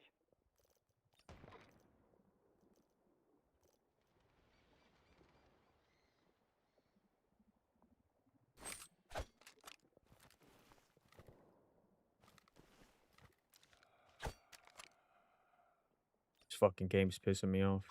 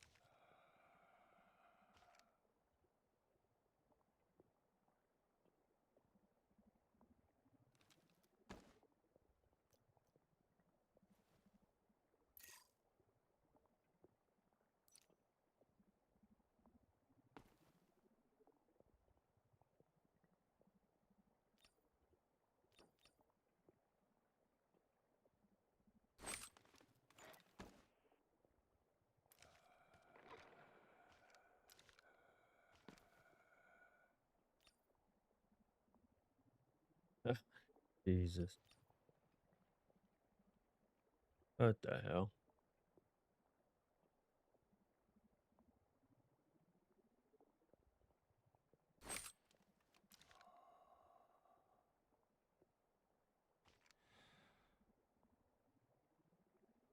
Garbage.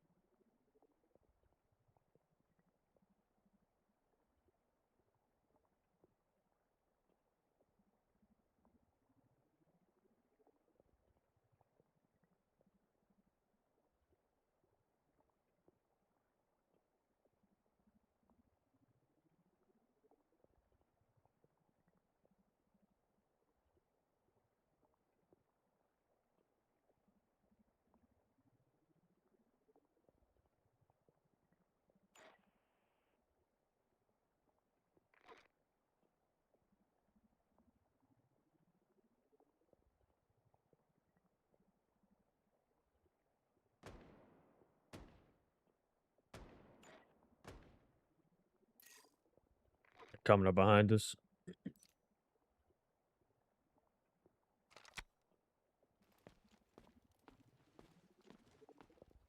I'm reloading.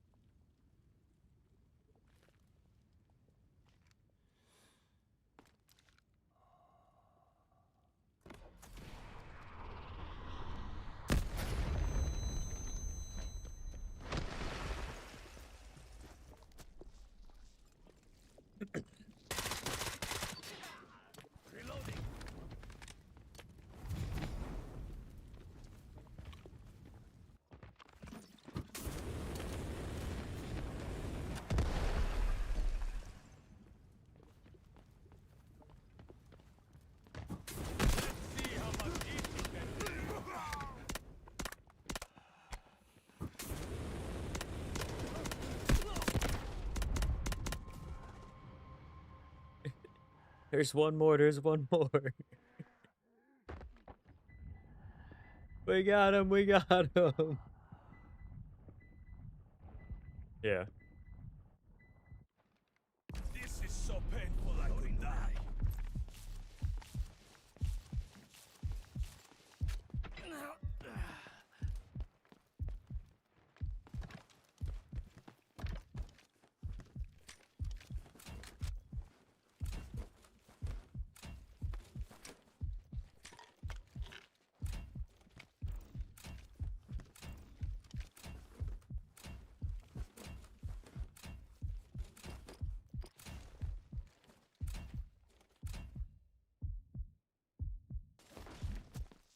Two.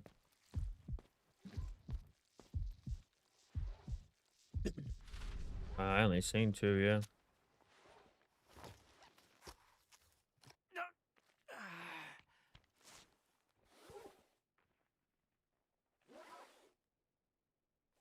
Retrieval team is en route. Keep defending that decoding station.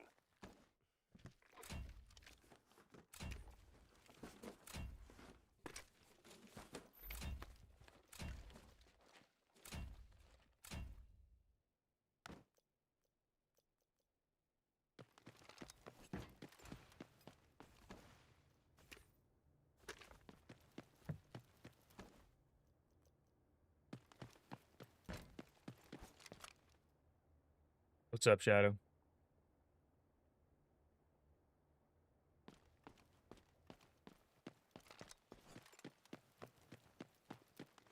Yeah. I killed the first guy with the flamethrower, and the second guy was like extremely weak.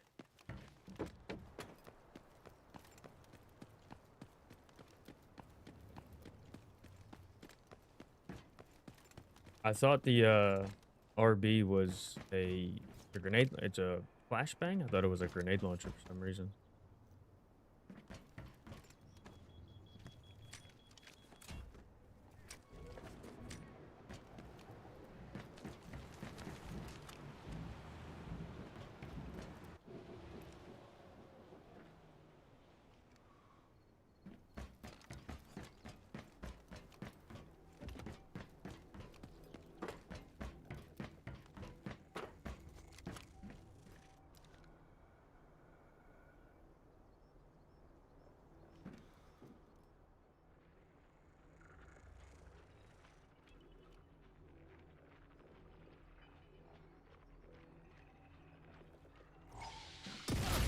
Oh, he fucking spots me with that thing.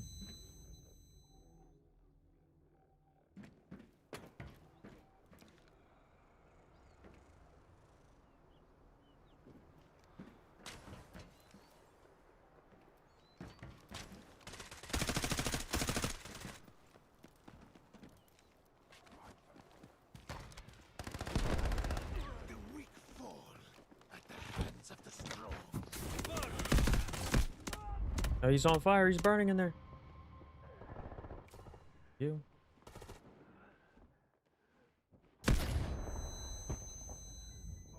Almost fucking did. Is that your grenade? Almost lost my life.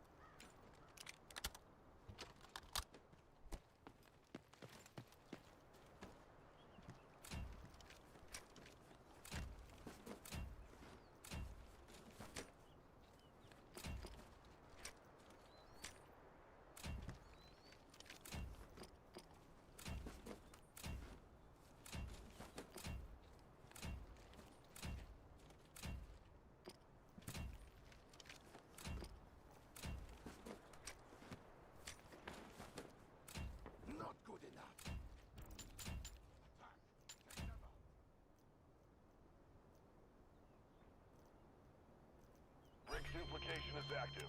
Grab a copy while you still can.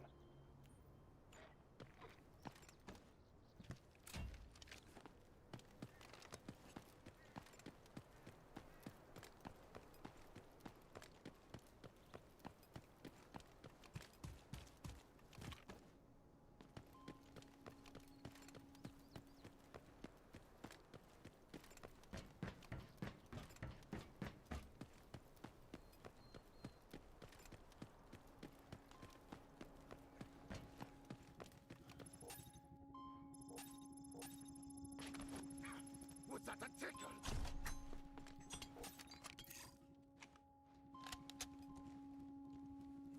Yeah. It didn't do a whole lot though, to be honest with you. The guy still knocked me. And I was like hitting the guy on the floor and him. Which is weird, because like if I put it here, it does it. But when I was putting it on the guy, it wasn't doing it. See, like, it's only when I put it directly on like the floor here. Doesn't really do it too much. I did. Oh, alright, got it. I got it.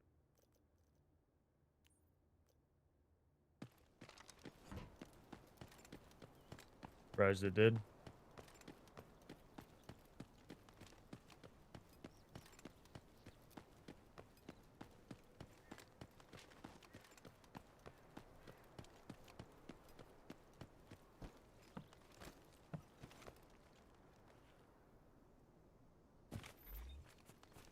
Yeah.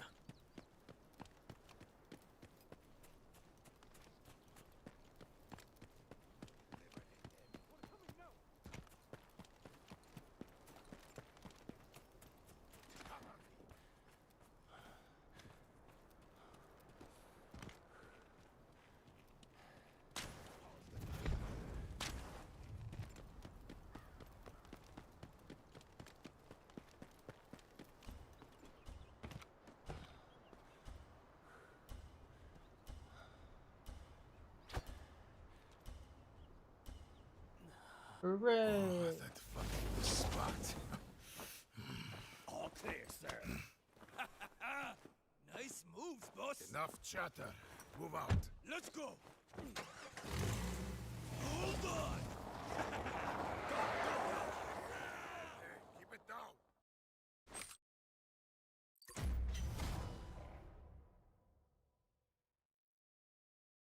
I'm above on your door. Killed one. I got one full.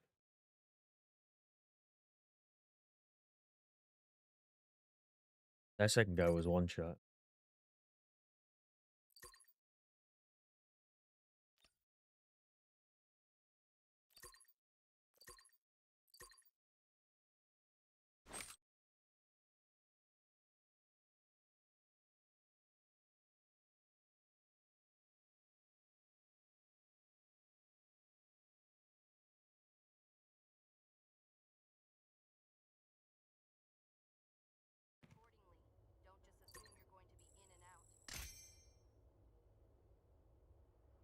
How's on your door? What am I supposed to check to see if I got anything? Check this piece of shit Mandelberg out. See how much I wasted my fucking time for this. Military UAV. Fucking garbage. And the little pink fucking statue. Terrible. Are you kidding me? Oh my god, dude. This is fucking dumb. Can't believe you're making me fucking play it for this.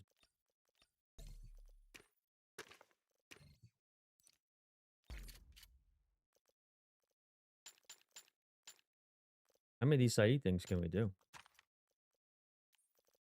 Oh. Thought it was like a one and done thing and then you gotta redo the books again.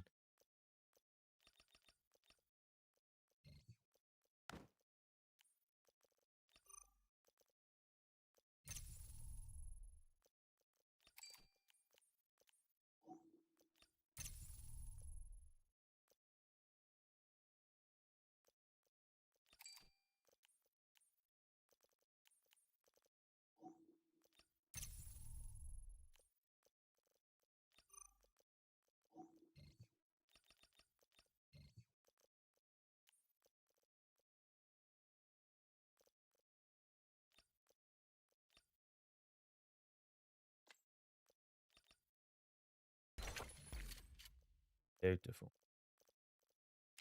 Can't believe it. Bullshit ass fucking.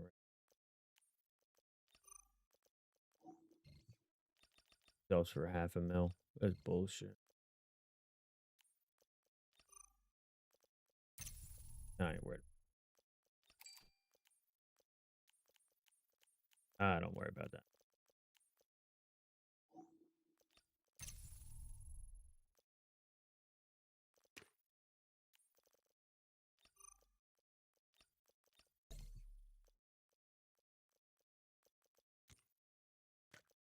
It was alright. Nothing to brag about.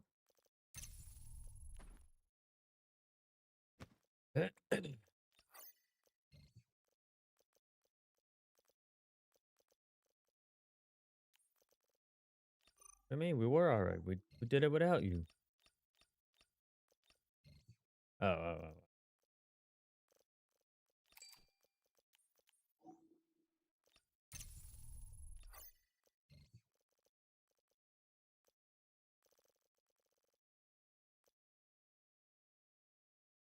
Gotcha.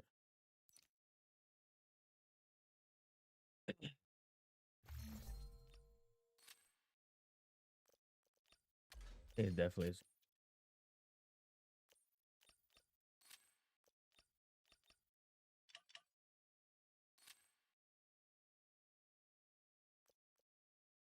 You're saying the Rocketeer is better than the guy that I am?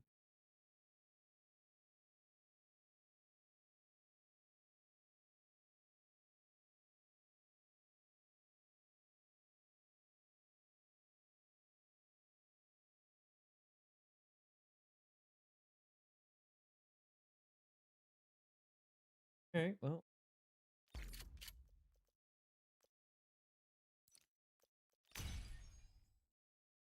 Well, ready up.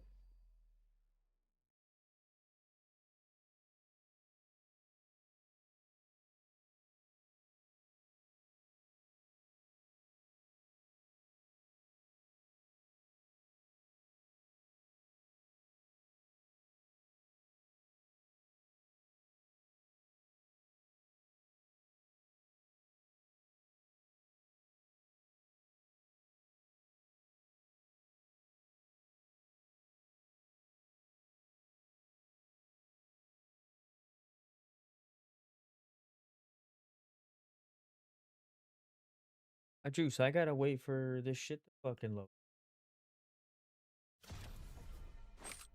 Oh shit. Don't try.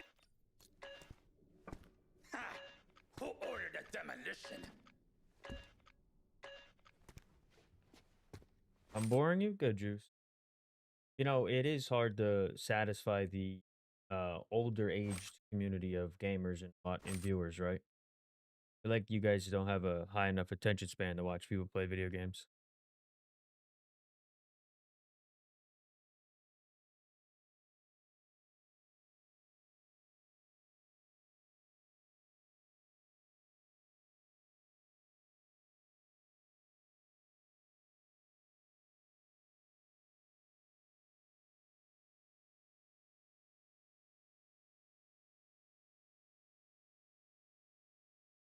To be honest with you, I didn't even fucking know he like that. I was like, was wondering what we were doing.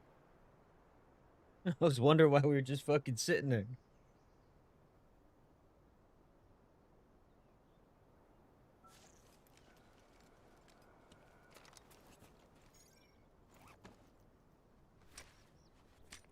Scarlet Mandelbrick in the decoding What do you have? It device automatically fucking update? All team members need to work together to get the brick and decode it. Get that brick.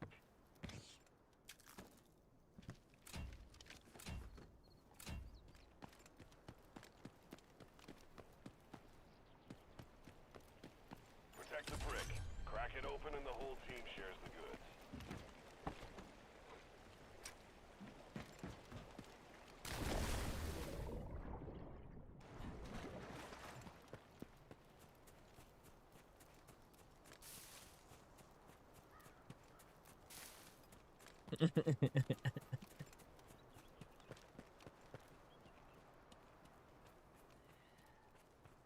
Mugs, you should have played with us on Thursday night. Yeah.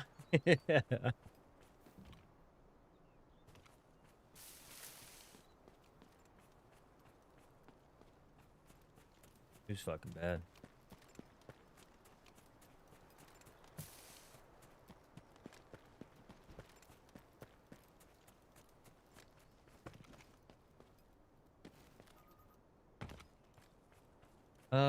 Games.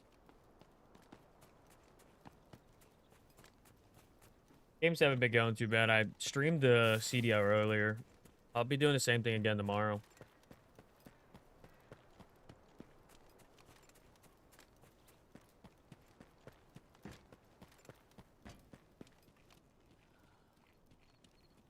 That's it?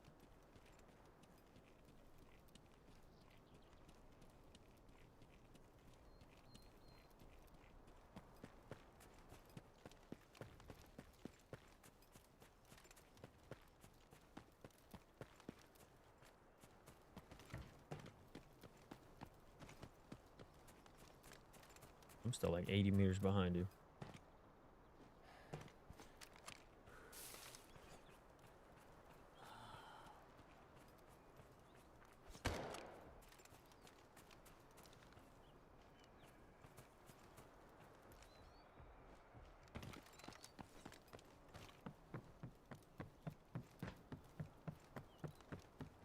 Are these missiles guided that I got?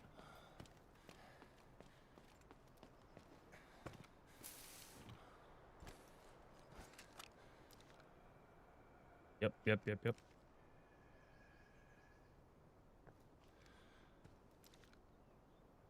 Want me to come up there by you? Get ready. The hunt.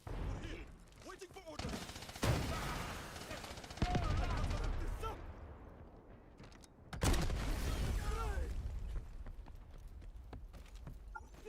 You hear me? Move it. Keep up. On my way, boss. Show no mercy. Cover me. I have no patience. Take them all. I'm on it. We'll be doing the hunt soon, boss. That was your final screw up. This is my revenge. They got deep and to the left. That guy's one. He ran downstairs, jumped over the ledge. Come on, let's fight. Bring it on. On my way. Changing mag. Eliminate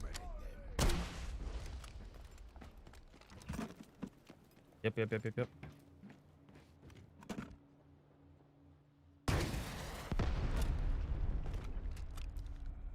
I fucked that up. He was in there healing. Not good enough.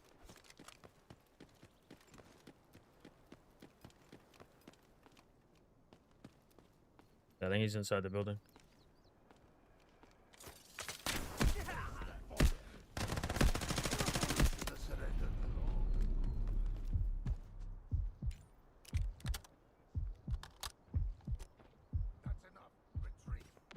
Oh, we got more people pushing us. I'm coming. Yep. Reloading.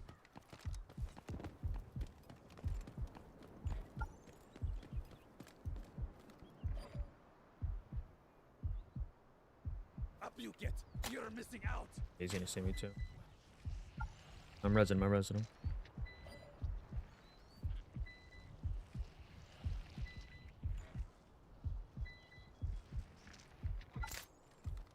Oh, still one piece. I gotta fucking heal.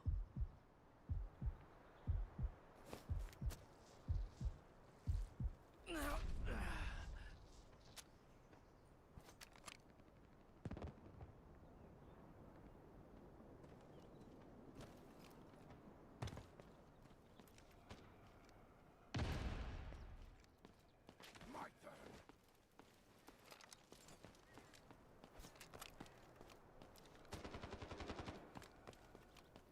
It's not shooting at us. Yep.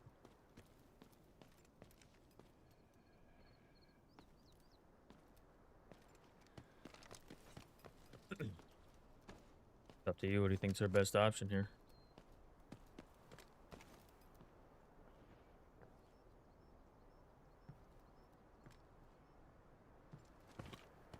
Yep.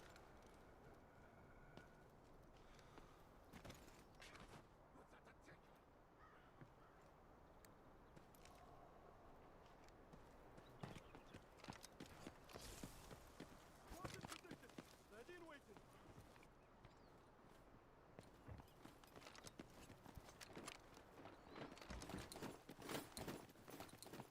Let's get them. Get rid of them. We're on our way. Where? Oh, yep, right there. Reduce them to dust.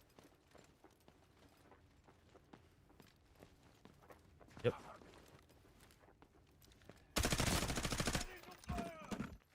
Retrieve the dog food. Keep defending that decoding station.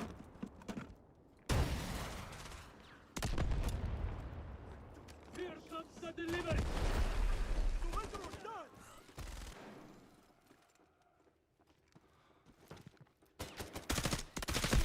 Oh no, he's one. He's weak. He's weak. Fuck. At the bottom of the stairs.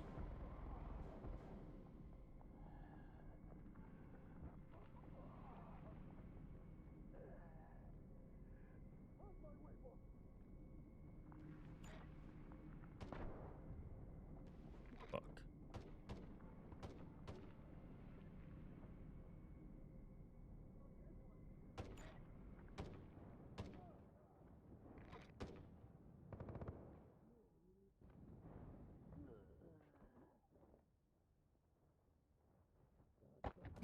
I'll handle it.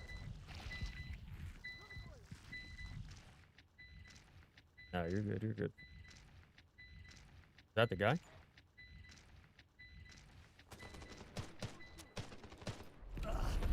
There's more. Okay, I'm gonna heal up then. Reloading. Cover me.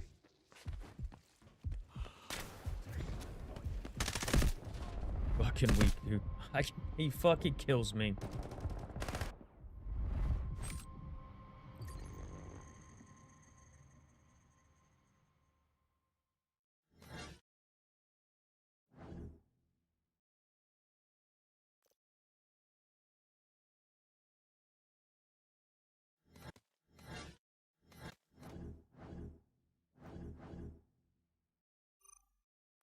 Alright, there ain't nothing I could do.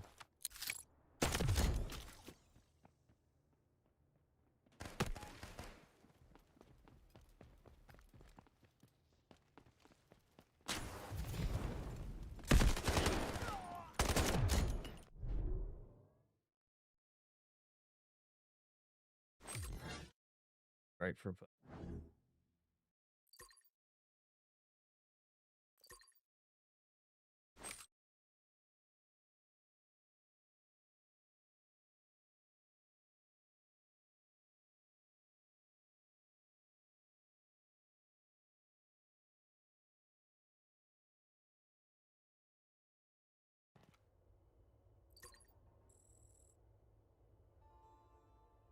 Guess so.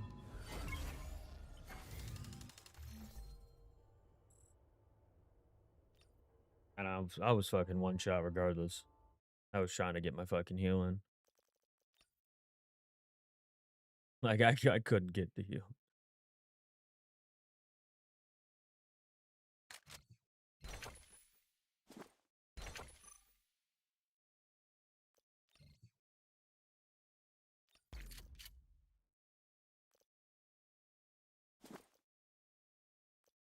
Cause he got to me, it wasn't even on fire either.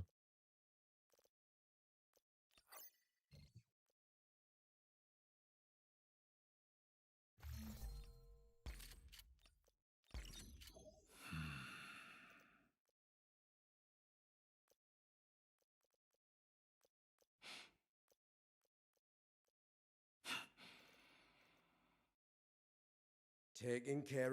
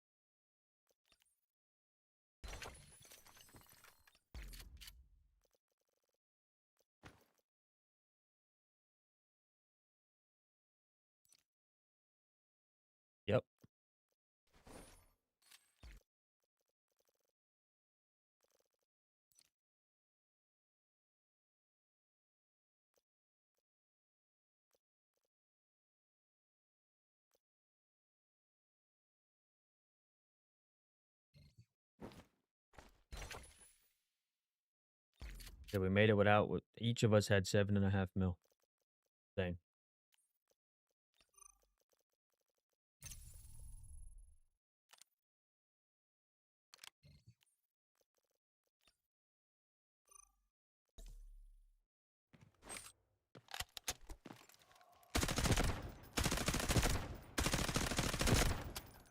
That's the guy I was shooting at downstairs who had no fucking helmet or vest on either.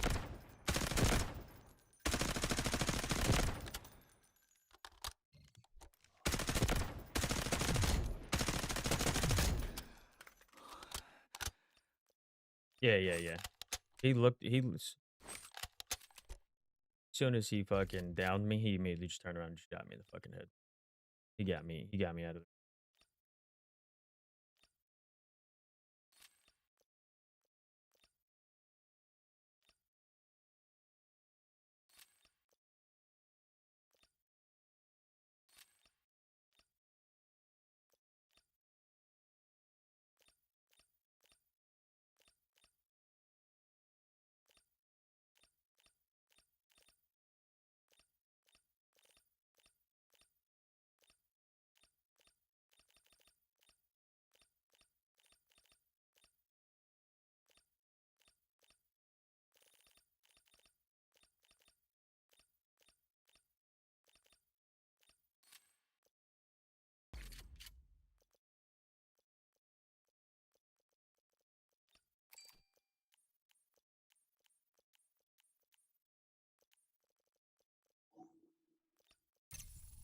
Yeah, there were definitely some bodies in there to loot.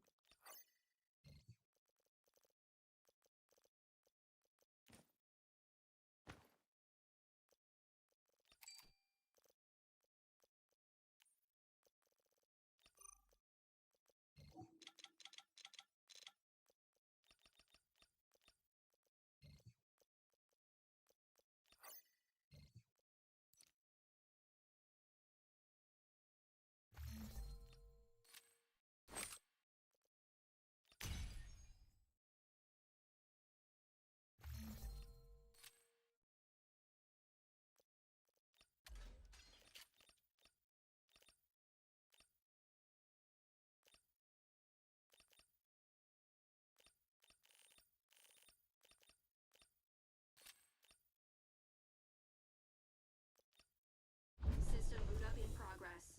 Decoding system online. Standing by for decoding. Attempting decoding using an advanced key. Fucking ugly.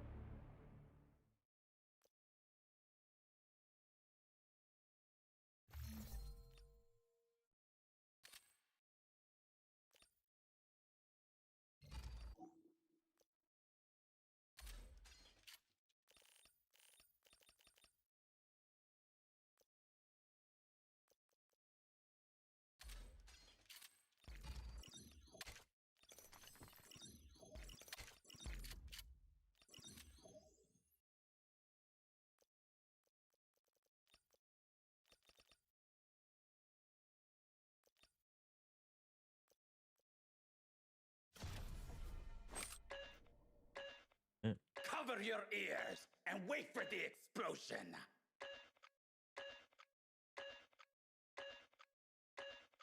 Yeah.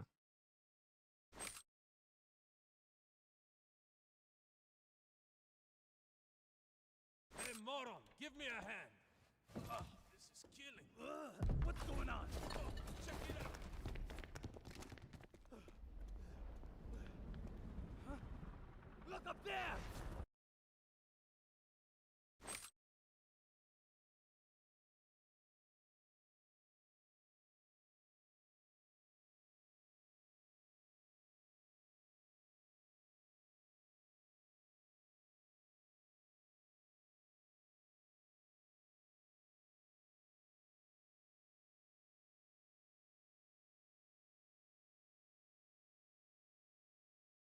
Fuck that thing.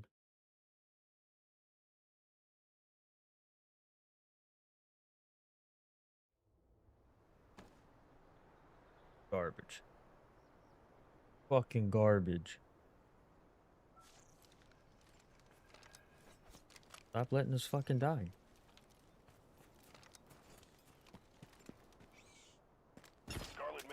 the decoding devices. Exactly. All team members need to work together to get the brick and decoded. He's worried about killing too many to get. He doesn't want to get banned. Oh, he's making.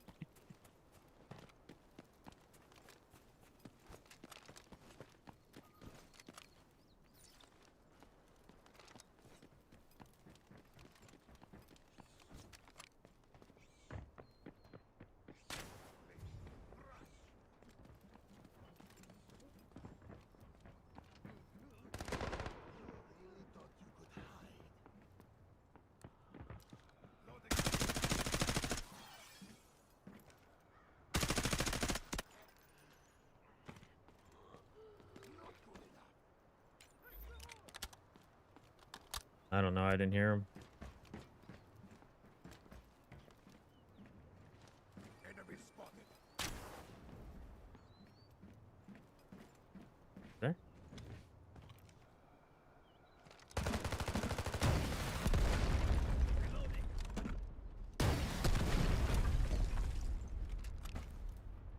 Oh, you got him. I'm like, what the fuck? I'm over here trying to shoot rockets at this guy thinking he's there.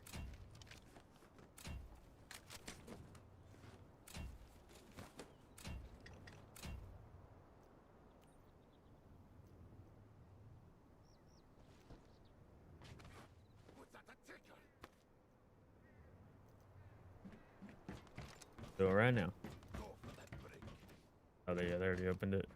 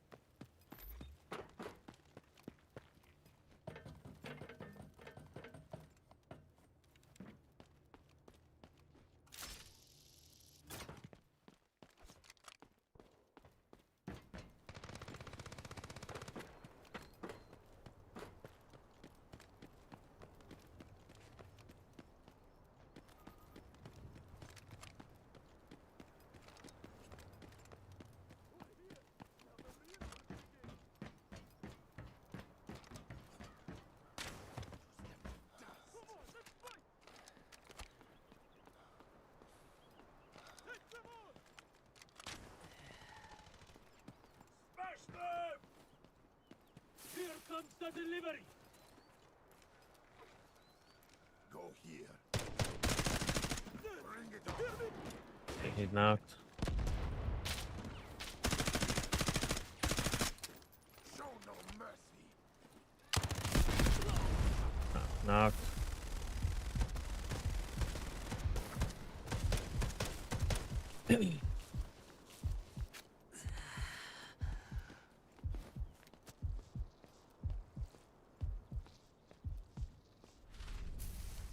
Yep, doing it right now.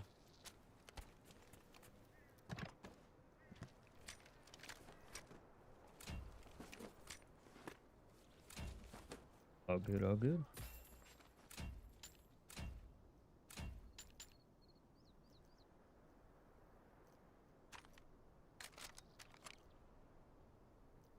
Oh, that one's full? Okay.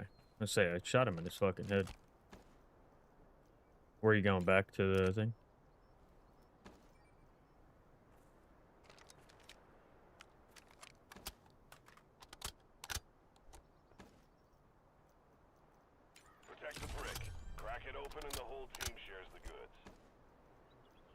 This guy don't got nothing.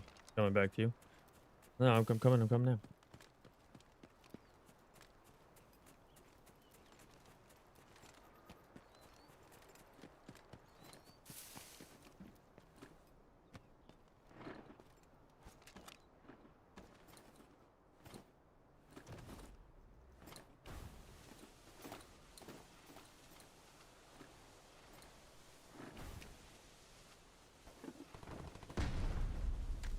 Yeah, I did.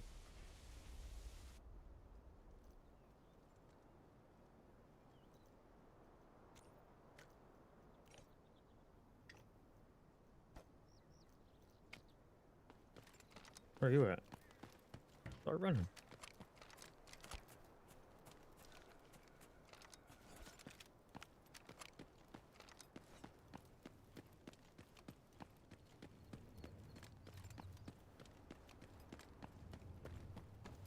Now it's all good.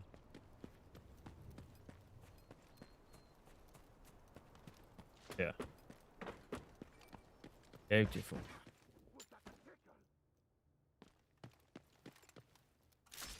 What the fuck? Can you imagine looking over the edge or running that way? You see you fucking standing there. You'd never read that.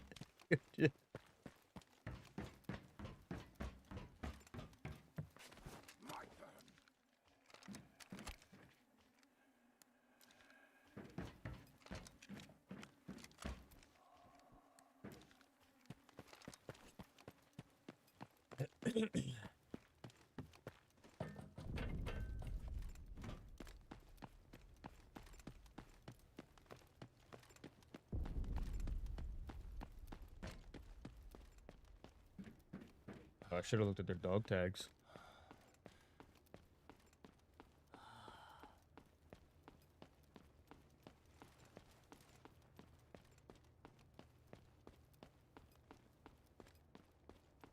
Yeah.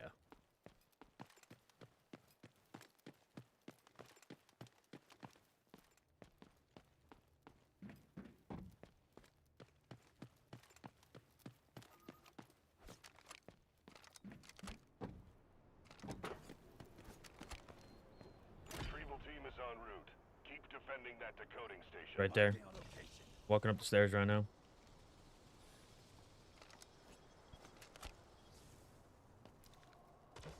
Could be second floor.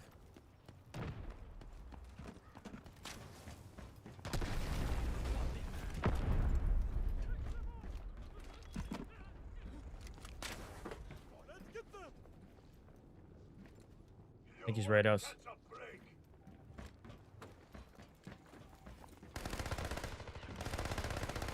Dude, these fucking minions are in my way.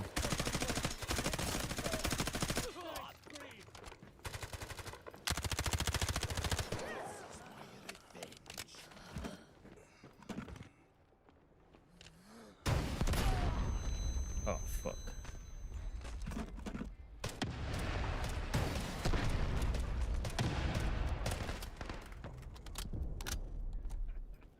Don't get your pants wet. There'll be one more right out there to the right. He's resin. Nice. Beautiful. Okay.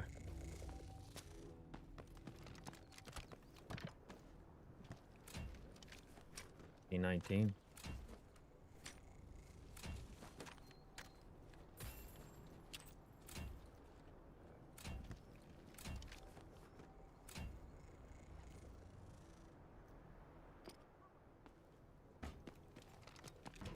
Yep.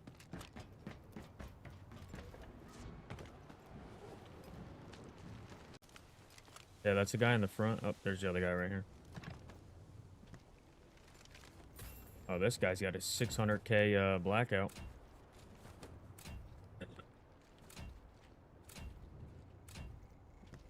Underneath the stairs. I think this one's yours. The other one that was on the ground to the right was mine. Oh, no, this one's mine, too. It says I eliminated him. I don't know.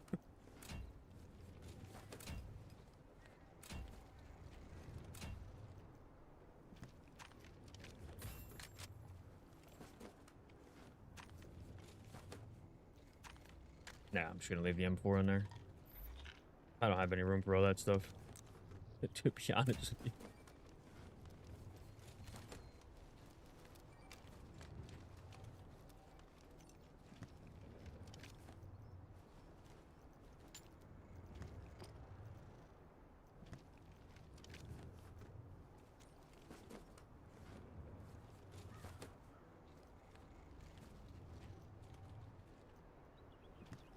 Take whatever y'all want.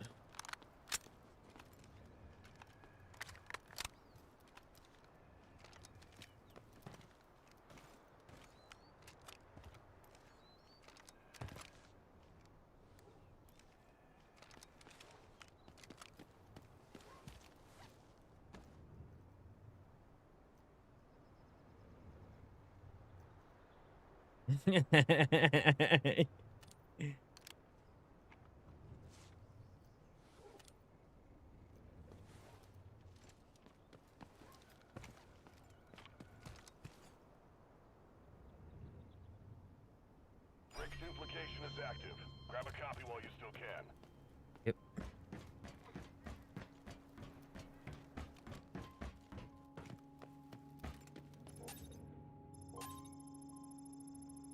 Oh, I gotta make sure I have room for this. Make sure you have a 2x2 slot. Make sure you got it. Yeah, 2x1. Yeah. Terrible.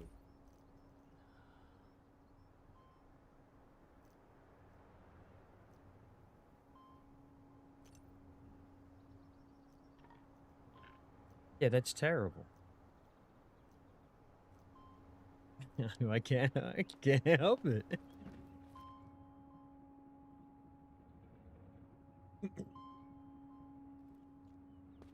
No, I mean I can, yeah. I was just seeing what it was like worse and all. Decoding complete. Get back to the station and secure the Scarlet Mantle brick.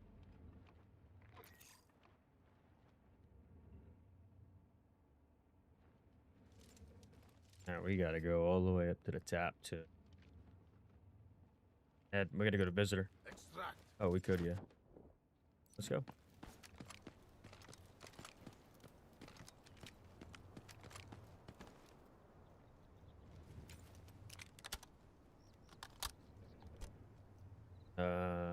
Probably not.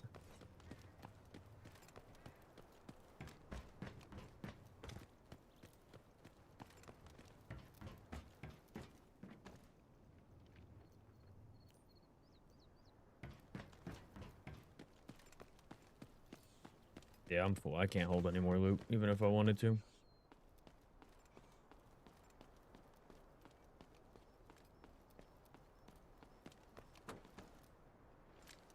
I'm at. I spent 700K.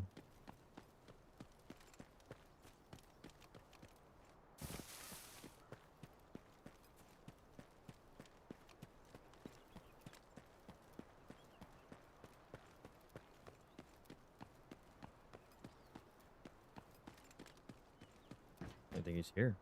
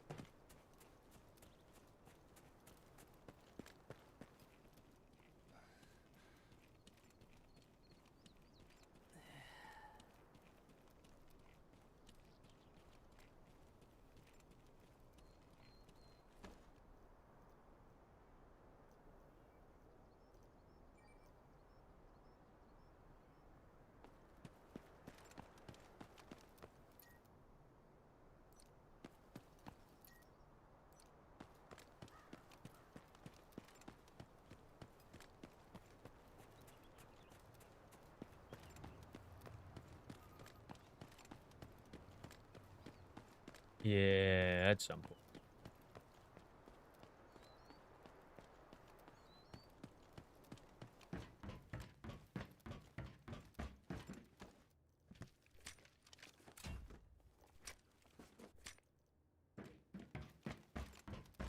Only thing I don't like about it's the fucking mage to get around. Other than that, like Tide Prison's not the worst. Yeah.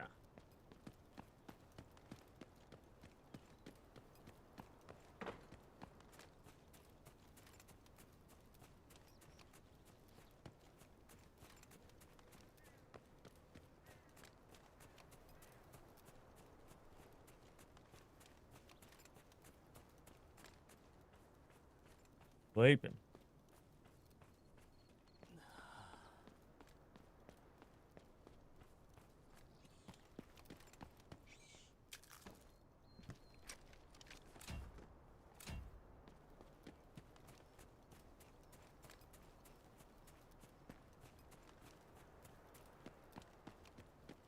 Yeah, eventually.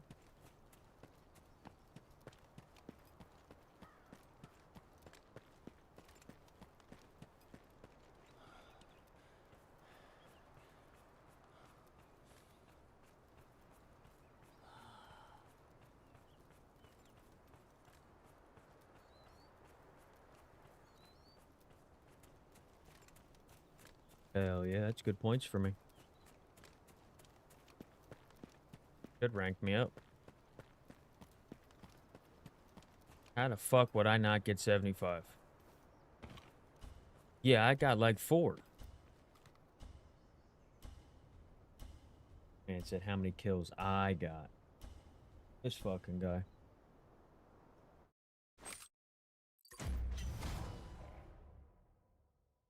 Killed 3 there.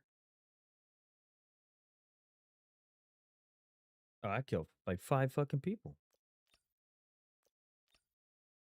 Yeah, 4. 1, 2, 3. Yeah, look at that. Yeah. Pinnacle, 43 stars. Hell yeah. Ain't got nothing on me.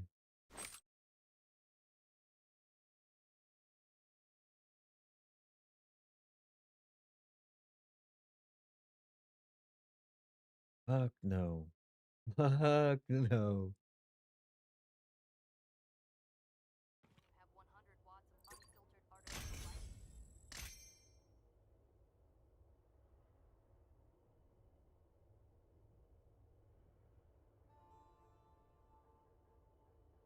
$75.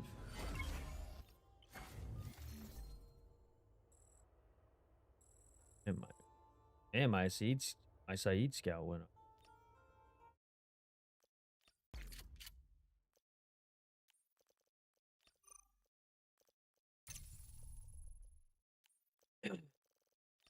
Yeah, eventually.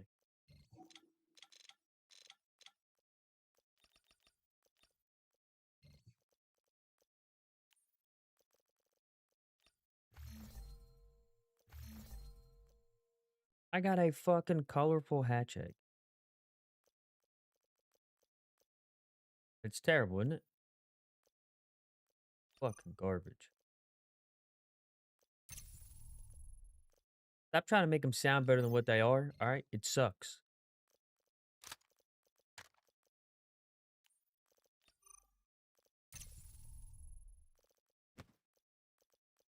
Wait, what am I supposed to do with these dog tags? To be honest with you, I don't know where they go.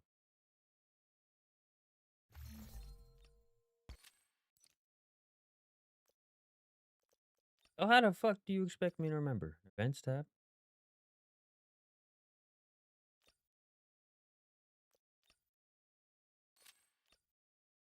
Red hunting? All future operations will be planned and carried out here. Yep. Bring the tags for the red intro.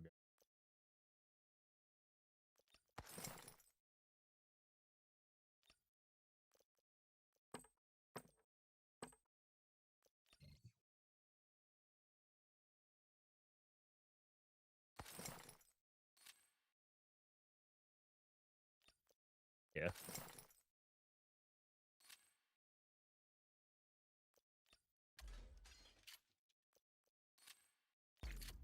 I don't think it matters as long.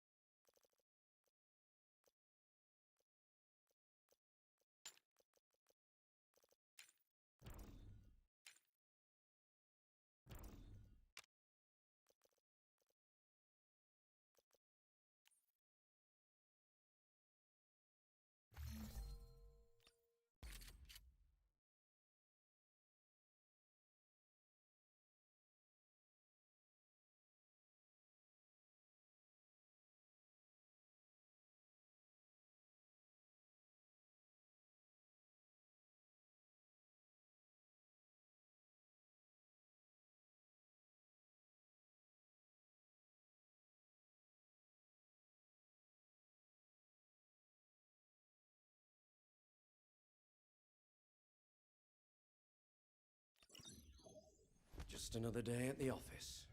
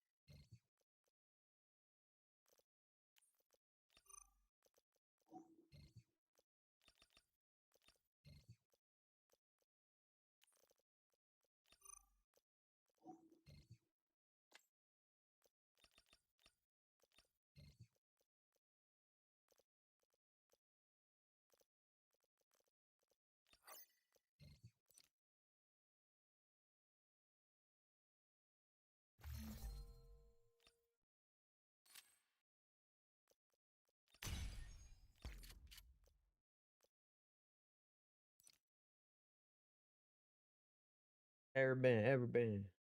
Has he ever been?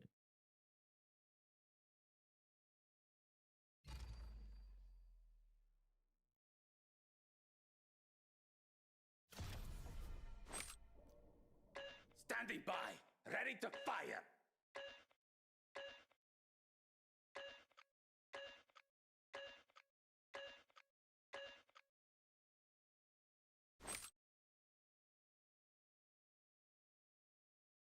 Damn, my clip today for Delta Force got 1.6K views on YouTube.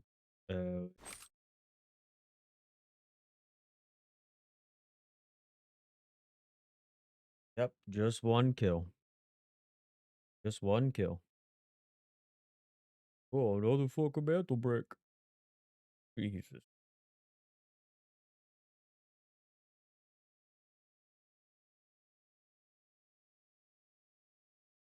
Some fucking colorful egg. It was like 580K. Dog shit. Dog shit.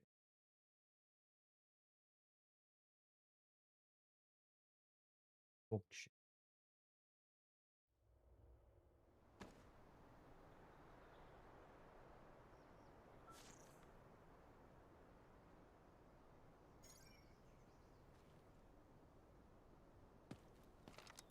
Scarlet Mandel brick and the decoding devices have been located. All team members need to work together to get the brick and decode it.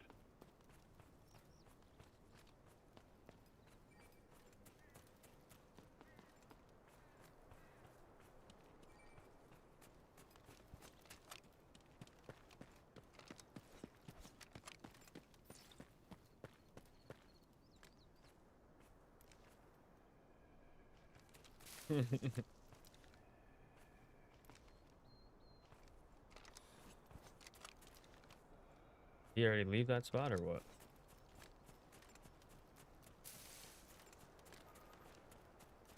Alright.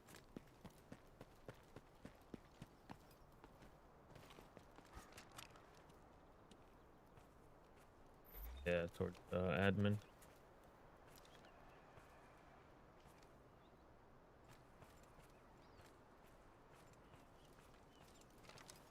Only one?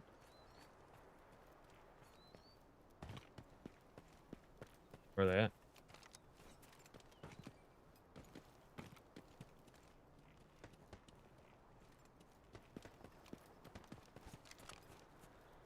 They gotta be a visitor. They're on their way to visitor.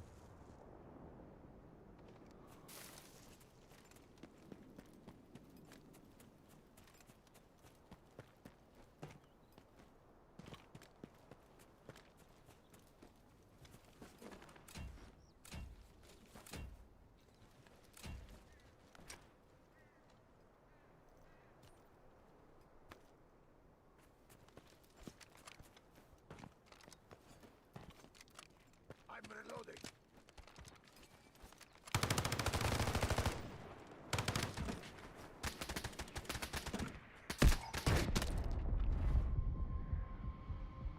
He shot the rocket out of my fucking hand.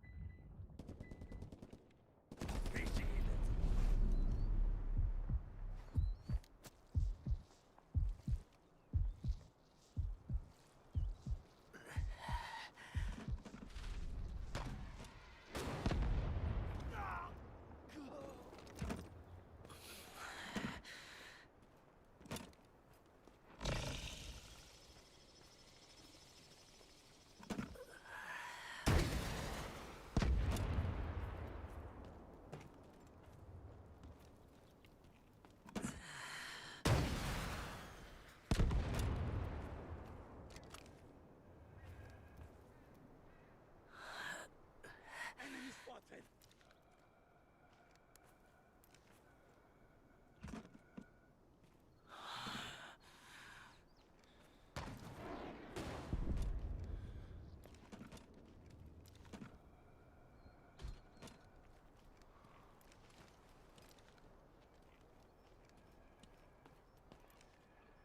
He's healing.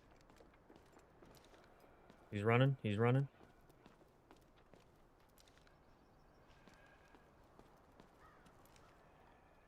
No.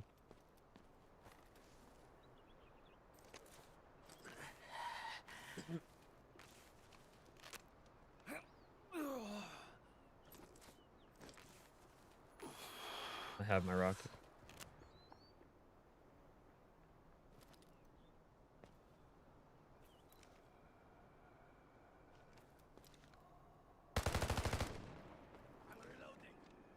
Get him.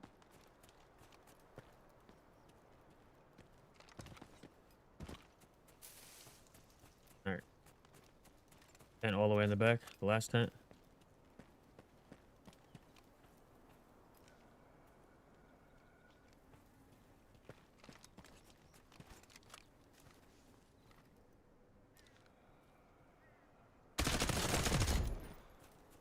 Fuck off me. You're okay. Get back in the action. Yeah, right. Hostiles have the brick. Blew his face Find them and clean stop them. off his shoulders. Don't think I owe you any favors.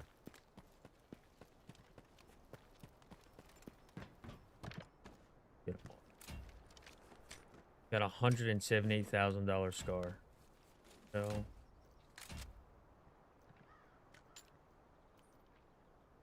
this guy had nothing. This guy literally had dog shit. Enemy tracks. Find them.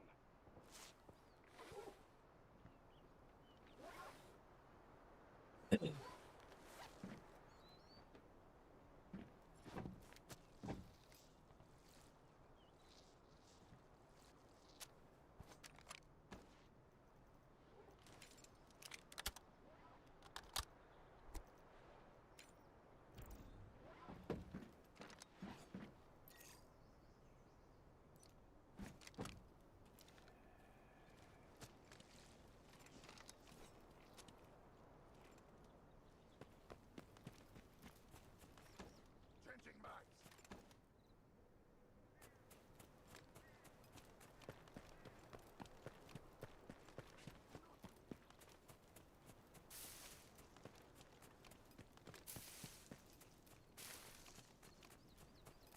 Attention, all operators.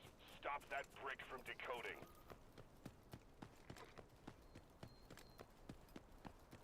I thought you killed everybody when you were down there. I thought there's only 2 left. Yeah, I assumed that was the guy's team, that the teammate that you just killed up here that was AFK. That's why I'm like, oh. And I shot my rocket. The guy dude shot the rocket right out of my fucking hands. Yeah.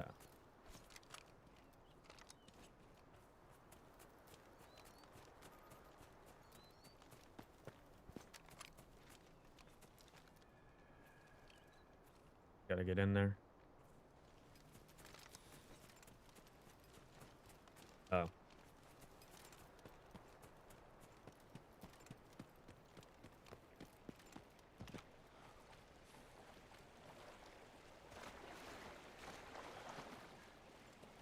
Yeah, I think it should give you a counter.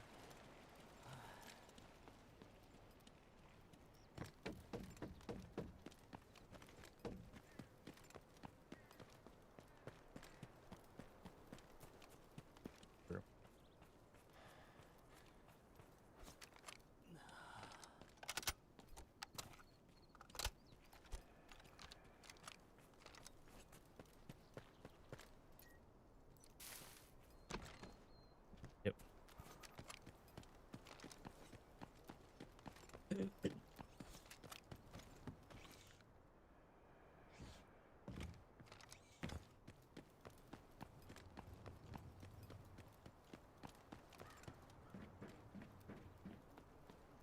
You think he just ran away from it?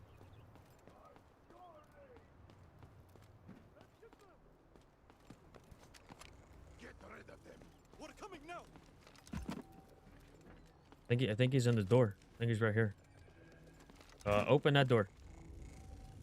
You got smoked, huh? Triple team is en route. Keep defending that decoding station. Yep.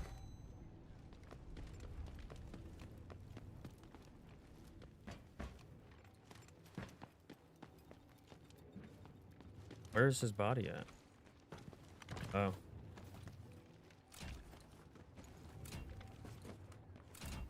Okay.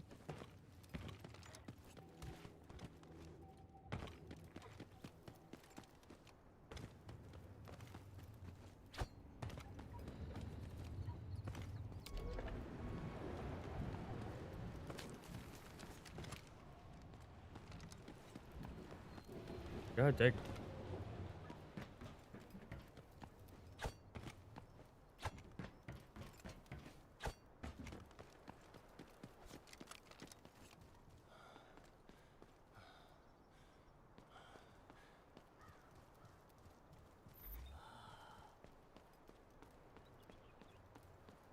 These bots get in the way and you get stuck on them. It's annoying as shit.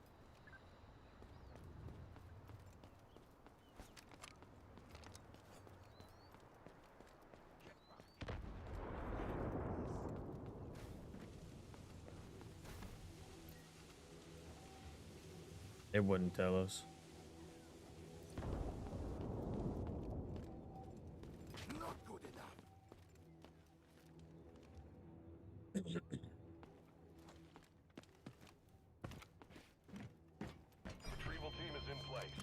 Distract them while they secure the brick.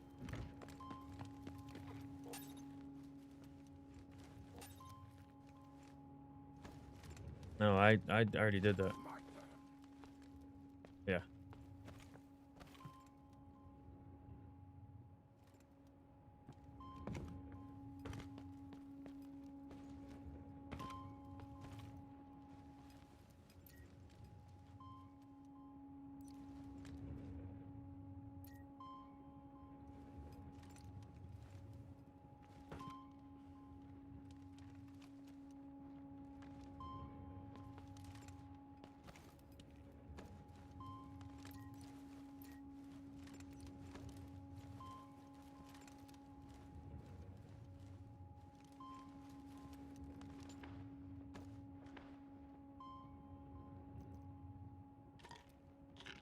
Decoding complete.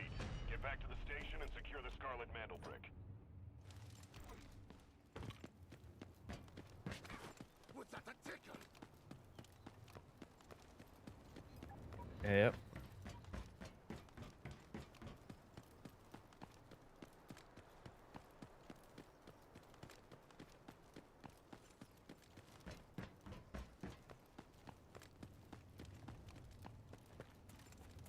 Cover me.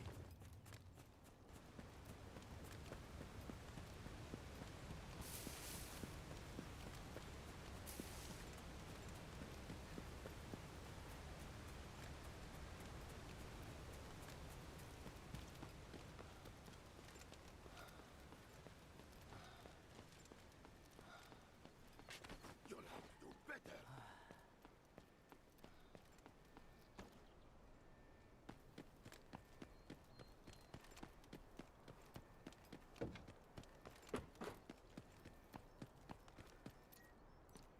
We got a minute 13 to get in there.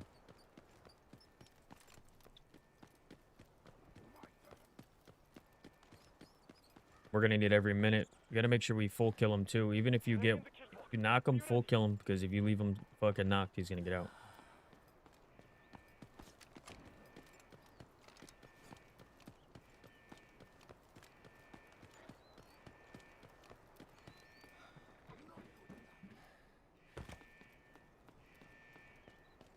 Oh yeah.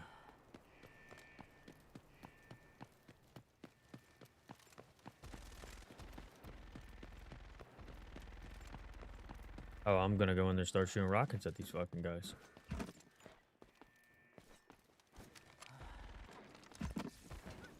I need support. Come quickly. Reinforcements are here. Let's get started. On my way, boss.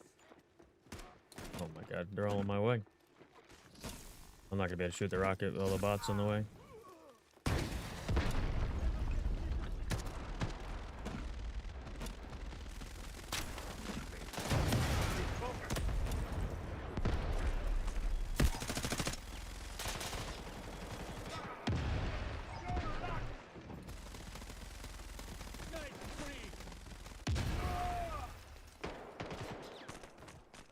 That's enough.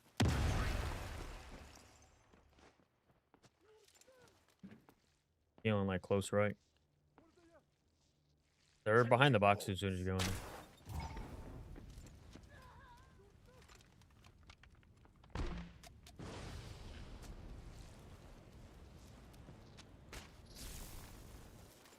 Okay, get in the vent, get in the vent, get in the vent. Just keep watching that door, Cecil.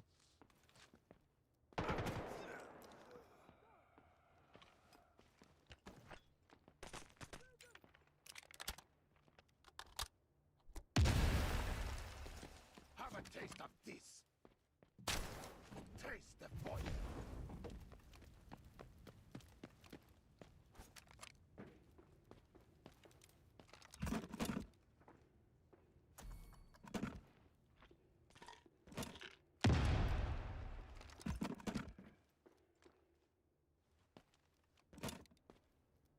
Yep.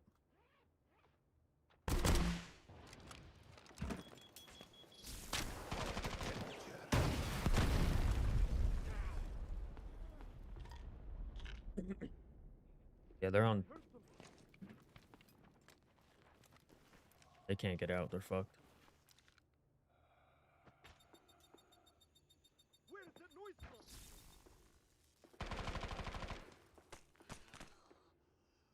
Come here.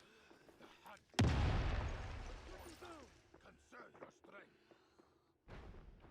We're here. Now the real work begins. Attack. Take them out. We're coming now. I can't see with that smoke.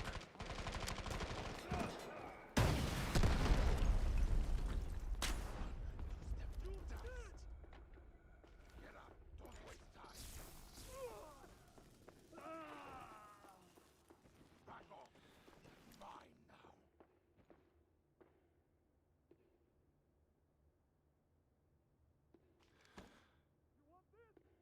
Yeah, they keep fucking taking it out immediately. And then I can't see it.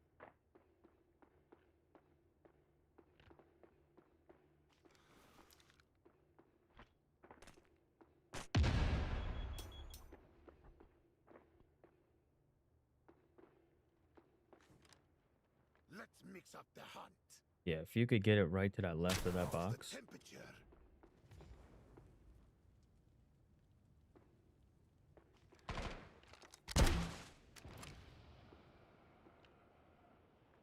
Yep.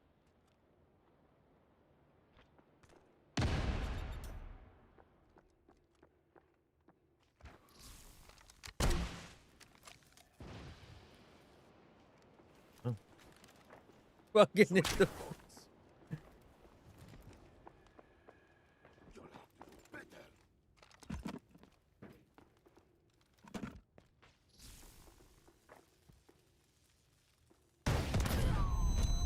Oh my fucking god, dude. I'm done with this shit. Fuck Saeed.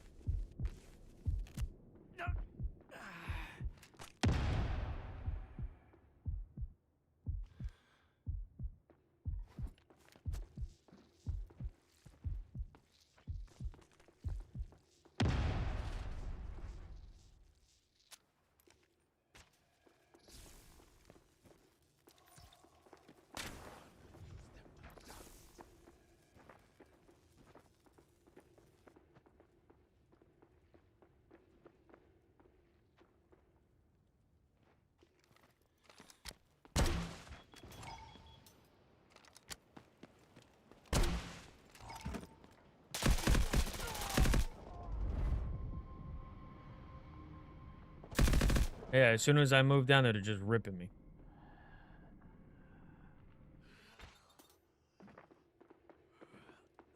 I've been shooting my rocket at the top of the fucking stairs. You know what happens when you shoot at the top of them stairs?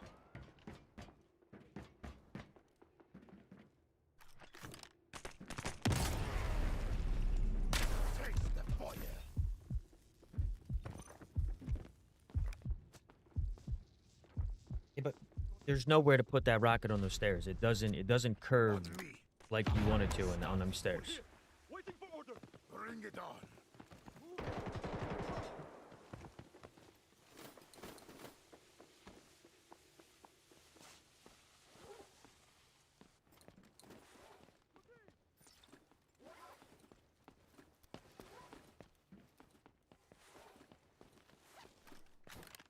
Have a taste of this. Eliminate them.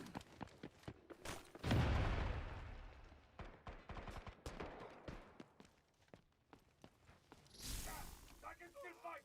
Crush them.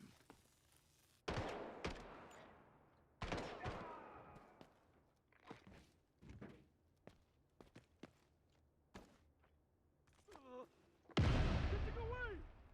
Loser, over here. I'm gonna show you.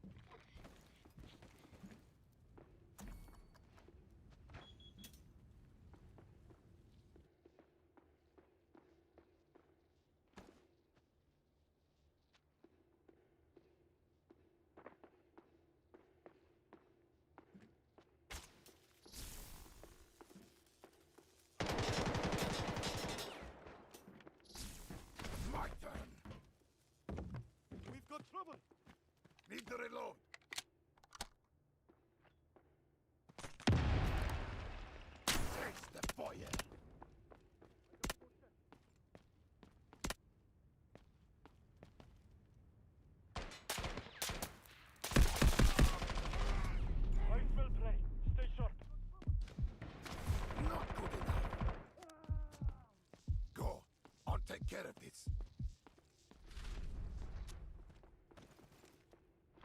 I'll track you down.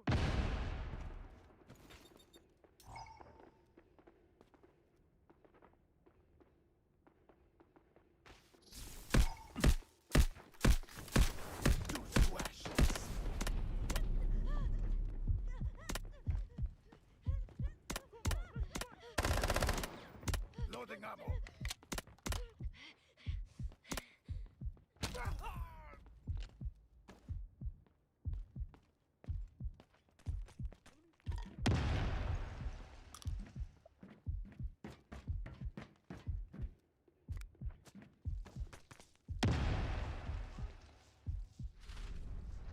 Extract.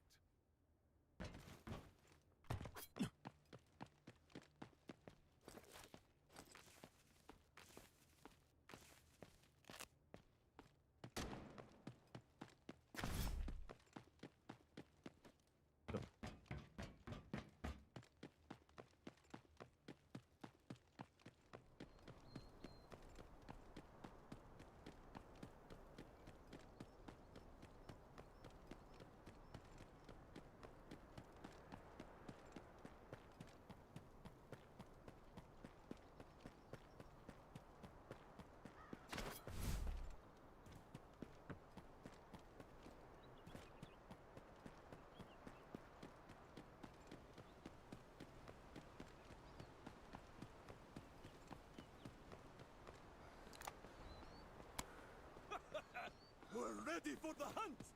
On my way, boss! Was that a tickle?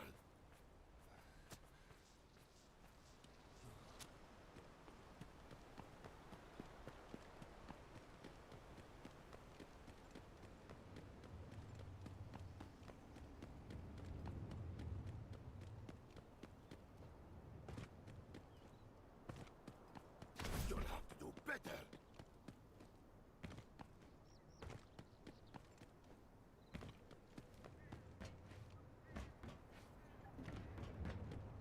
Yeah, as soon as he went down there to like he was standing in the left corner, they shot the fucking shock arrow at him in the left corner, and he had to get out of there. So as soon as he crossed it, three of them just start shooting at him. My turn. He couldn't do shit. Yeah, you can't do anything with that. That fucking arrow is so annoying.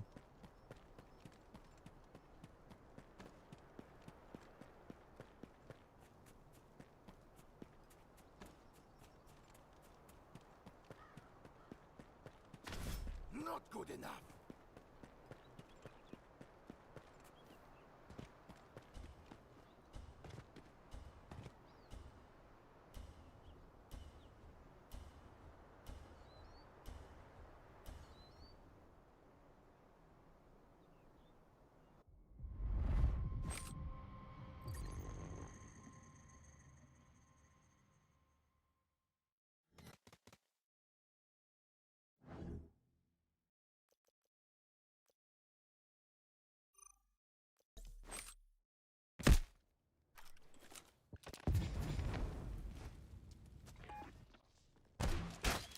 Enemy right there.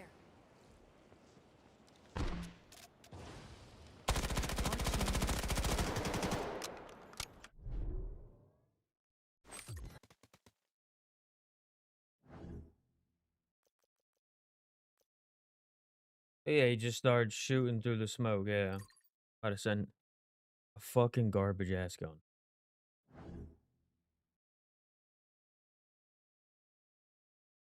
Yeah, shoot me in my kneecap.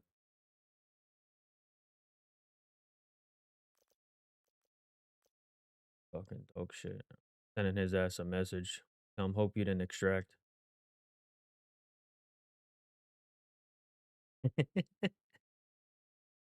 Send a message right now.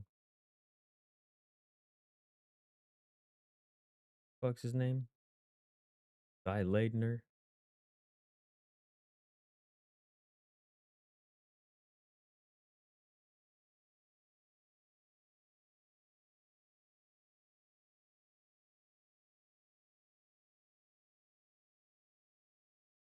Fuck's this guy at?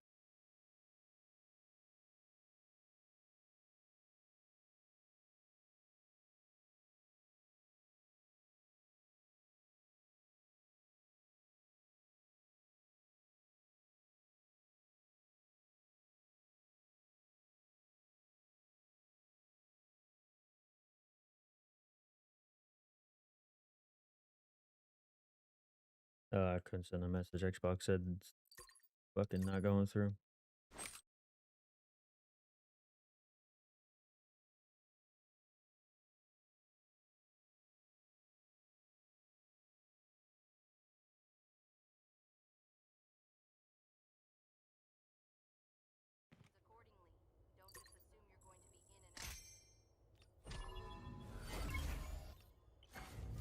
I don't give a fuck. I don't give a fuck.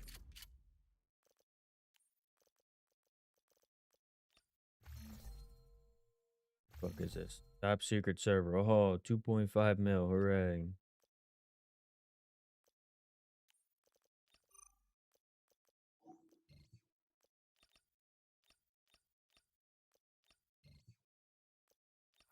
Fucking garbage. That's what I get. Fucking garbage, huh? Unbelievable.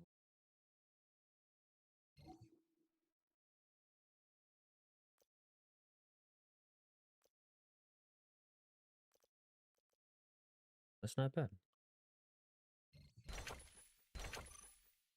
Not even that much.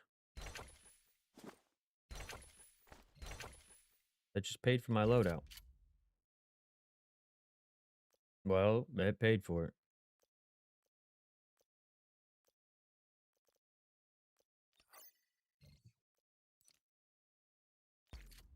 Ooh. Oh my god. Listen to this guy. I'm fucking purple. Shut up.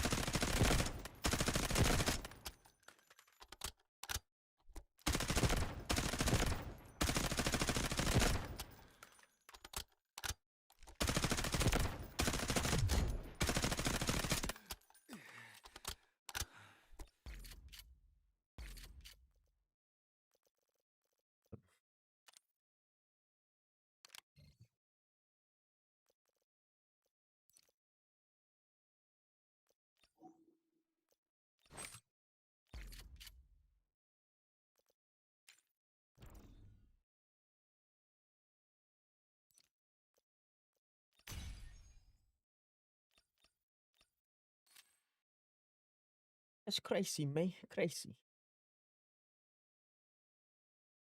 We couldn't do it. Probably should have just left them. I don't know.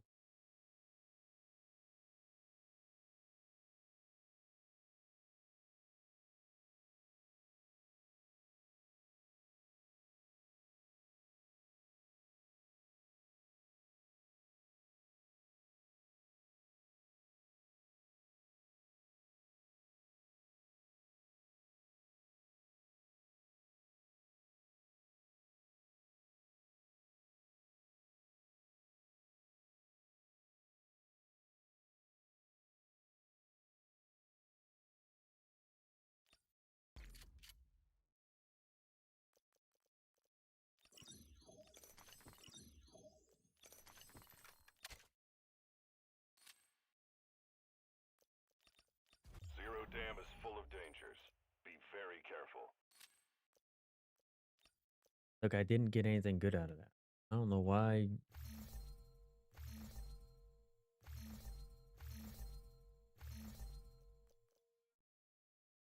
Oh, here more garbage reds I can fucking obtain. Hell yeah. I am.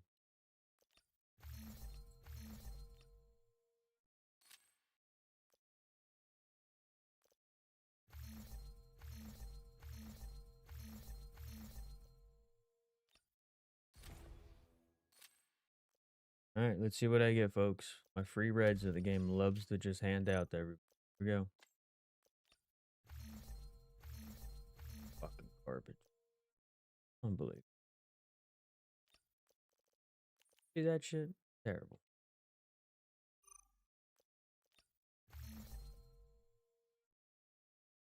Equipment collection room. No. Well, that's I got a key card thing. Well, Was that place even worth it? It gave me Saeed's pocket watch, and I got that's the smooth bore, yeah. Dog shit.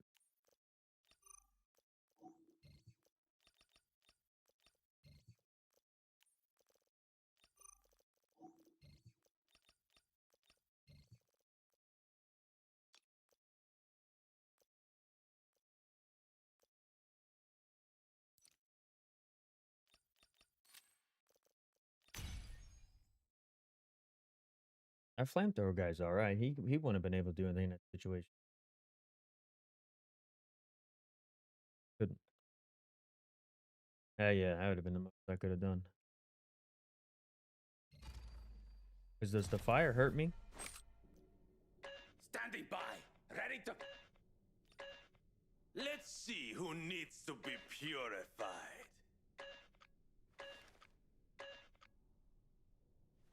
Yeah, they were shooting him with the fucking arrow, shocking him the whole time.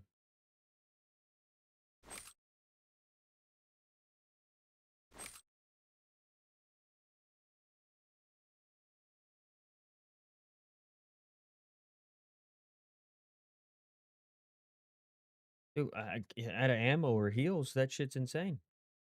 Like,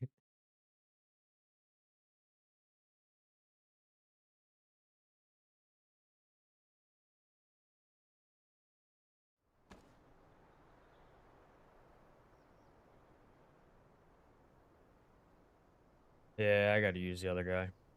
I wish I would have known that. But I don't. Yeah.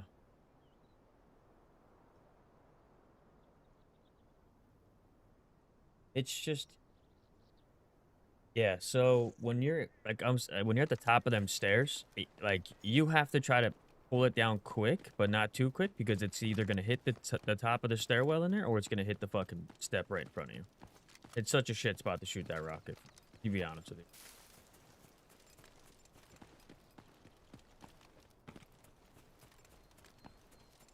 Kill people. Fuck.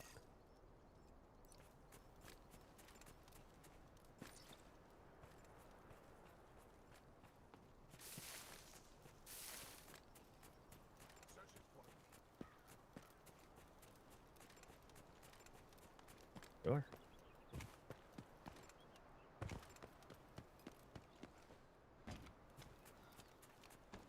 Key card store. Central VIP room, barrack storage room, ticket office, and DS201. Yeah, that key sucks though.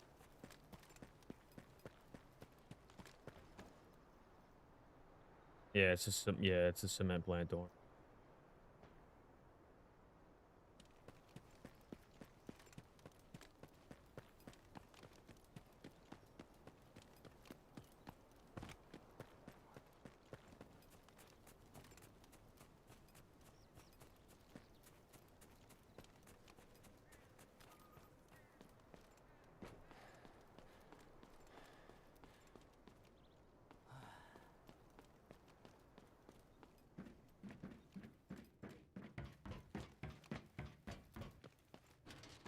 Did you have to or you don't have to?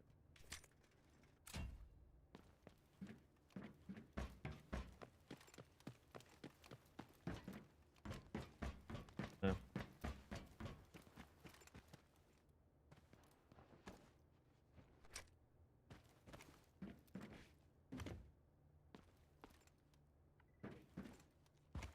Think she actually just wants to hang out with you?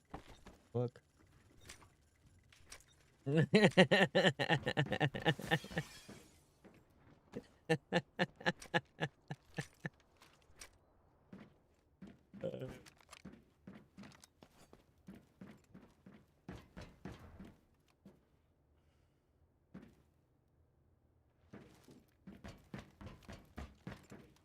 lot of Newton.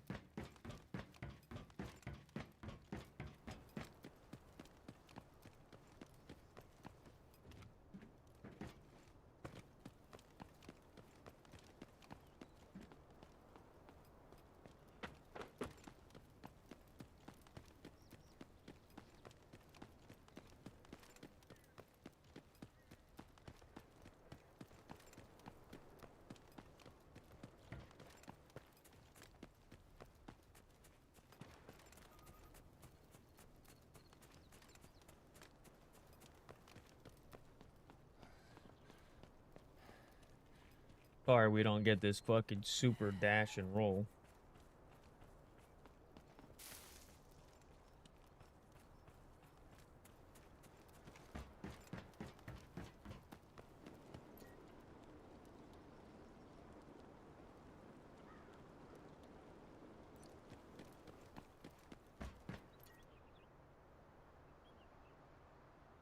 No, it doesn't show up for us.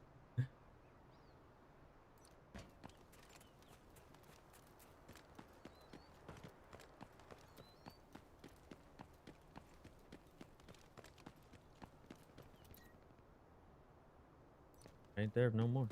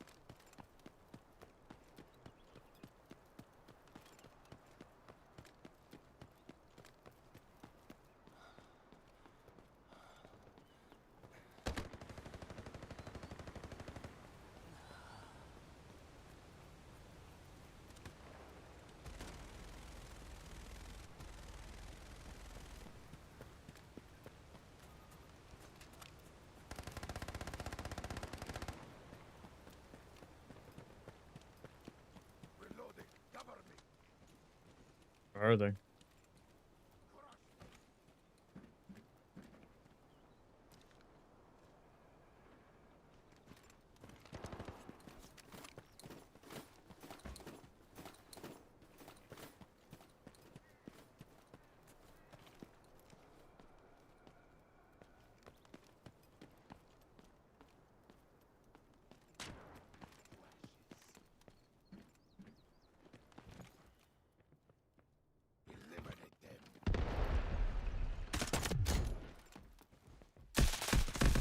He's weak up there. He's weak up there.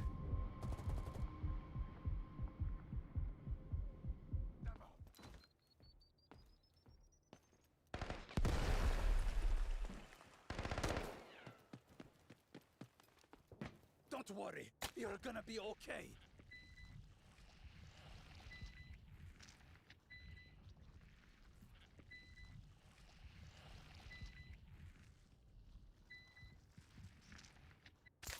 Just purple. Thanks. I owe you one.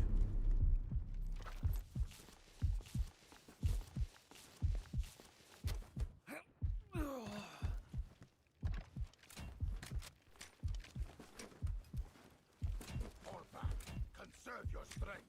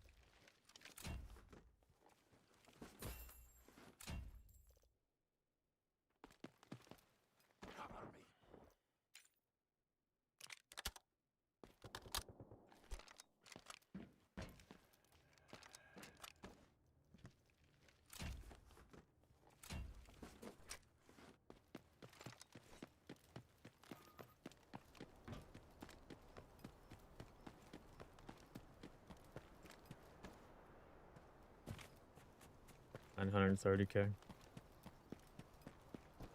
Yep.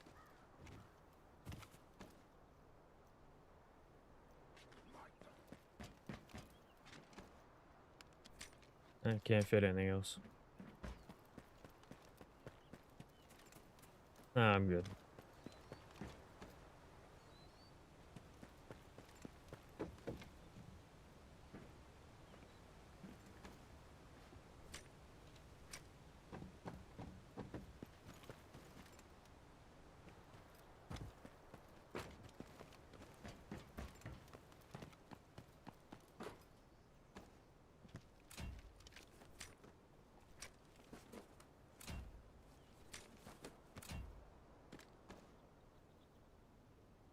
$482.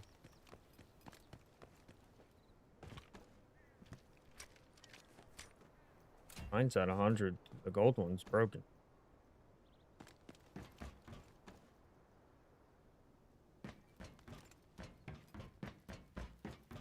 Not worried about it.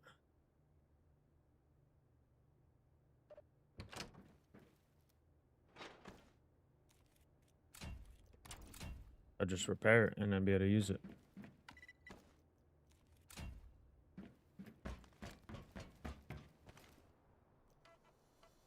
Yep.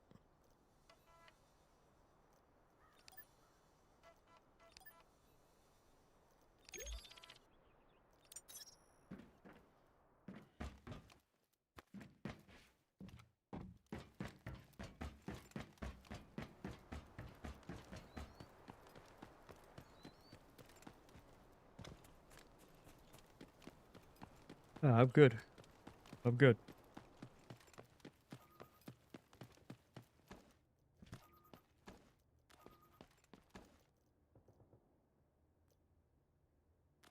Oh my god.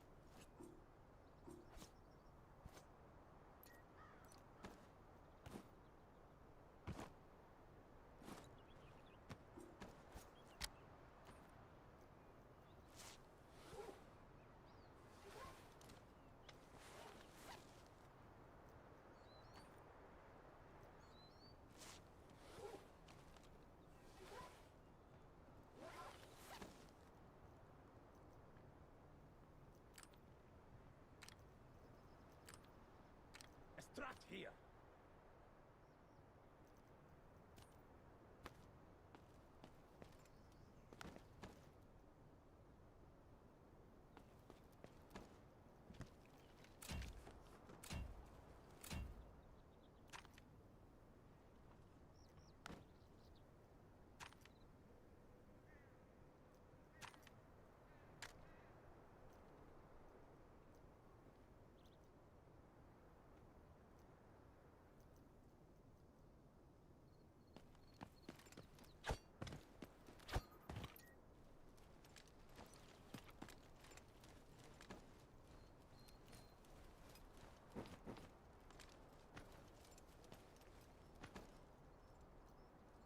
Go get your backpack back.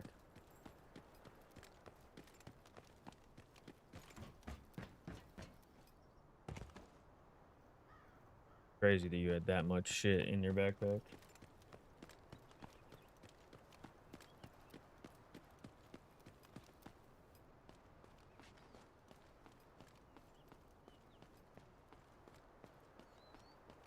He said there's not much in it, but it's full. It's gonna take me 30 minutes just to fucking look through it.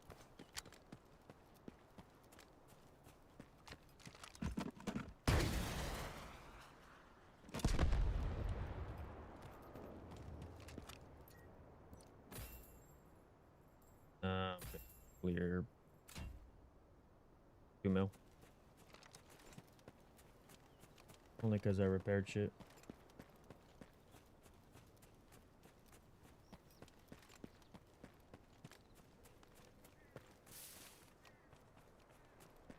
Yeah, I'll be alright.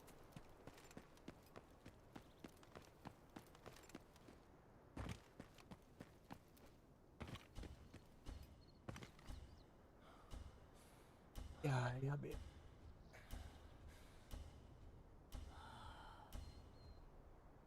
I haven't felt this close in a long time. All clear, sir. Nice moves, boss. Enough chatter. Move out. Let's go. Hold on. Hey, keep it down.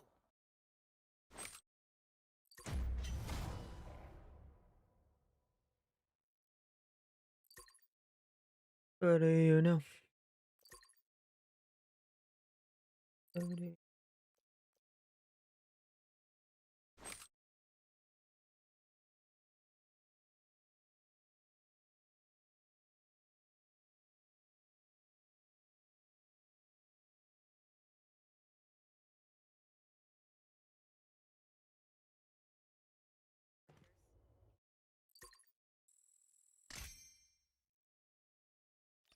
What?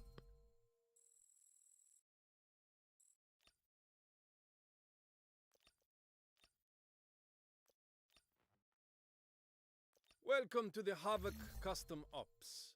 The Surge Squad has prepared a sufficient supply of custom gear. Remember that teamwork is crucial. I feel like a lot of people have been running those.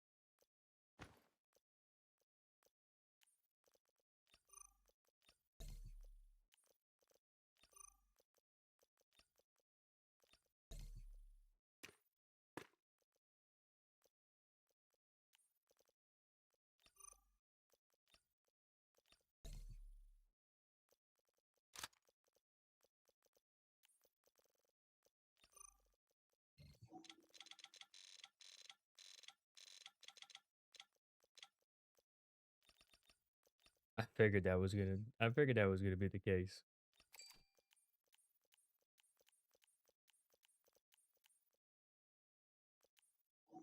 Yeah, I'm surprised. I mean, unless you run the character that can use like the speed and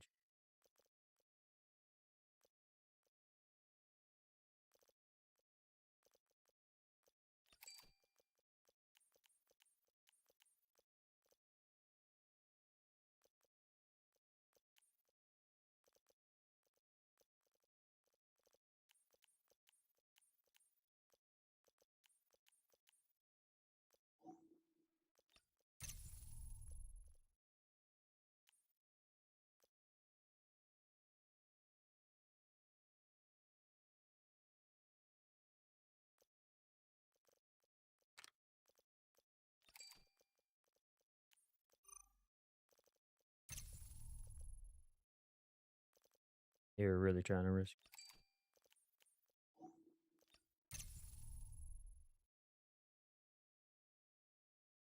Yeah. What costs a lot's the fucking ammo consumption, to be honest with you.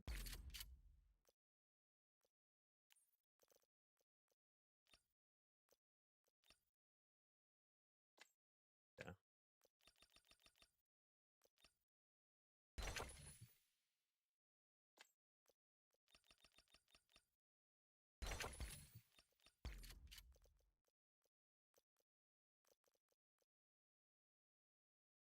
Where's the equipment room connection at? Then admin set. They have good stuff in it? Like, is it a good key or no?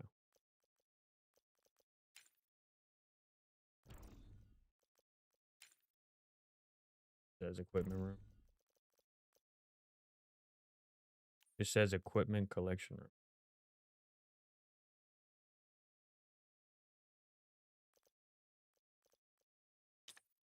Fuck it, I'll put it on just.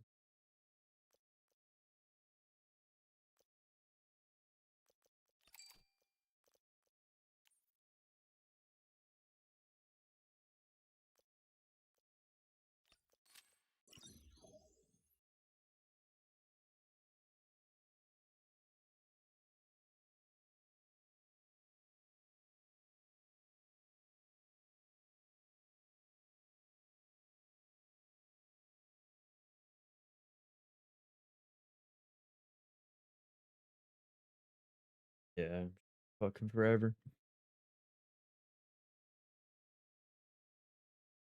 It might even have changed how they do it now too.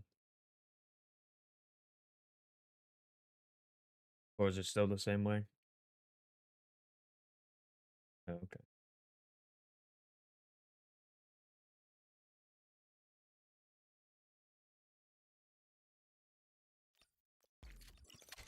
Yeah, it just throws it right in your stash. Oh, like if your stash is full, you're kind of fucked.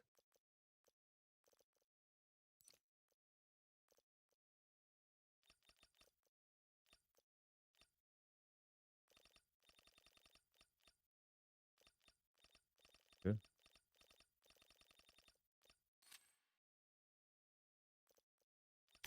Yeah, I think that's what it would do. Just put it in there.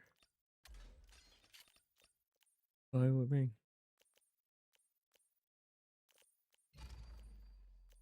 Tired.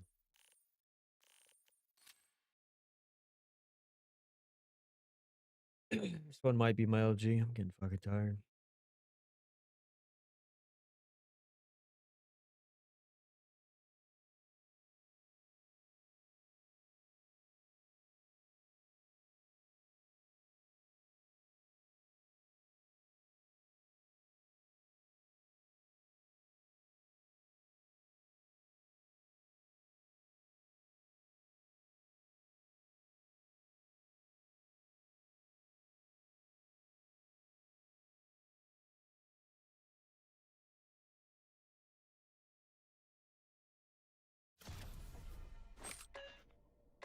Remember not to stand Let me behind. switch to this guy. Rest assured, Flashbang one person.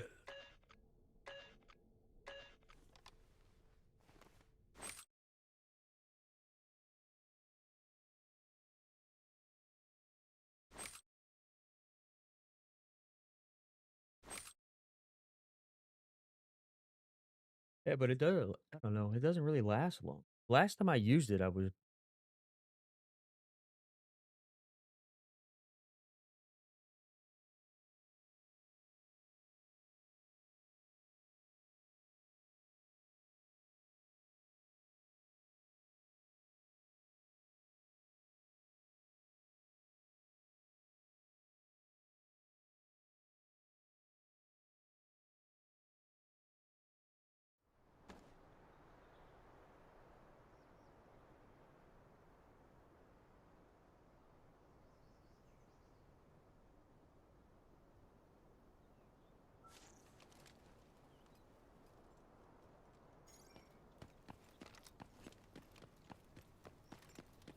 Scarlet Mandel brick and the decoding devices have been located.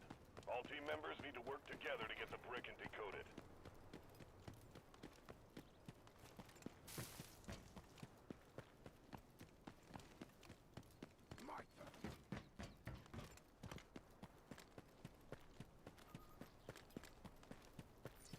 Should be a team here.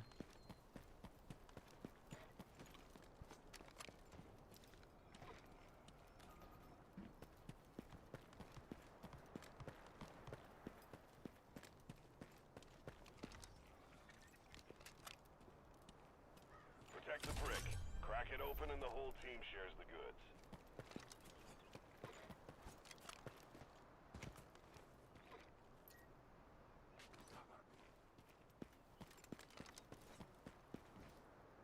I'll just fucking go.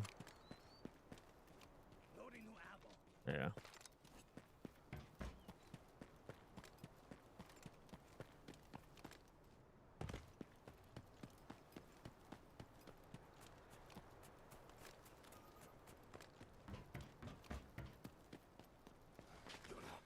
What'd you get?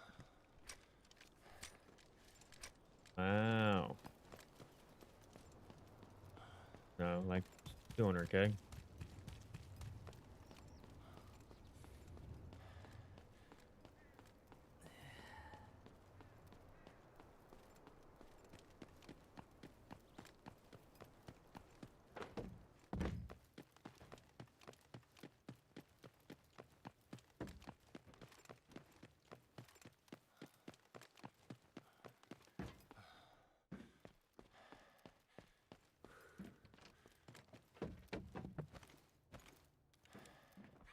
Was that a ticker?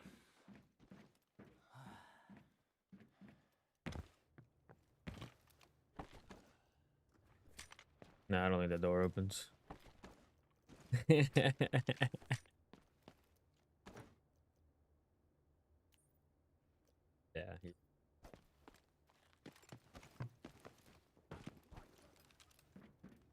Yeah, you're fucked.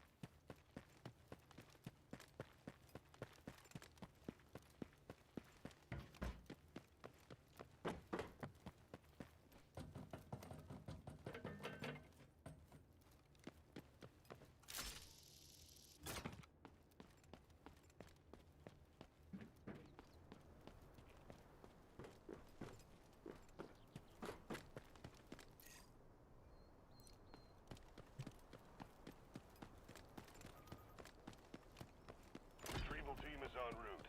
Keep defending that decoding station.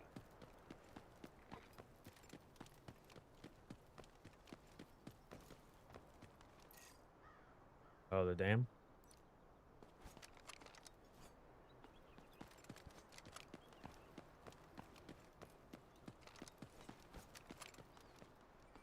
Place the marker.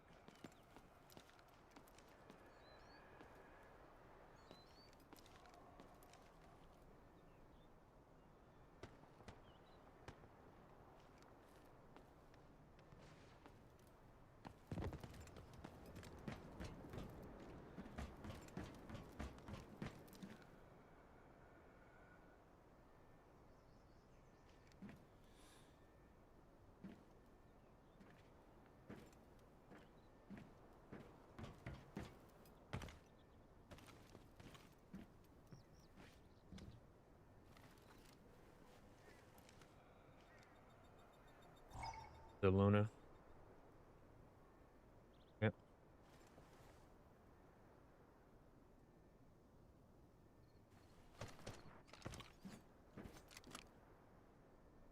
Yep.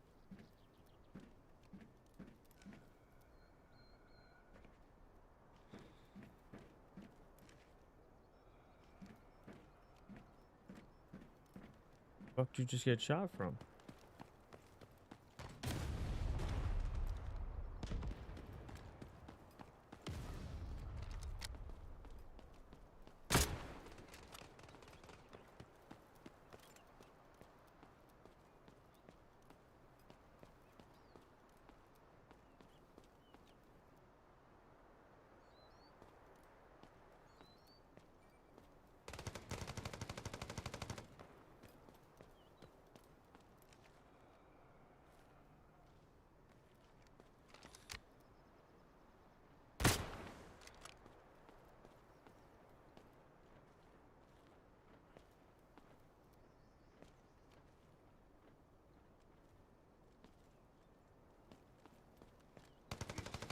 Focus. Take them on. Come on, let's fight. On my way, boss. Keep up. Fucking ripped him. You have no way out. Yep, go ahead. Go ahead. Only one of us can survive.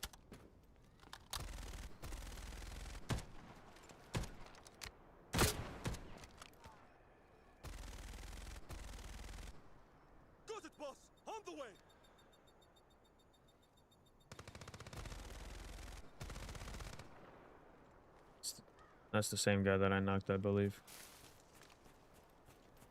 Nope.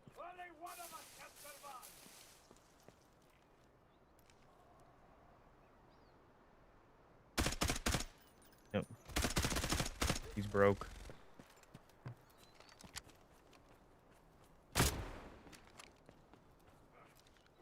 ran around the corner. Come back.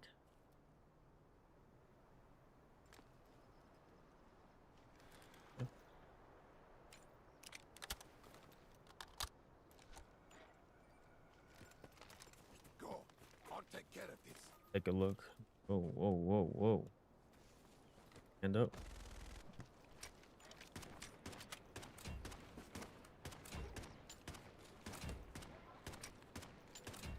Brick duplication is active.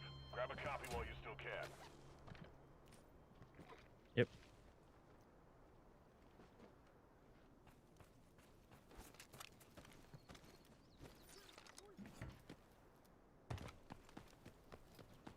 Oh, that's right. You don't have to do it when we do it.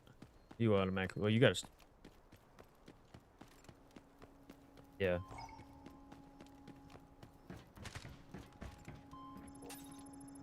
Yeah.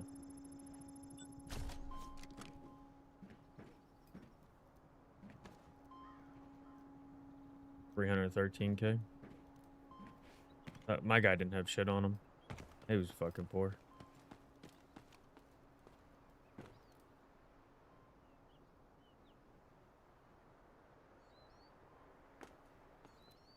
Might be trying to check the bot or trying to pick the bodies up now. Decoding complete. Get back to the station and secure the Scarlet Mantle brick.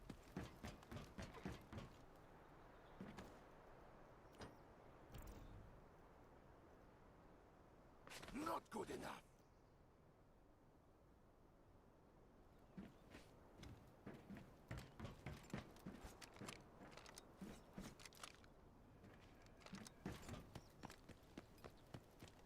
Yep.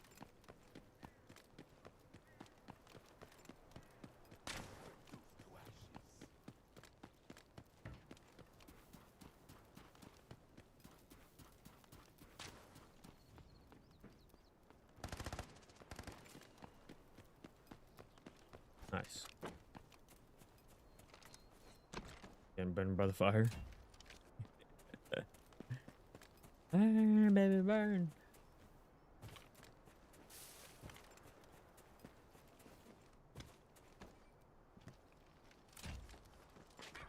Was that a tickle?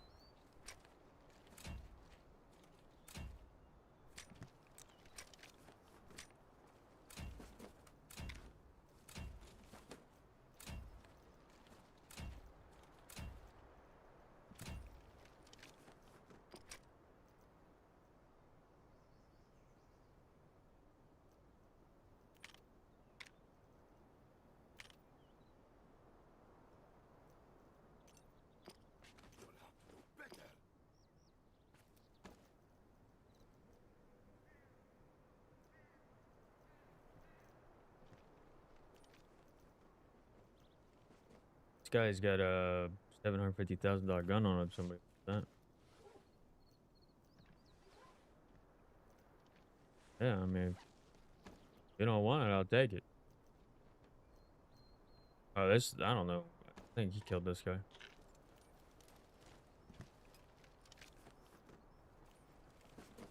Yeah.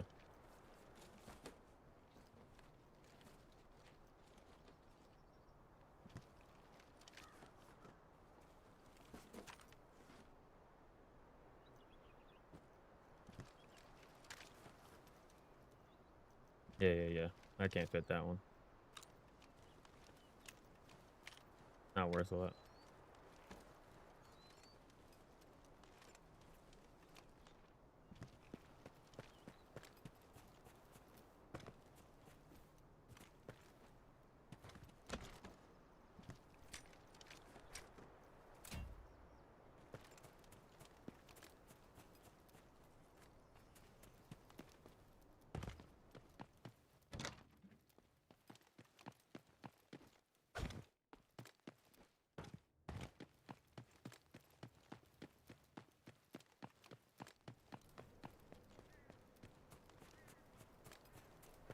Or he's dead, or we're just trying to look for his box on the floor.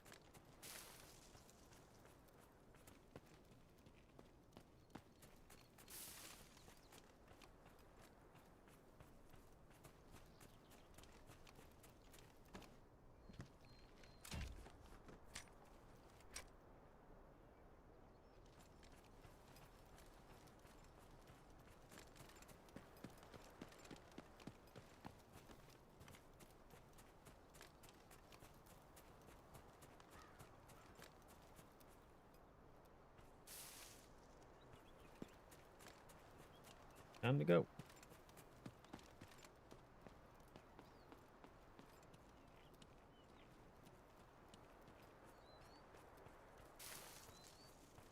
I smoked that fucking Luna right off the rip.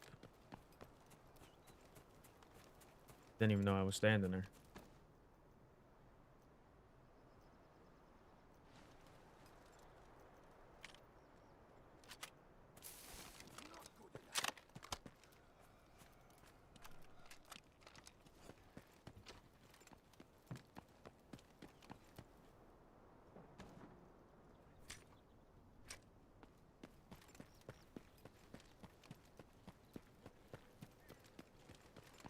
Been on for a minute.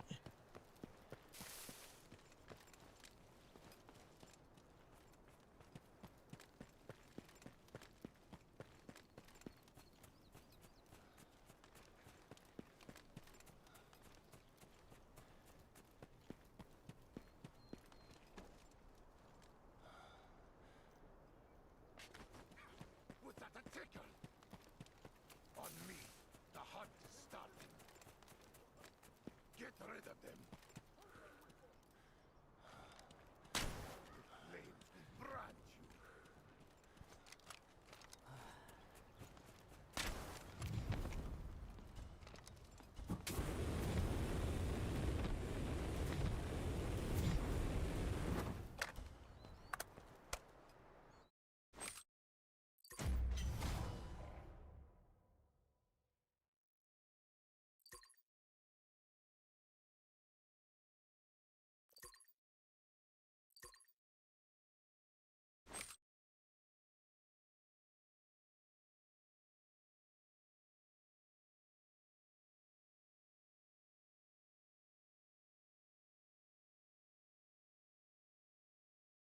I'm getting off.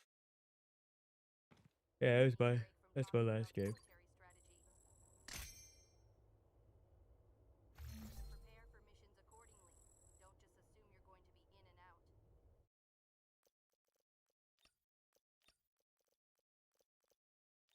Need to chill out. Long day. The last operation exceeded expectations, but don't get cocky. Yeah, that's a long day, man.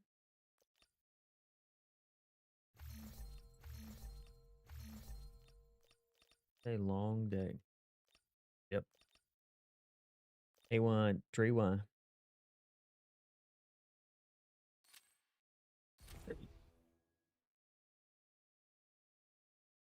Works.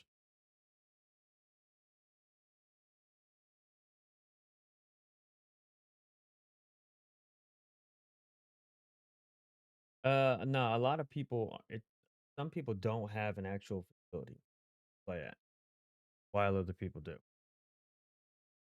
That makes sense. Yeah, so they're just qualifiers for Major 3.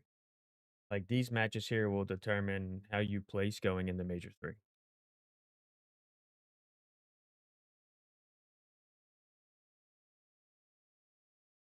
Oh, it starts at 3 o'clock tomorrow. Good, gives me time to wake up at a decent. So it's Vancouver Surge versus LA Thieves, Miami Heretics versus G2, Gentlemates versus Boston. Today was the better matchups of all the teams. Tomorrow is just gonna kind of be a slammage. Like Thieves should 3-0 Surge, Heretics should 3-0 Minnesota G2, and Paris Gentlemen should 3-0 Boston.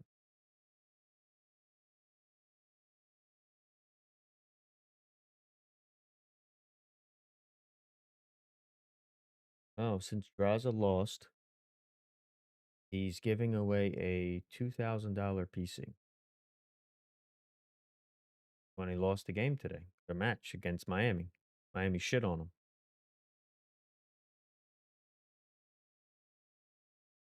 Yep.